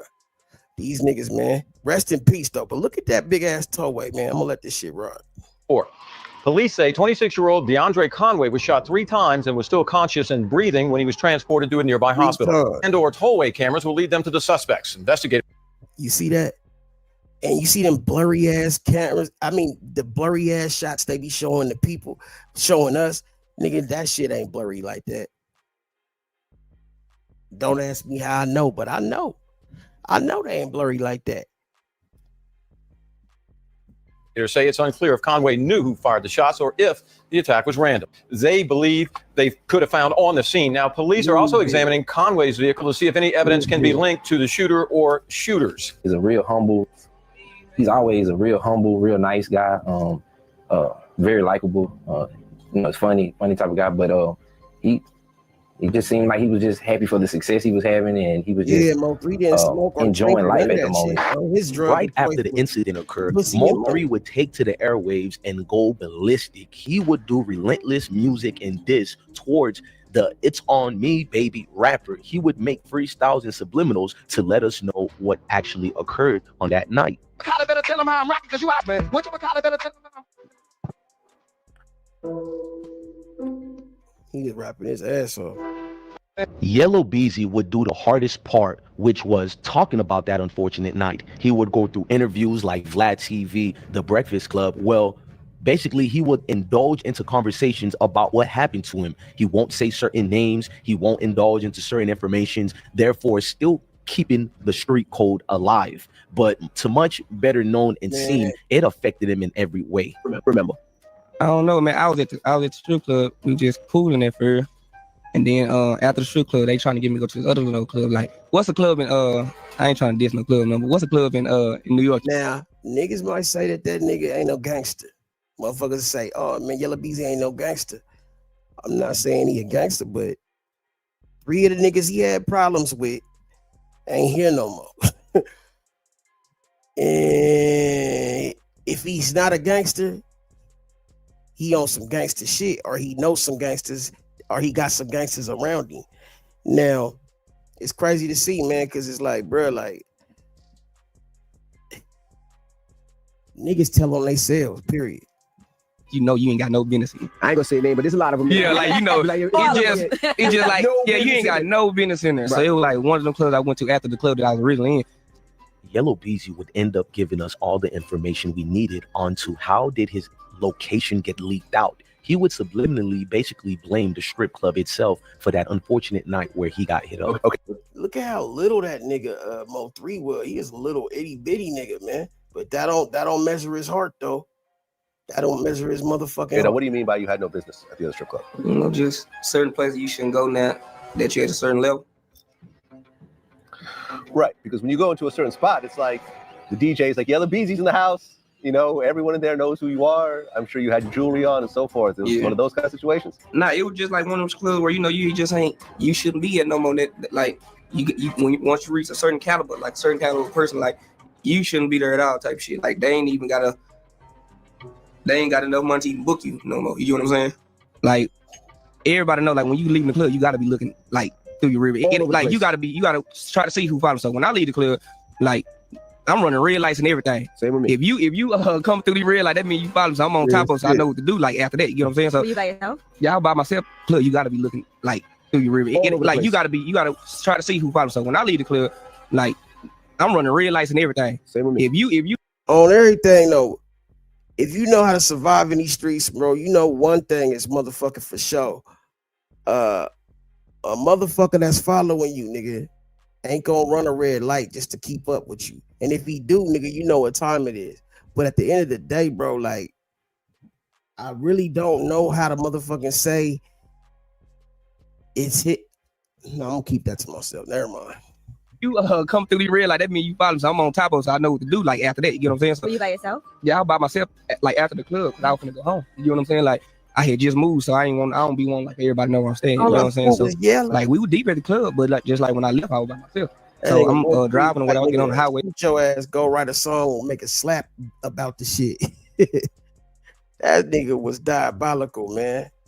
I'm punching it. Like it seemed like a couple calls. You basically can tell during that night it traumatized Yellow Beezy. He's a reserved individual. He's not really with the rah-rah. He doesn't get too loud nor angry, but you can tell it changed who he was. Prior to the shooting, he was very energetic, very vocal, but it made him more confounded as far as to be careful where he goes. As you guys know, his father was also murdered in Dallas. Therefore, a lot of traumatized experience is now letting him know he can't trust anybody. He goes to Vlad TV and he gets asked about Mo 3, and he relentlessly. I think that nigga Yellow was really scared for his life. He really knew nigga is like him or me type shit. Yeah. Refused to acknowledge Mo 3's existence. This would cause Vlad TV to try to dig in deeper and hysterically laugh. Mo 3. I don't know. I interviewed Mo 3. Who? Mo 3. I don't know who that is. Well, I asked about the shooting, and he said there's no beef, but you know, he said you just gotta stay out the way. It's real out here. And it's real out here. Shit. Niggas getting hit up every day. Hey, the way this nigga Mo, hey bro, I'm telling you, I know niggas. I have a good sense of discernment, and this nigga is so full of shit right here, bro. I can look at this nigga eye, bro. That nigga, he's ready to bust out laughing. I mean, I'm telling you, bro, like he just a good actor, my nigga. Cause nigga, come on, man. It's the world. Like, you know, somebody right now, we topping right now. Somebody right now, probably getting shot up right now. Like, shit, you gotta stay out the way, man. Don't know who that is. I don't know who that is. Okay. Where you from? Crazy, bro. I think he's from the same place you're from. Same area. Dallas? Yeah. I don't know him. Never heard of him? I know everybody from my city making noise. Okay. Hold on a second. Well, both we dropped a song called 219. Some people say it's a diss song towards you.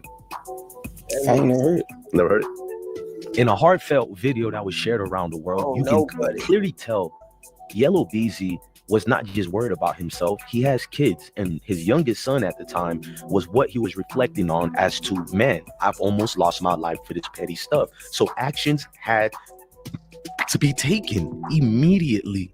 Basically, in other words, retaliation was a must, allegedly. Could you really blame Yellow though? I mean, cause for real, he had to be feeling pressure on both sides. That nigga felt like he was compelled to do something. Bro, that nigga making you look like a bitch out here. Nigga got your man. Never leave your side, no. I'm hard to hope to die, no. And boy, you got my eyes. Just like that boy, man. That's the one thing I'm so jealous, man. I want a son, man. You know, if it ain't in the cards, it ain't in the cards. But bruh, you niggas that got sons, man, y'all are so fucking lucky, bro. Man, I love my daughter to death. Don't get me wrong, bro. But bro, ain't nothing like a son, bro. Like that's crazy.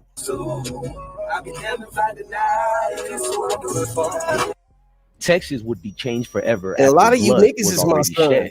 Dallas becoming a bigger version of what rap was during their heydays would now turn into the new drill era. See that star ring right there. See, niggas might say niggas conspiracy or what, but every nigga I've ever seen rocking them star rings, it seemed like getting knocked the fuck off. And you know they give motherfuckers those, well, Empire Records, nigga, they do distribution. When you fuck with Empire, when you become an Empire artist and they finalize the deal, they give you one of those. I personally wouldn't even take it. Nigga, after all the shit that, you don't know what they could have did with that. They could have did seances over that bitch. All types of shit could have happened, nigga. They could have cursed that mother. And I believe they are cursed. You know what I'm saying? I believe it stands for fallen star. Shoot, you know, they said, what they say about Satan in the Bible. He said he fell like lightning from heaven or whatever. Like, bruh, that represents that fallen star, that fallen angel. That's what I think. But shit, I could be wrong, but I doubt it. As you see, Mo 3 would end up being called out by some of the original OGs in Texas. Mo 3 would not like it because these OGs would go on to Real Life Street Stars YouTube platform and say certain things he did not approve. Mo 3 would go on there and just unleash a whifferall of how he's standing on it, and he's standing on business for sure. He ain't from the North. He can't come to the North. I've been going these niggas with babies. On God. Man. On God. If they mama have. On God. Y'all heard my song on motherfucking Foreign Diamonds? One OG gangsta boo talking at the end of that bitch. I know you gonna. Do I gotta play it? Y'all remember? Y'all, okay. Come on now. Now, hold on, Speak up, hold on. man. You don't remember? Is there any? Bitch, I ain't even tripping. I ain't mad at you. Cause I know how I feel when nigga down out ride me too. You want to hit this weed? Bitch, I don't smoke. Get no friendly out my face. Look, bro, D. That's all my kids. That's all my little girl. I ain't doing no flexing. That's facts. That's all my kids. On God. But anyway. Maybe that's what that nigga Mo 3 needed. Is to smoke some weed. Because nigga, you could tell like he had that energy, bruh. I don't even smoke a lot of weed. I hit a little something, but I ain't. You know, I be seeing niggas rolling fat ass blunts and just smoking, chain smoke. I ain't never had to do that. Like nigga, well, I used to do that shit with the homies and shit, but that was just cause nigga, you know, I wasn't gonna pass up the blunt, nigga. But nigga, honestly, bro, how high are we trying to get? I used to wonder, nigga, after a certain point, nigga, you just looking stupid you just smoking just to smoke. Nigga, we used to sit in that motherfucking box Chevy, nigga, 4 or 5 deep, nigga, and just smoke. No, if you crack the window, you getting punched on type shit. Like we in there fucking damn near suffocating, nigga. Smoking man, how much weed do we need? But that wait, then Mom, how they done talking? Mom used to call my phone every time I was giving cash in the mail. Y'all know? Did y'all know I was at the whole hood with me video shoot? I just went in it. Did y'all know I was there? I did. Huh? I did. You didn't? I did. You did? You knew that? Yeah, I wasn't in there. I pulled up on the ground because the nigga was talking this shit. I pulled up. Cash put his hands around me on my arm. Come on, little bro, just chill. We ought to know. Get your friend ass out of me. Nigga, I ain't playing with none of these niggas. I don't care about none of that. You guys have to understand, Mo 3 was a general who had a lot of beefs. He had a lot of young YNs around him. And one of these YNs would explain what happened between Mo 3 and Go Yayo. We'll indulge into more information between the beef of him and Yayo, but listen to a club shooting famously that happened, which Mo 3 got set up. 3 do 1 show at one club, we go 3 do 1 show at one club, we go to another club. Next thing, the whole Fort Worth standing up in that bitch on tables. You know, they cracking their shit, talking their shit with the roof, but 3 playing it calm, you know what I'm saying? But he really trying to think the situation through.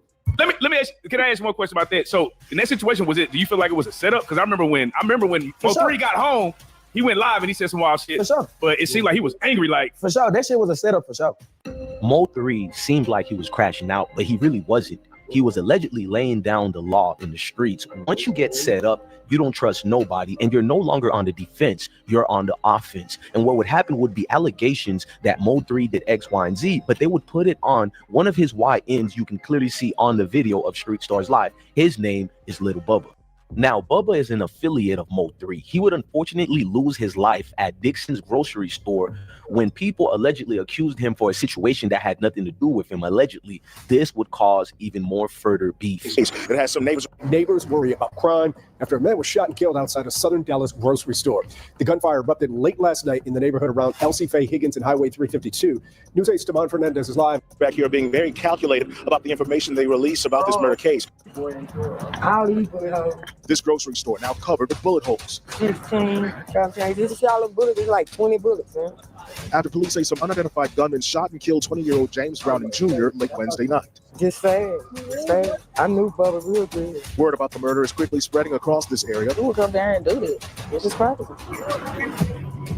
Began firing shots at him. What's going through your mind? I'm scared. To me, a whole. Now, tragically, this was a heartbreak for the community of Dixon because Bubba was well loved.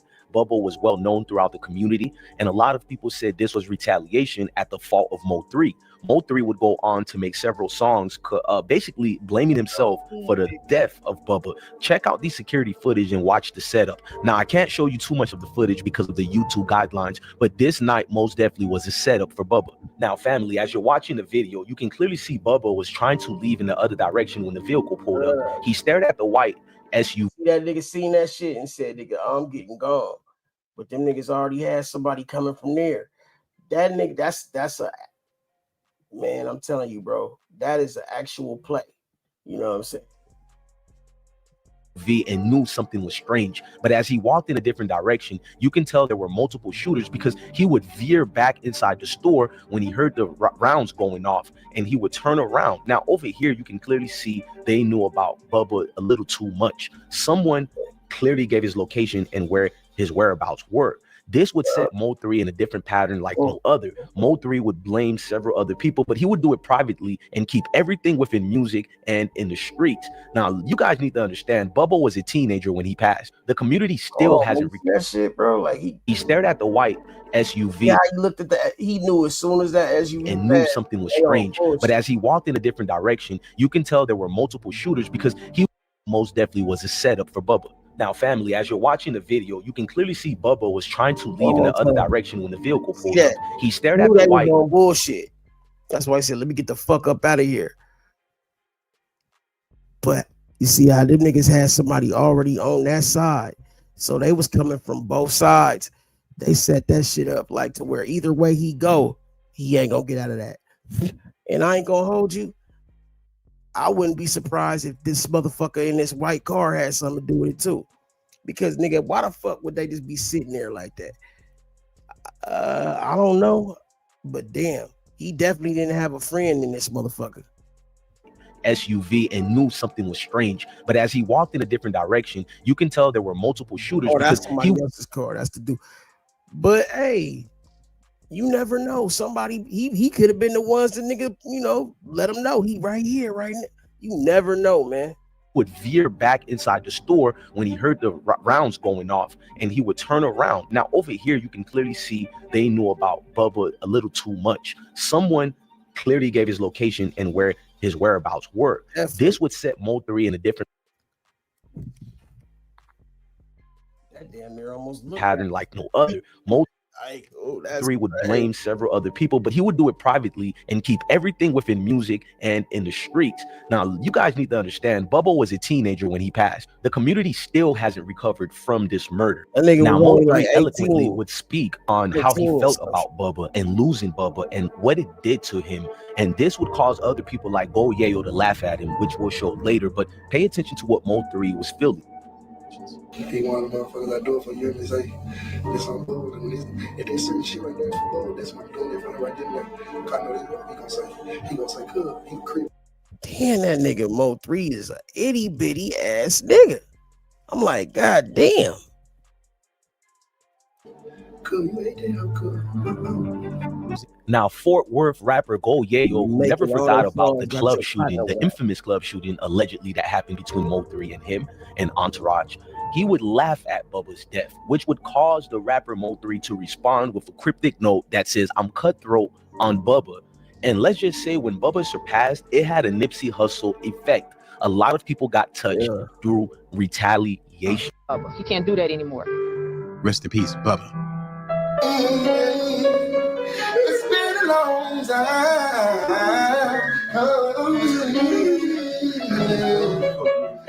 I was raised with a pistol on a little street, far as lightning. Now, after losing Bubba, Mo 3 would go fire in the streets, both musically and physically streetwise. But unfortunately, trouble will keep haunting Mo 3 and the people around him. This time, no other than his manager, Rainwater, the one who was best friends with comedian Roy Lee. Rainwater would get caught one night in Texas by Yellow Bees and Entourage and get beat up.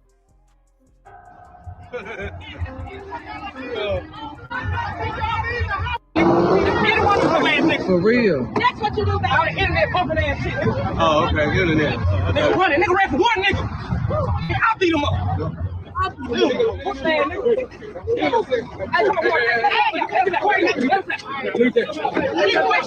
Now, Rainwater been through a lot already. He was a club promoter. He's been shot before, but he is not a street dude. He was a college guy who learned the business and arts of the hustle of the music industry.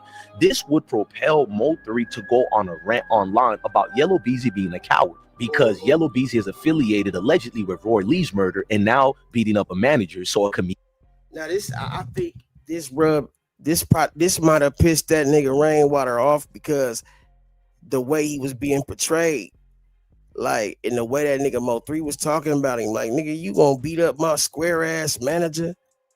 Nigga, he ain't from the street. He ain't no street nigga. He was basically saying like, you gonna beat up this pussy ass nigga?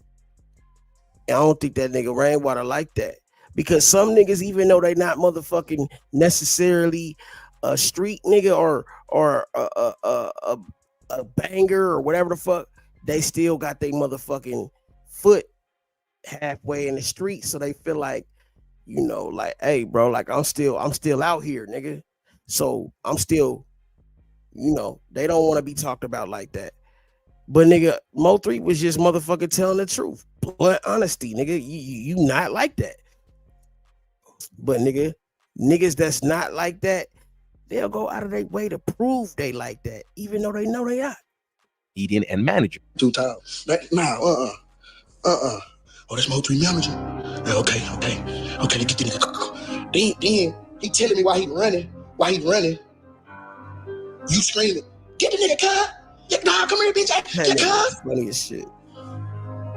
Sir, he's a high school graduate, went to college, / club promoter, now turned into a manager. So he doesn't have a track record, sir. He does now. Mo3 just kept going viral almost every day, it seemed like. But an old video would get uploaded by Freddie, Trap Boy Freddie, that is, allegedly. And that video would show Mo3 and Trap Boy Freddie getting engaged in a situation outside a convenience store. And it's this clip right here. Now, you guys can see what's on his hands. I'm not going to say it for the YouTube guys. This nigga, Trap Boy Freddie, holding a K. It looked like, nigga. And this nigga Mo3 still in that nigga mug. Like, what's up, nigga? What's cracking, nigga? Nigga, put down that bitch ass K. You ain't gonna do shit with it. Type shit. Hey, but that nigga, I ain't gonna hold you, nigga. That nigga Trap Boy, a real Dallas ass nigga, man. You see that shag in the back? That's what we call a shag, nigga. That's some real Dallas shit right there. Guidelines, but Mo3 stood his grounds and he didn't run. And there was a situation that would cause Texas to be in a forever rift because Trap Boy was the last resort of peace between Freddie, friend Yellow Beezy, and Mo3, because everybody knew Trap Boy had affiliations with both rappers, but Trap Boy would become more of a best friends with Yellow Beezy, and this would cause a lot of rifts. Now I need you guys to listen how Yellow Beezy explained how him and Trap becomes friends. Our relationship already, Oak Cliff was gonna come, so it's like they kind of merged us closer together, other than what our relationship already in the streets and shit, but they merged us together, like we was getting booked with each other like every show. And that's like, wow. They want to yell and Freddie yell, whatever. So so y'all, it wasn't something that just kind of happened. Yeah, no, it was natural. Wow, it's hard, man. It was just some natural shit. Yeah, and like I said, you know what I'm saying, he from the whole other side. I know, yeah, I know, like, that's what tripped me out. Like, and like they used to fight a lot of my partners in, so it was like it started out crazy at first. We didn't know each other like that, but we used to see each other around, of course, like on some street shit too. Then like I forgot, we just blended one day type shit. Yeah. Now, that video being released to social media would cause so much damage between both rappers. Both rappers would relentlessly go back and forth through social media to explain that day, explain that night, and certain wounds will get open again once certain below the belt blows were being attached to each other. Trap Boy Freddie right here is going to explain what's the situation. Now look at Mo3 respond back and forth to him too. Somebody, you can't break a sweat. You know what I mean? Like, come on, let him make it, bro. You don't know what he get himself into. Hey, man, make this shit bigger than this, bro. It's easy to man, you beat a nigga ass. You motherfucking stomp a nigga ass out, shoot a nigga. Over nothing. Nah, you let the nigga make it, bro. Spur that nigga life. I spurred you so he can spur me. Yeah. I don't talk about shit like this in my store. But listen, you can't let me make nothing. You can't let me make it. Cause when it comes to this gangster shit, you niggas is little boys to me. Both of y'all. Now, after the back and forth, Trap Boy Freddie would get in an accident, which Mo3 would suggest it was deeper than a car crash. Mo3 would suggest that it was allegedly a situation which Trap Boy Freddie got shot at and actually did get hit. Mo3 would allege that Trap Boy Freddie is trying to downplay the situation that happened. Trap Boy would respond and says that Mo3 is snitching on the situation. Both would go through a month-long back and forth prior to the death of Mo3, which was the hit up. They talking about you broke your leg. Tell these niggas you really got hit up. Yeah. Mo3 was you got hit up. Everybody know you got hit up when you went to the hospital. You telling people don't record it, don't put it out there new because you want to think in the city. You know what's crazy? Now the nigga Trap. Nigga talking about broke your leg. Until that nigga came out. I bet your partner sitting up there looking like, bro. So he just gonna act like he didn't get shot. A couple weeks ago, he gonna act like nigga ain't hit him up and be live. Stop playing. I don't know who did. I'm just saying. Why you capping like your leg got broken in a car wreck? Back up down. Yeah, nigga.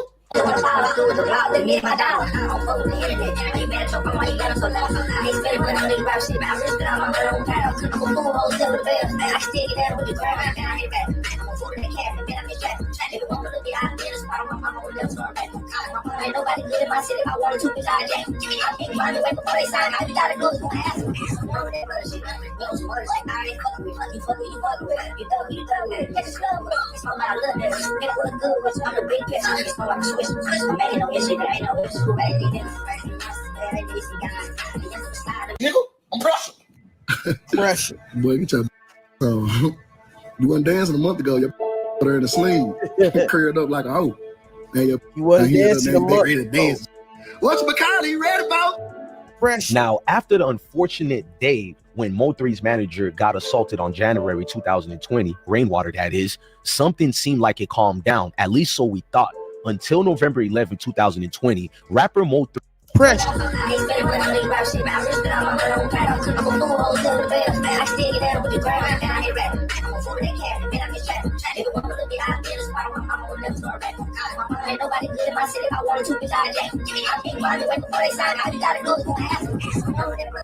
Hey, yo, I hear them now. You back ready to dance.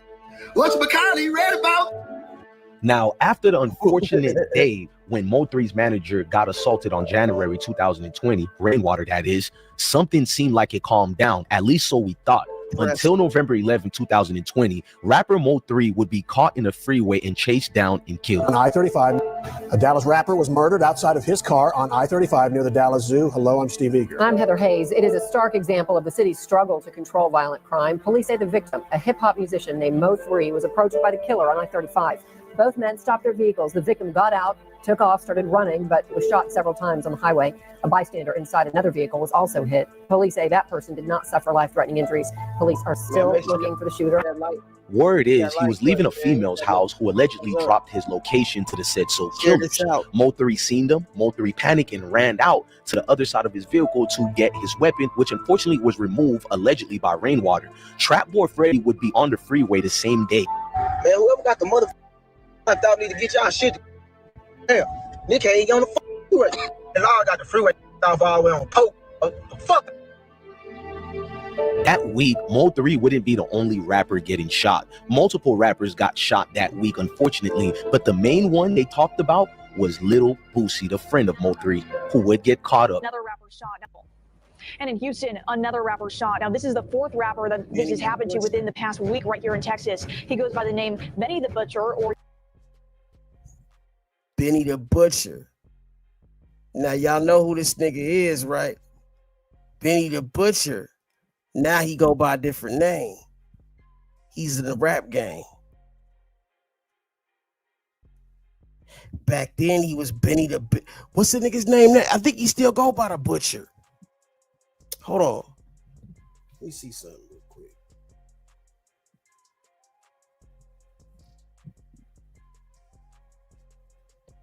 Okay, Google, what rapper's name starts with the Butcher?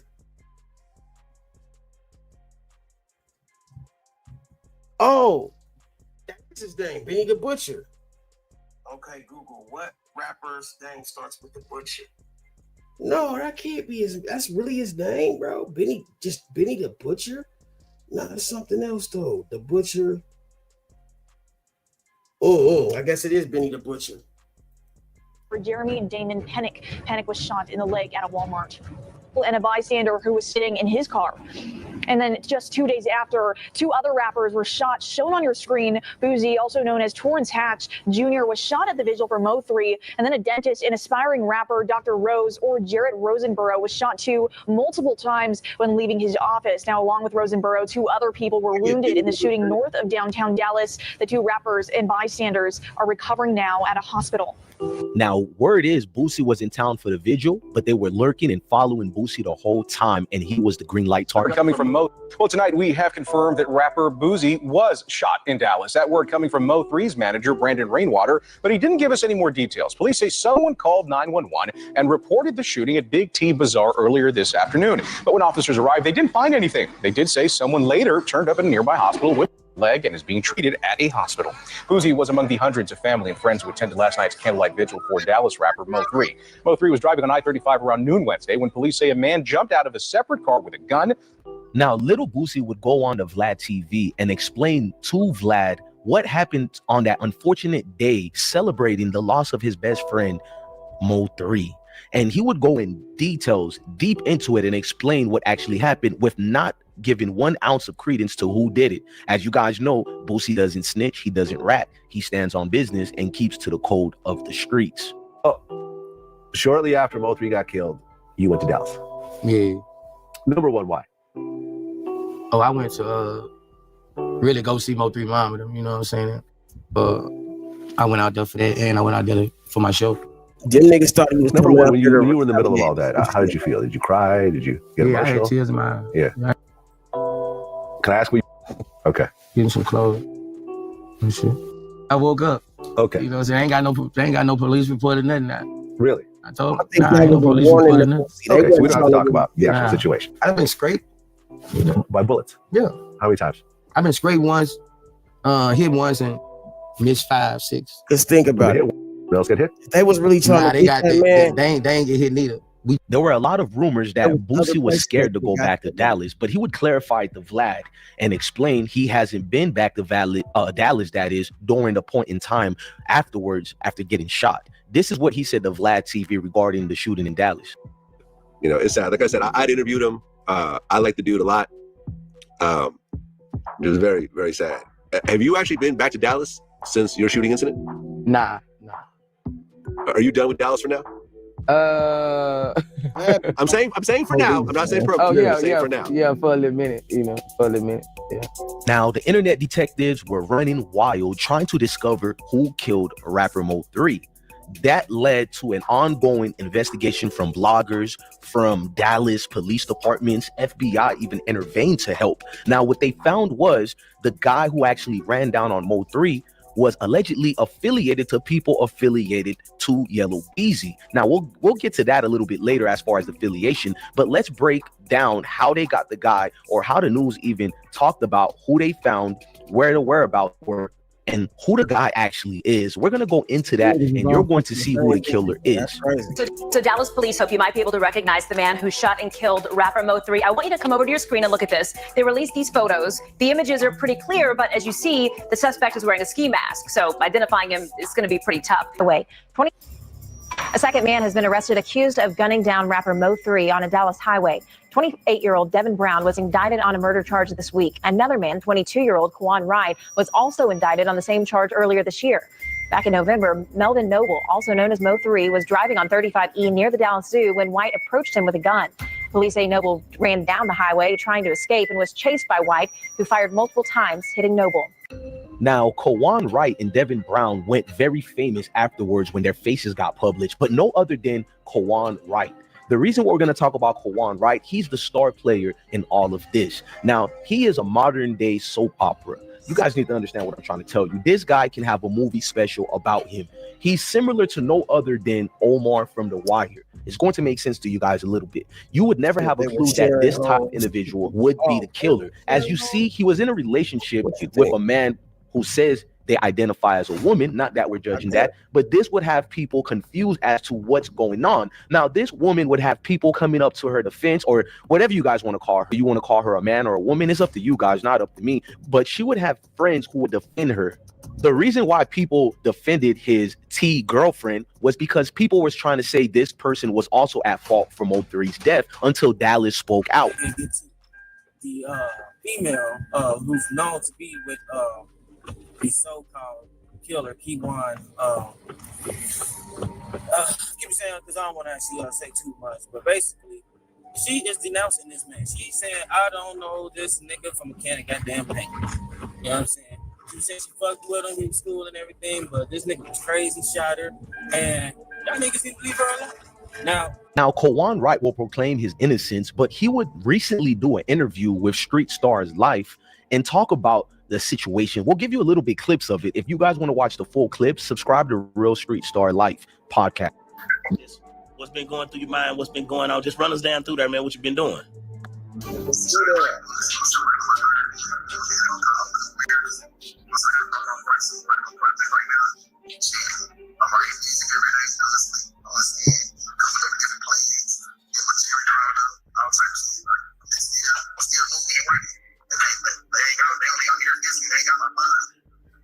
Now, later after Mo 3 death, manager Rainwater would catch Trap Boy Freddy lacking outside of a club, and there was a famous video that would go viral. As you guys know, Trap Boy Freddy allegedly associated to the people who beat up Rainwater and also allegedly associated to Roy Lee's death. Bro, man, you pussy, man, you get yeah, nigga, what's up? Why you running? Why you running? Man, why you running?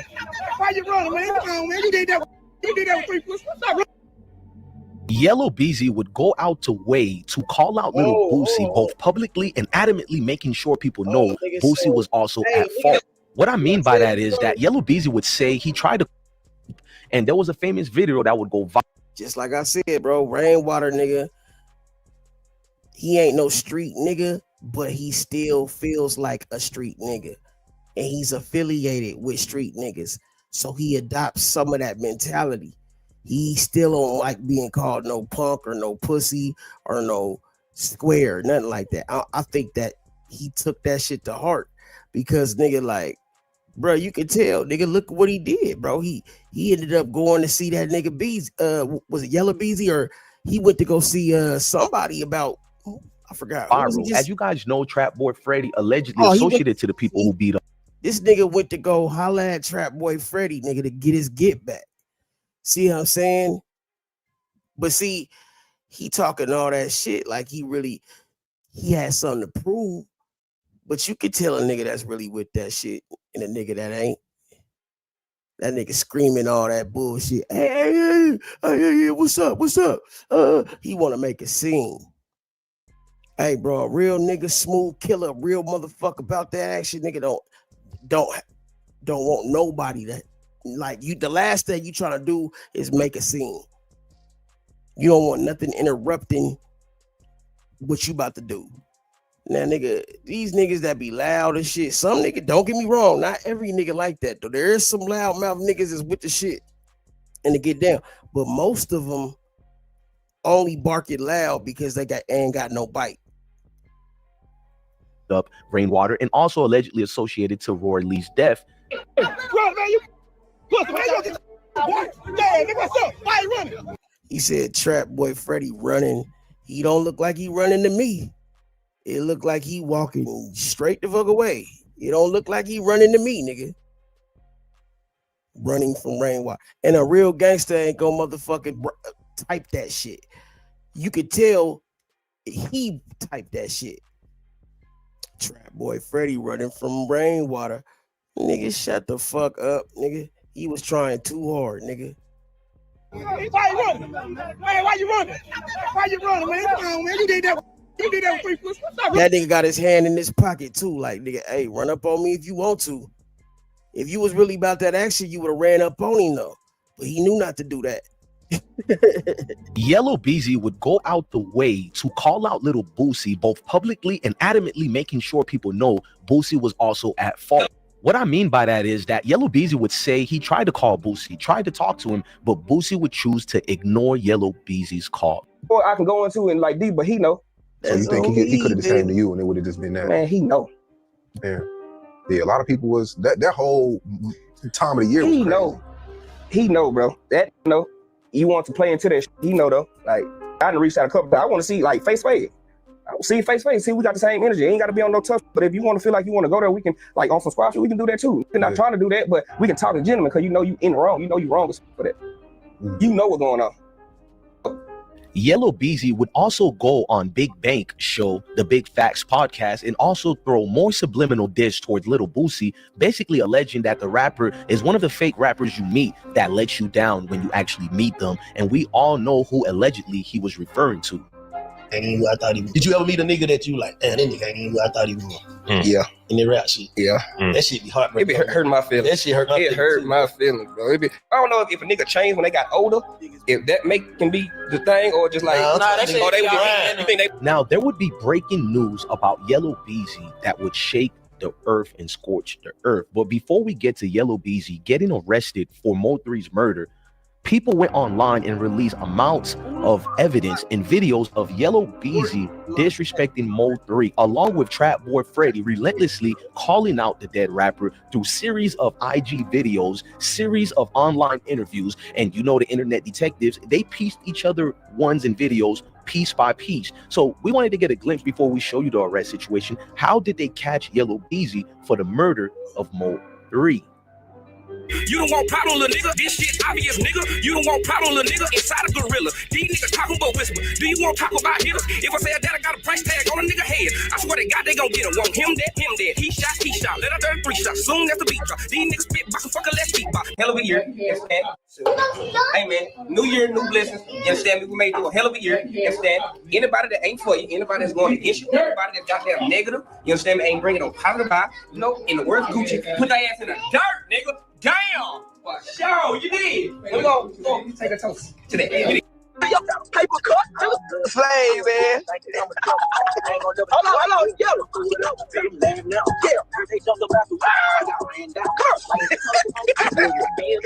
Hey, why you gotta go on my shit with this bullshit, man? Man, I'm trying to preview some more of these music. All right, bro. Hey, you know what that shit remind me of? I'm gonna go eat, man. It remind me of Trap Boy Freddy, like old dog. You know what I'm saying? And that nigga Yellow Beezy Kane. Nigga, I told you, quit showing the fucking tape, nigga. Remember when the nigga in Men's Society, they kept showing the tape? Like, that nigga, oh, dog, I'm gonna sell these for $5.99. And the nigga Kane nigga was like, hey, I told you, quit showing the fucking tape, nigga. You know what I'm saying? That's what it seemed like Beezy was telling that nigga Freddy, like, bro, like, nigga, stop playing, nigga. You making Mr. Obvious, nigga. You making this shit too obvious. That's the energy I got from it, nigga. Quit showing the motherfucking tape, nigga. There's always a Stacy ass nigga around, nigga. You know what I'm saying? And nigga, every hood, every motherfucking block got a motherfucking Stacy, a bitch ass nigga that's jealous, and a motherfucking, the first chance he get to screw a nigga or fuck a nigga over, he'll do it. Trick a nigga off the street or get you in a motherfucking hot situation just because his bitch ass nigga could never deal with you directly, so he gonna come indirect. That's that fuck shit. I can't stand them passive aggressive bitch made ass niggas, bruh. Like, nigga, why the fuck you didn't say nothing when we was face to face? You waiting for the right opportunity, you op ass nigga. Oh, so you need help.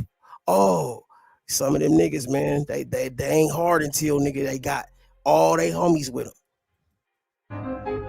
Oh, man. I'm gonna go eat, man. This nigga trapped and fucked up my whole goddamn night, man. This nigga came and say, man.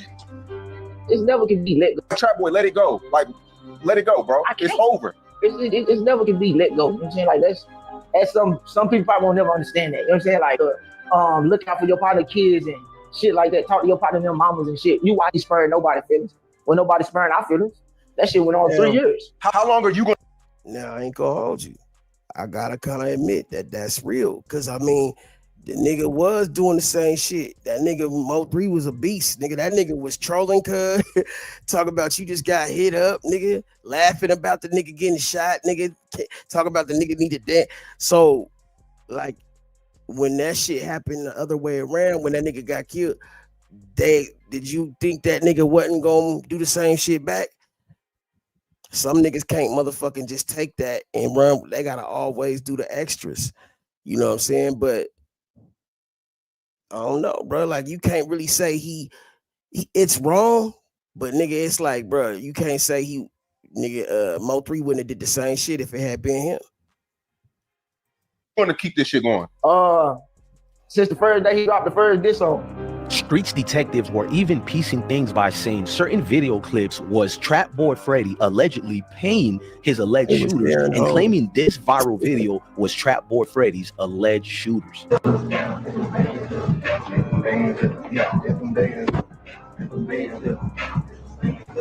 They were celebrating like, ding dong, the witch is dead, the witch is dead. Hit him with a rubber band. They going live again. They scared to come outside again. Every time I get the drop, I'm calling and we slide again. Gotta tell you sorry now. Promise, girl, I'm riding again. Christmas got me tripping, man. I'm thinking about my partner kids. Put her in next. He out here with a check. Keep stirring next. It will be next. Put your pride to the side. Unless you gon' ride. Now, that's how you know that nigga Mo3 was really pressure. He was really putting pressure on these niggas, bro. For these niggas to be that happy, he out the way. They was like, oh, we can breathe again. We can. Goddamn, we ain't got to look over our shoulder every 10 minutes, every 10 seconds. Goddamn, that nigga. Fuck, let's pop bottles. Why? You still alive, you supposed to die. Why you lying? Why you ain't right? Why you ain't trying? Don't be mad at me, be mad at mine. What would happen next after showing the bravado, showing off, and talking down on your opponent and not learning from the art of war? Yellow Beezy would actually be apprehended by a new indictment that was developing. Unbeknown to him and his affiliates, Yellow Beezy would get the realization of life that his might be over. Rapper is facing charges for the murder of a rival performer. According to court documents, Marquise Conway, who goes by the stage name Yellow Beezy, was arrested and booked into the Dallas County Jail yesterday. Police arrested him on a capital murder warrant for the 2020 death of Melvin Noble. This is an arrest, years in the making. Rapper Marquise Conway, known as Yellow Beezy, charged with capital murder in connection to the shooting death of Melvin Noble, a rival artist who went by Mo3. It's just a devastating loss for someone that had so much potential. Eric Deep is a local hip-hop journalist and Mo3 fan who wrote this article in the Dallas Observer about the artist last year and accused Conway of hiring Keelan White to carry out the brutal murder on I-35 near Illinois Avenue in Dallas in November 2020. For me, it's just like, it feels a little... Now, to be honest with you guys, all this is sad and it could have been avoided. I like listening to Yellow Beezy because every now and then, him and both Mo3 and Trap Boy Freddy would give a few gems that the younger generation could get. Now, watch as Yellow Beezy discussed how these interviewers were the ones instigating beef, and he chimes in a little bit more on certain things around this situation. Now, I need you guys to listen carefully. I don't want to see any of these guys crash out, but it's fair to show the positive message that they give out and explain their side. Beef was gonna be tension between us, because it makes it seem like it's beef was gonna be tension between us, because that's their motto. They supposed to be just Charleston character, like, you know, the character role. I ain't gonna hold you though. Yellow Beezy seemed like a good nigga though, bro. He seemed like a good kid. Like, he don't even really seem like a nigga that be on bullshit. I honestly don't see that in him. You know what I'm saying? He just got mixed up in some shit. And I really believe he was really like scared for his life. Like, I mean, well, the nigga had just really got hit up. Like, seriously, he got hit up. And I mean, he know that shit can happen again. And then a nigga making songs about the shit. Yeah, I believe that nigga was really in fear for his life, bro. Not talking about Charleston, no shit, but I'm saying like the character role. But when you play the character role in the streets, that's not the same thing, nigga. These niggas in the streets don't live like it. So if you talking, living a certain way, you keep knocking or you keep on voting, you gonna get blicked. You get what I'm saying? So it's just like that's why I be coming there with like, bro, like just leave me alone with it. Like I don't say no disrespect. I done seen this man family members out. I done seen people around him. Everything like it's no sense for me to just like, you know what I'm saying? Yeah. It ain't. Cause I ain't have nothing to do with the shit. I never had nothing to do with it to begin with. And then, like I say, it'd be different if I was on that motherfucker trolling with him. Of course, nigga hate how the situation panned out, but I didn't start that shit. Trap Boy Freddy would also share a few words prior to this arrest and indulge into more gems and feedback off of Yellow Beezy. I want you guys to pay attention to him as well, because that's the least we all could do when we watch this. When you won. Now, when do you feel the trapper lifestyle can get old and it's time to like go into other things? In my heart, I don't think it get old.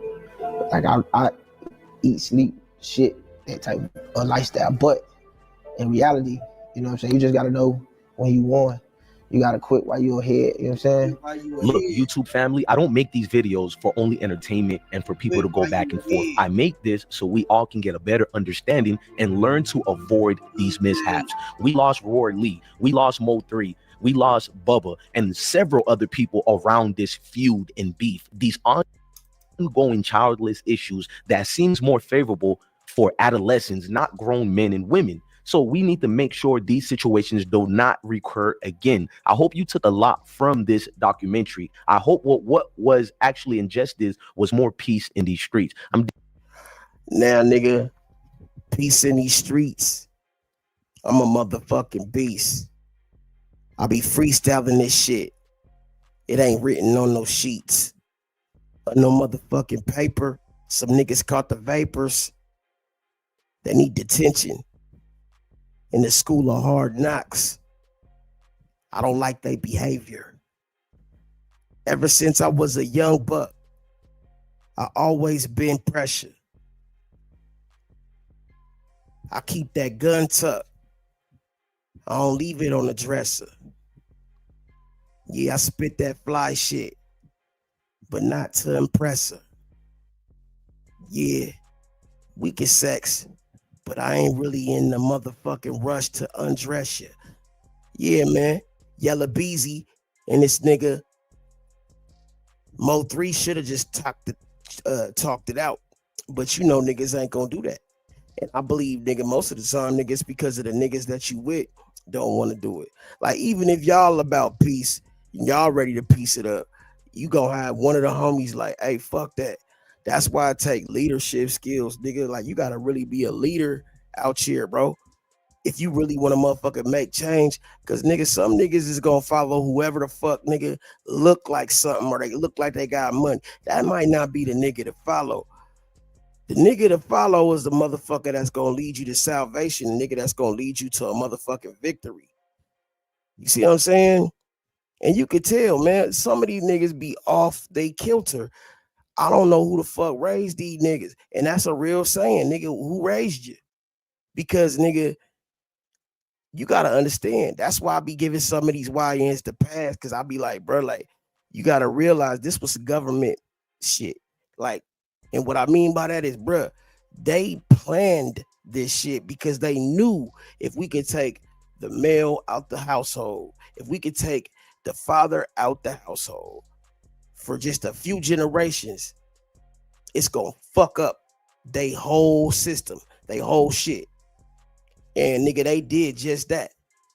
Because nigga, a lot of niggas didn't have no leaders to follow, no role models, because they pops was either locked up, in jail, or on drugs, or nigga, baby mama didn't want to fuck with him, or it was a whole lot of shit that happened to us in our generations, nigga. Well, that especially the generations after me, nigga, that motherfucking definitely didn't get the motherfucking principles, or the motherfucking, what I call it is honor. You know what I'm saying? Like they say, nigga, ain't no honor amongst thieves, right? Honor is a motherfucker, bro. When you ain't got no honor, nigga, how can you have respect? You see what I'm saying? Who the fuck is EJ? EJ, is that who I think it is? What's up, man? What's up, bro? What's up, Trama? Hey, bro, you come out the woodworks. I ain't seen you in a motherfucking minute. Yeah, I've been in your live though, in the chat. Hey, bro, I don't be. Sometimes I gotta go back and like probably take everybody wrenches and shit, because I got a lot of fuck shit going on, bro. Like, blocking people in my chat again, because what they want to do is they want to make it look like a nigga not popping, or like you got these niggas that be in competition with a nigga. You know what? But you give wrenches to like a lot of people, like a lot of channels do that. Actually, like you should really just give out your mods to like people that like people like only as many mods as you really want, like not like, oh, that's my friend, I'm gonna really have to do that, because like the thing is like I would give motherfuckers wrenches that I seen come to my channel a few times and shit. But then what I'm starting to realize is that some of these motherfuckers be in disguise or be on some fuck shit, because they gotta be the ones that's blocking all these people. Like, bro, remember back when I was fucking with that nigga Mike G Tough, bro, we had to go back and take everybody wrench, because I had like something like 60 block people in the chat. Damn. I was like, what the fuck? Who does that? it'll get like that, and you know what's crazy? It's like what's even crazier to like kind of offset that, which is crazy and cool at the same time, but it's crazy bad too because these people have to do this. Like they go back into like their like studio or like their stream layout, and they'll see like who got blocked for the day, and they'll like start unblocking people. I think that's kind of crazy, but there's people that'll actually go through the trouble of doing that. Like, but then again, I think they just shouldn't be giving out so many wrenches or demodding people that they need to, rather than doing that. But bro, that's the thing, man. It's like it's fucked up that a nigga has to do that. You know what I'm saying? And Yeah. nigga really shouldn't have to, man. Hey, what's up? Chico Cars, oh, this motherfucker, man. Hey, man. Welcome to Trama Unit TV. You are now rocking with the back TV. What's on the menu? What we talking about? What we up to? On the menu. Oh shit. What we talking about? Man, hey man, nigga, we just chopping it up, bro. Like I was telling them about how these motherfuckers see you know, this one of my real partners, man. Like he don't really do this YouTube shit like this. And I kind of had to convince the nigga like it's cool, come up here and fuck with it. You know what I'm saying? So it's like when you giving out, okay, we get, these wrenches that you got, say like you look at your name and there's a wrench. Yeah.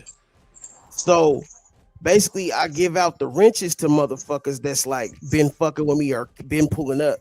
But see what happens is you have some fake ass niggas that get the mod wrench and then they'll block your motherfucking people. Start blocking people. And then next thing you know, nigga, your chat looking crazy, bro, because nigga, they been blocking people in your chat that'll come fuck with you. They be like, bro, you don't ever respond to a nigga. Oh, bro, nah, I didn't see your comment. Yeah, and you know what's crazy? Like the people that get hidden, they don't even know that like their chats aren't being like seen until like one day they find out, because like what happens is like they get hidden, right? But then they don't know they got hidden, and then they'll come back another day and then they'll chat, but when they chat on their side, like the chat's showing. But if they were to like go out and come back in, that same chat is not going to be there. That means they're hidden. See, that's the fuck shit I'm talking about, bro. And nigga, I done had niggas do that shit because they didn't want me to talk to her, to they female or to her. And it wasn't even they female. That's what's crazy. Like, these niggas' insecurities boggle my mind, bro. Damn. Like, how do you niggas be so insecure, man? Like, bro, like, it just don't register for me, bro, because I just don't see. That's like cock blocking, like what you call that? That's why I made the 10 reprimandments, bro. Like, because I was really serious about that shit. Thou shalt not cock block, thou shalt not player hate, thou shalt not pussyfoot. You know what I'm saying? Nah, this real shit, bro. Yeah, for real. I'm just laughing for that. Because niggas need a motherfucking manual to go by, bro. They don't realize, bro, that the shit they doing is fucking fuck shit. And I think some of these niggas really don't realize they doing fuck shit.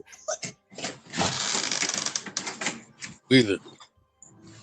You know what I'm saying? Like, bro, it's not the thing to do, bro. Like, your insecurity shows when you do shit like that. When people gotta go out their way, like, bro, like, you cuffing the bride don't make her want to stay with you no more.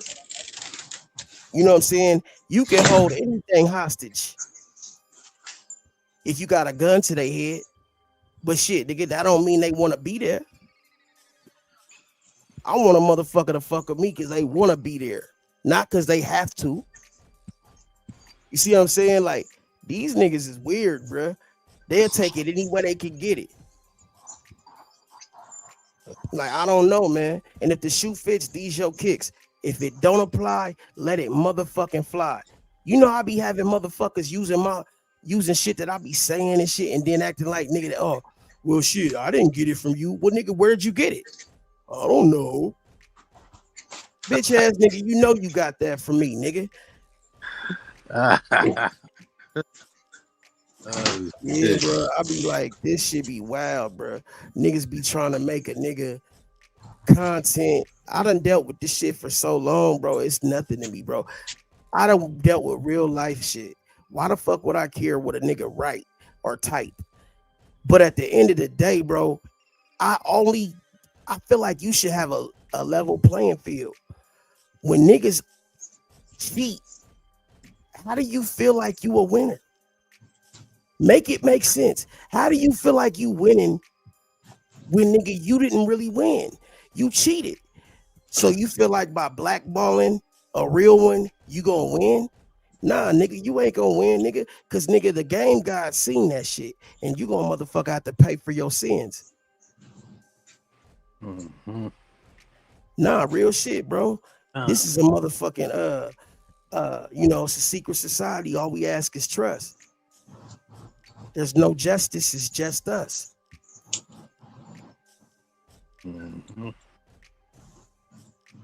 Chito. Yeah, man, homie, I need my packs, man. Hey, this the plug. Hey, what's up now? Allegedly. What's cracking with you though, bro? What's going on, man? Oh man, I go back to school, back to college on Thursday. But man, I need to get this car fixed over here. I still need to get my textbooks. I'm going to go do that tomorrow though. I'm going to go and I'm going to spend all day at college pretty much. And then at the college, and then yeah, like I got 12 units this semester. Like at this university, I only ever took like one class at a time, and one of them, like the math class, the business calculus, like that one, man, like I would go to class. It was 2 days a week, 2 hours each day. You know, besides the class, I would have to go see the teacher during office hours to get help. I would have to go to a tutoring session by SI for like an hour, 2 hours at a time. That one was crucial. If I didn't have that SI tutoring, I would have done real bad in that class. I ended up getting an A. And then yeah, but like I got, you know what I mean? I got 4 classes this semester.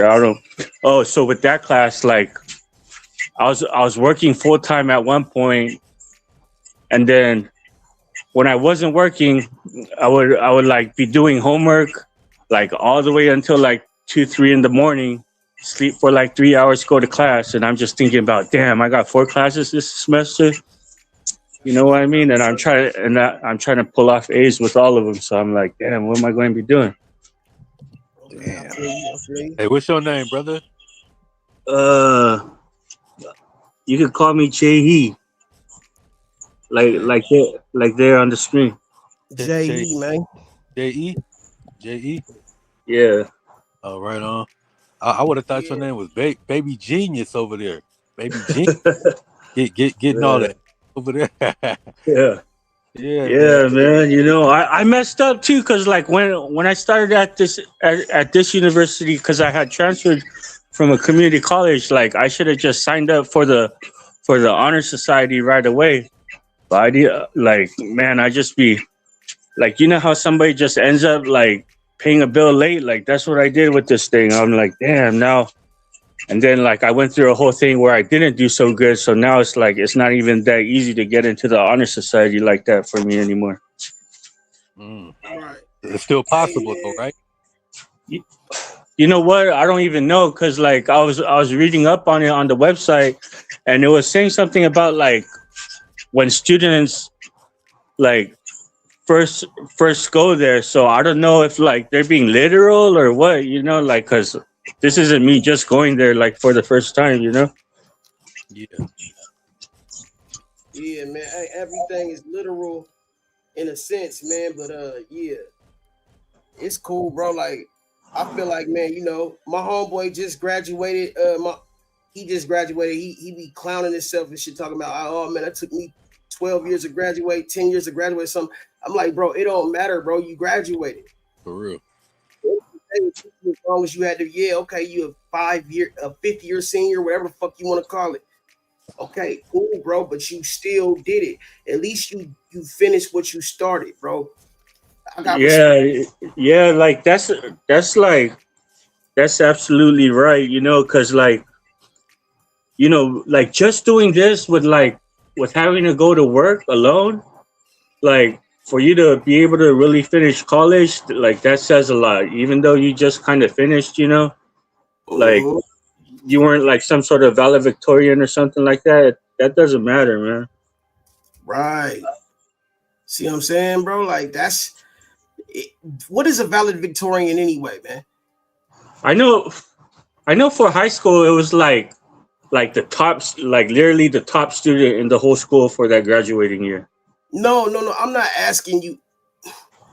I know what it is. I'm saying, what is it anyway? Like in the terms of, you know what I'm saying? Like think about, man, the motherfucker that they said, you know how you used to have most likely to succeed or whatever. Most of them motherfuckers they said was most likely to succeed probably ain't where they supposed to be or where you thought they would be, right? Some of us put too much emphasis on shit like that. And you know, it ain't about who make it. The fastest is about who makes it. Yeah. You know? Shit. As long as you got there and you get there steadily, nigga. Slow and steady is better than niggas standing in one spot, nigga, and not motherfucking moving. Yeah, that's true. Cause like even with like not going to college, like to hold down like a full-time job that pays for everything, even for like a house, and then you have kids, you have a wife, like your wife doesn't have to go to work. That's very accomplished. No, for you know, real. imagine all the people that are talking about like, oh, you know, like I pull off a hustle to make these ends meet right here. You know, forget about some kids or a wife or a house and all that. They're just trying to, you know, they're hustling to make ends meet. You know, like to pay off one credit card bill or something like that. Right. Yeah, sometimes it's the ones that finish last, a motherfucking be in first place when it's all said and done. Hey man, look, it's okay, man. You gotta motherfucking get this.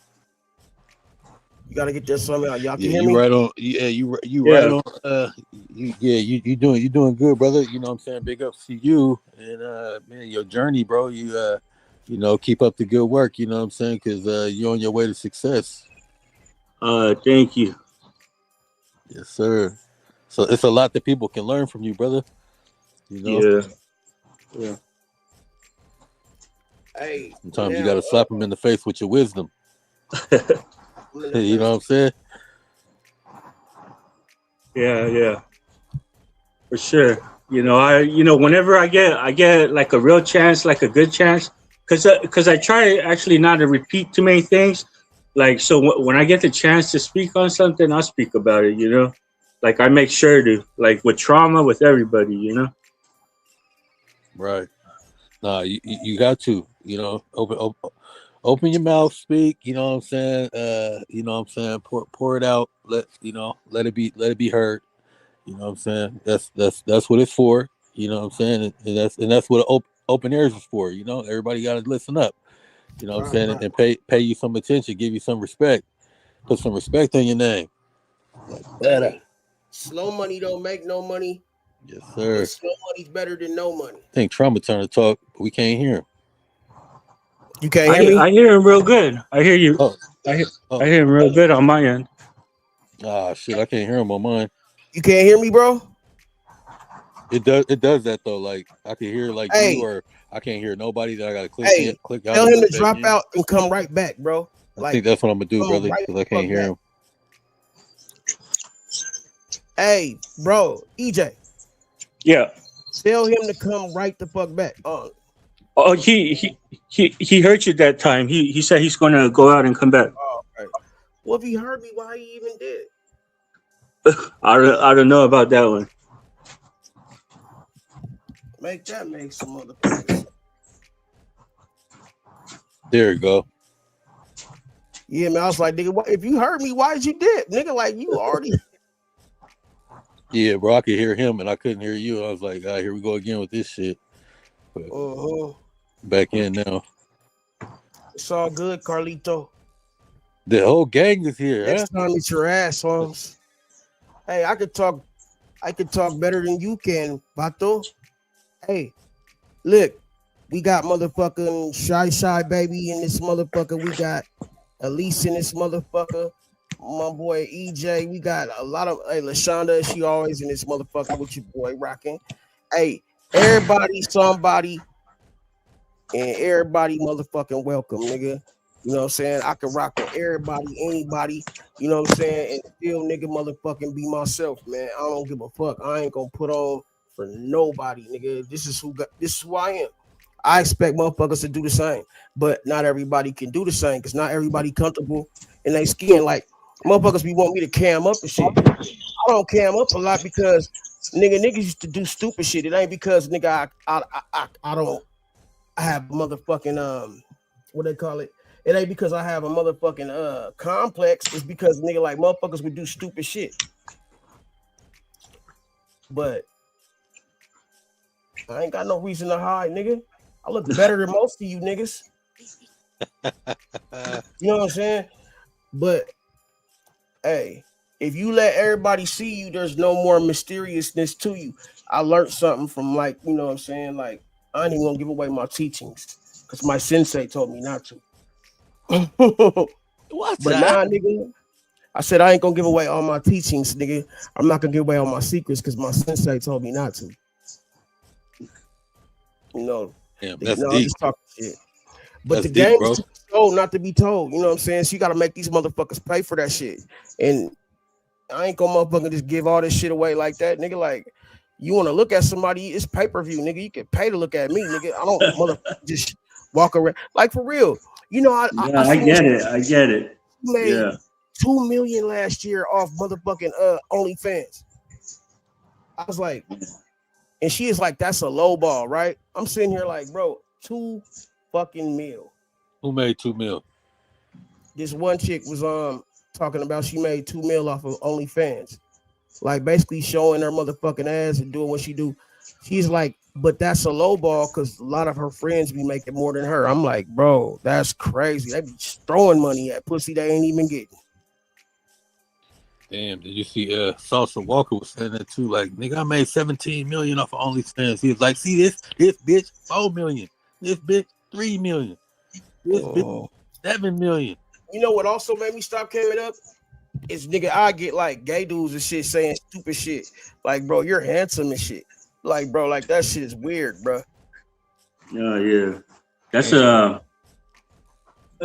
what's up, ET? Kind of sex play you. Yeah, bro, like that shit ain't cool, bro. Like talking about you look like Black Jesus, huh?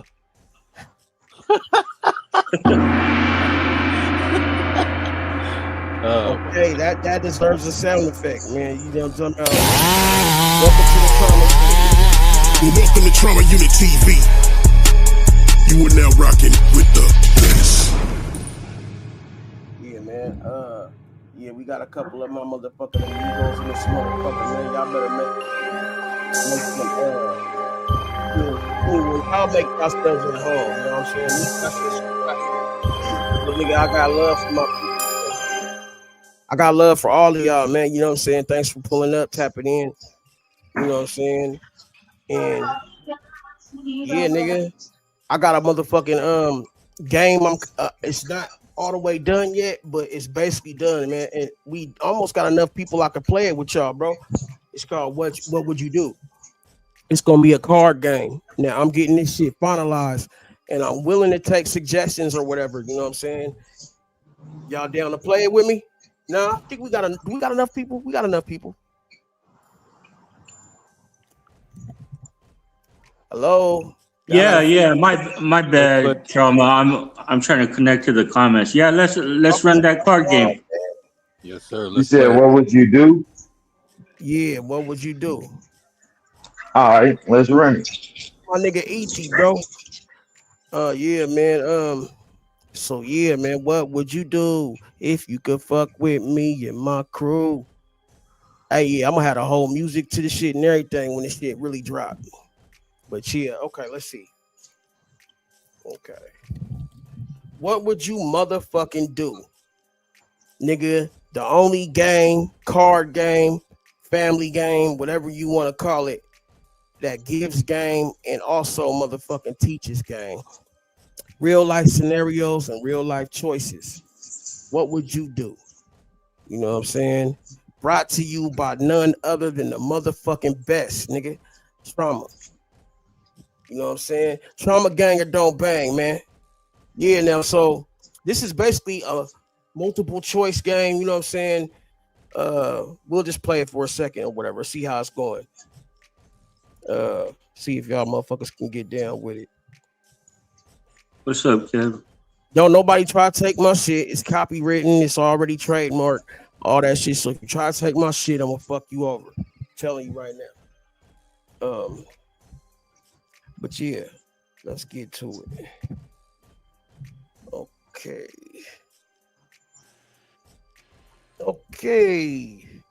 First and foremost, I'm just gonna pick whatever came up. All right, scenario. Okay. You're witnessing a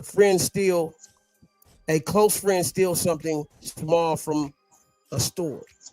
What would you do? A, confront them about it. B, ignore it and stay silent. C, report them to the manager. Or D, talk to another friend about it. B, ignore it and stay silent. That's right. That's your answer? Yep, because it ain't my business. What's your answer? What was A?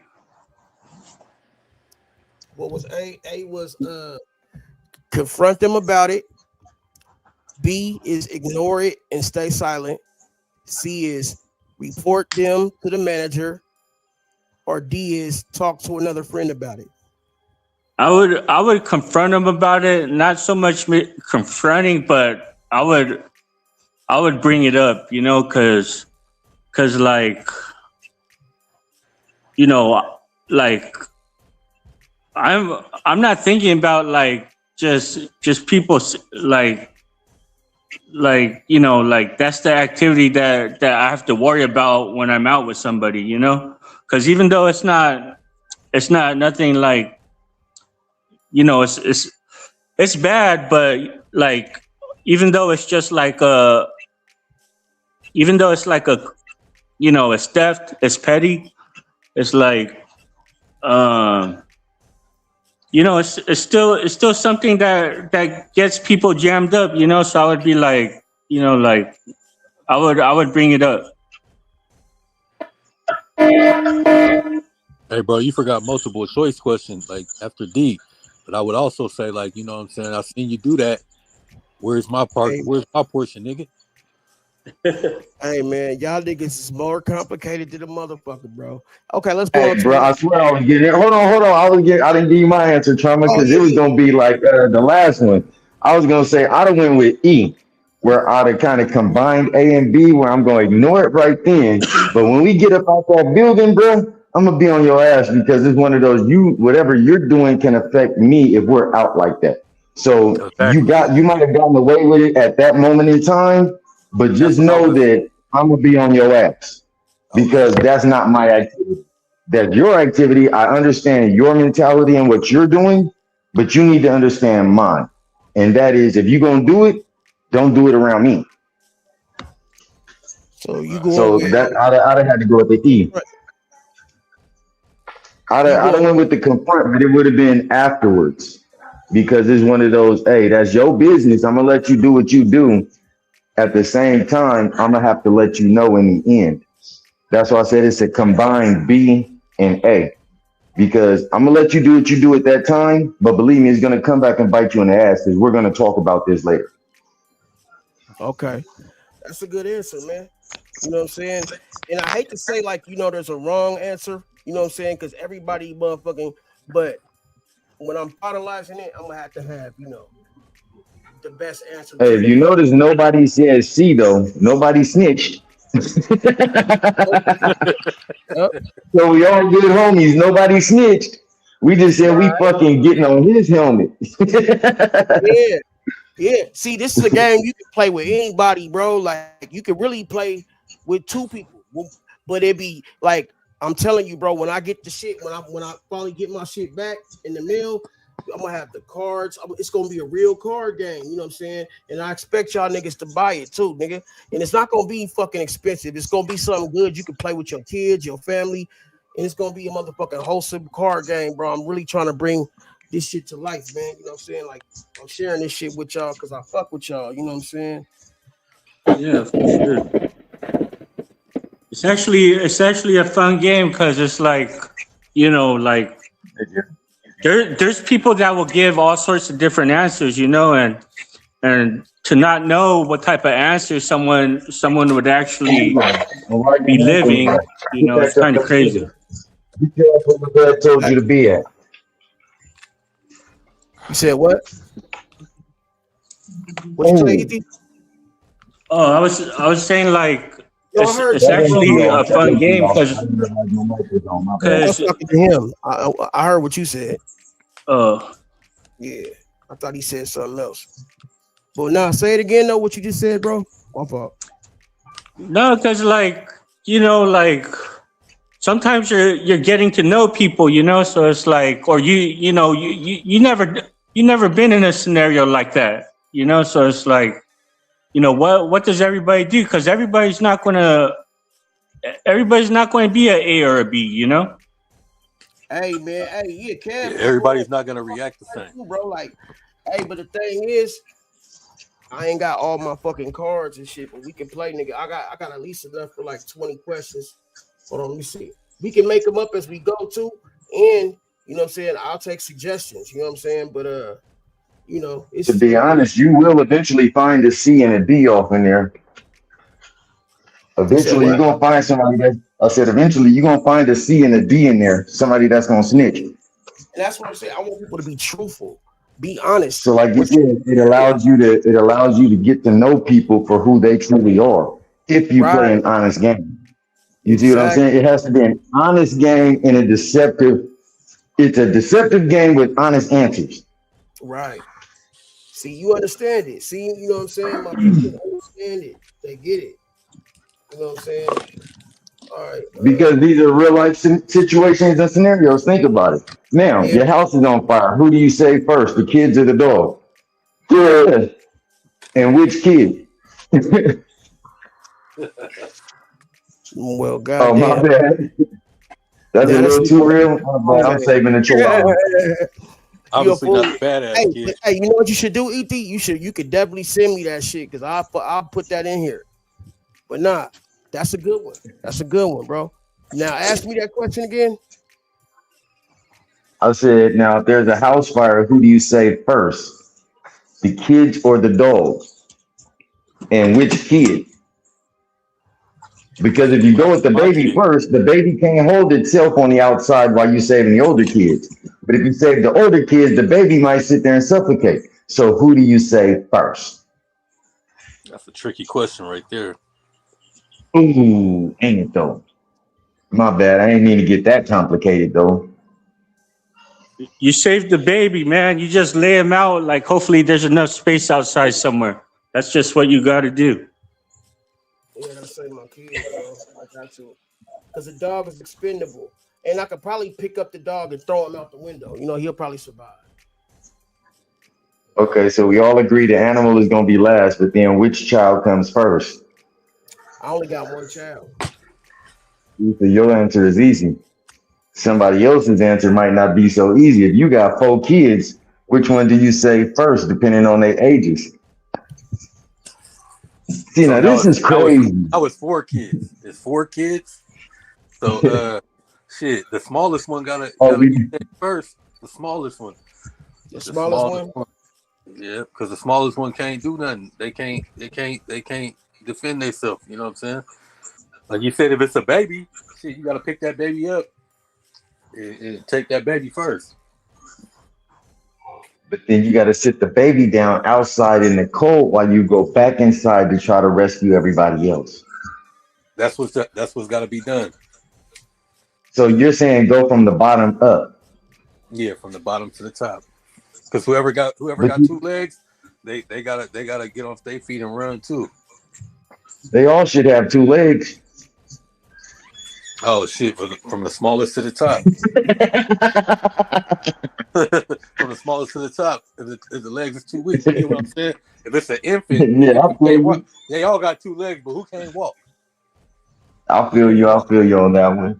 That's all I'm saying. I feel you. So we go from the bottom up. If they can't walk, then yeah, save them. But if they can walk, if they can run, then yeah, you know, it's like now you can use your mouthpiece. Like I'm gonna grab the baby, y'all. Come on, let's go.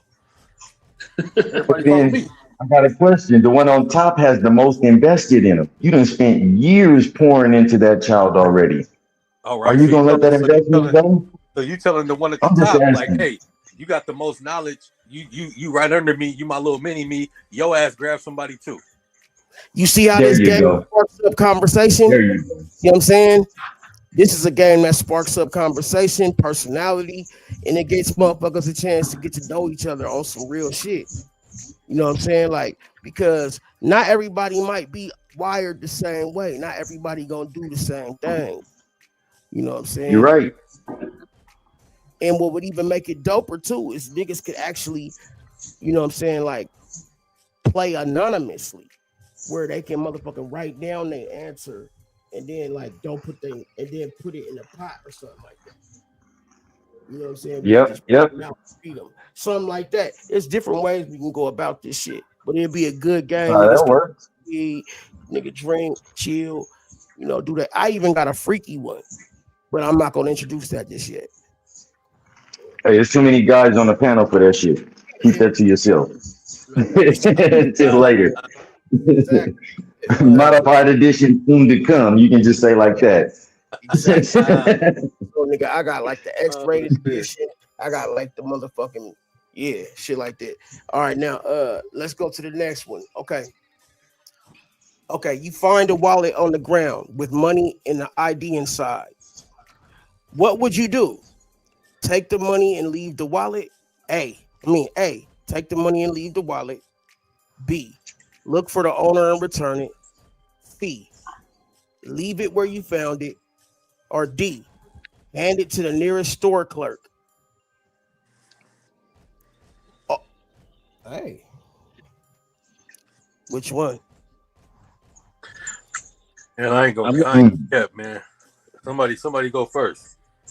I'm going with D because that's the correct answer to this shit. But I'm not telling you how to answer it.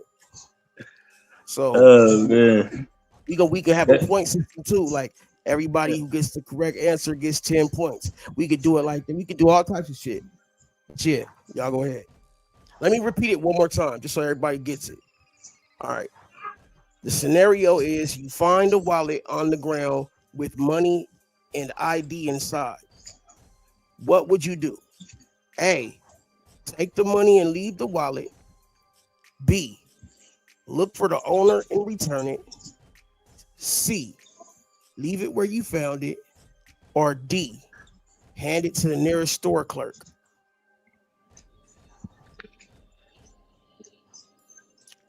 Well, I'm gonna go first. You know what I'm gonna do? If I find a wallet and they got a lot of money in it, nigga, I'm keeping that money, nigga. And I'm gonna find the owner. I'm gonna either find the owner, or I'm gonna turn it in. You know what I'm saying? But I'm not keeping the ID. The phone is full of garbage. If you don't clean up your phone, it will be unusable. Download the free. I'm not keeping that money. I mean, I'm not keeping that ID or the wallet, bro. You know what I'm saying? I'm gonna try to make sure that they get it, but that's like reward money. You know what I'm saying? True. That's my reward for getting it back to the person that they should have got it to. They dropped it. Cause that'll teach them, nigga, don't drop your wallet, nigga. Hey, but Chili, you would straight up like look that guy in the face and give him back an empty wallet? I wanna see his reaction and shit. You know what I'm saying? I want to see. That's good. I want to see his reaction. I want to see like because some people get assholes. I ran across people that turned in shit, and then like there was a scenario where I was with somebody, and then a lady had dropped her wallet with some hundreds up in it. I dropped her purse, and then we went to go return it. The lady didn't even say thank you. Just that's mine. Yeah, give it to me. And then so you dealing with so there's a lot of assholes in the world too that won't even acknowledge you. So it's like, you know what I'm saying? That's automatic. That's like some street shit. You know what I'm saying? Like, hey man, just be thankful you got your shit back. Hey, it might not have been no money in there. You know what I'm saying? That'll teach your ass to keep your money on your cards. But I ain't never been a scam nigga where I'm just scamming and taking their wallet. I mean they IDs and they social security cards and shit. It's just like, you know, shit, I found this. Hey, there was some money in there. And you know, it's gonna be one of them situations where it's like, you know, oh, I needed that money for my kids, or I needed that money for pay my bills. Then, you know, I might be like, feel sorry or something like, here, man, here go your money, man. But that was like a reward. Next time, don't drop your shit. Okay. So your answer is, you said what did you say you gonna do? So what I'm gonna do? A, B, C, or D? I'm taking the money and shit. I might walk. I might walk the person to their face and say, I took your money, nigga. But here go your wallet. You taking A? What you gonna do, nigga? That's crazy. What you gonna do, Ethan? Damn right. Man, I'm doing D just because nigga. No, D. The just give it to one of the like store clerks. Nah, man. Okay, I got you. But I was talking to Ethan. But my bad. Said E. See, that's a moral dilemma. I'm gonna be honest, that's a moral dilemma. Because morally you like, I need to get this back because I see the ID has at least a name and an address in it. But that money over there coming from the streets is gonna tell you, hey bro, put this in your pocket. Ooh. Like the first one said, at least they got their ID and their cards back, but who knows if that cash was gone before you even got to the wallet. Right. You kind of see what I'm saying in that dilemma. So, but you found it, you found the wallet, you found the cash. I mean, morally, you're obligated to give it all back, but 9 times out of 10 coming from the streets, that cash is gone. That cash is gone 9 times out of 10. But if you really got that spiritual, God is gonna bless me more by returning this to that person, and you know that it's an honest, you know, here you go. Like he said, if they talking about, oh, I needed that for my kids, my rent was due today, and I dropped my whole wallet. Now that's one of those, okay, God is gonna, you know, you're not supposed to be expecting it, but you can kind of feel like God did this for a reason. Let me go ahead and shoot them this. I might get something later on down the line that I didn't even think about. Right. You see what I'm saying? So that's why I say it's kind of a moral dilemma there, depending on the person. So me personally, I would have to say I'll probably, because I found some wallets, and some of them had money in it, and some of them didn't. The ones that had money in it and no ID, they had no owner. Sorry, you ain't got no owner. That cash belongs to me. But anything that has an ID to it, that has an owner. Man. That's crazy. That's what I said. It's a combination of it. That's a moral dilemma for most people. It's depending on their circumstances and that person that like you said, if you're an asshole and I'm coming to give you your wallet back and you don't even say thank you, or, oh, you know, I didn't even realize I had dropped my wallet. You know, anything to that nature is just, that's mine. Give it here. Oh no, bruh. Oh no. You catch the short end of the stick. Right. You catch the short end. But if you come back and you have some type of empathy and sympathy with that, and some humility with the fact that, you know, your wallet has been returned to you, hey, you might get more than you expected. You might actually get some of your money back, maybe all of it. Right. You see what I'm That's what I was saying? It gonna say. just That's how I depends. feel too, brother. I was gonna say that too. That's how I feel too. Like they gave me like a story, like tears and some more shit, or you can actually feel that when you run into them. I might not even say like, hey, I took no money or nothing. I'm gonna just be like, hey man, today's your lucky day. I'm gonna help you out. Here, I'm gonna dig in my pocket, probably give you your money back. But I'm gonna say, hey, I'm gonna give you some of my money. Here you go. You know what I'm saying? This is your I want to see you win. You know what I'm saying? Like, hey, So yeah, it's a moral dilemma, bro. Yes. I agree with that. I agree with what you said. You know.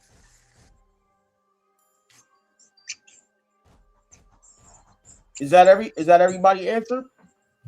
Or did everybody answer? I think 3 people answered. Okay, well, damn, EJ just dropped off. LA's on here too. LA, you ain't LA sleep? LA, you awake? All different answers. She said, I want I ain't heard LA speak now one time, not even since the first doggone question. LA dip. Hey, what's his name? Bounce, man. You get bounced out. But shit. All right, well, the correct answer, nigga, was gonna be look for return it to the motherfucking business owner. But you still on there? That was the correct answer. If we did have a correct answer, Return it to the nearest store owner. Yeah, nigga, y'all, where the fuck he go? Oh my god, y'all niggas is weak. Oh nah, here you go. Nah, I thought you did too. I was about to get mad. I said, nigga, y'all niggas is crazy. Hey, nah. Hey, nah, but all right, so look. All right, so the correct answer would be nigga return it to the rightful owner. But nigga, we know most people ain't gonna do that. You know what I'm saying? And this could be all types of shit. And I ain't even really got to the real good ones. But nigga, let's say this. Okay. Scenario 2. The group project in a group project. Bro, before you say that, I forgot to add on to my shit from last time though. But it's like if I know the person, bro, they getting all their shit back. You know what I'm saying? But like if it's a stranger on the street, then that's where that other scenario comes in at. You feel me? Because I'm not taking shit from nobody that I know. Period. Okay. Anything else? Okay. So the correct answer was return to the right owner. So that's over with. Okay. Okay, the next shit, nigga. Next scenario is going. Okay. The group project. In a group project, one member is doing all the work while the others are slacking off. You feel it's unfair, but don't want to create a conflict. Do you A, talk to the hardworking member and support them? B, do nothing and let it play out? C, discuss your concerns with the group? Or D, take over the project yourself? Oh, you gonna see me on this one. I'm discussing this with everybody. Y'all gonna pull together, or I'm not fucking with you. It's the group project. Period. Everybody got their job, and every cog in the machine works its way. And if that one cog goes down, the machine breaks down. So everybody got to do their part. So I agree with that. C, or D. Y'all gotta say A, B, C, or D. Which one? I told you got to see me about that. We gonna discuss this. See you again about it? No, didn't you say C was discuss it with the group? That's what he said. C. Yeah, I said, nigga, A, talk to the hardworking member and support them. B, do nothing and let it play out. C, discuss your concerns with the group. Or D, take over the project yourself. You said He just said you got to see me about that. So that means he said C. Yeah, I got you. Okay, so your answer is C. That's a C too. Yours C too. Hey, what you gonna do? I forgot his fucking name, man. Robert? EJ. Yeah. Robert, Robert, man. Robert, man. That's what I used to call it. All right, so Robert, what would you do? ABC. Man, I ended up dropping off. What was the question though? All right, man. Look, talk to okay. All right, man. Y'all listening, right? Okay, so the group project. You in a group project. One member is doing all the work while others are slacking off. You feel it's unfair, but you don't want to create a conflict. Do you A, talk to the hardworking member and support them? B, do nothing and let it play out? C, discuss your concerns with the group? Or D, take over the project yourself? Now, there is a correct answer to these, so do what y'all, but I'm not telling y'all how to answer. And please make your answer like brief if you can. Just A, B, C, or D. Yeah. The one about talking is talking to the person that isn't working, though, you say, or no? I said A, talk to the hardworking member and support them. B, do nothing and let it play out. C, discuss your concerns with the group. Or D, take over the project yourself. I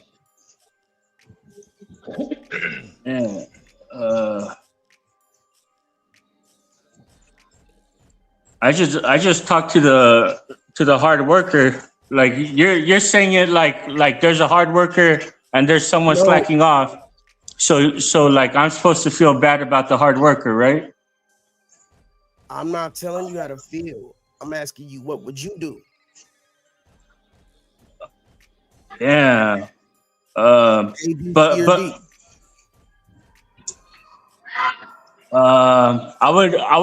would talk to the group or do nothing. Okay, so talk to the group was the correct answer. So we basically everybody got that right, bro. See, we can do this all damn night. Scenario 3.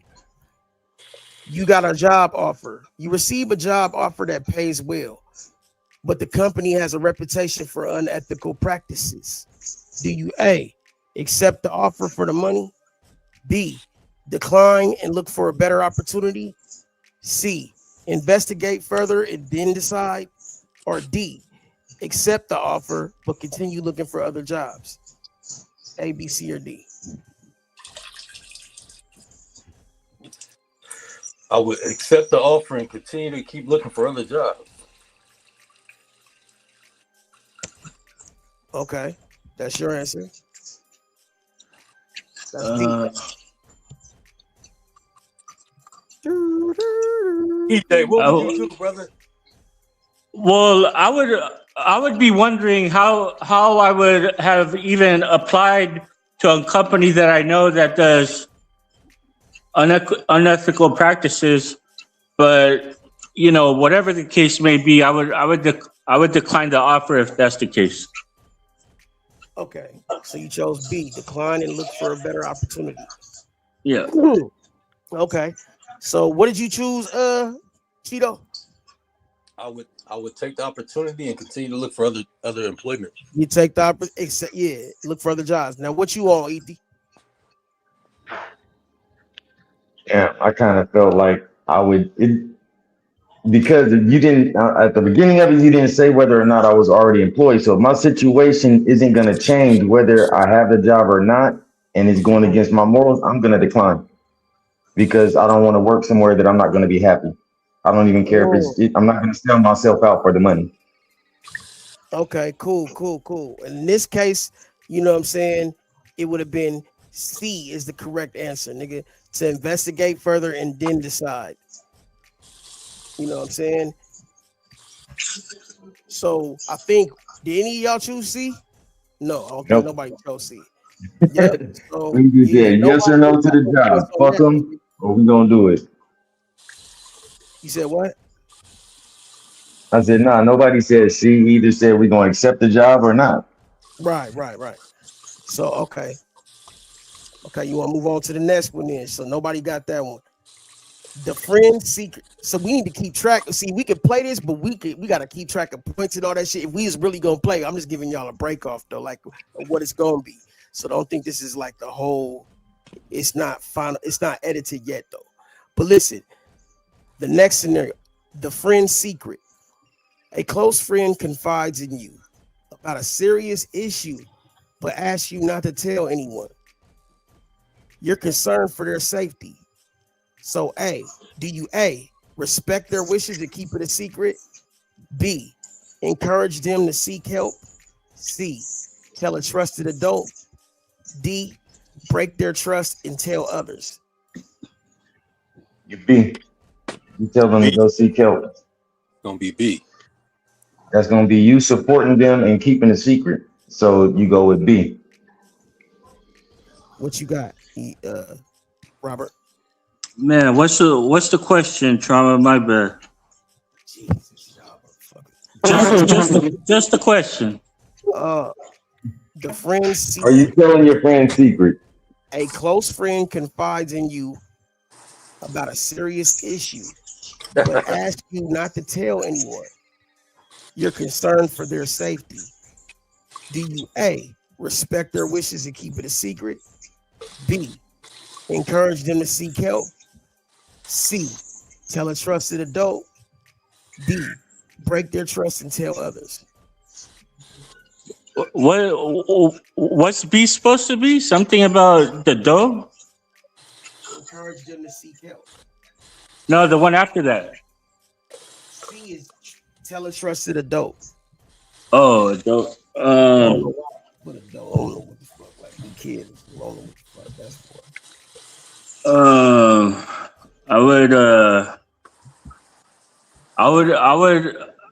I would strongly encourage them to seek help. Yeah, that's B. Yeah. Yeah, that was the correct answer. So y'all all chose B? Yeah. Yep. See, you can go all night, bro. Look at. Okay, so let's see. Let me get it going. Okay. The community issue. You notice litter in your local park and decide to address it, but you're unsure how to get others involved. Do you A, organize a community cleanup day? B, do nothing and let it be? C, complain to the city council? Or D, clean it up yourself? Now, what? Say the beginning of that again, because I just caught the answers. Okay. You notice? Okay, there's a community. It's basically a community issue. You notice that there's litter in your local park, and you decide to address it, but you're unsure how to get others involved. Do you A, organize a community cleanup day? B, do nothing and let it be? C, complain to the city council? Or D, clean it up yourself? G, clean it up yourself if it's that bad. If it's like some sort of known problem, like it's just ongoing all the time, city council is my answer. What you got, Cheeto?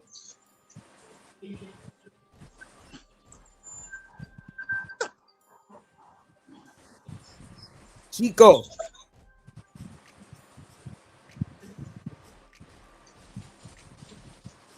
What the fuck is this nigga doing, man? Chico, man, wake up, nigga. Oh, this nigga irritating. All right, well, he must be doing something. All right, well, shit. The correct answer would be A, nigga. Organize a community cleanup day. You know what I'm saying? All right, fuck it. Hey, Cheeto, man, you with us, bro? That nigga might be busy. All right, man. So, okay, this one is another scenario. The bullying incident. You see someone being bullied at your school. Your first instinct is to help, but you're worried about becoming a target yourself. Do you A, stand up for the victim? B, ignore it and walk away? C, report it to a teacher? Or D, both A and C? What's the problem? Somebody's being bullied at your school. Your first instinct is to help, but you're worried about becoming a target yourself. Do you A, stand up for the victim? B, ignore it and walk away? C, report it to a teacher? Or D, both A and C, which is stand up for the victim or report it to a teacher? Snitching ass. Ethy. That you, bro? Yeah, that's me. Run your question again. I only heard part about the bullying. I can't wait till this shit is back on cards, bro, so I ain't got to keep reading this shit. Okay. The bullying incident. You see someone being bullied at your school. Your first instinct is to help, but you're worried about becoming a target yourself, you know. Do you A, stand up for the victim? B, ignore it and walk away? C, report it to a teacher? Or D, both A and C, which is stand up for the victim and report it to a teacher? Oh, I'm gonna go ahead. A and C. Yeah. Because you defended the helpless, and then you also let it be known that this person over here is being overbearing, basically. Yeah. Right. I can see Or that. you just defend the person and whip the motherfucker's ass and call it a day. You walk around and walk away and go smoke a blunt. Now, y'all see how this can motherfucking help? Like, see what type of people you fucking with? If people are being honest, that is. You know what I'm saying? Now, what you say, Dutch? I mean, Carlito.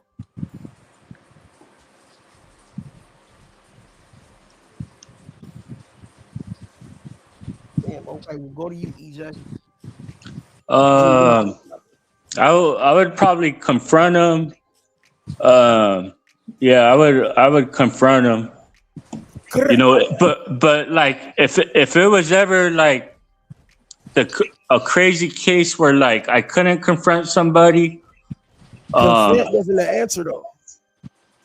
Well, the help out one, the intervene one. Stand up for the victim? Yeah. Okay, that's A.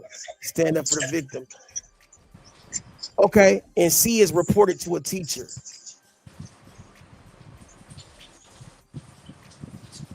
So, okay, we got somewhere with that. You know what I'm saying? Y'all want to keep going? Yeah, we could keep going. Go ahead. All right, so shit. Let me see. Okay. Do you like five more, Trama? Huh? Do you like five more? Okay. Okay. Unfair treatment. You witness a colleague being treated unfairly at work because of their race. You feel compelled to act. Do you A, speak up and support your colleague? B, stay quiet to avoid conflict? C, report the incident to HR, Human Resources? Or D, both A and C?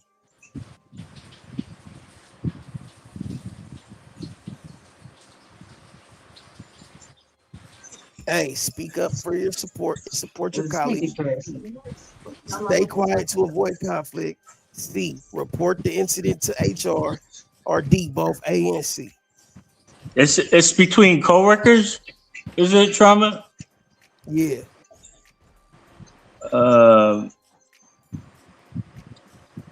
Man. Just answer the nigga truthfully. Yeah. With that one, I actually I might just go with like report it to HR. Yeah. Report it to HR. Oh no, but both of them are coworkers, huh? Man, I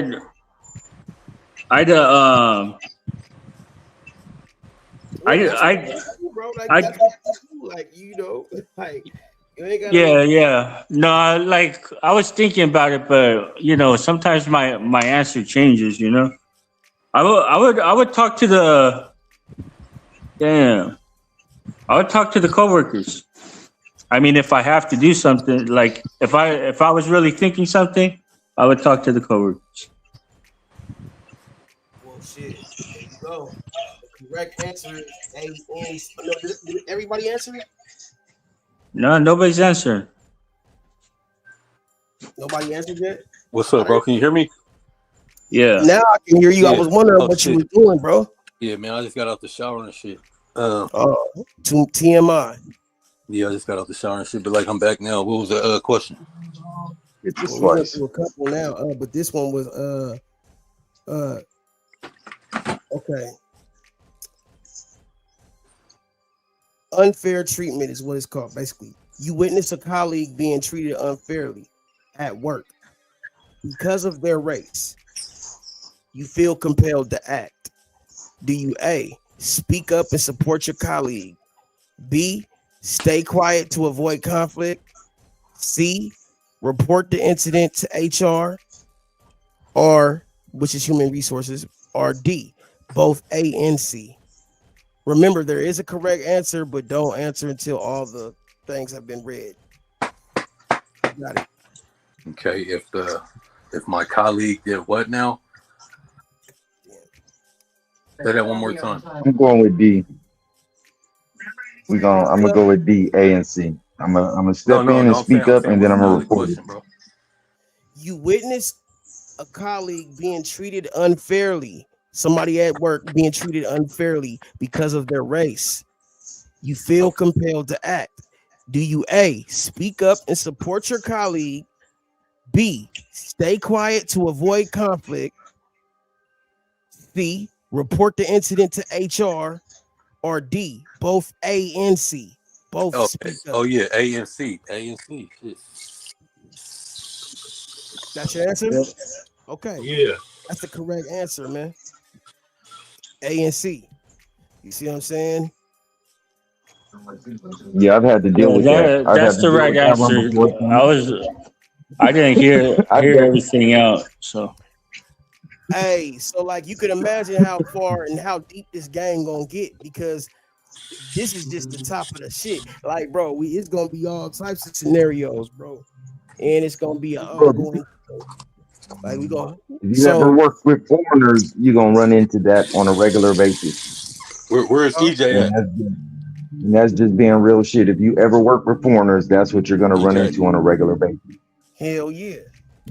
Hello, EJ. Shy, man, what's up with it? She said, "Yeah, I'm not making more work for myself." Yeah, real shit. I get it. yeah, that's a good answer too, though. Like I might stick with that one too, because it's like, if you have like a real a real decent employer, like you like people. Your Wi-Fi sucks, Cheeto. My bad. Go ahead. Like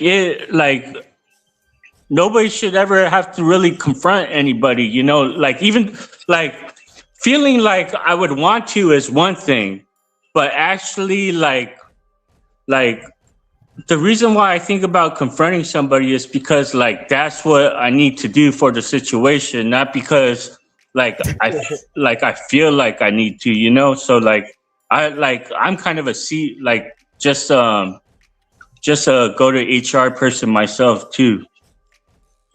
Okay. All right. Anybody else? Everybody got the answer then? All right. Hey, so remember, this is just the beginning stage. I'm just kind of like braising the top of this shit, because when it's done, I'm gonna have point systems. I'm gonna have all this shit to where nigga like we gonna really be like it'll be some shit. It'll be some dope ass shit. But this is just the beginning stages of the shit. So it's gonna get better. Okay. Let's see. Okay. Scenario Number 6, the family dispute. During a family gathering, a heated argument breaks out between relatives and you feel uncomfortable. Do you A, try to mediate and calm the situation? B, leave the room and avoid conflict? C, take sides and escalate the argument? Or D, change the subject to something lighter? Man. A, B, C, or D? Or E. Run those answers again. Give E. Do you cook some food and offer everybody a plate? This nigga crazy. The scenario is basically it's a family dispute. During a family gathering, a heated argument breaks out between relatives and you feel uncomfortable. Do you A, try to mediate and calm the situation? B, leave the room and avoid the conflict? C, take sides and escalate the argument? Or D, change the subject to something lighter? Like, since this one's about family, I would mediate. That's kind of weird how like I kind of realized that like with a family situation, that's the one I would want to mediate. Like that work one, it was straight to HR. This one is mediate. I feel you on that one. Because family, I'm gonna say mediate, because depending on where you are in the family dynamics, you might be the one with the level head. So I would have to say mediate with the family, try to calm the situation down. Yeah, that's A. Yep. Hey, Cheeto, what you got? I would have to say negotiate. Is that one of He them? went from mediate to negotiate. That's not one of He's them. trying to buy somebody out. He's trying to buy the situation out, bruh. I need an armored car, a helicopter, and $2 million to stop this fight right now in the family. How complicated niggas can be. Oh shit. Nah, I'm fucking with y'all, crazy man. work. I have to say mediate. All right. He So said that's your answer? negotiate. I'm just trying to be funny. Maybe that'll make everybody laugh. Yeah, that was funny. Just bust out and say some funny shit. Negotiator. Okay, I got you. All right, we'll do a few more, man. Damn shit. All right, okay.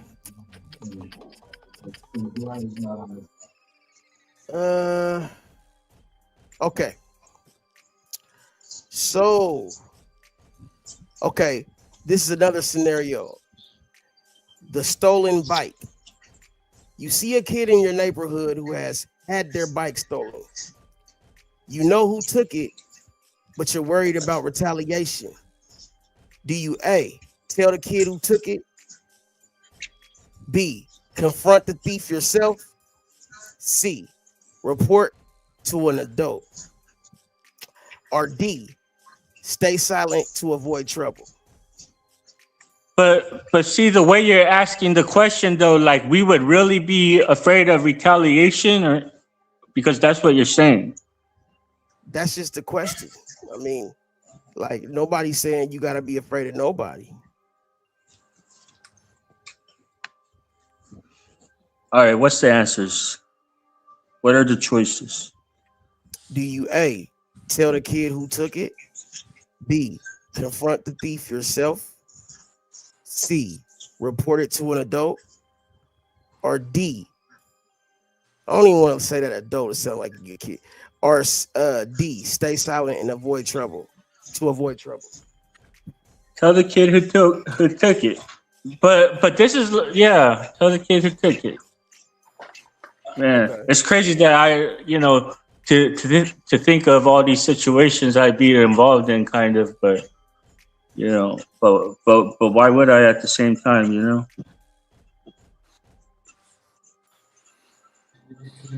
We returning it to the kid. Are probably multiple choice. Leave a note on the door, anonymous, saying who took it, so you don't gotta be you saying it. Is it an adult or a child that took it? Because if it's an adult, you get it back for that kid. If it's a child, you let the child deal with it. There you go. That too. Kids, because an adult will see a bike sitting out there and just take it. just for transportation. The kid would take it and be like, oh, I don't like that nigga. I know who bike that is. That's personal. You see what I'm saying? Yeah. So that's a combination question. If it's an adult, nigga, you get that bike back for that kid. If it's a kid, you let the kid deal with it. You tell him, hey, your bike is over here. I agree. I agree with that one too. With that answer too.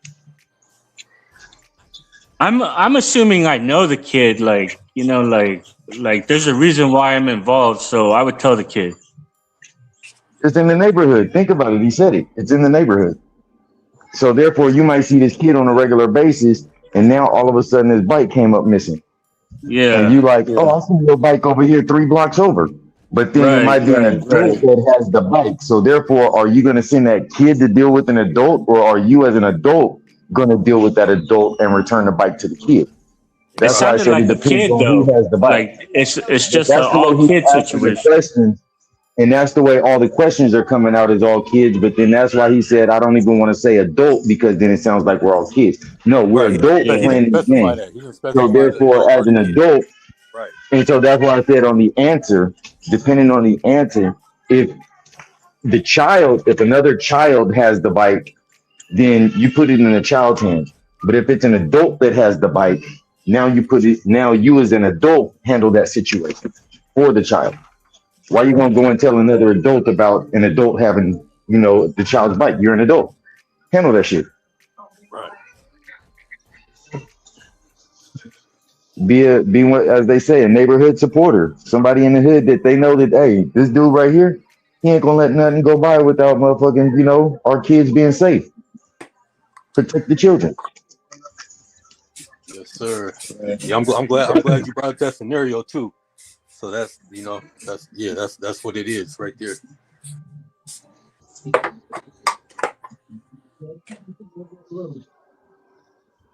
You know, we all got different ways of thinking about things. That's I'm like, nigga, if I see an adult on a kid's bike and you know you stole it from a kid, I'm about to melt you. I'm about to melt you.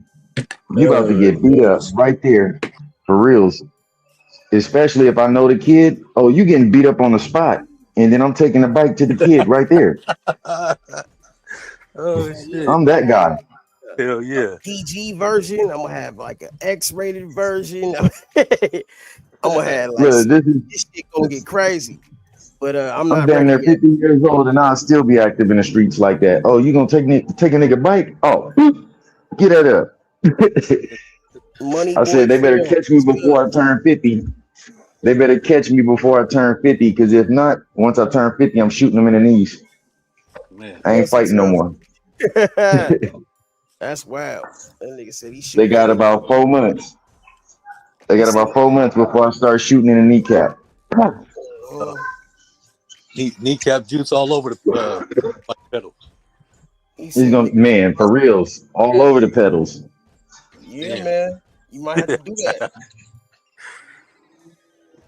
Hey, so they got 3 months. They better get it in. Oh, my fucking knee, nigga.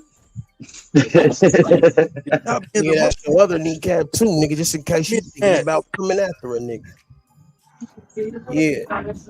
That's real shit though, man. I think that was like 10. So yeah. He can't say, look, he can't say I tried to kill him. It was below the waist and it wasn't the main artery. See that was 10 right there, man. So like this shit gonna get thick. So yeah, that was 10. That was an appetizer, you know what I'm saying? That was an appetizer. Nigga, if y'all haven't fucking heard, that's my game. You know what I'm saying? I'm getting finalized as we speak. What would you do? Real life scenarios and choices. Multiple choice, sometimes all the above. But there is a right answer. And I'm gonna create when I'm finishing, I'm gonna have to get the point systems together to where I can, like, you know, how many points is this question? Well, every point, the right answer, every person that gets the right answer gets this many points. And, you know, where we can have, like, you know what I'm saying, ending to where, like, you know, this many points wins or this many, you know what I mean? We're going to get it right, though. So this is just the beginning stages. But I'm willing. I mean, definitely there's no real answer when you think about that, though, T. because But you there's got gonna people be that a will right fall in all answer. those categories. Okay, Yeah. we could say there's a more as they say, the what would the more majority say? Yeah. The It's like a most. majority to a minority, because Yeah. you're gonna always have a percentage of somebody that's gonna say what nobody's gonna say. The most So reasonable so they're all answer. gonna get them little points. Yeah. The most reasonable answer, or the most you know, what do they call it? Common, Status quo. I don't know what the fuck they the, call it. the most common Common answer. answer, Yeah, common answer. Right. There you go. the most common answer to the most unactual thought about. Because when you really think about it, a lot of people will sit there and they will not say nothing. They will just watch. That's a lot of people in the world. They will just watch shit happen and never say nothing. You see what I'm saying? And so with that being, if you're gonna sit back and watch, you're almost being complicit with the situation and going along with it.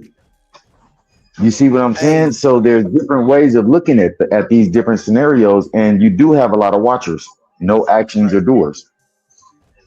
Hey, you know what also be dope, I think too, would be I could have like an anonymous version where nobody knows who's putting in the answer, but you can put your answer in like I don't know, maybe you can put your answer in like a fucking pot and pull each one out. I don't know, something like that, but I'm gonna figure it out, man. You got most of the Say, shit. put it in a poll. Put it in a Yeah. poll, and then have the poll answer sit there and be like, okay, either you're answering anonymously, or you're answering with your name. You see what I'm saying? She said people do stop and just watch. Yeah, man, motherfuckers pull out cameras and shit. Pull out their Yeah, phones. you have a motherfucker pull out a camera quicker than a motherfucker instead of saying, hey, that's not right. That's not right. They'd rather sit there and watch it and be like, ooh, World Star. They going in. YouTube, we going viral today. Yeah. Yeah, man, this is gonna be popping. I'm telling you, I'm gonna get this shit right. And it's like it's also a game I could keep it can keep growing. Like you can keep having more additions because there's gonna be more scenarios. But I want them to be like real life people can relate to.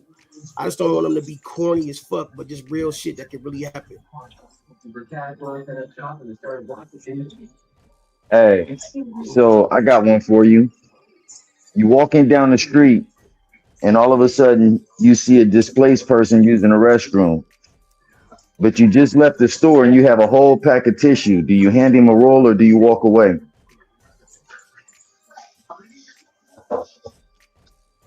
Damn. Real life scenario. It depends on how much toilet paper I got. I say you pull out your camera. You pull out your camera and well, star. That's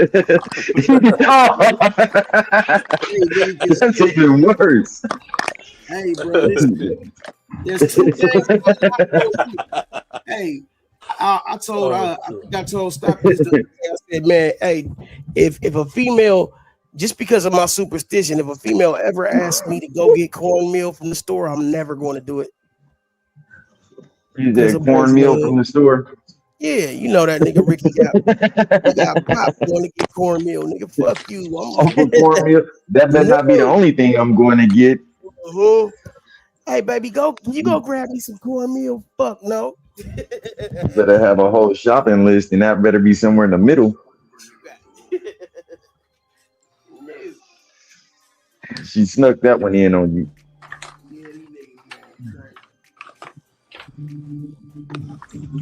Oh man.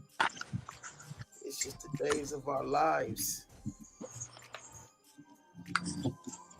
Yeah, nigga, that shit gonna be cool though, man. Once it's done and finalized and everything. You know what I'm saying? Yeah, I think that'll be a good one. I applaud that. That'll give somebody something to think about. Because I mean, they got the Black Knowledge deck of cards for the Black history and all of that, where you get 52 historical Black people. You see what I'm saying? They got different little things, so that would be actually a good a good card game for families, for real, and you know, depending on the version they get. Family, friends, and fans, and family, friends, and homies and all that shit, or even your significant other. You know what I'm saying? Y'all motherfuckers sitting down, bored or something. Nigga, hey, we gonna see what you got going. What would you do? What would you do? Yeah, I'm probably gonna hand the play person a role though. You said what? If to the last question, if he needed some toilet paper and shit, man, hey, give him some toilet paper. I mean, your whole roll though. It sound like he said give him your whole roll of toilet paper. Because I mean, like you said, if you specifying it, going into detail and shit, like if you got like a roll of like you got a whole pack with like 12 or 15, 16 or whatever they come in, or a 4-pack from the Dollar Tree or some shit. Hey, here go a roll. You know what I'm saying? I got 3 more, but if you got 1 roll, give him a little bit to wipe his ass. That's what we call being human. Humanity. You see that? That's what we call being human, not looking over and being like, oh, I can't fuck with that. No, that's called being human. A person knew that no matter what at that time, this person had a human bodily function that needed to be fulfilled. And at that time, it was better for them to get it off their body than to be wearing it around all day. Because now he wearing it around all day, that's going to make everybody really look over at him and be like, I'm cool. Bruh, we ain't getting within 50 feet. Nigga, you was really looking.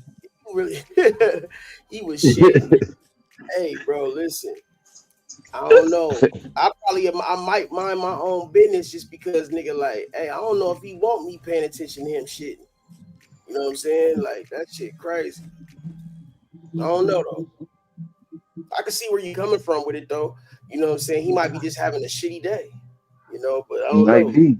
It also depends on if he's screaming for help. Like, can somebody help me? I ain't got no toilet paper. You know what I'm saying?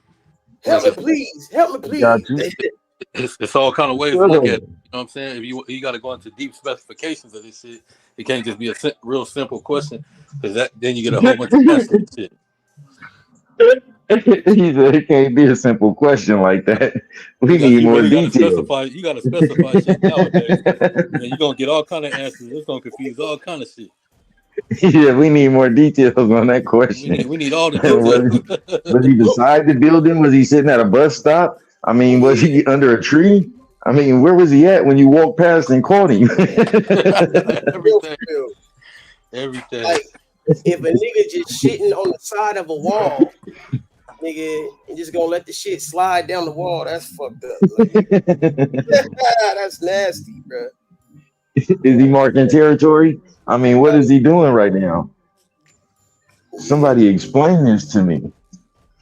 Hey, bro, look, I used to have to motherfucking wake them. I used to feel bad too, cause like at the performing arts center and shit, like it be niggas be sleep in front of the building and shit. The homeless people and shit. And I used to have to come tell them to move and shit. And it's kind of fucked up after because they'd be in, sleeping good. You just see them, they curled up and shit. But we about to open up. Y'all gotta move. You know what I'm saying? Like, and them motherfuckers had attitudes like a motherfucker when you be telling them to move, man. But shit, nigga, like at that type shit, nigga, like, hey, bro, you gotta get your ass up out the way. The first 2 is gonna be polite. The third time, man, if you don't get your bitch ass up out of here, get the. But see, like, they really trying to get a good night's sleep, man. So it's like I kind of had empathy for the motherfuckers. You know what I'm saying? But shit, yeah. Boss said you gotta go, boy. Boss. You know what I'm saying? That's just the way it is. Damn. Yeah, that's the way it is. Yeah, man. In the words of the homie, nigga, they gonna get you. In the words of the famous saying, you ain't gotta leave, but you gotta get the fuck up out of here. You gotta go. See, bitch, I ain't gonna waste my time taking your last breath, nigga. I ain't gonna waste my motherfucking time taking your breath, nigga. See, that nigga. Bitch, I ain't gonna waste my time taking your last breath, nigga. I ain't gonna waste my motherfucking time taking your breath, nigga. That nigga KB be cracking me the fuck up, man. Spontaneous. Man, is that LA with the black spot in the middle, bro? Yeah, that nigga been knocked the fuck out, man. I don't know what the fuck going on. Man, LA, where the hell is you? At the doctor's or some shit? You hanging out in the garden? That nigga was Planting drunk, man. tulips? Damn, T, what It's you the drink? wrong season to be planting tulips, bro. It's not the winter. Damn, T. Oh, He said damn when I asked him. Damn. Rufus from the bomb fights.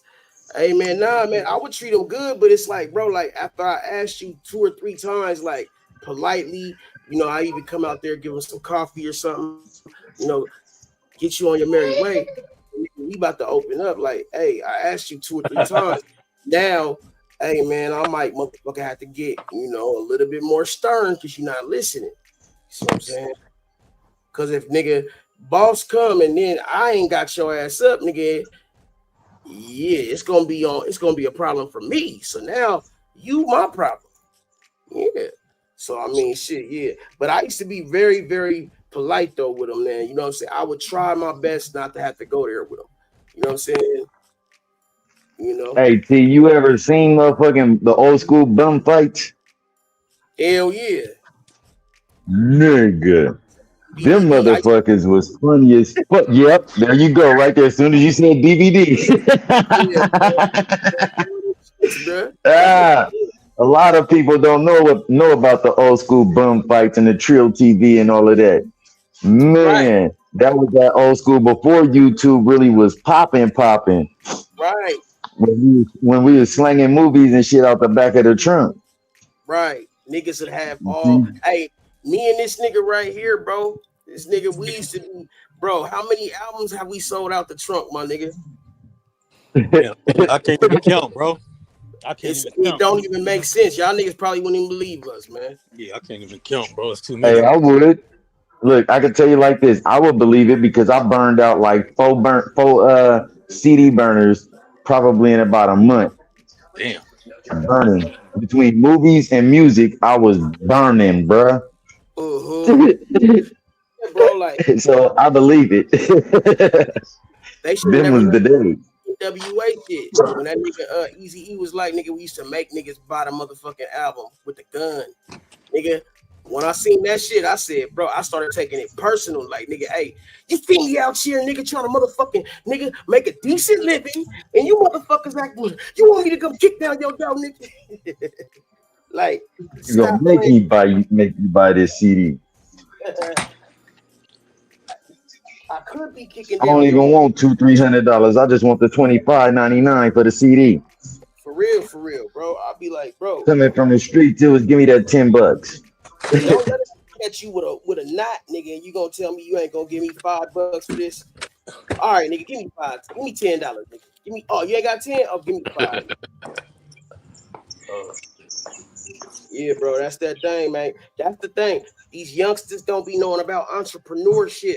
You see what I'm saying? Nah. Lemonade stands, shit like that, like car washes, fundraisers, nigga, ways to get Think about all the commercials right now. See, they got the little white kids on there doing the lemonade stand, going to the bank with their business, getting a business loan, making deposits. They telling them, putting it in their face, and they ain't paying no attention. Think about the Chase commercials and shit right now. They got the little white girl sitting out there with her homegirls making lemonade, doing what they do, and then she go in the bank with her parents and motherfucking get and sign off on her bank account. And they talking about, ooh, that's a large deposit. Let me show you how we can grow this. You see this? But we can't get our kids to do the same thing. Why? Burner. Somebody said he burnt out the CD burner, bro. Hey, I'm telling you, I burnt out like 4 of them in a month, bro. I was one of those that was, I was a burner. For real. You can call me for anything at that time. That was a past life, though. I like to leave that alone. You know how we decide to elevate in life and do different things. That was one of them levels I was ooh.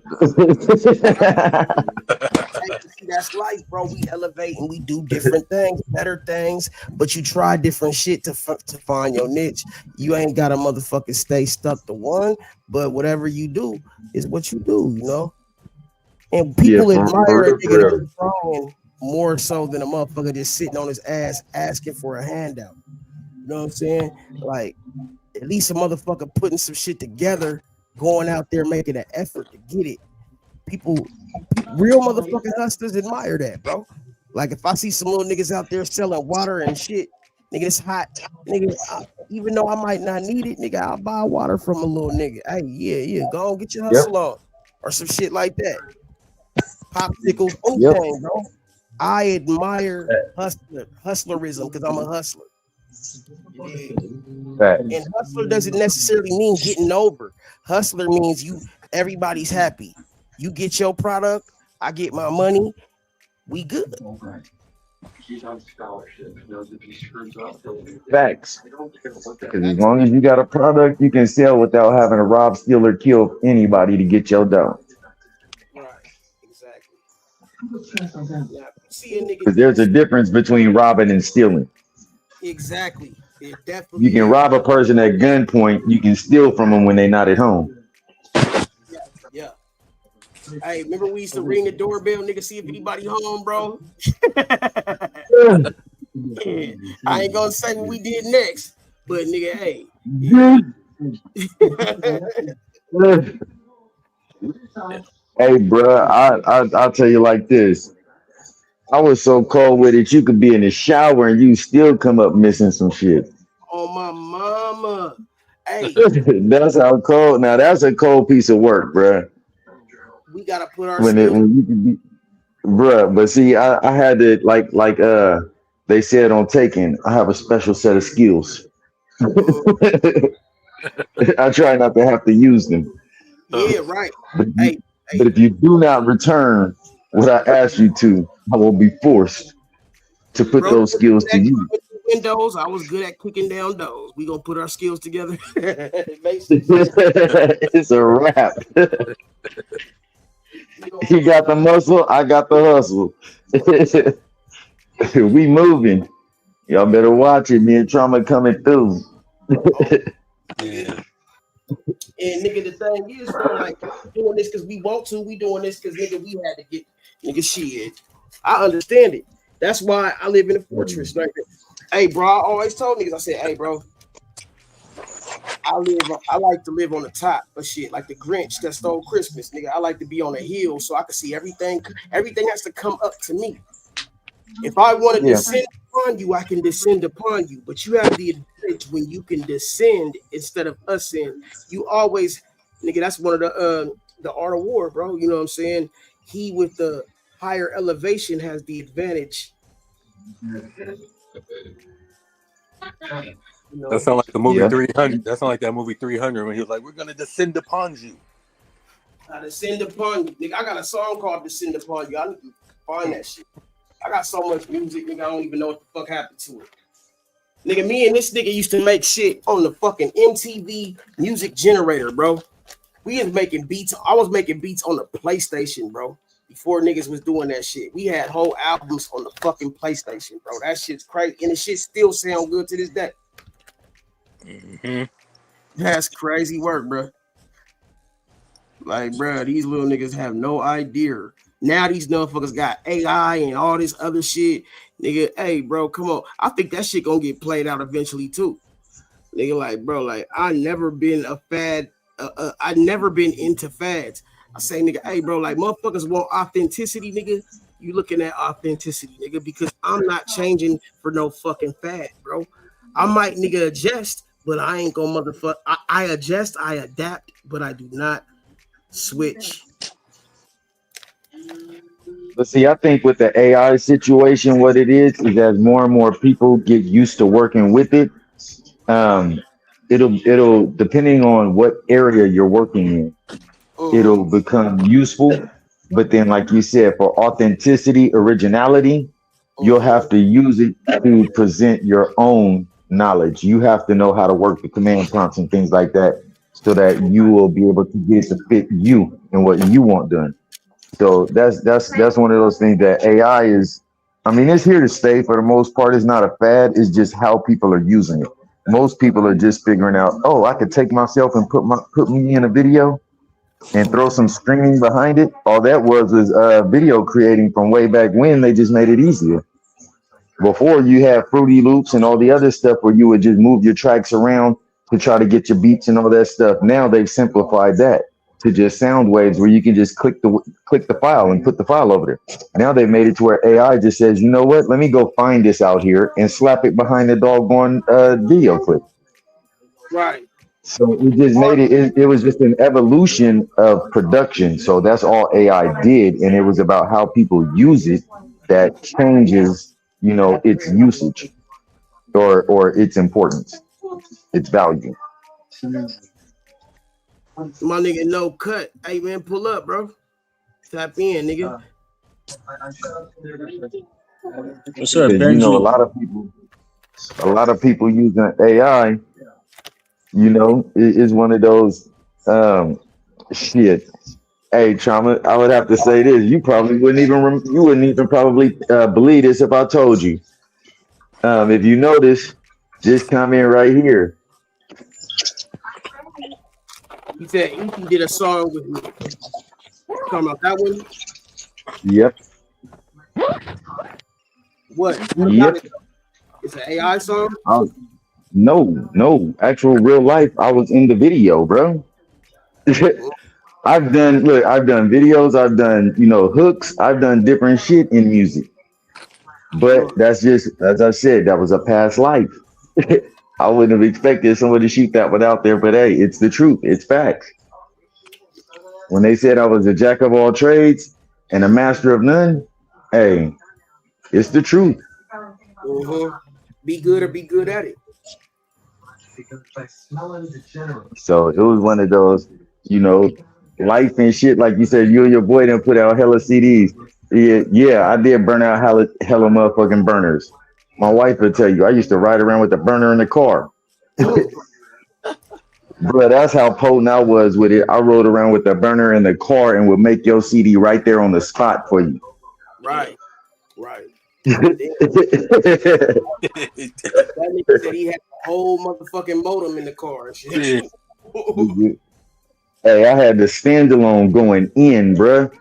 I was, man, when they say you could call me and get anything you wanted, bruh, that was my specialty. Whatever you wanted, from assholes to zebra stripes, I get what you like. That shit really fucked. Them doing this fucking streaming shit really kind of fucked up the music game, bro, for the artists, because we was getting, but it didn't. We was getting money from units though. Yes, we was, bro. When we get $1 million for selling 1 million CDs, nigga, if you had $1 million and you saw, I mean, if you had 1 million CDs and you sold all them CDs, nigga, you knew what you was about what you was getting. Now this streaming shit, bro, they ain't giving niggas cents on the dollar, man. You heard Snoop, nigga, flipping the fuck out. He said, nigga, I got 1 billion streams, nigga, and they gave me 40 racks. 40 racks for 1 billion streams is crazy. Like, bro, that hurts. And now it's making niggas have to cheat the game, trying to cheat the. I don't like that shit, bro. It's like, give a motherfucker what he paid for. I always what happened is they changed the formalities of how you get it. It's like the contract when they say read the fine print. You see what I'm saying? When you start getting online and trying to do certain things in order to maximize your return revenue, you got to read all the fine print and get into all the little back rooms to get her done. Sometimes when you sign in those contracts for other people to do things, you're not realizing how much of it you're giving away due to the fact of what the backside of it is.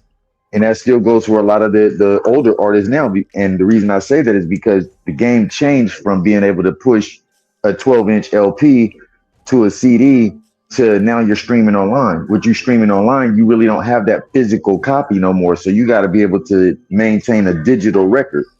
And if you don't have your digital records set up completely to tally up everywhere you're dumping shit at, then you're going to be missing your number somewhere.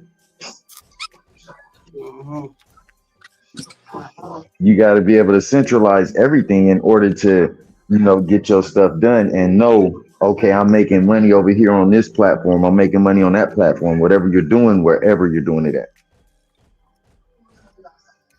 So that can be a real big issue, because think about it. If you're only doing it on, say, YouTube, and that's where YouTube gave you your 40,000 at because you was only streaming on YouTube, but you could have put it on Rumble and been streaming on YouTube and Facebook at the same time. I mean, that's been said on a lot of different platforms. You can go ahead and multitask or multi-stream. Once you multi-stream, you good. That's more than one revenue.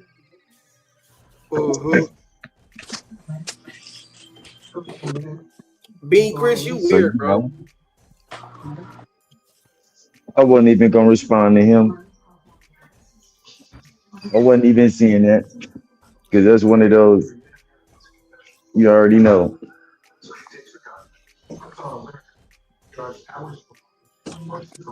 It's a lot of them that you just gotta bypass there.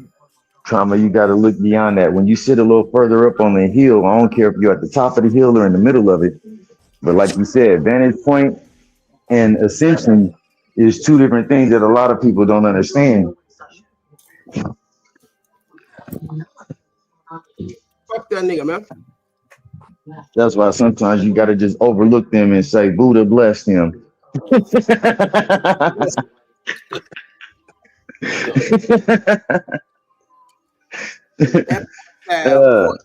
And I ain't even into Buddhism. Nah, but I was trying to fuck with him, though, bro. But he just be doing too much, man.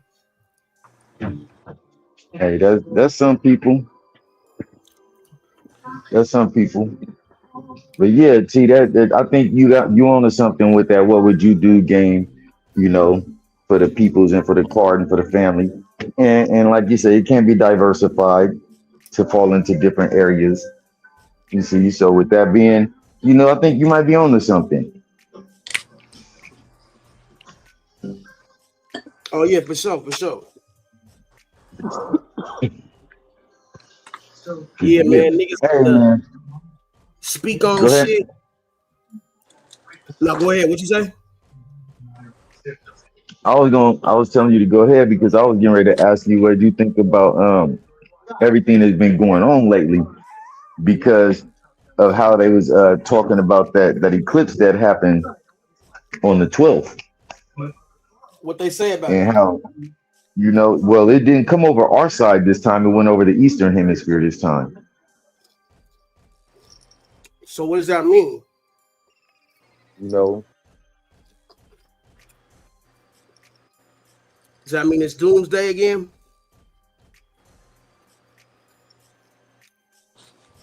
Oh, nigga, shit. I can't hear you, bro.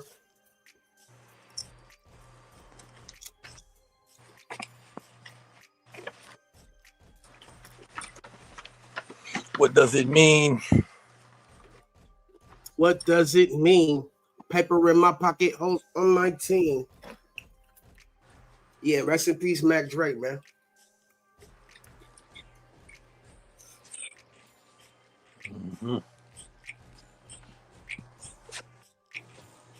Dumbass nigga, man.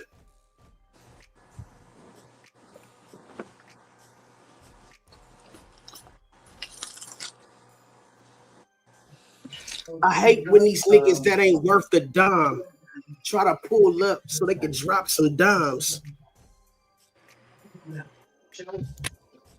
It was a call coming in. Sorry about that. I'm like, I was in the middle of saying something. Run and tell that to bitch.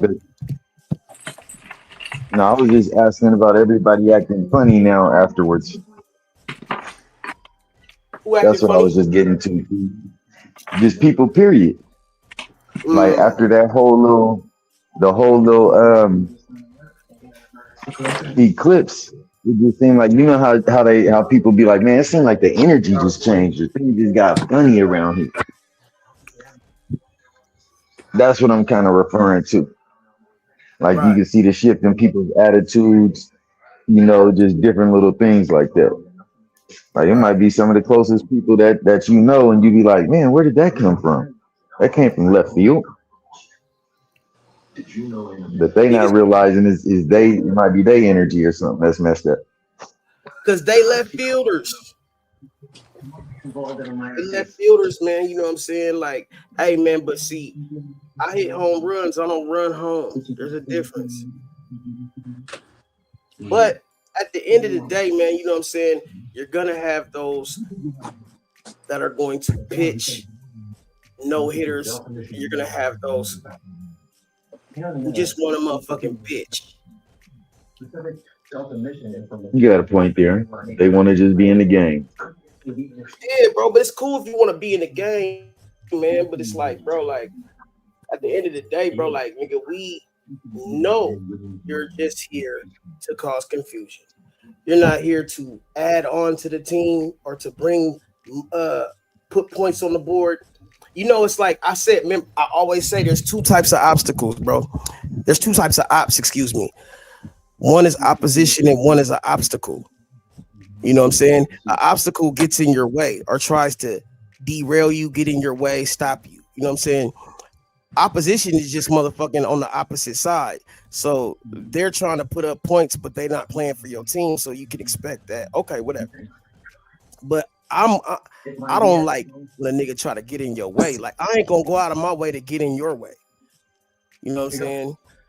Now niggas that go out of their way to get in my way, it's like, what do? What do? You adapt and overcome to the situation. You running the fuck over. Sometimes, no, the reason I say that is because sometimes you do gotta run them the fuck over, and sometimes you can just do like a swim pattern on a football field and get through the line. Now you sacking the QB. I mean, he was just an obstacle in the way. You did a swim move, got over him, got around him. Oh, got to the goal. He wasn't that big of an obstacle. He was just there. Yeah, real shit. So I mean, it's different ways, but you adapt to the situation and you overcome to either op or obstacle. The opposition or the obstacle, because you approach them differently either way. Nah, obstacles though is gonna come out of nowhere to get in your way. They didn't have to though. They did it because they want to be in your way. Okay, and you still had to adapt to it coming. You still had to adapt to that situation because it was unexpected. That was the X factor. But that's right. You don't have a choice. You don't have a choice. Or you're gonna have to hit a U-turn. Depending on how big the obstacle is. You can go under, over, or around. One of you you're gonna have to do one or the other though. You know what I'm saying? But some people just want to go through. So you gotta go through it to get to it. It's like how they say, okay, what don't kill you make you stronger. Right? Well, we still alive.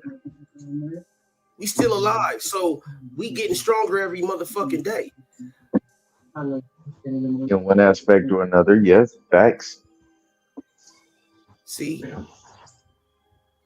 I didn't choose this life chose me, but does that matter? Because I tell people, like, it doesn't matter if nobody's gonna care if Jordan had the flu. They're gonna care if he played or not. See, playing with the flu only increases your value. It's like, damn. But you think if motherfuckers would have said, oh, if that nigga would have lost that game, they would have cared if he had the flu or not? No. There will be no peace until we are free. So you either gonna perform, as my peoples would say, or you not.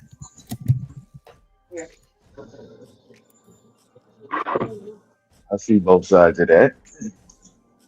I mean, because sometimes if you want to be the greatest, you got to play through some of the biggest obstacles.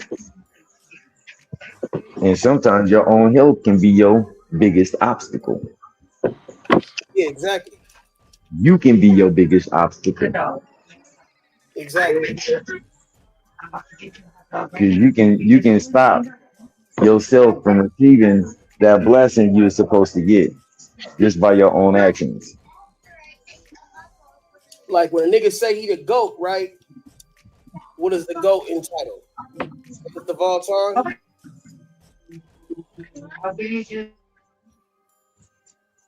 Everybody can't be the GOAT, but in your mind, if you feel like you're the GOAT, I applaud you. You know what I'm saying? Like, I can't be mad at a nigga for having confidence. You know what I'm saying? I don't have to believe it, but I can admire your confidence. You know what I'm saying? Like, shit. In reality, man, you know what I'm saying? I ain't tripping on no man, you know what I'm saying? Like, because I feel like, nigga, what God has set for me is for me, nigga. Nobody can motherfucking derail that. But people feel like they can slow it down so that they just delaying the inevitable. A lot of the times, that's all it is delaying what's already supposed to be there. But that person, sometimes, also, they're delaying it because they also have to be a witness of what your success is going to be and how far He's brought you. So sometimes them obstacles is put there to be as witnesses, the same as them ops. You tried to stop me. You knew that you were supposed to stop me, but you didn't. You came out of nowhere and thought you was going to stop me, and you didn't.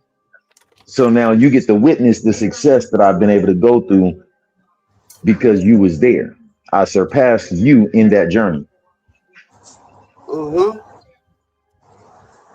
Like these motherfuckers that think they gonna play with me, knowing, nigga, I got the attitude and I got the heart to win.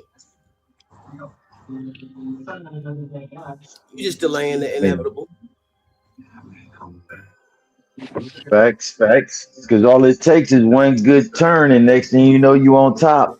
Exactly. And a lot of people don't understand that. Like Eminem them said, you only get one shot. Do not miss your chance to blow.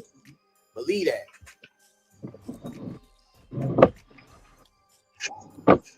You're so right. When you get that chance, you got to take it. Because opportunity and preparedness, when they meet, that's your chance. You better get on the train now. Because when that motherfucker start, ain't no stopping. It's gonna be too late. Nah, that's it's like gonna be way late. Noah's Ark, nigga, when the door closed, nigga.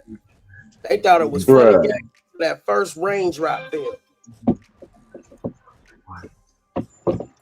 Then they realized, damn, Noah wasn't crazy hallucinating ass nigga. We thought that nigga was tripping. Nah, you tripping. He tried to forewarn you. He looked at the sky and said, all right, we got just enough time to finish this and collect what we need to collect. And when we done, anybody that ain't here, yo bad. Right. That door closed. He was like, you ain't got your VIP ticket. You ain't got no animals because I got them all. You ain't got nothing to donate to make it worth my while. Right. Deuces, bruh. These doors is closed. I was on that demon time then. Hey, when he popped off, it could have got handled. That's no issue, no problem. You know what I'm saying? Since a nigga trying to change his mind.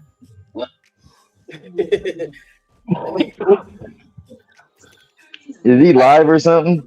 Or those are clips that you didn't hit him with? Oh no, that's just some that was some clips I took from that day. I be clipping a whole bunch of people's shit. Like when they talking, like when my nigga KB go off and shit, I be trying to get that nigga to do that shit more often, but he don't. You know what I'm saying? Just so you can catch them up without their body. I got you. I got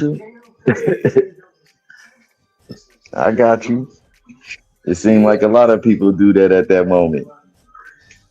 But see, like I'm, we know niggas can catch clips. This shit is history, bro. Like it's all recorded, like somebody said. Yeah. It's always be recording. It was something I watched. it was a movie where the reporter or the lady was trying to do something, and the reporter told her always be recording. Oh, it might have been the what was it? The bad what was it? The bad trustee, it was the bad custodian or something like that. It was a movie with Lala Anthony in it, and she was a trustee from the court system, and she was taking them people her people's money and they wealth and everything and putting them inside a home and stripping them. Damn. See, they gonna get you. Yeah, but the crazy part was she was being appointed through the courts. So they were showing you the whole racketeering that was going on, basically. So, hey, what is okay? Like, explain to me what exactly racketeering means. Like, is the definition? I know you're doing the analytic definitions and shit. Because I know RICO and all that shit, but what does racketeering really mean? Or do I have to look it up? I got you. Racketeering is because I'm looking it up because I don't want to give you my own personal thought on it before we actually have the correct definition of it. Too late. What does racketeering mean? Racketeering is because I'm looking it up because I don't want to give you my own. Take it from a corporation and put it in. Damn, why didn't it come up? It says the practice. Oh, coordinated crime where groups run illegal schemes known as rackets to repeatedly make money. So basically, say you are running into a store and you forcing everybody in the neighborhood to pay you security at all the little corner stores. Now, that's your racket is strong arming. You see what I'm saying? Extortion. Yeah, I know extortion. Yeah, extortion, definitely. And that extortion would be considered the racket. If you're running a cards game, numbers game, that's considered your racket. Whatever you're doing as a hustle, what they would consider illegal would be considered a racket. Okay, so yeah, it says the core legal concepts is the RICO Act, pattern of crime, and enterprise. The RICO Act is the Legal Information Institute on RICO outlines federal laws used to target continuous criminal enterprises. A pattern of crime is to prosecutors must prove a pattern of at least 2 related illegal acts within a 10-year time frame. So if a nigga just do 2 illegal acts and that's crazy. Enterprise. And the main ones they're looking at is extortion. Organization working together to commit the offenses. Go ahead. Yeah, their main ones that they're looking at is the extortion, labor fraud, illegal gambling, and drug and weapon sales. Those are the main ones that they consider parts of rackets. Because think about it, you got to have more than one person if you're selling guns and shit like that. And you're doing it for financial profit. And then you're showing a pattern of the crime because you're doing it more than once. So that's where the 2 times in the 10 years. So if your whole thing is selling guns, okay, and you sell guns every month, boop, boop, by that 3rd month, they got you on racketeering. You see what I'm saying? Right. Because now you've sold the weapons, you've made money from it, and you've done it twice within a 10-year time frame. But then they would like to catch you with the second crime on top of that, which usually, if you're selling weapons, you're usually extorting somebody else too for money somewhere else because you're using the weapons in a separate crime. Yeah, that's crazy, man. That's crazy. This is just the thought of the legal system from that side. You see, I'm not saying this is what we're doing. I ain't saying this is what we doing. I'm just saying this is how they looking at it. Hell no, that's not what we saying we doing. We ain't saying we doing that. That's the disclaimer. I ain't saying this is what we doing. This is what they. Hey man, y'all make sure y'all hit that like button, man. Tap in and tell a friend, man. Man, you know what I'm saying? We do this a lot, man. Every time I pull up, hey man, we gonna get this shit bigger. badder and motherfucking more vicious, man. We grow this motherfucker. You know what I'm saying? So like everybody can be a part of something, nigga. We can motherfucking do this shit together, man. I fuck with y'all, y'all fuck with me, we fuck with each other. If you got a motherfucking social media or a motherfucking link or anything, put that shit in the chat. If you got a wrench, you have my motherfucking permission to do that. And let's grow, man, together, man. You know, this is my third motherfucking channel, man. You know what I'm saying? And my last two got taken. I had 10,000 subscribers, something like that. My last one got taken, but this one ain't gonna do that because we know the rules and the regulations, the motherfucking shit, knock on wood, you know what I'm saying? And we got motherfuckers that understand the game. I understand now the rules and the regulations and shit and what spam is and all that other shit. So whatever I do is just to protect my channel, man, because I'm gonna keep my shit gangster, nigga. I'm not gangster in that form, but you know what I'm saying. And at the end of the day, man, you know what I'm saying? Like this shit is monetized for a reason. So I gotta look at shit differently now because when you got your shit monetized, now they start looking at everything differently, nitpicking and shit. So yeah, bro, I need to go back and check my shit too, man. If I have to take anybody wrenches, I'm gonna do that. I'm gonna get them back, but I gotta figure out why the fuck people are blocked in my chat, bro. I thought, man, that shit's crazy. Yeah, you got to take LA wrench for not talking for a whole 9 hours. This dude been up here getting a whole nap. He done went to sleep, woke up, got breakfast, ate lunch, went back to sleep, and included himself in none of the conversation. He's sitting up here like a fly on the wall, bro. I can't believe this. LA, participate. Yep, LA, I would no. I would treat you like a clay pigeon right now. What I love about dude Trama, he letting you live right now, but you acting dead on the panel, Lazarus. I mean, shit, I nigga, love fucking with LA. nigga. I mean, he ain't said nothing, so shit, I don't know. But shit, I know I'm hoping he's still breathing on that side, and his live ain't just recording him sitting over there on the panel, and he over there acting like Weekend at Bernie's. nigga, Yo. what's wrong with you? See, look, thank you. There you go, Bernie. I'm glad you responded now. Yeah, Bernie, go ass up, Bernie. What information are you looking for? Yeah, what was that? Oh man, I was telling Trama last. I mean, I don't know what time it was.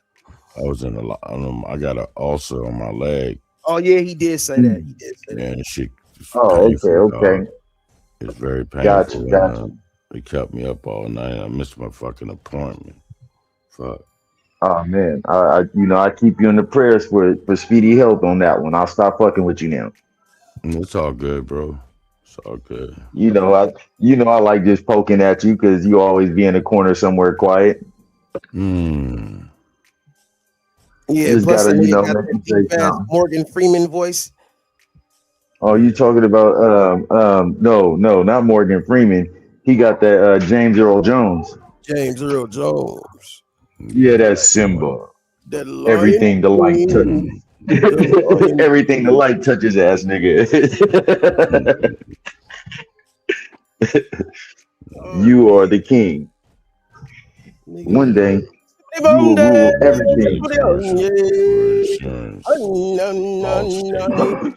You're good at all shit. Oh man, shit, that's crazy, bro. Yeah, man, some funny. Nah, but we thought you would have participated in the What Would You Do, card game. But I see why you was in the cuts.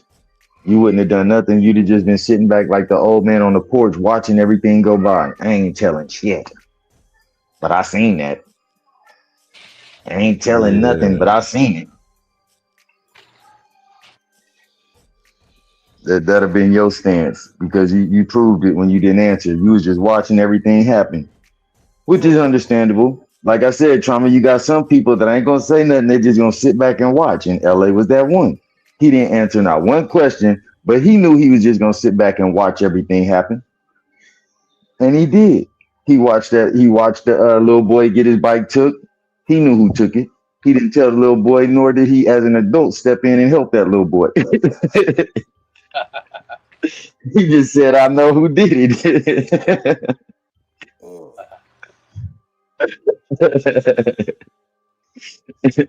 Now, see, the one thing I can say about that person in the neighborhood is this: if anything ever goes wrong, if you ask them, they'll tell you. But if you don't ask them, they ain't gonna say shit. Now, I do think that part is very true. What do y'all think? Say it again, bro. I was doing something. The person like LA in the neighborhood, they don't say nothing, but they will sit there and be watching and know that everything happened. Now, if you don't ask them, they're not going to say nothing. But if you walk to them specifically and ask them, they're going to tell you exactly what happened.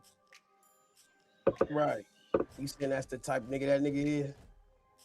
Yeah. How do you feel about that person in the neighborhood? Man, I mean, I don't really know how to feel about that. Like, it's Shit, kind of they like might look at their doorbell camera and just say, "Get the fuck off my porch." I mean, shit. Yeah, it's always them type of niggas in the hood, though. You know what I'm saying? You know, they don't Wouldn't have. they be considered just neutral? Yeah, somewhat, because they not really trying to inquire, but they know what's going on still. You know what I'm saying? If they interested, but they not fully interested. It's like some people mind their own business, That's but it. in your business. Type Yeah. shit. So that's what I'm saying. So if you don't ask them, they ain't gonna say nothing. But if you ask them, they'll tell you. Right. See, like, I don't think that nigga is like a no, like, see, like, it's a difference If you between don't talking ask, to you the won't receive. police and talking to the Don't ask, don't motherfucker, tell. the homie. Don't ask, don't tell. Yeah. Like, if you know somebody might be the police or somebody might be an agent, it's like, nigga, you ain't gonna have the same freedom. You ain't gonna talk to them the same way you gonna talk to another motherfucker that you know don't really have no, no One of malice them or no. situations.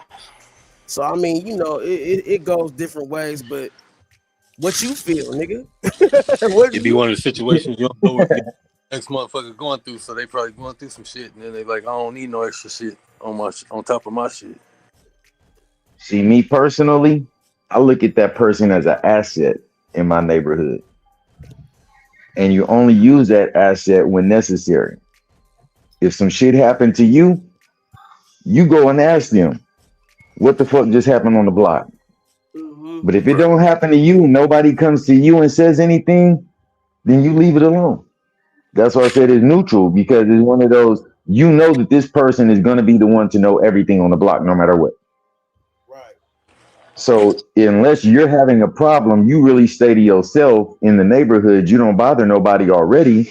That's cool. You might know your neighbors and be like, hey, how you doing, neighbor? What's up, Tommy? What's up, John? You know, but you might not sit back and break bread, eat dinner all the time with them. You see what I'm saying? You keep it cordial. Something happens, that means now everybody's looking out for each other, because at least you're cordial and you're speaking. You're not one of them neighbors that walk by with your nose up in the air thinking that you're better than everybody, and you stay right in the hood. You're asking to get your shit broke into. Oh, shit.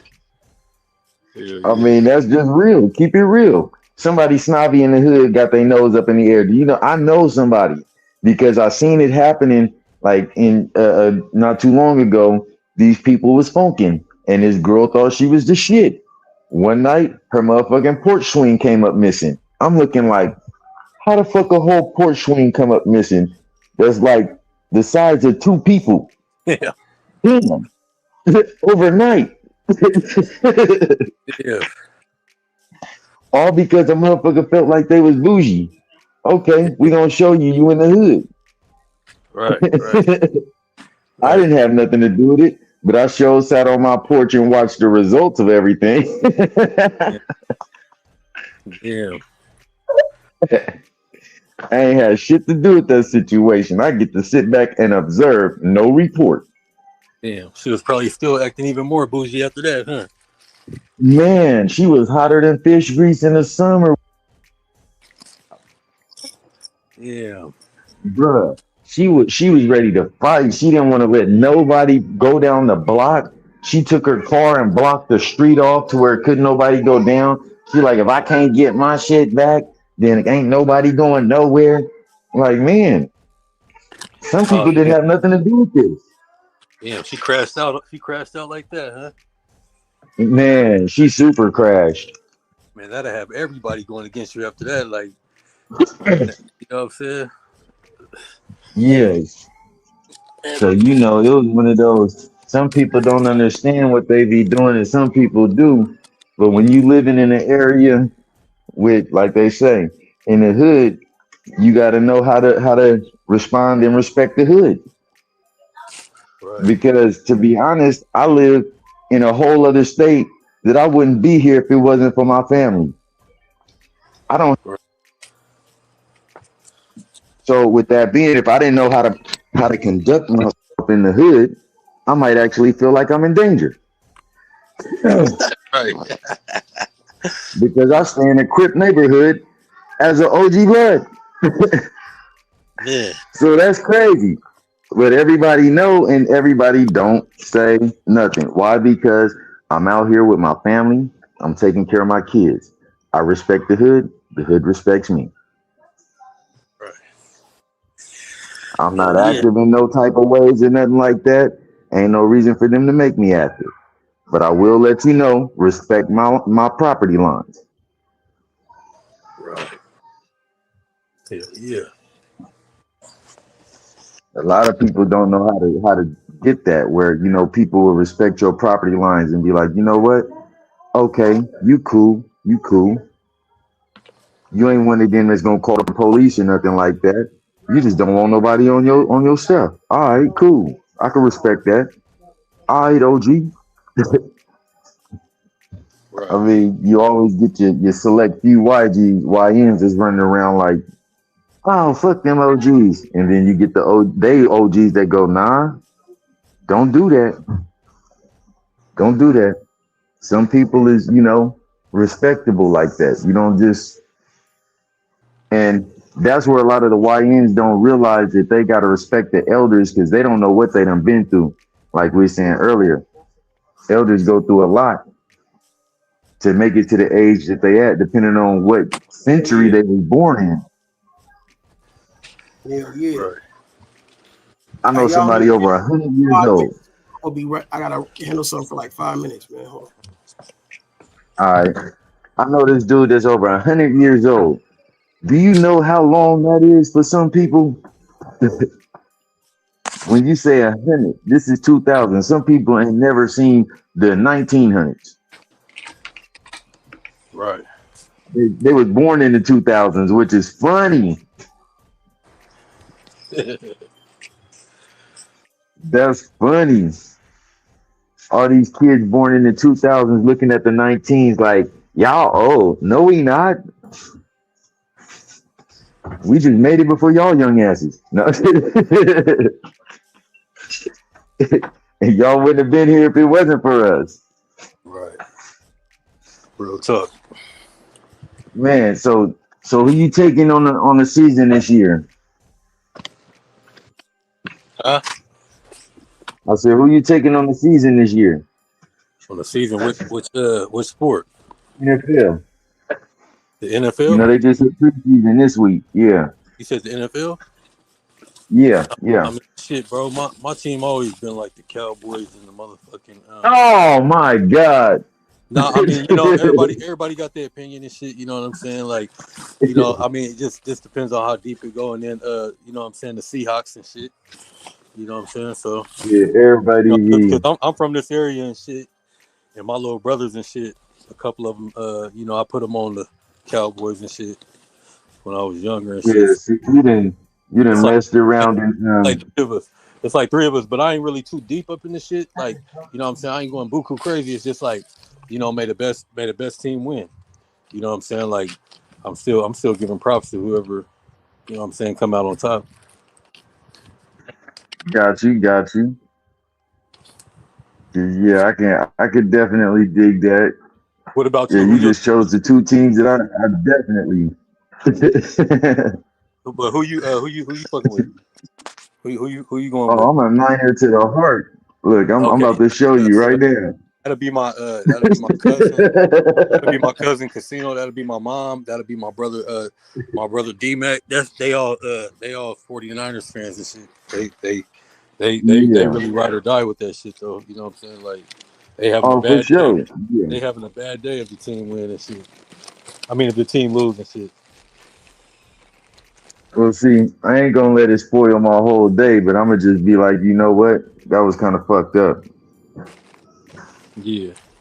And the reason I say that is because it's one of those. I'm like, hey, it is what it is. I'm not the one on the field playing. That's good. Still have a good Yeah, day. because you got to think, if you're not on the field playing, how can you really say you got a dog in the fight? Right. So you really don't have no choice in the outcome. All you can do is just play.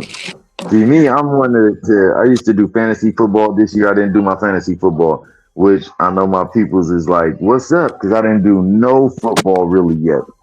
And, you know, normally I would start betting the first week of preseason. I would start either betting then or I would start betting like the first week of the season. Because that's like my only thing. That's my vice. I like to get out there and bet on football for the season, play against the odds, which I'm not really playing against the team. I'm playing against the odds. Hell yeah. So, you know, I got that as I do that in memory of some of my family members, some of the trips we used to take and shit like that. So, you know, it's a good way to do things and keep hope alive, make some money at the same time. Hell yeah. And it's fun. Yeah. Only thing is that AI and online shit killed off the fun. Now you ain't going to the casino having a drink. None of that shit. You know, having fun talking shit with other fans of other teams. You see what I'm saying?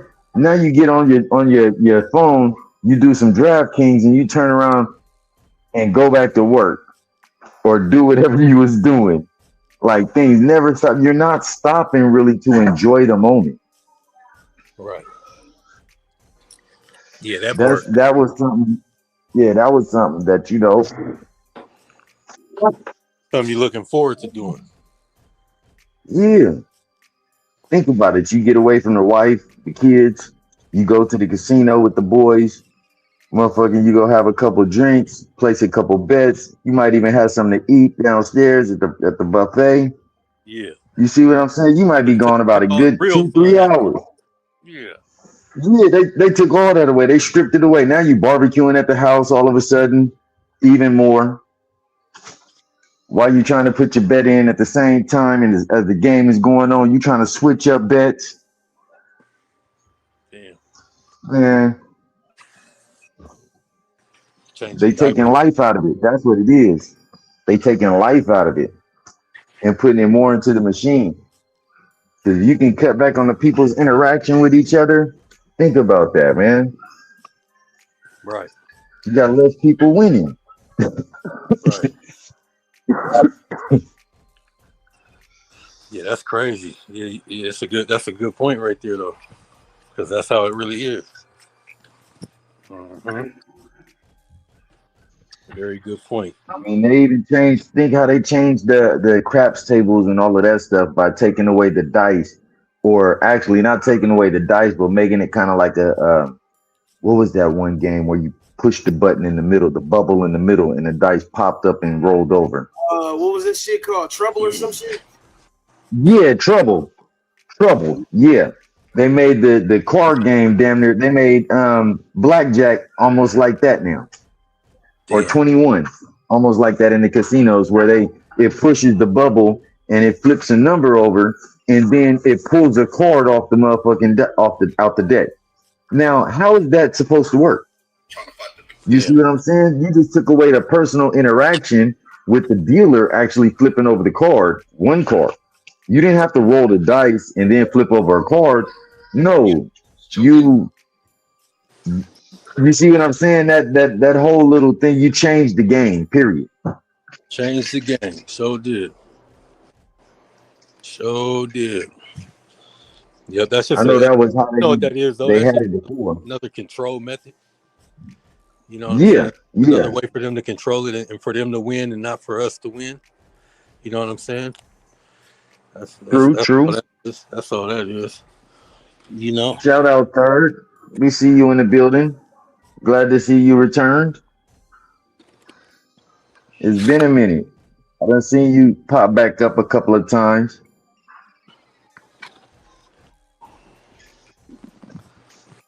Plus, they don't want nobody Yeah, like they don't want people interacting too much. It seems What like is that?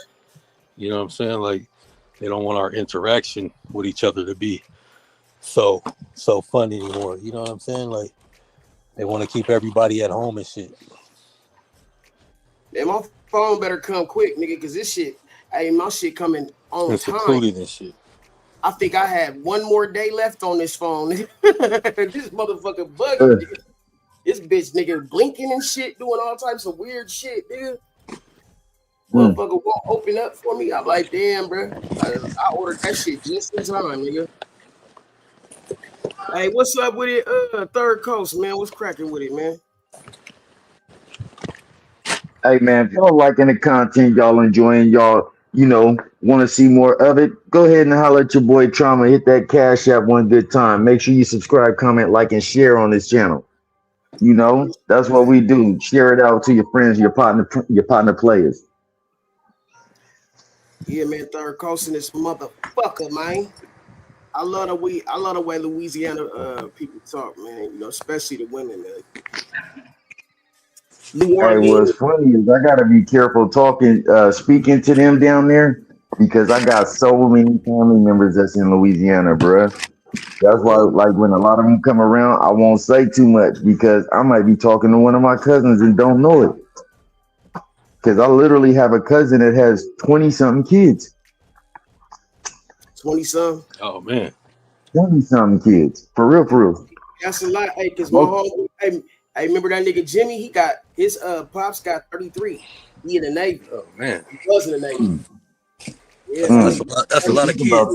That's a lot of kids, bro. Like every year his boat stopped, he had a That's kid. a lot of man.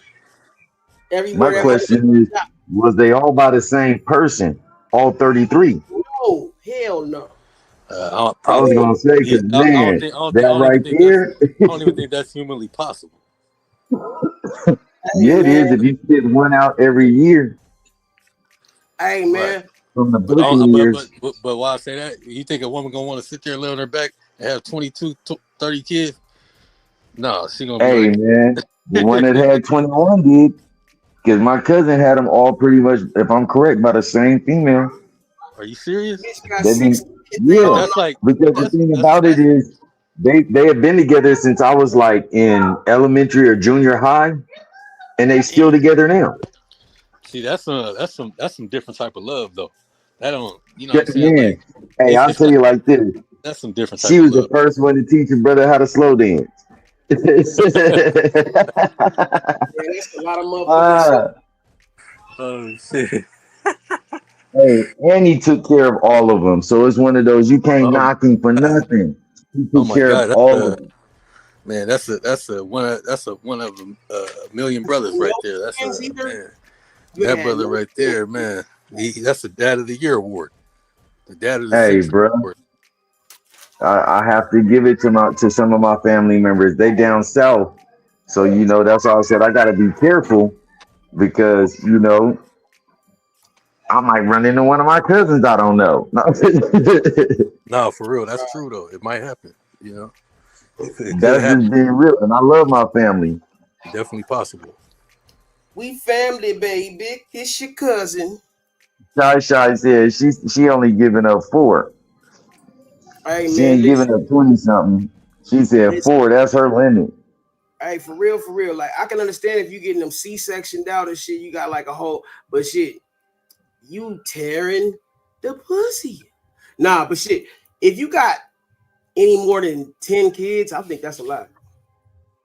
Well, see, the thing about it is, I would have to say this because a lot of the times, us as men don't realize how durable the woman's body is. For real, they can go back. I say that because I got 6 kids and I've had, natural childbirth and I've watched the C-section. So I've seen both. And it's like, it was traumatizing as fuck. Oh yeah. The first natural birth I seen, bruh, I'll be straight honest. I got weak in the knees and was like, oh, I gotta follow that. Yeah, for real, for real. You see what I'm saying? You looking at that and you're going, oh, I gotta follow that. There's no way. There's none. Doc, is that gonna be okay later? Yeah, bro, that shit look like an alien baby. Hey, when that placenta come out too, that shit look crazy. Well, see, that's the part I wasn't caring about because I was more looking at the child. Yeah, but so by that time it's one of those. I only want to know what's following after the child. I gotta follow the child. Because the placentas, man, can be used for vitamins and all types of shit. Like good shit comes out that motherfucker. They don't let you. Yeah, that's a lot of nutrients and shit like that. That's Me and my wife was just talking about that, about making the pills and the smoothies and planting it in the soil and stuff like that. The placenta. We was just talking about that. That's a trip.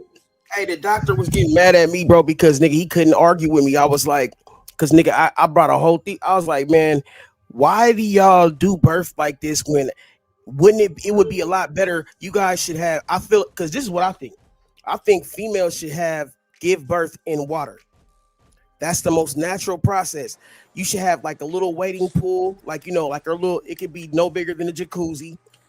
Have the woman get in there, you know what I'm saying? Give birth naturally because your water breaks. The baby's naturally going from one medium to another instead of being shocked by coming out cold as fuck. You slapping the motherfucker on the ass, then sticking a needle in him and shooting him up. Bro, all that shit is wrong. I don't believe in it. I don't think that shit right. I believe the whole way they give birth on this side of the things, on the Western philosophy, I feel like that's bullshit. A baby should be born in its natural habitat. Well, when you think about that, Trama, yeah. When you think about that, though, at the same time, Doctor couldn't argue with me. He said you're right. Which might be true, but at the same time, on the other side of that, no matter what, when you pull that baby up out the water and put them in the air, that's still going to be that shock because they're going from water to air, two different elements that they have to breathe through. It's not. It's worse when you pull the motherfucker out. You know that baby cold as fuck. Why not have them born into some warm water? Where you see what I'm saying? And then when you pull them out the warm water, where are they going to be? It doesn't matter though. But you're gonna have to face the world regardless. But it's gonna shock a baby to fuck to death when you pull them out, and the first thing they see is bright ass lights and shit. You motherfucking all up in his face. Then they take the baby and all that. Give it to them. It's just like a lot of shit. I feel like it would be better if they did it that way, man. And I mean, if you look back on ancient times, they probably used to do that.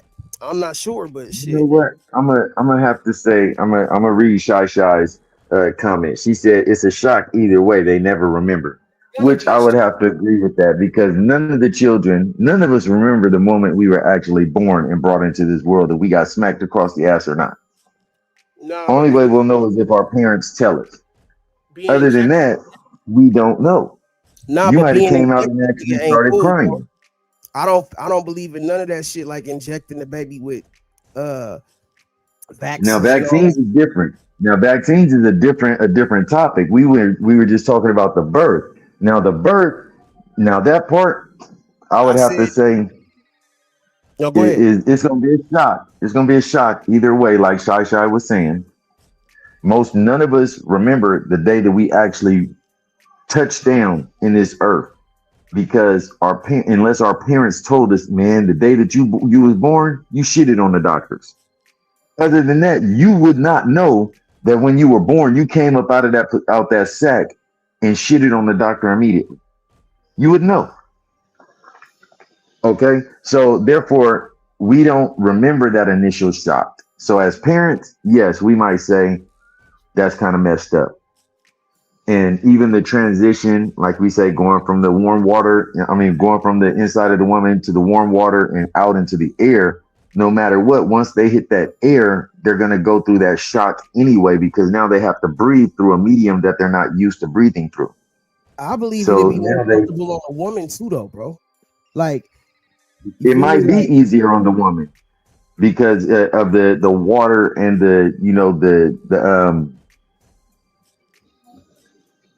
just the water period. Yeah. It might be easy because it's not like they stopped doing water births. They just made it an option. Right. You see what I'm saying? They made it an option. Do you want to have a water birth? Do you want a C-section or natural? They start giving them options as medicine changed. That should be an option. I believe it should be an option. And the doctor couldn't argue with me, so I believe he thought the same thing. But he's gonna do what he's been taught to do.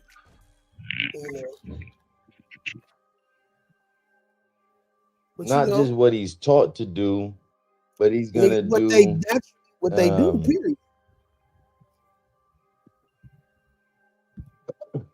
He's gonna do what he's taught to do, but what the patient is most comfortable with.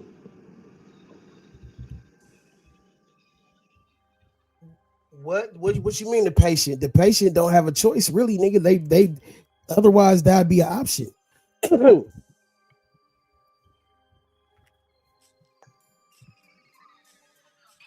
It's her body, her choice.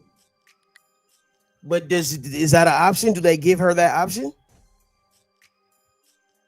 Yes. When she's sitting in there and she's going through her appointments, they ask, what kind of birth would you like? So that there's an option that she can have her baby in water. Yes. I ain't never knew that they give women that option. I didn't know that was the case, bro. You have to be knowledgeable of your rights. Yeah, I didn't know that they asked women, like, do you want to get his baby in water? I didn't know that they made that aware to them. But no, that's the thing. They might not just make it aware, but because my G, they don't make it. It's not like there's a lot of things they're not going to make you aware of because they're like, hey, some things are going to be a little bit more expensive than others, and your medical insurance might not cover it. But as they're going through the stages of pregnancy, they are given different options of the birth. They are talked through. Okay, well, you can do this, you can do that, you can have this person here. Do you want a doctor? Do you want a midwife? Do you want this? Do you want that? So it's not like they're just going. If a woman that actually goes through all the proper treatment and doesn't feel like, you know what, I'm gonna just stay at home and I don't need a doctor.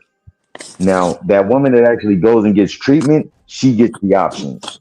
The woman that stays at home and says she don't need no medical attention, she's the one that's gonna have problems.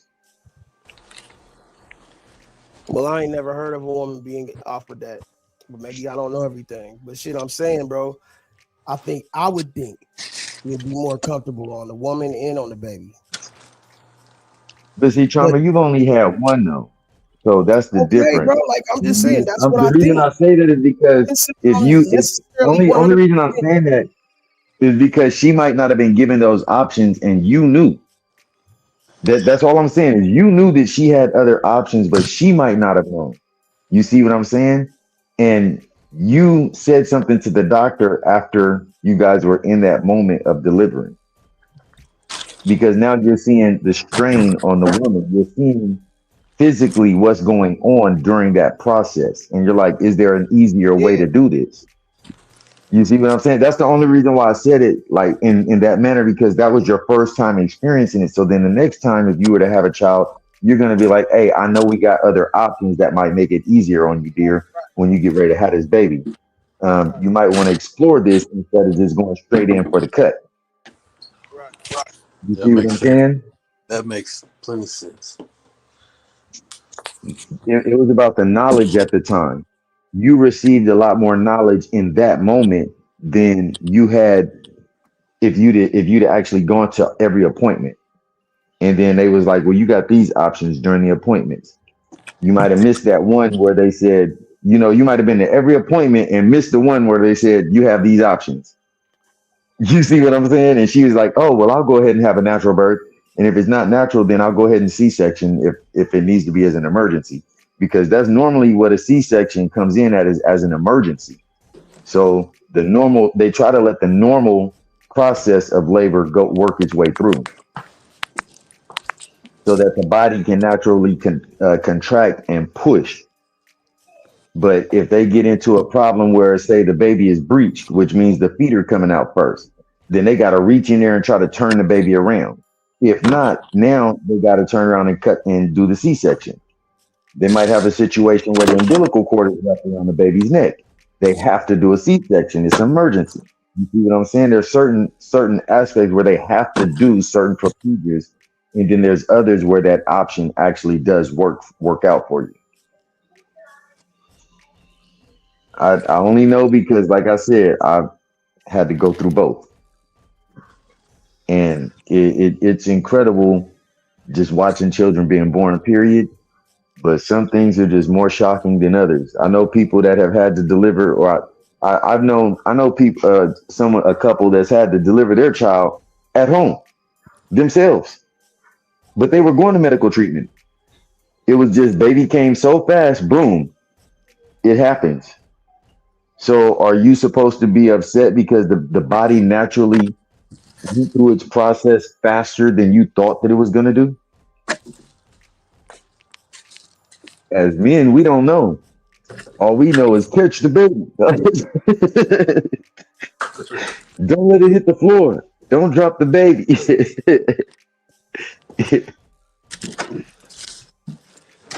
You drop the baby and you don't know what you're going to get 7 years down the line.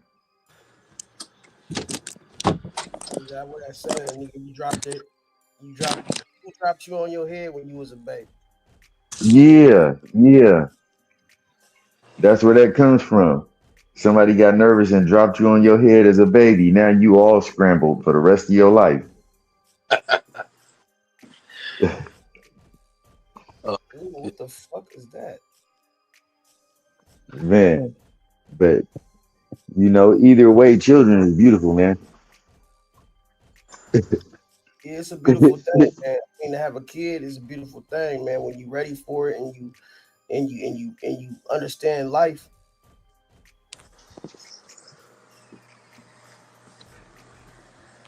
Yeah, man, life is a beautiful thing to understand, because once you really get the hang of it, it's so much easier. And as life be lifing, you be like, you know what? It's cool. We'll make it. It's just one more day lifing.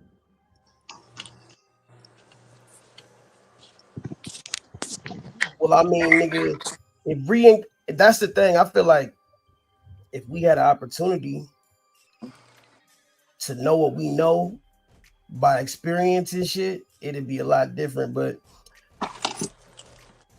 you know, you gotta go through. It's like a process. You know what I'm saying? Because if you did know everything, it would take the motherfucking life out of it. Like it wouldn't even be no point. But like, it's like you almost have to go through certain things to be able to understand or to be able to move on to the next level. So is that where they say, if I knew then what I know now? Is that where that saying would come from? If I knew what I knew, yeah, you know what I'm saying? Like everybody would think they would be billionaires or they would be this far in life. Like, you know how like we was in high school, everybody pretty much had the little thing where you plan to be in 5 years. I'm pretty sure a lot of them motherfuckers thinking you thought you was gonna be a lot. Most people anyway thought that they would be in a lot different position in 5 years than they ended up, because you don't realize how fast 5 years fly. You know, true. True. That's the Yeah, concept. that is fact. You know what I'm saying? You don't even understand how fast 5 years flies until you start getting older. Like, you know, you're supposed to be like, hey, well, this shit, you think you got forever. And it seemed like you do got forever when you young and you young, dumb, and full of comments, I say. I guess that's how they were able to tell who was going to be kind of more detailed in their life, because when you was in school, they asked you what was going to be your 1, 3, 5, and 10-year plan, or 7 and 10-year plan. And some people couldn't fill that in because they didn't know where they was going to be or what they was going to be doing in 1 year or 3 years or 5 years because of the lifestyle that they were already living as a child. So they couldn't see no further than the situation that was right in front of them. You see what I'm saying? And then you had those kids that actually was able to fill it in almost in full detail. And some of them that only filled it in partially because they can only see so far. Right. But as we got older and we realized, okay, my life experiences have now taught me something different. Now, if I'd have really been able to see further, then I might have gotten a little further in life sooner. Because as you're seeing further, you're able to compress that time because now you know what the goal is. Ain't no cheat And sheet. that becomes a practiced art. Like, if there is a cheat sheet though, like that'd be nice to be able to go back in time. You know, if you got a time machine or whatever. But hey, there was a story. I mean, I forgot what movie it was, but it was like every single time he went back in time to try to change something, he would change that, but then something else would go wrong. It'd be like, because it's like you couldn't never rewrite. You could rewrite history, but you couldn't rewrite the way shit goes. It would be like he'd go back in time. I forgot what this. It was like something about Kennedy though. He'd go back. The whole thing was him going back in time trying to save Kennedy from getting shot. He had this theory that if John F. Kennedy wouldn't have motherfucking been killed, then the world would be a better place, right? So there was this spot he had in this diner. Every time he went in that motherfucking spot, he would go back 2 years. No, was it 2 years? Something like that. But every time he'd go back, he would try to change something, and then something else would go wrong, and somebody else would get killed or whatever. But anyways, he finally ended up doing it, and he saved Kennedy from being killed. Come to find out, Kennedy fucked the world up because he thought everything would be better if only he could save Kennedy from being assassinated. So when he finally did stop Kennedy from being assassinated, the whole world was decimated because Kennedy ended up being like a Hitler or some shit. Like, it was crazy, bro. I forgot what movie it is, man. I'll figure it out. But it was like, It was just one of those, he didn't end up being the person that he thought he was going to be, basically. yeah. Like, this dude was sold on it. Like, man, if I could just stop Kennedy from getting killed. I know somebody that's seen this motherfucking movie, man. What she say? Oh my God, that nearly happened with me. My daughter. Oh, you saw about the babies. Yeah, that's crazy work, man. I forgot what movie that was, man. I'm gonna look it up.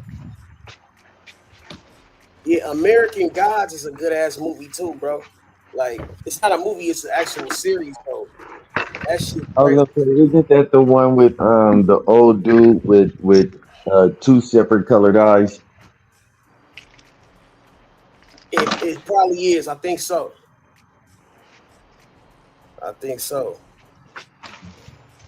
Like my nigga Hex and Halo. Like my niggas Hex and Halo. That shit funny as fuck. I still got that shit on here.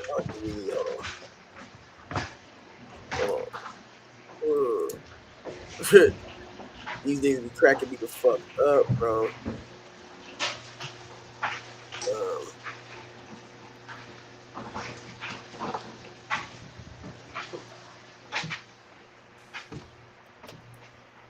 wrong night to play traffic cop. Say what's up to live, officer. What you pulled us over for? Just a routine traffic stop. Why you backing up now? Man, go ahead. You don't even want to do this shit no more. Whole time he's scared as hell. All this niggas happening.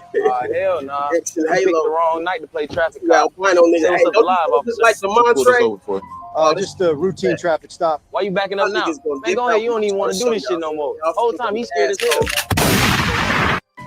Hell nah. He picked the wrong night to play traffic cop. Say what's up to live, officer. What you pulled us over for? Just a routine traffic stop. Why you backing up now? Man, go ahead. You don't even want to do this shit no more. Swerve fast. My brother faster. You talking money or just noise? Both. Bet it. Done. Hope he can drive. 3, 2, 1. I was like, Swerve fast. My brother faster. You talking money or just noise? Both. Bet it. I Done. was just showing you how this nigga got that Hope he can one drive. eye. How these niggas got 3, one blue 2, eye and then one 1. black eye. Go. Swerve fast. My brother faster. You talk. Swerve fast. My brother faster. You talking money or just noise? Both. Bet it. AI video. Hope he can drive. 3, 2, I was trying to let this nigga 1. in. Go. Swerve fast. My brother.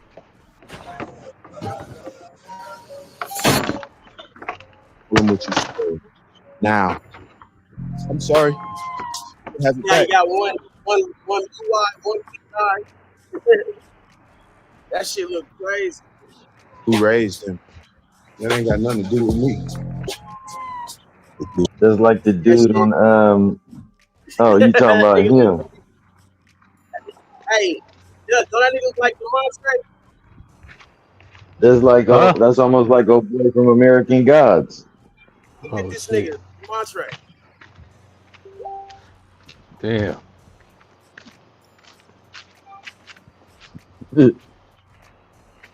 No, that's crazy for them to put it on the dark skinned dude though, or the darker skinned dude. Because how often is that gonna happen? Where you have a darker skinned person with two different colored eyes. Now that is definitely a genetic discrepancy. Yeah, I'm gonna be this shit all over. To have two different colored eyes as a dark skinned person, as a melanated man or woman. Hey, this Hexa Halo shit is crazy, man. But I feel like this AI shit, bro, the movies they gonna be making with that shit is gonna be crazy in a minute, bro. Yeah, now that is gonna be the thing there. You're gonna have to watch which movies are AI and which movies have real actors and stuff in them. Cause I did a whole ass motherfucking like 5 or 10 minute movie using AI just to do it, just to see what could be done. And I mean, it wasn't the smoothest transitions and everything in some of it, but I mean, it was still cool. I seen the possibilities of what can happen with it. And that's pretty much all I really wanted to see was, what can we do with this? With the right prompts and stuff, you can do some amazing things. Yeah, bro, that's what I'm saying, bro. Like with the directing, with the motherfucking photography, like, bro, like I believe nigga AI the devil, nigga. I ain't gonna hold you, nigga. And I said that shit years and years and years ago, bro. I used to be like, bro, like I feel like that's what's going, the devil gonna use that shit, bro. Because look, now they making robots and Terminators and shit. Did you see them motherfucking robots they got, nigga? The military's using and shit. They got some freaky shit going on, bro. Man, they been had the doggone military drones and stuff using different animals and mosquitoes and they got the guard dogs and shit like that. Yeah, but they're better and more advanced now, bro. Yeah, because they had to get the first gen out first before they came out with the advanced gen. That's what once I'm they telling figured you, out bro, that they can get them balanced and able to climb up over once they figured they can get them to climb over mountains and walk up rocky terrain and down rocky terrain without falling over, they was like, oh, we Gucci. We Gucci, we good. Now you might mess around and see a mechanical horse at a state fair or something and not even realize it's a mechanical horse all dressed up in fur,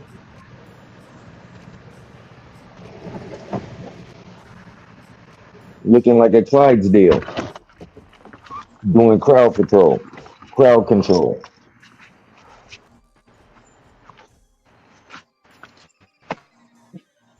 That's gonna be your one right there, Trauma. When you catch the AI horse, I mean not the AI horse, the robotic horse doing crowd control. What you mean? You don't know how at the state fairs they use the police horses for crowd control? Oh, you talking about like, oh yeah. AI horse, you said. I know what you're talking about. Somebody echoing, bro. Yeah, man. I hate messaging when they go online.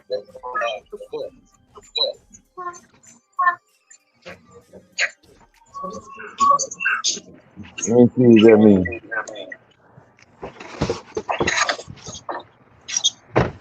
I'm checking to see if I got the panels open. You got hear me in the back of somebody. Hey, what y'all niggas on, man? Say something, man.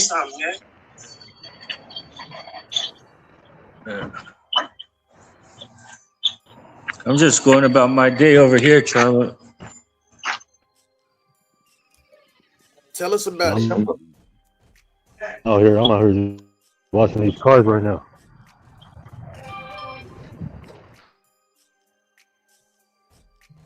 So washing the rig. He said he over there placing bets on DraftKings and we washing out the cash. I gotta screen this car real quick. Yeah. To all the skeets. You hear that, bro? I can't believe how fast the niggas football season about to be here in a second, bro. It's here. It's here, bro. They done already started playing their games. They just ain't playing on Sundays yet because that's reserved for the season. But preseason done already started. They got another set of games on Thursday and then some games on Saturday. You know, they got Thursday, Saturday games. Because that Hall of Fame game is going to be on a Thursday. Somebody got an echo. Yeah. Maybe it's me. Yeah, that's what I'm talking about, you Well, somebody had one. I don't hear it no more. I think it wasn't 80 though. Yeah, man. What the fuck going on, man? Be on this motherfucker much longer.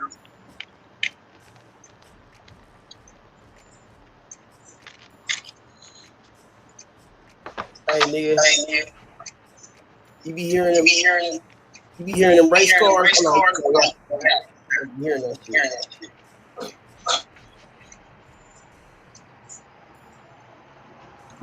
Hell no.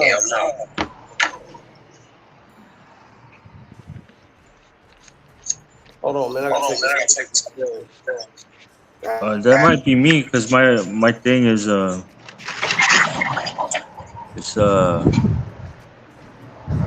thing is going in and out.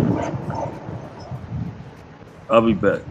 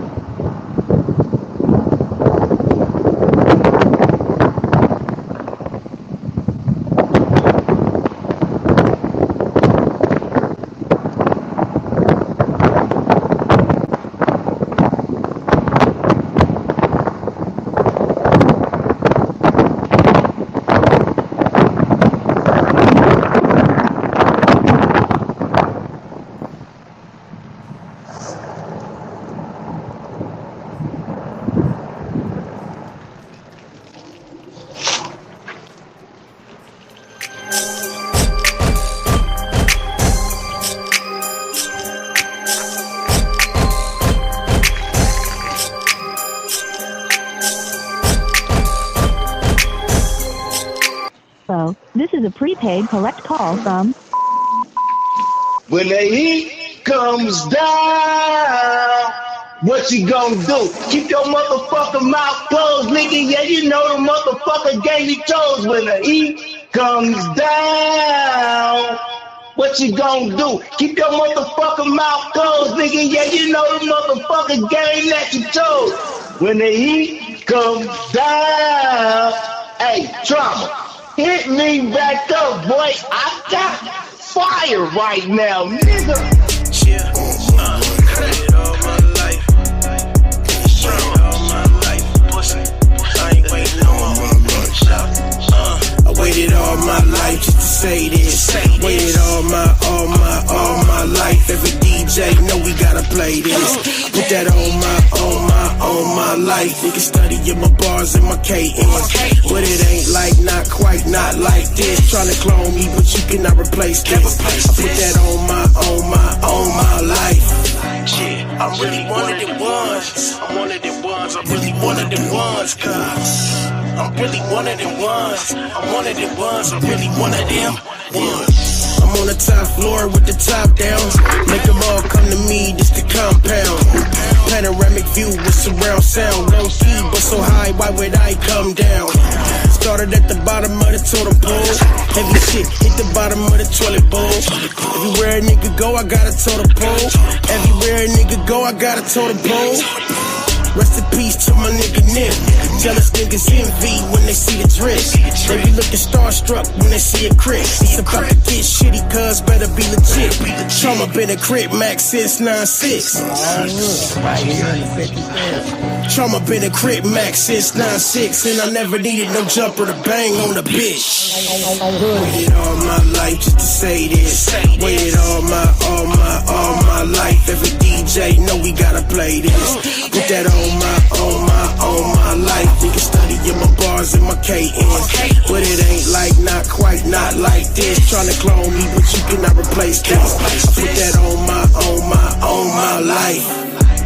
I'm really one of them ones. I'm one of them ones. I'm really one of them ones. I'm really one of them ones. I'm one of them ones. I'm really one of them. Waited all my life just to say this. Waited all my life. Every DJ know we gotta play this. Put that on my life. Nigga studying my bars and my KNs. But it ain't like, not quite, not like this. Tryna clone me, but you cannot replace this. I put that on my life.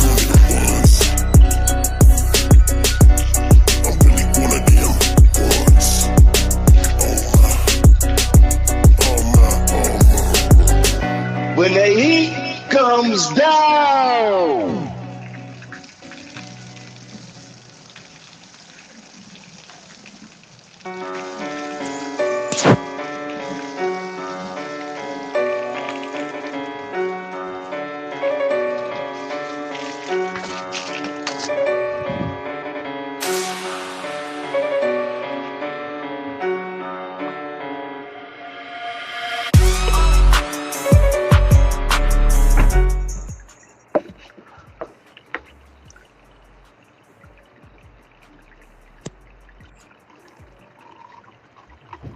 Nice car, Holmes.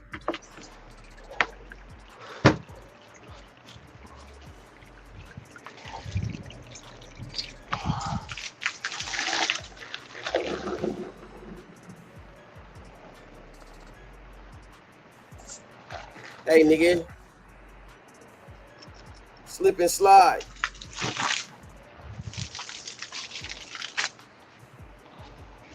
Hey, tap in, tell a friend.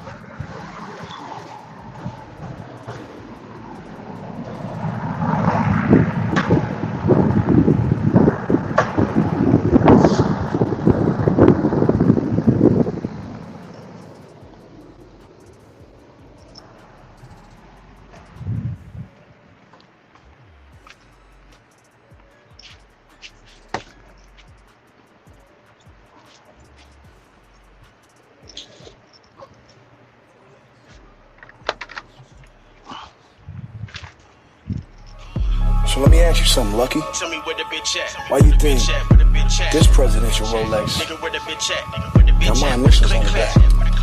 Nigga, where the bitch at? Yeah, right here. I'ma get back. Nah. Right here? Let me see this shit, man.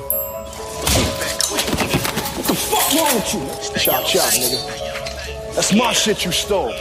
With the rest of my shit out the safe deposit box. It's that yellow tape, do not cross. You get picked off like a pick six. Pointed at you, knock limbs off. Like a nigga kicking a pair of Timbs off. I'm hardcore, these niggas soft like cotton balls or a ball of yard. I'm a big dog, I'm a carnivore. If you love your dog, you should pet him more. I'm straight to the rack, no spin moves. But these hands is known to leave men bruised. Stiff arms like firearms. Get the Heisman Trophy out then too. Where the bitch at? Bring a friend too. Got a wingman in the weed too. The yellow tape is the preview and the reason why we don't need you.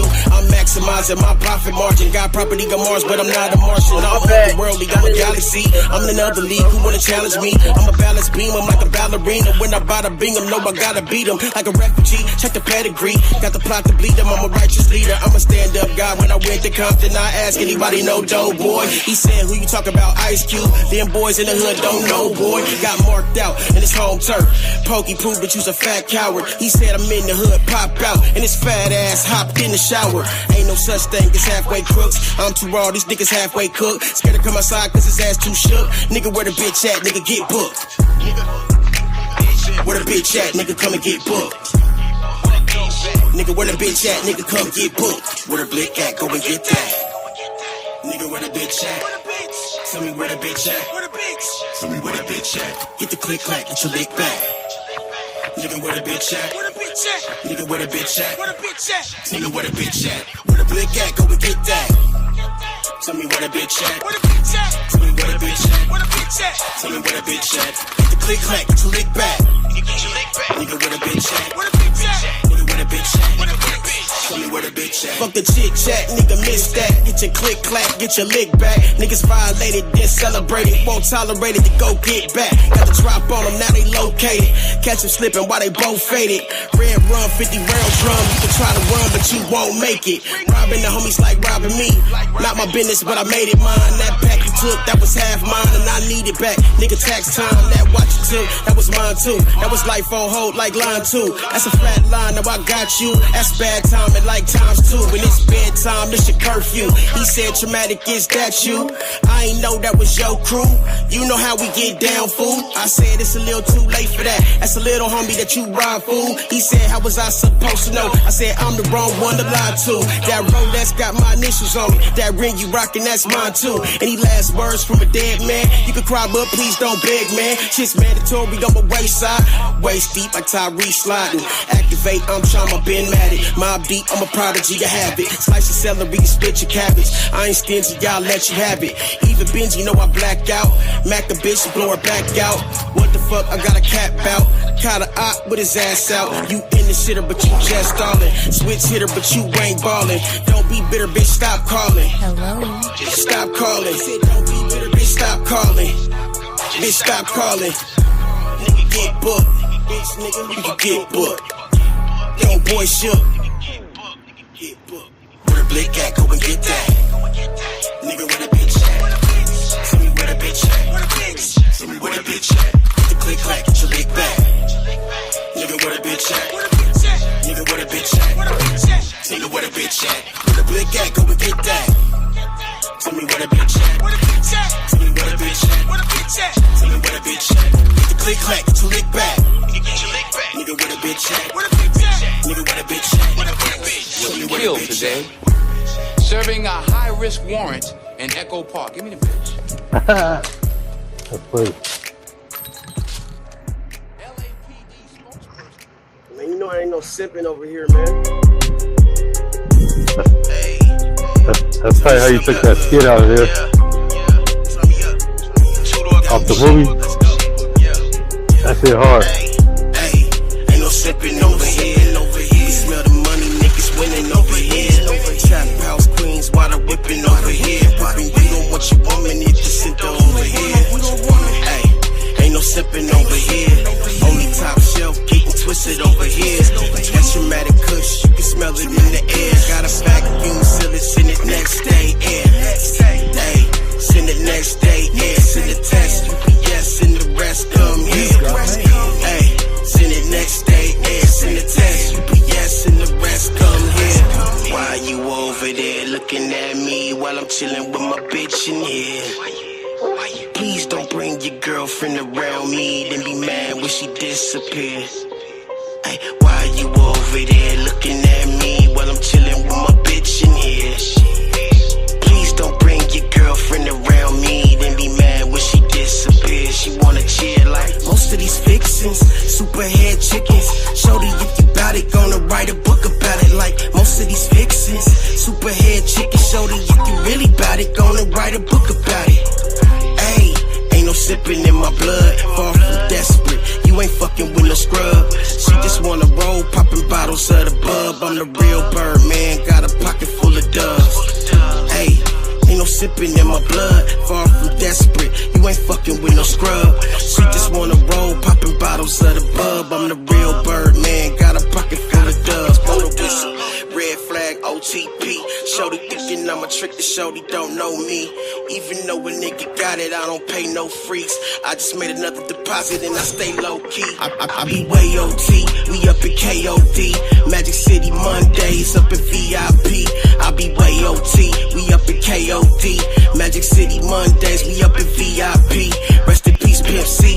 I done got my bread up. Why fight over crumbs? Traumatic got a bread truck. Rest in peace, Pimp C. I done got my bread up. Why fight over crumbs? Traumatic got a bread truck. Free Pooh Shiesty, let him out them handcuffs. 6211, if I tell you, put your hands up. Free Pooh Shiesty, let him out them handcuffs. Tell him everything Gucci when you fuck your whip. Hey, ain't no sipping over here. You smell the money, niggas winning over here.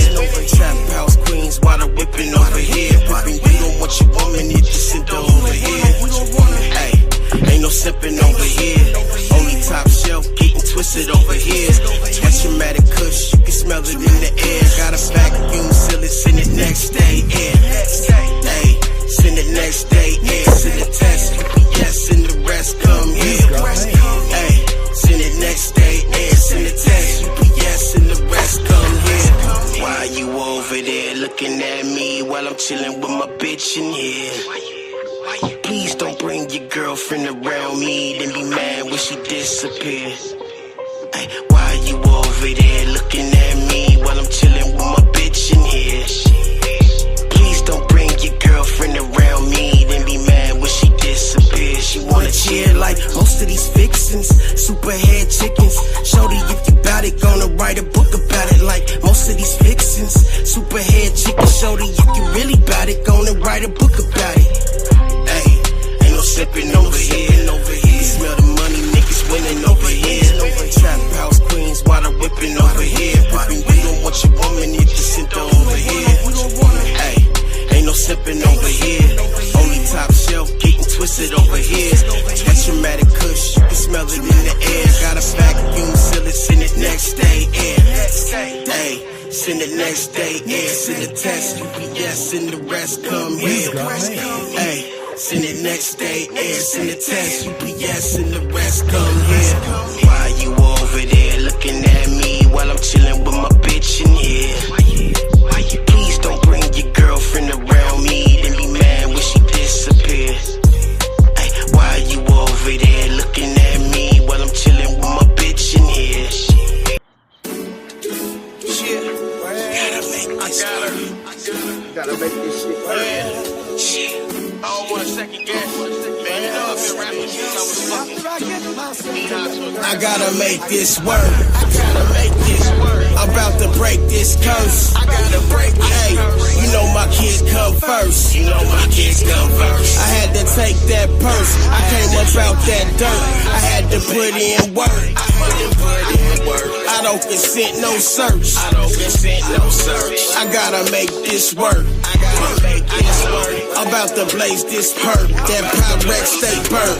I gotta make this work. You ain't just the bitch I'm fucking, you the bitch I'm fucking with. I don't tell you nothing, cause honestly, I don't trust a chick. We got a thing, but this ain't no relationship. But if you got to call it something, it's a situation shit. We got similar goals and high hopes.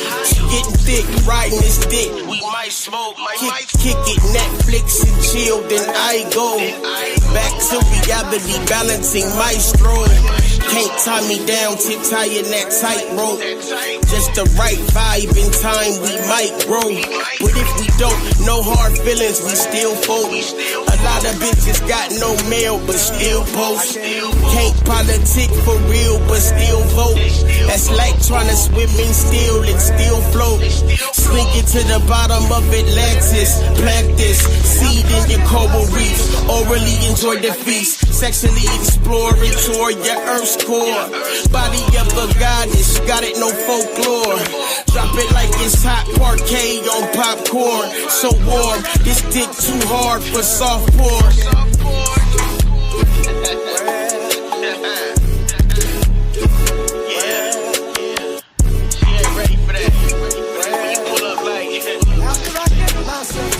I gotta make this work. I'm about to break this curse. Hey, you know my kids come first. I had to take that purse. I came about that dirt. I had to put in work. I don't consent, no search. I gotta make this work. I'm about to blaze this perk. That Pyrex stay burnt. I gotta make this work. I'm a Virgo, but I love my Aries and the Capricorns. Pisces, get on your knees, bitch, on all fours. When I hit it from the back, she like the thumb in her bum. She blamed it on the alcohol, but honestly made her come. The propane hit the drum. Nothing is as deadly as the flames you'll be running from. Burning down blocks by the flocks of these birds and these bastards. Caskets, tell them kid lying, no flying in Calabasas. R.I.P. the Mamba, no plane crashes. All the footage they got with all these cameras. All the cameras they got, but ain't nobody flashing.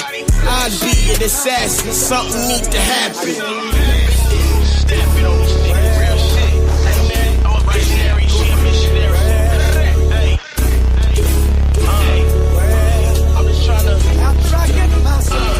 I gotta make this work.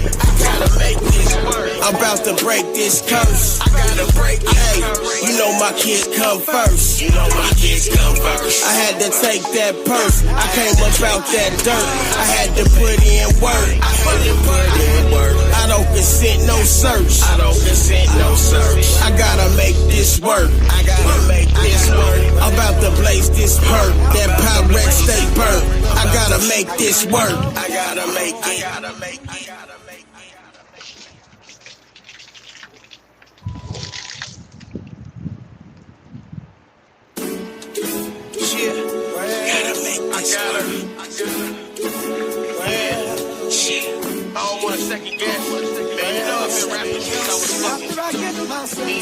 I gotta make this work.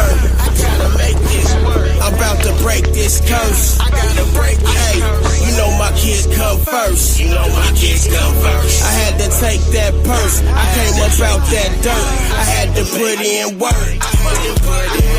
I don't consent, no search. I gotta make this work.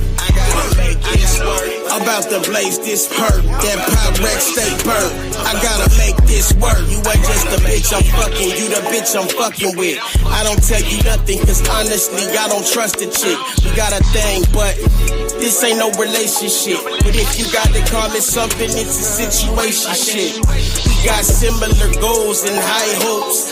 She getting thick, riding this dick. We might smoke, kick it, Netflix and chill, then I go back to reality, balancing maestro. Can't tie me down, tip-tying that tightrope. Just the right vibe in time, we might grow. But if we don't, no hard feelings, we still fold. A lot of bitches got no mail, but still post. Can't politic for real, but still vote. That's like trying to swim in steel and still float. Slink it to the bottom of Atlantis. Plant this seed in your coral reefs. Orally enjoy the feast. Sexually exploring toward your earth's core. Body of a goddess, got it, no folklore. Drop it like it's hot parquet on popcorn. So warm, this dick too hard for soft porn.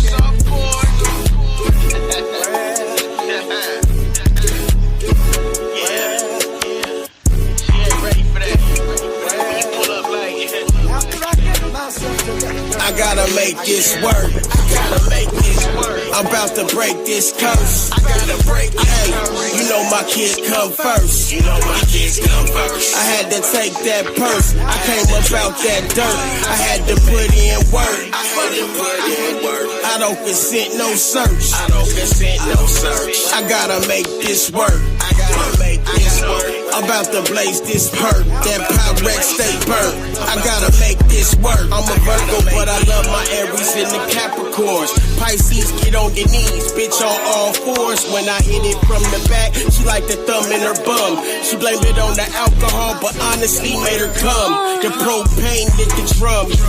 Nothing is as deadly as the flames you'll be running from. Burning down blocks by the flocks of these birds and these bastards. Caskets, tell them quit lying, no flying in Calabasas. R.P. the Mamba, no plane crashes. All the footage they got with all these cameras. All the cameras they got, but ain't nobody flashing. I'd be an assassin, something need to happen.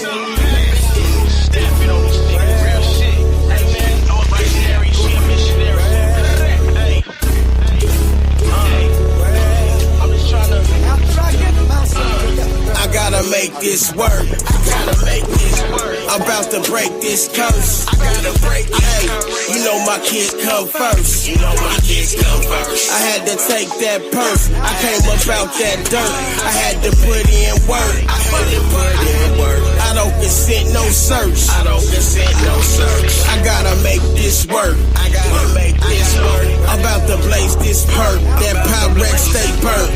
I gotta make this work. I gotta make it. Years that image worked. It worked so well that it got him signed to 300 Entertainment, landed him on remix and made him one of the most recognized names out of Dallas, Texas. He sold you the idea that he was 100% that guy, authentic, uncut from the mud. But here's what's crazy.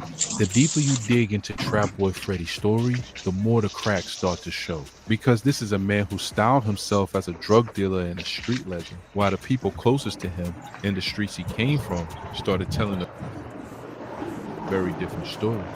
And now in 2026, Trap Boy Freddy is on the prosecution's witness list in Yella Beezy's capital murder trial. The trial for the alleged murder for hire killing of fellow Dallas rapper MO3 back in November 2020. His name, Devarius Moore, is right there in the court documents, listed as a witness for the state of Texas in a case that carries the death penalty.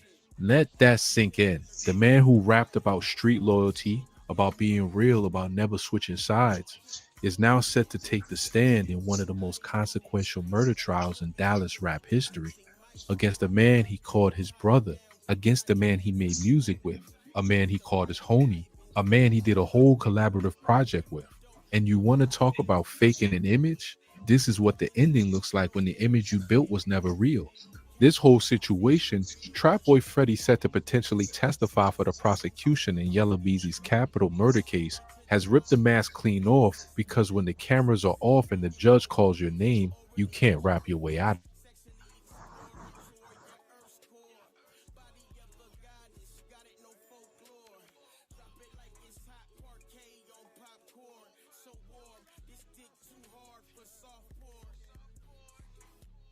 How's your Twitch doing compared to this one, Trama?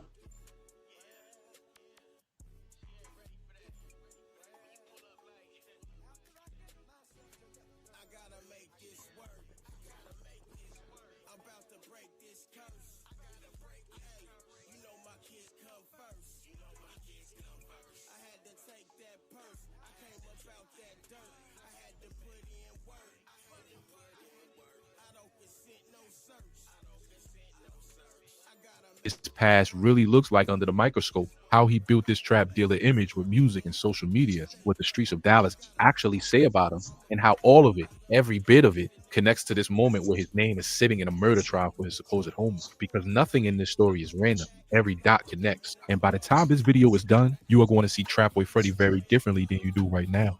Let's get into it. But real quick, if you're serious about winning in the rap game, I put everything I know into one ebook. I'm talking how to actually grow an audience from zero, how to get labels reaching out to you with deals, and even how to get paid in this industry without ever touching a mic. And nah, it's not too late. People love to say the wave passed. It didn't. New artists and new hustlers are blowing up every single day, and the ones eating are the ones who started now instead of waiting. It's only $39. That's a few cups of coffee for a blueprint that can change how you move in this game forever.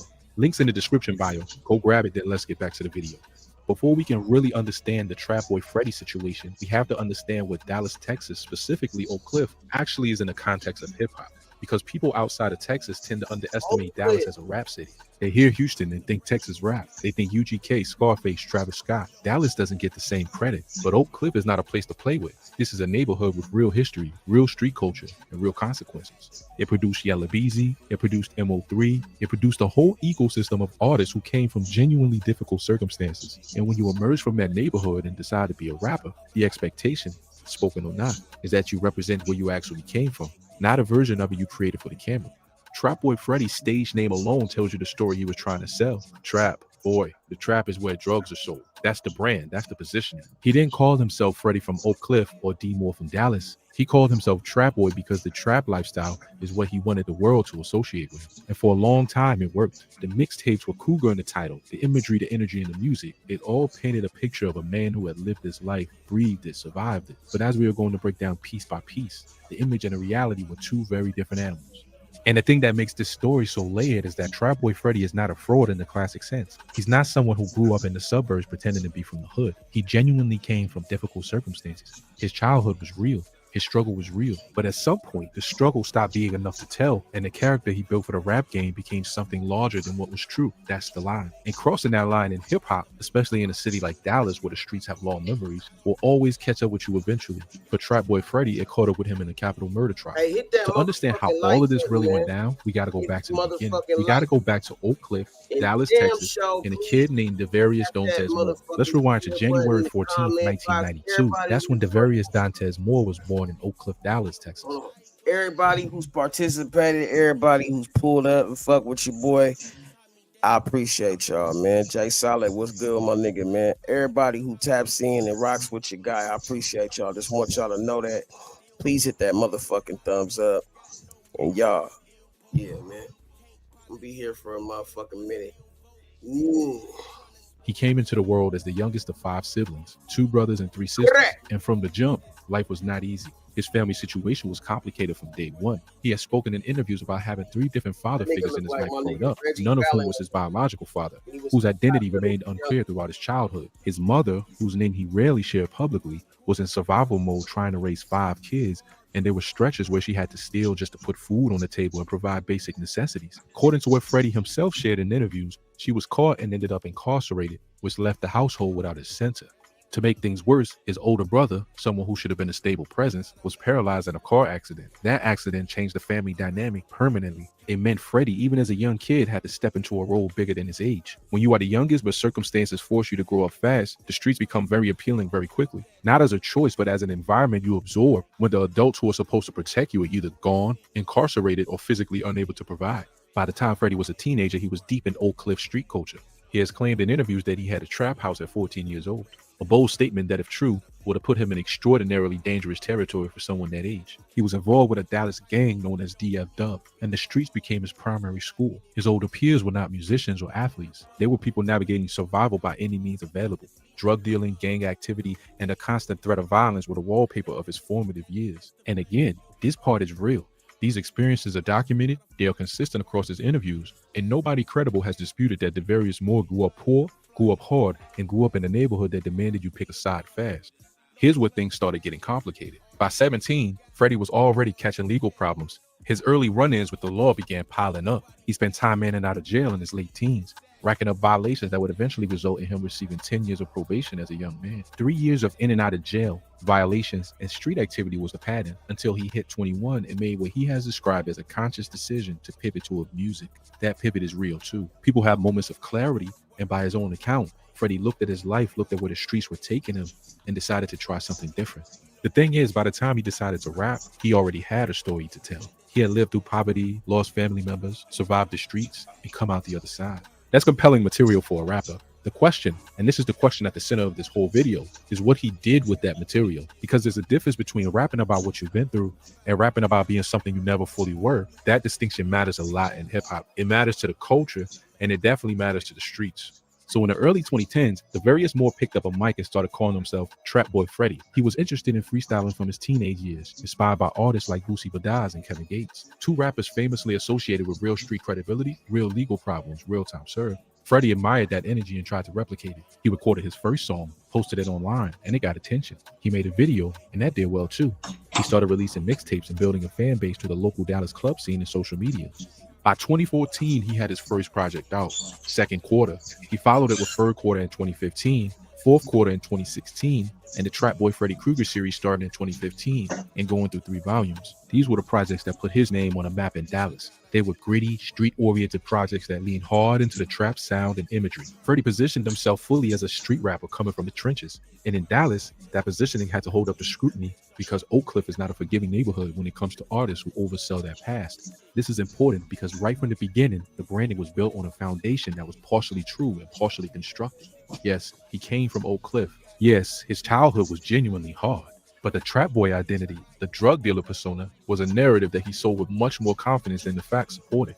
And as his career began to grow, that gap between the image and the reality would start to widen. By the mid-2010s, Trap Boy Freddy was starting to gain real traction in the Dallas rap scene. His mixtape releases were consistent, his regional profile was growing, and he was starting to build a network with other Oak Cliff artists. The most important of those relationships was with a rapper named Marquise Conway, better known as Yella Beezy. Yella Beezy was on his own come up at the same time, and the two artists from the same neighborhood formed what looked on the surface like a genuine brotherhood. They collabed on tracks, they showed up at each other's events, they shouted each other out online. In interviews, Freddie referred to Beezy as his brother.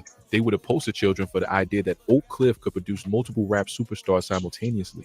But even in these early years, there were people in Dallas rap circles quietly raising eyebrows at Trap Boy Freddy. The question that kept surfacing in comment sections and street conversations and interviews that touched on his background was a simple one: was the Trap and Trap Boy Freddy really representative of who this man had been? Because in hip-hop, especially in a city like Dallas where the street culture is layered and the people who actually live the life know each other, you can't just announce yourself as a trap boy without people who know the actual trappers in the area doing a quiet fact check on your credentials. The All Hip Hop interview from 2020 is telling. Freddie claimed to All Hip Hop that he had a trap house at 14.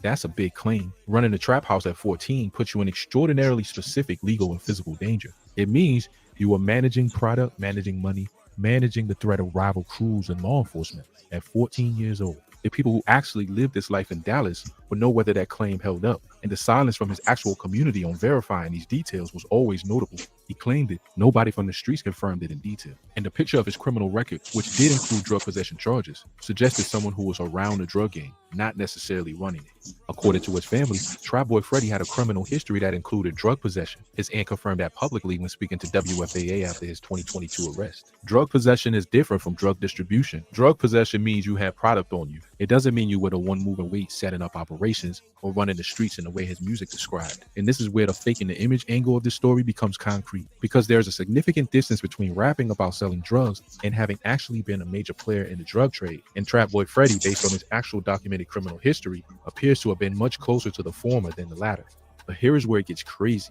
None of this slowed down his career, because in hip-hop, image is almost as powerful as reality. If you can make the music convincing enough, if you can rap about the life with enough conviction, enough detail, people will extend you the benefit of the doubt. And Trap Boy Freddy could rap. He had real pain to draw from, real hardship to reference, and enough familiarity with the culture he was depicting to make his music resonate. The mixtapes were connecting, the local scene was embracing him, and by 2017 and 2018, his profile was about to jump to a completely different level. The song that changed everything was That's On Me by Yella Beezy. Freddie was featured on a remix alongside 2 Chainz, T.I., Boosie Badaz, Young Jeezy, and Rich the Kid. That remix turned into one of the biggest records to come out of Dallas in years. And having his name attached to a track with that caliber of features meant Trap Boy Freddy was now getting looked at by people way outside of Texas. The song was everywhere. It earned platinum certifications. And Freddie rode that momentum hard. Around the same time, he signed with 300 Entertainment, the label home of Megan Thee Stallion, Young Thug, and Gunna. That signing meant real label money, real promotion budgets, and real mainstream infrastructure behind him for the first time. Alongside his own imprint, Cool Money Entertainment, Trap Boy Freddy now had the resources to present himself to the world exactly how he wanted to be seen. And he leaned all the way into the Trap Boy image. The Instagram posts, the music videos, the flex content, all of it painted a picture of a man who had come from the deepest part of the streets, made out by staying true.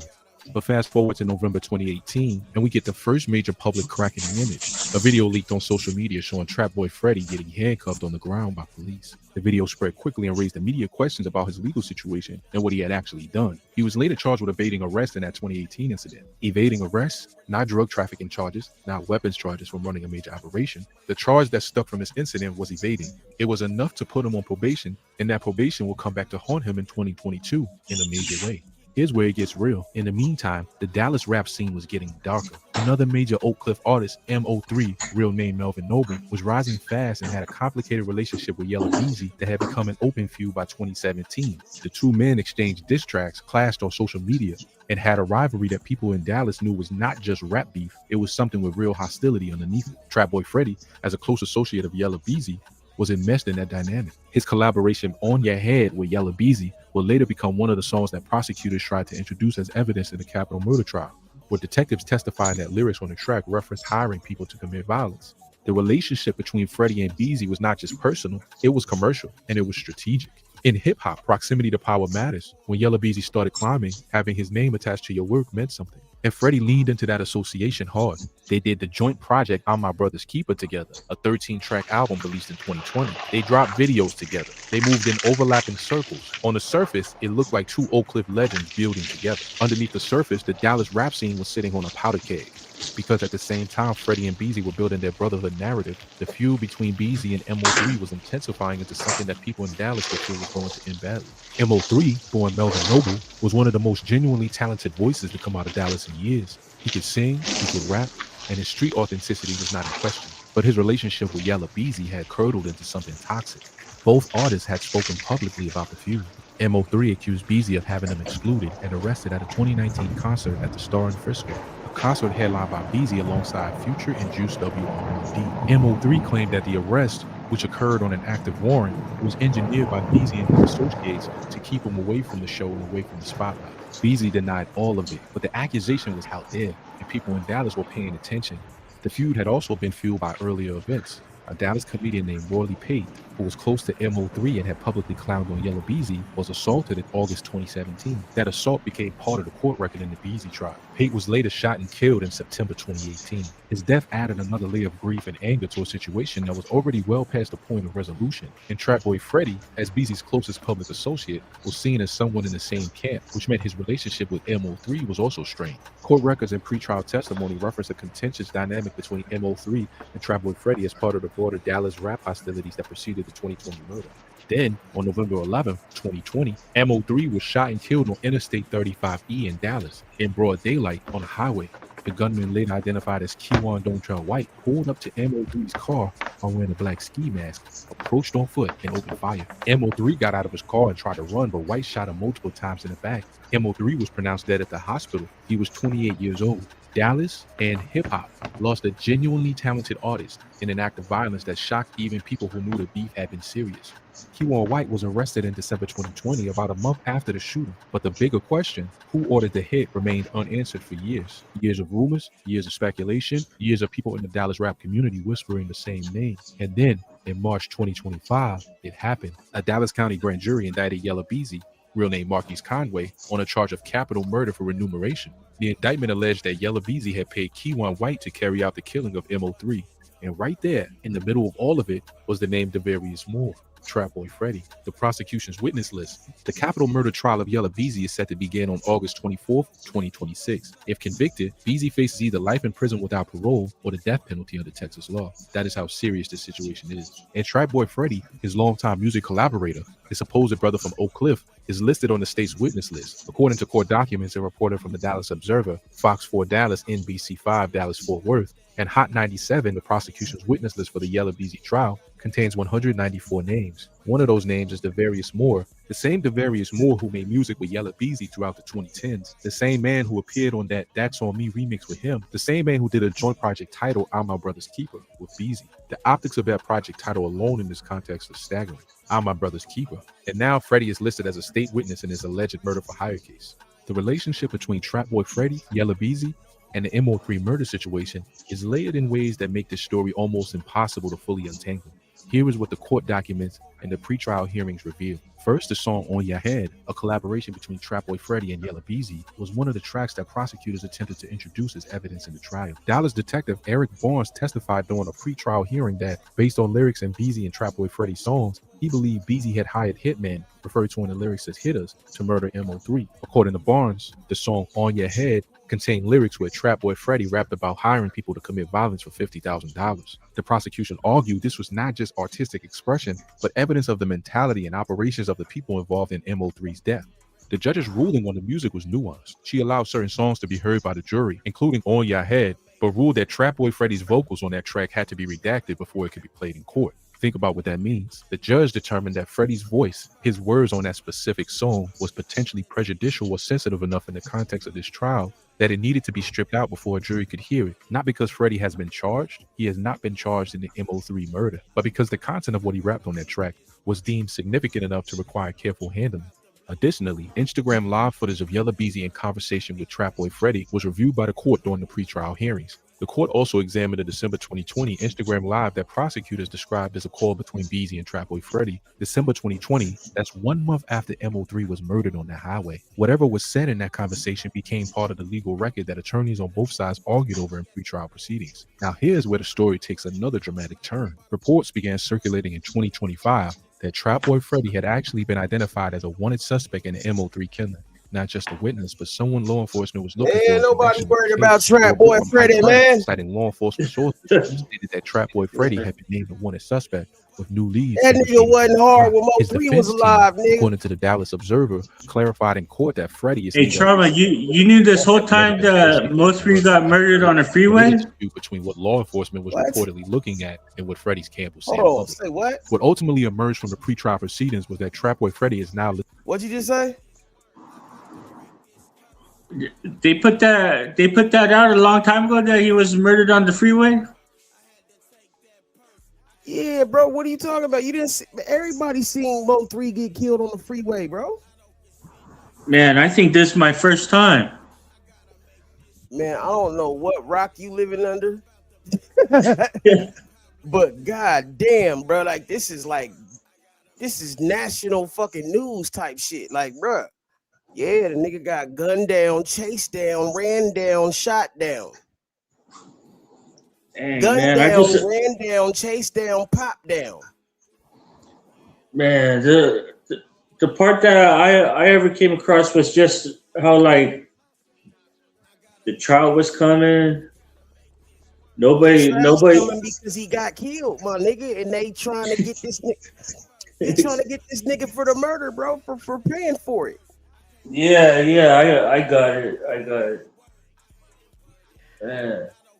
At the time, they didn't even know who might have done it. Like nothing. These niggas run their mouth too much. They talk too much, Robert. These niggas don't have to do the shit they do. See what I'm saying? When you so say if I let's just say I pop Chico, right? You know, not I'm really gonna pop him, right? But say I pop Chico, you know. And I motherfucking go on a YouTube tonight and just be like, hey, bro, I just pop, bro. You don't want no problems. You know what I'm saying? Look, I had him backstage the whole time. Now he up here, nigga. I pop this nigga. See what I'm saying? Nigga. So say I just, you know what I'm saying, pop this nigga. Now he gone, right? So what type of nigga would I be to go brag about the shit? Calling up the homies, talking about, hey man, look, man, hey man, you see how we ran that nigga down, pop that nigga and all, making songs versus it was just too much talking. That's why I was staring this shit to fucking Menace to Society. I said Yella's like O-Dog. I mean Yella is like King and motherfucking Freddy is like O-Dog. You know what I'm saying? He like he's showing the fucking tape, nigga. And that nigga O-Dog like, I'm gonna sell these motherfuckers for $5.99. Not realizing, nigga, that you motherfuckers showing this shit to the wrong people. There's gonna be a Stacy ass bitch. It's gonna motherfucking turn this shit to the feds. One of your motherfucking haters is gonna motherfucking snitch on you. Cause that's what I realized, bro. These niggas be snitching, and then they motherfucking justify the shit by saying, nigga, they had to get him out the way. Let's get a nigga out the way, so let's snitch on it. And you know what's crazy is, man, hey, much respect to all like vatos, but they don't even fucking consider. They don't like, you know how we niggas we be like, bro, like, you know, snitching is no good, nowhere. They feel like if you're not one of them, you know, hey, it's fair game. Like, some motherfuckers feel like that. That's why I said the street is fucking dead, man. Yeah, streets is motherfucking dead, man. Ain't no fucking honor, nigga. Niggas ain't living for motherfucking honor and shit, bro. That's the problem. I swear to God, bro, like, if I'm bringing any little niggas up, I'm sending them to karate. I'm sending them to something, nigga, that's gonna teach these little niggas honor and respect, bro, because they don't have it. Shit like that, nigga, stop shit like this from happening. Yeah, man. You done got me started on my rant again. Also on another one, because I feel like, nigga, it's the motherfucking shit like this that make niggas think that that's cool, bro. Like, why we making their job so easy, bro? And you know, what?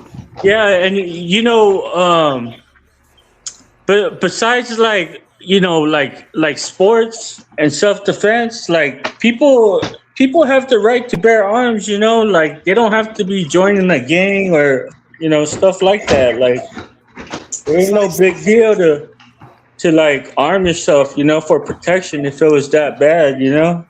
Let me explain something to you, man. Gangs is usually about motherfucking family. Most niggas join gangs because they want to be a part of something. They want to motherfucking have something to, you know, they don't. It's a sense of family. It's a sense of belonging, nigga. And they don't require shit from you, bro, but just to have a motherfucking heart and be about this motherfucking shit, nigga. Be about this set. Yeah, that's right. Because, you know, you can't just be committing crime, you know. There's only one.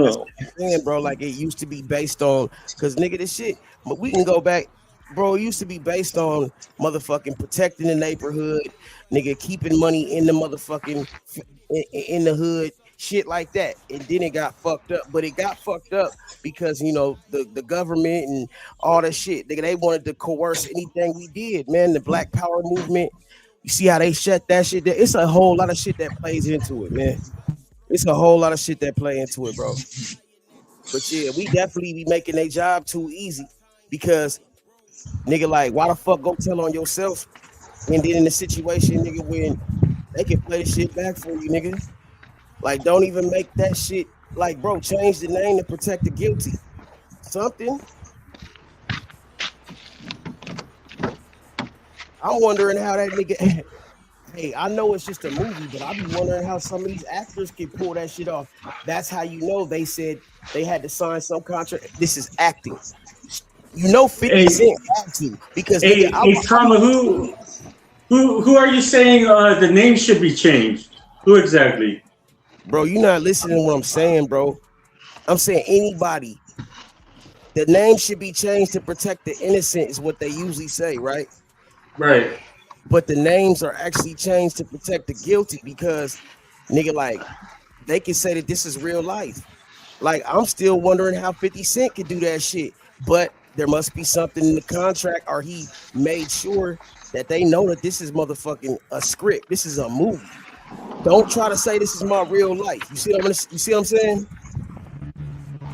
Oh yeah. But they do that.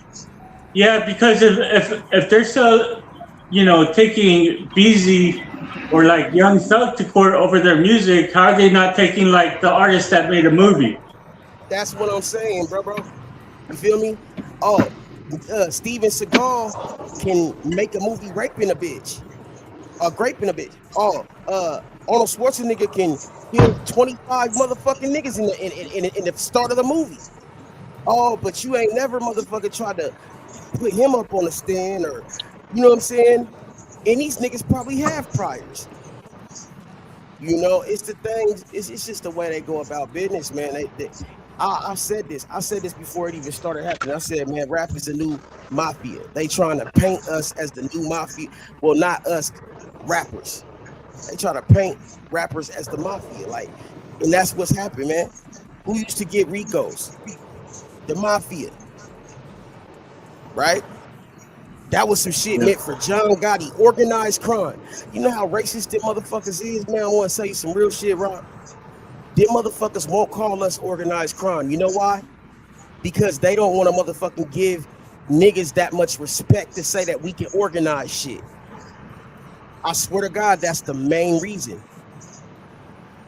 Because you don't ever see them saying, this black dude was the head of an organized crime organization, right? They gonna say he a kingpin. Right? He's a kingpin. Yeah, but right, John Gotti, right. oh no, John Gotti was organized crime. Lucky Luciano, oh yeah, he was organized crime. You see what I'm saying? It's so disrespectful. Yeah, but you know what they're doing too at the same also is like they're breaking down the elements of like criminals and crimes, because like instead of just calling things and focusing on like what things are or what things are called, they'll break down the crime. So like that's the whole thing about a RICO. Like, you know, like forget that if you're a mafia or not. Like, have you committed a RICO? You know, and then once the elements of a RICO are fulfilled, you know, people are going down for like, you know, for their thing, you know, and if people can't do what they're doing, then what's the point of even being a mafia, you know? Well, see, that's what I'm saying, bro. Like, it's all been made to be a fantasy. But this is the fucking fucked up part. That for every mob figure there is, there's what's all that extra noise? Yeah, man. But for every mob figure there is, right? There's a motherfucking I'm trying to use the right words, man. Cause not that I just don't want to say so. I want to say this right. For every mob figure there is an officer somewhere, a detective somewhere, an agent somewhere with a hard on for locking his ass up. And when he's a nigga, it's 25 to 50% more hard on for that nigga. They just want to lock the nigga up. And part of the reason is because of private prisons. Niggas don't be checking into this shit. Michael Jordan owns private prisons, or percentages and shares and stocks in private prisons. As long as motherfuckers go and keep coming, these niggas get paid. So why do you think they did what they did? Man, they made the music and they made the motherfucking atmosphere perfect for the conditions of a motherfucker going to prison. You know, but the same thing like actually kind of goes for the gangs too, because like it is. You know, in prison, they'll validate somebody and kind of just like skip the red tape. You know, that's like some people have been talking about that, how like, you know, like they skip the red tape inside the prison, you know, and just to be clear, that's like a bad thing, right? But like out here, like, you know, like they don't have anything about like a validation, you know, like, but once somebody commits a crime, I think they skip the red tape here too, though. Is like they'll give you a gang enhancement, but like, how do you give somebody a gang enhancement without proving like they're in a gang, you know? You see, that's like, crazy that you asked that, because that's exactly what the fuck I be saying. Like, I was just talking like a couple of weeks ago to a couple of motherfucking niggas that was actually having a similar, wasn't the same fucking position on it, but nigga, I was saying the gang injunction shit, I didn't even get the words out, and niggas was triggered already. I'm like, because they know, even if they don't want to talk about it, that's some shit That's fucked up. Like they did that shit to me, my nigga. I lived that shit. You know what I'm saying? If my brother hadn't been through the shit already and told me, like, bro, nah, that ain't where you supposed to go. You know what I'm saying? I had a regular bro. Man, look, check this out, bro. I've had 2 felonies expunged, bro. Nigga, I've been through a lot of shit, bro. But at the end of the day, it ain't every motherfucking body business. But now it is anyway. I don't give a fuck because, nigga, I got that shit expunged. But at the same time, nigga, you know that was 20 years out of my life, bro. Them motherfuckers told me, nigga, I would die a felon. You see what I'm saying? And these motherfuckers, man, make a mockery of this shit. Like, this shit funny, bro. They look for a nigga to catch. But the gang injunction shit was simply, nigga, they sent me to the gang unit, and I wasn't even in no gang. Right. Why are you sending me to the gang unit? I didn't know I was in the gang unit if I hadn't been told. So, like, bro, I would have just been thinking, oh, they sent me to the probation office. Nah, man, but shit. When I told my bro, he was like, no, that ain't where you supposed to go. So they was trying to, like, basically group me into this gang injunction shit, and they had profiled me by where I live at, by like the area I stay in. They figure any nigga from where I was, from where I'm from, is that. And they try to put you in the file as that. And that shit foul, bro. I think of how many little niggas they do that to, and then the conditions is set for them to go to jail. Why the fuck would they not? You got them marked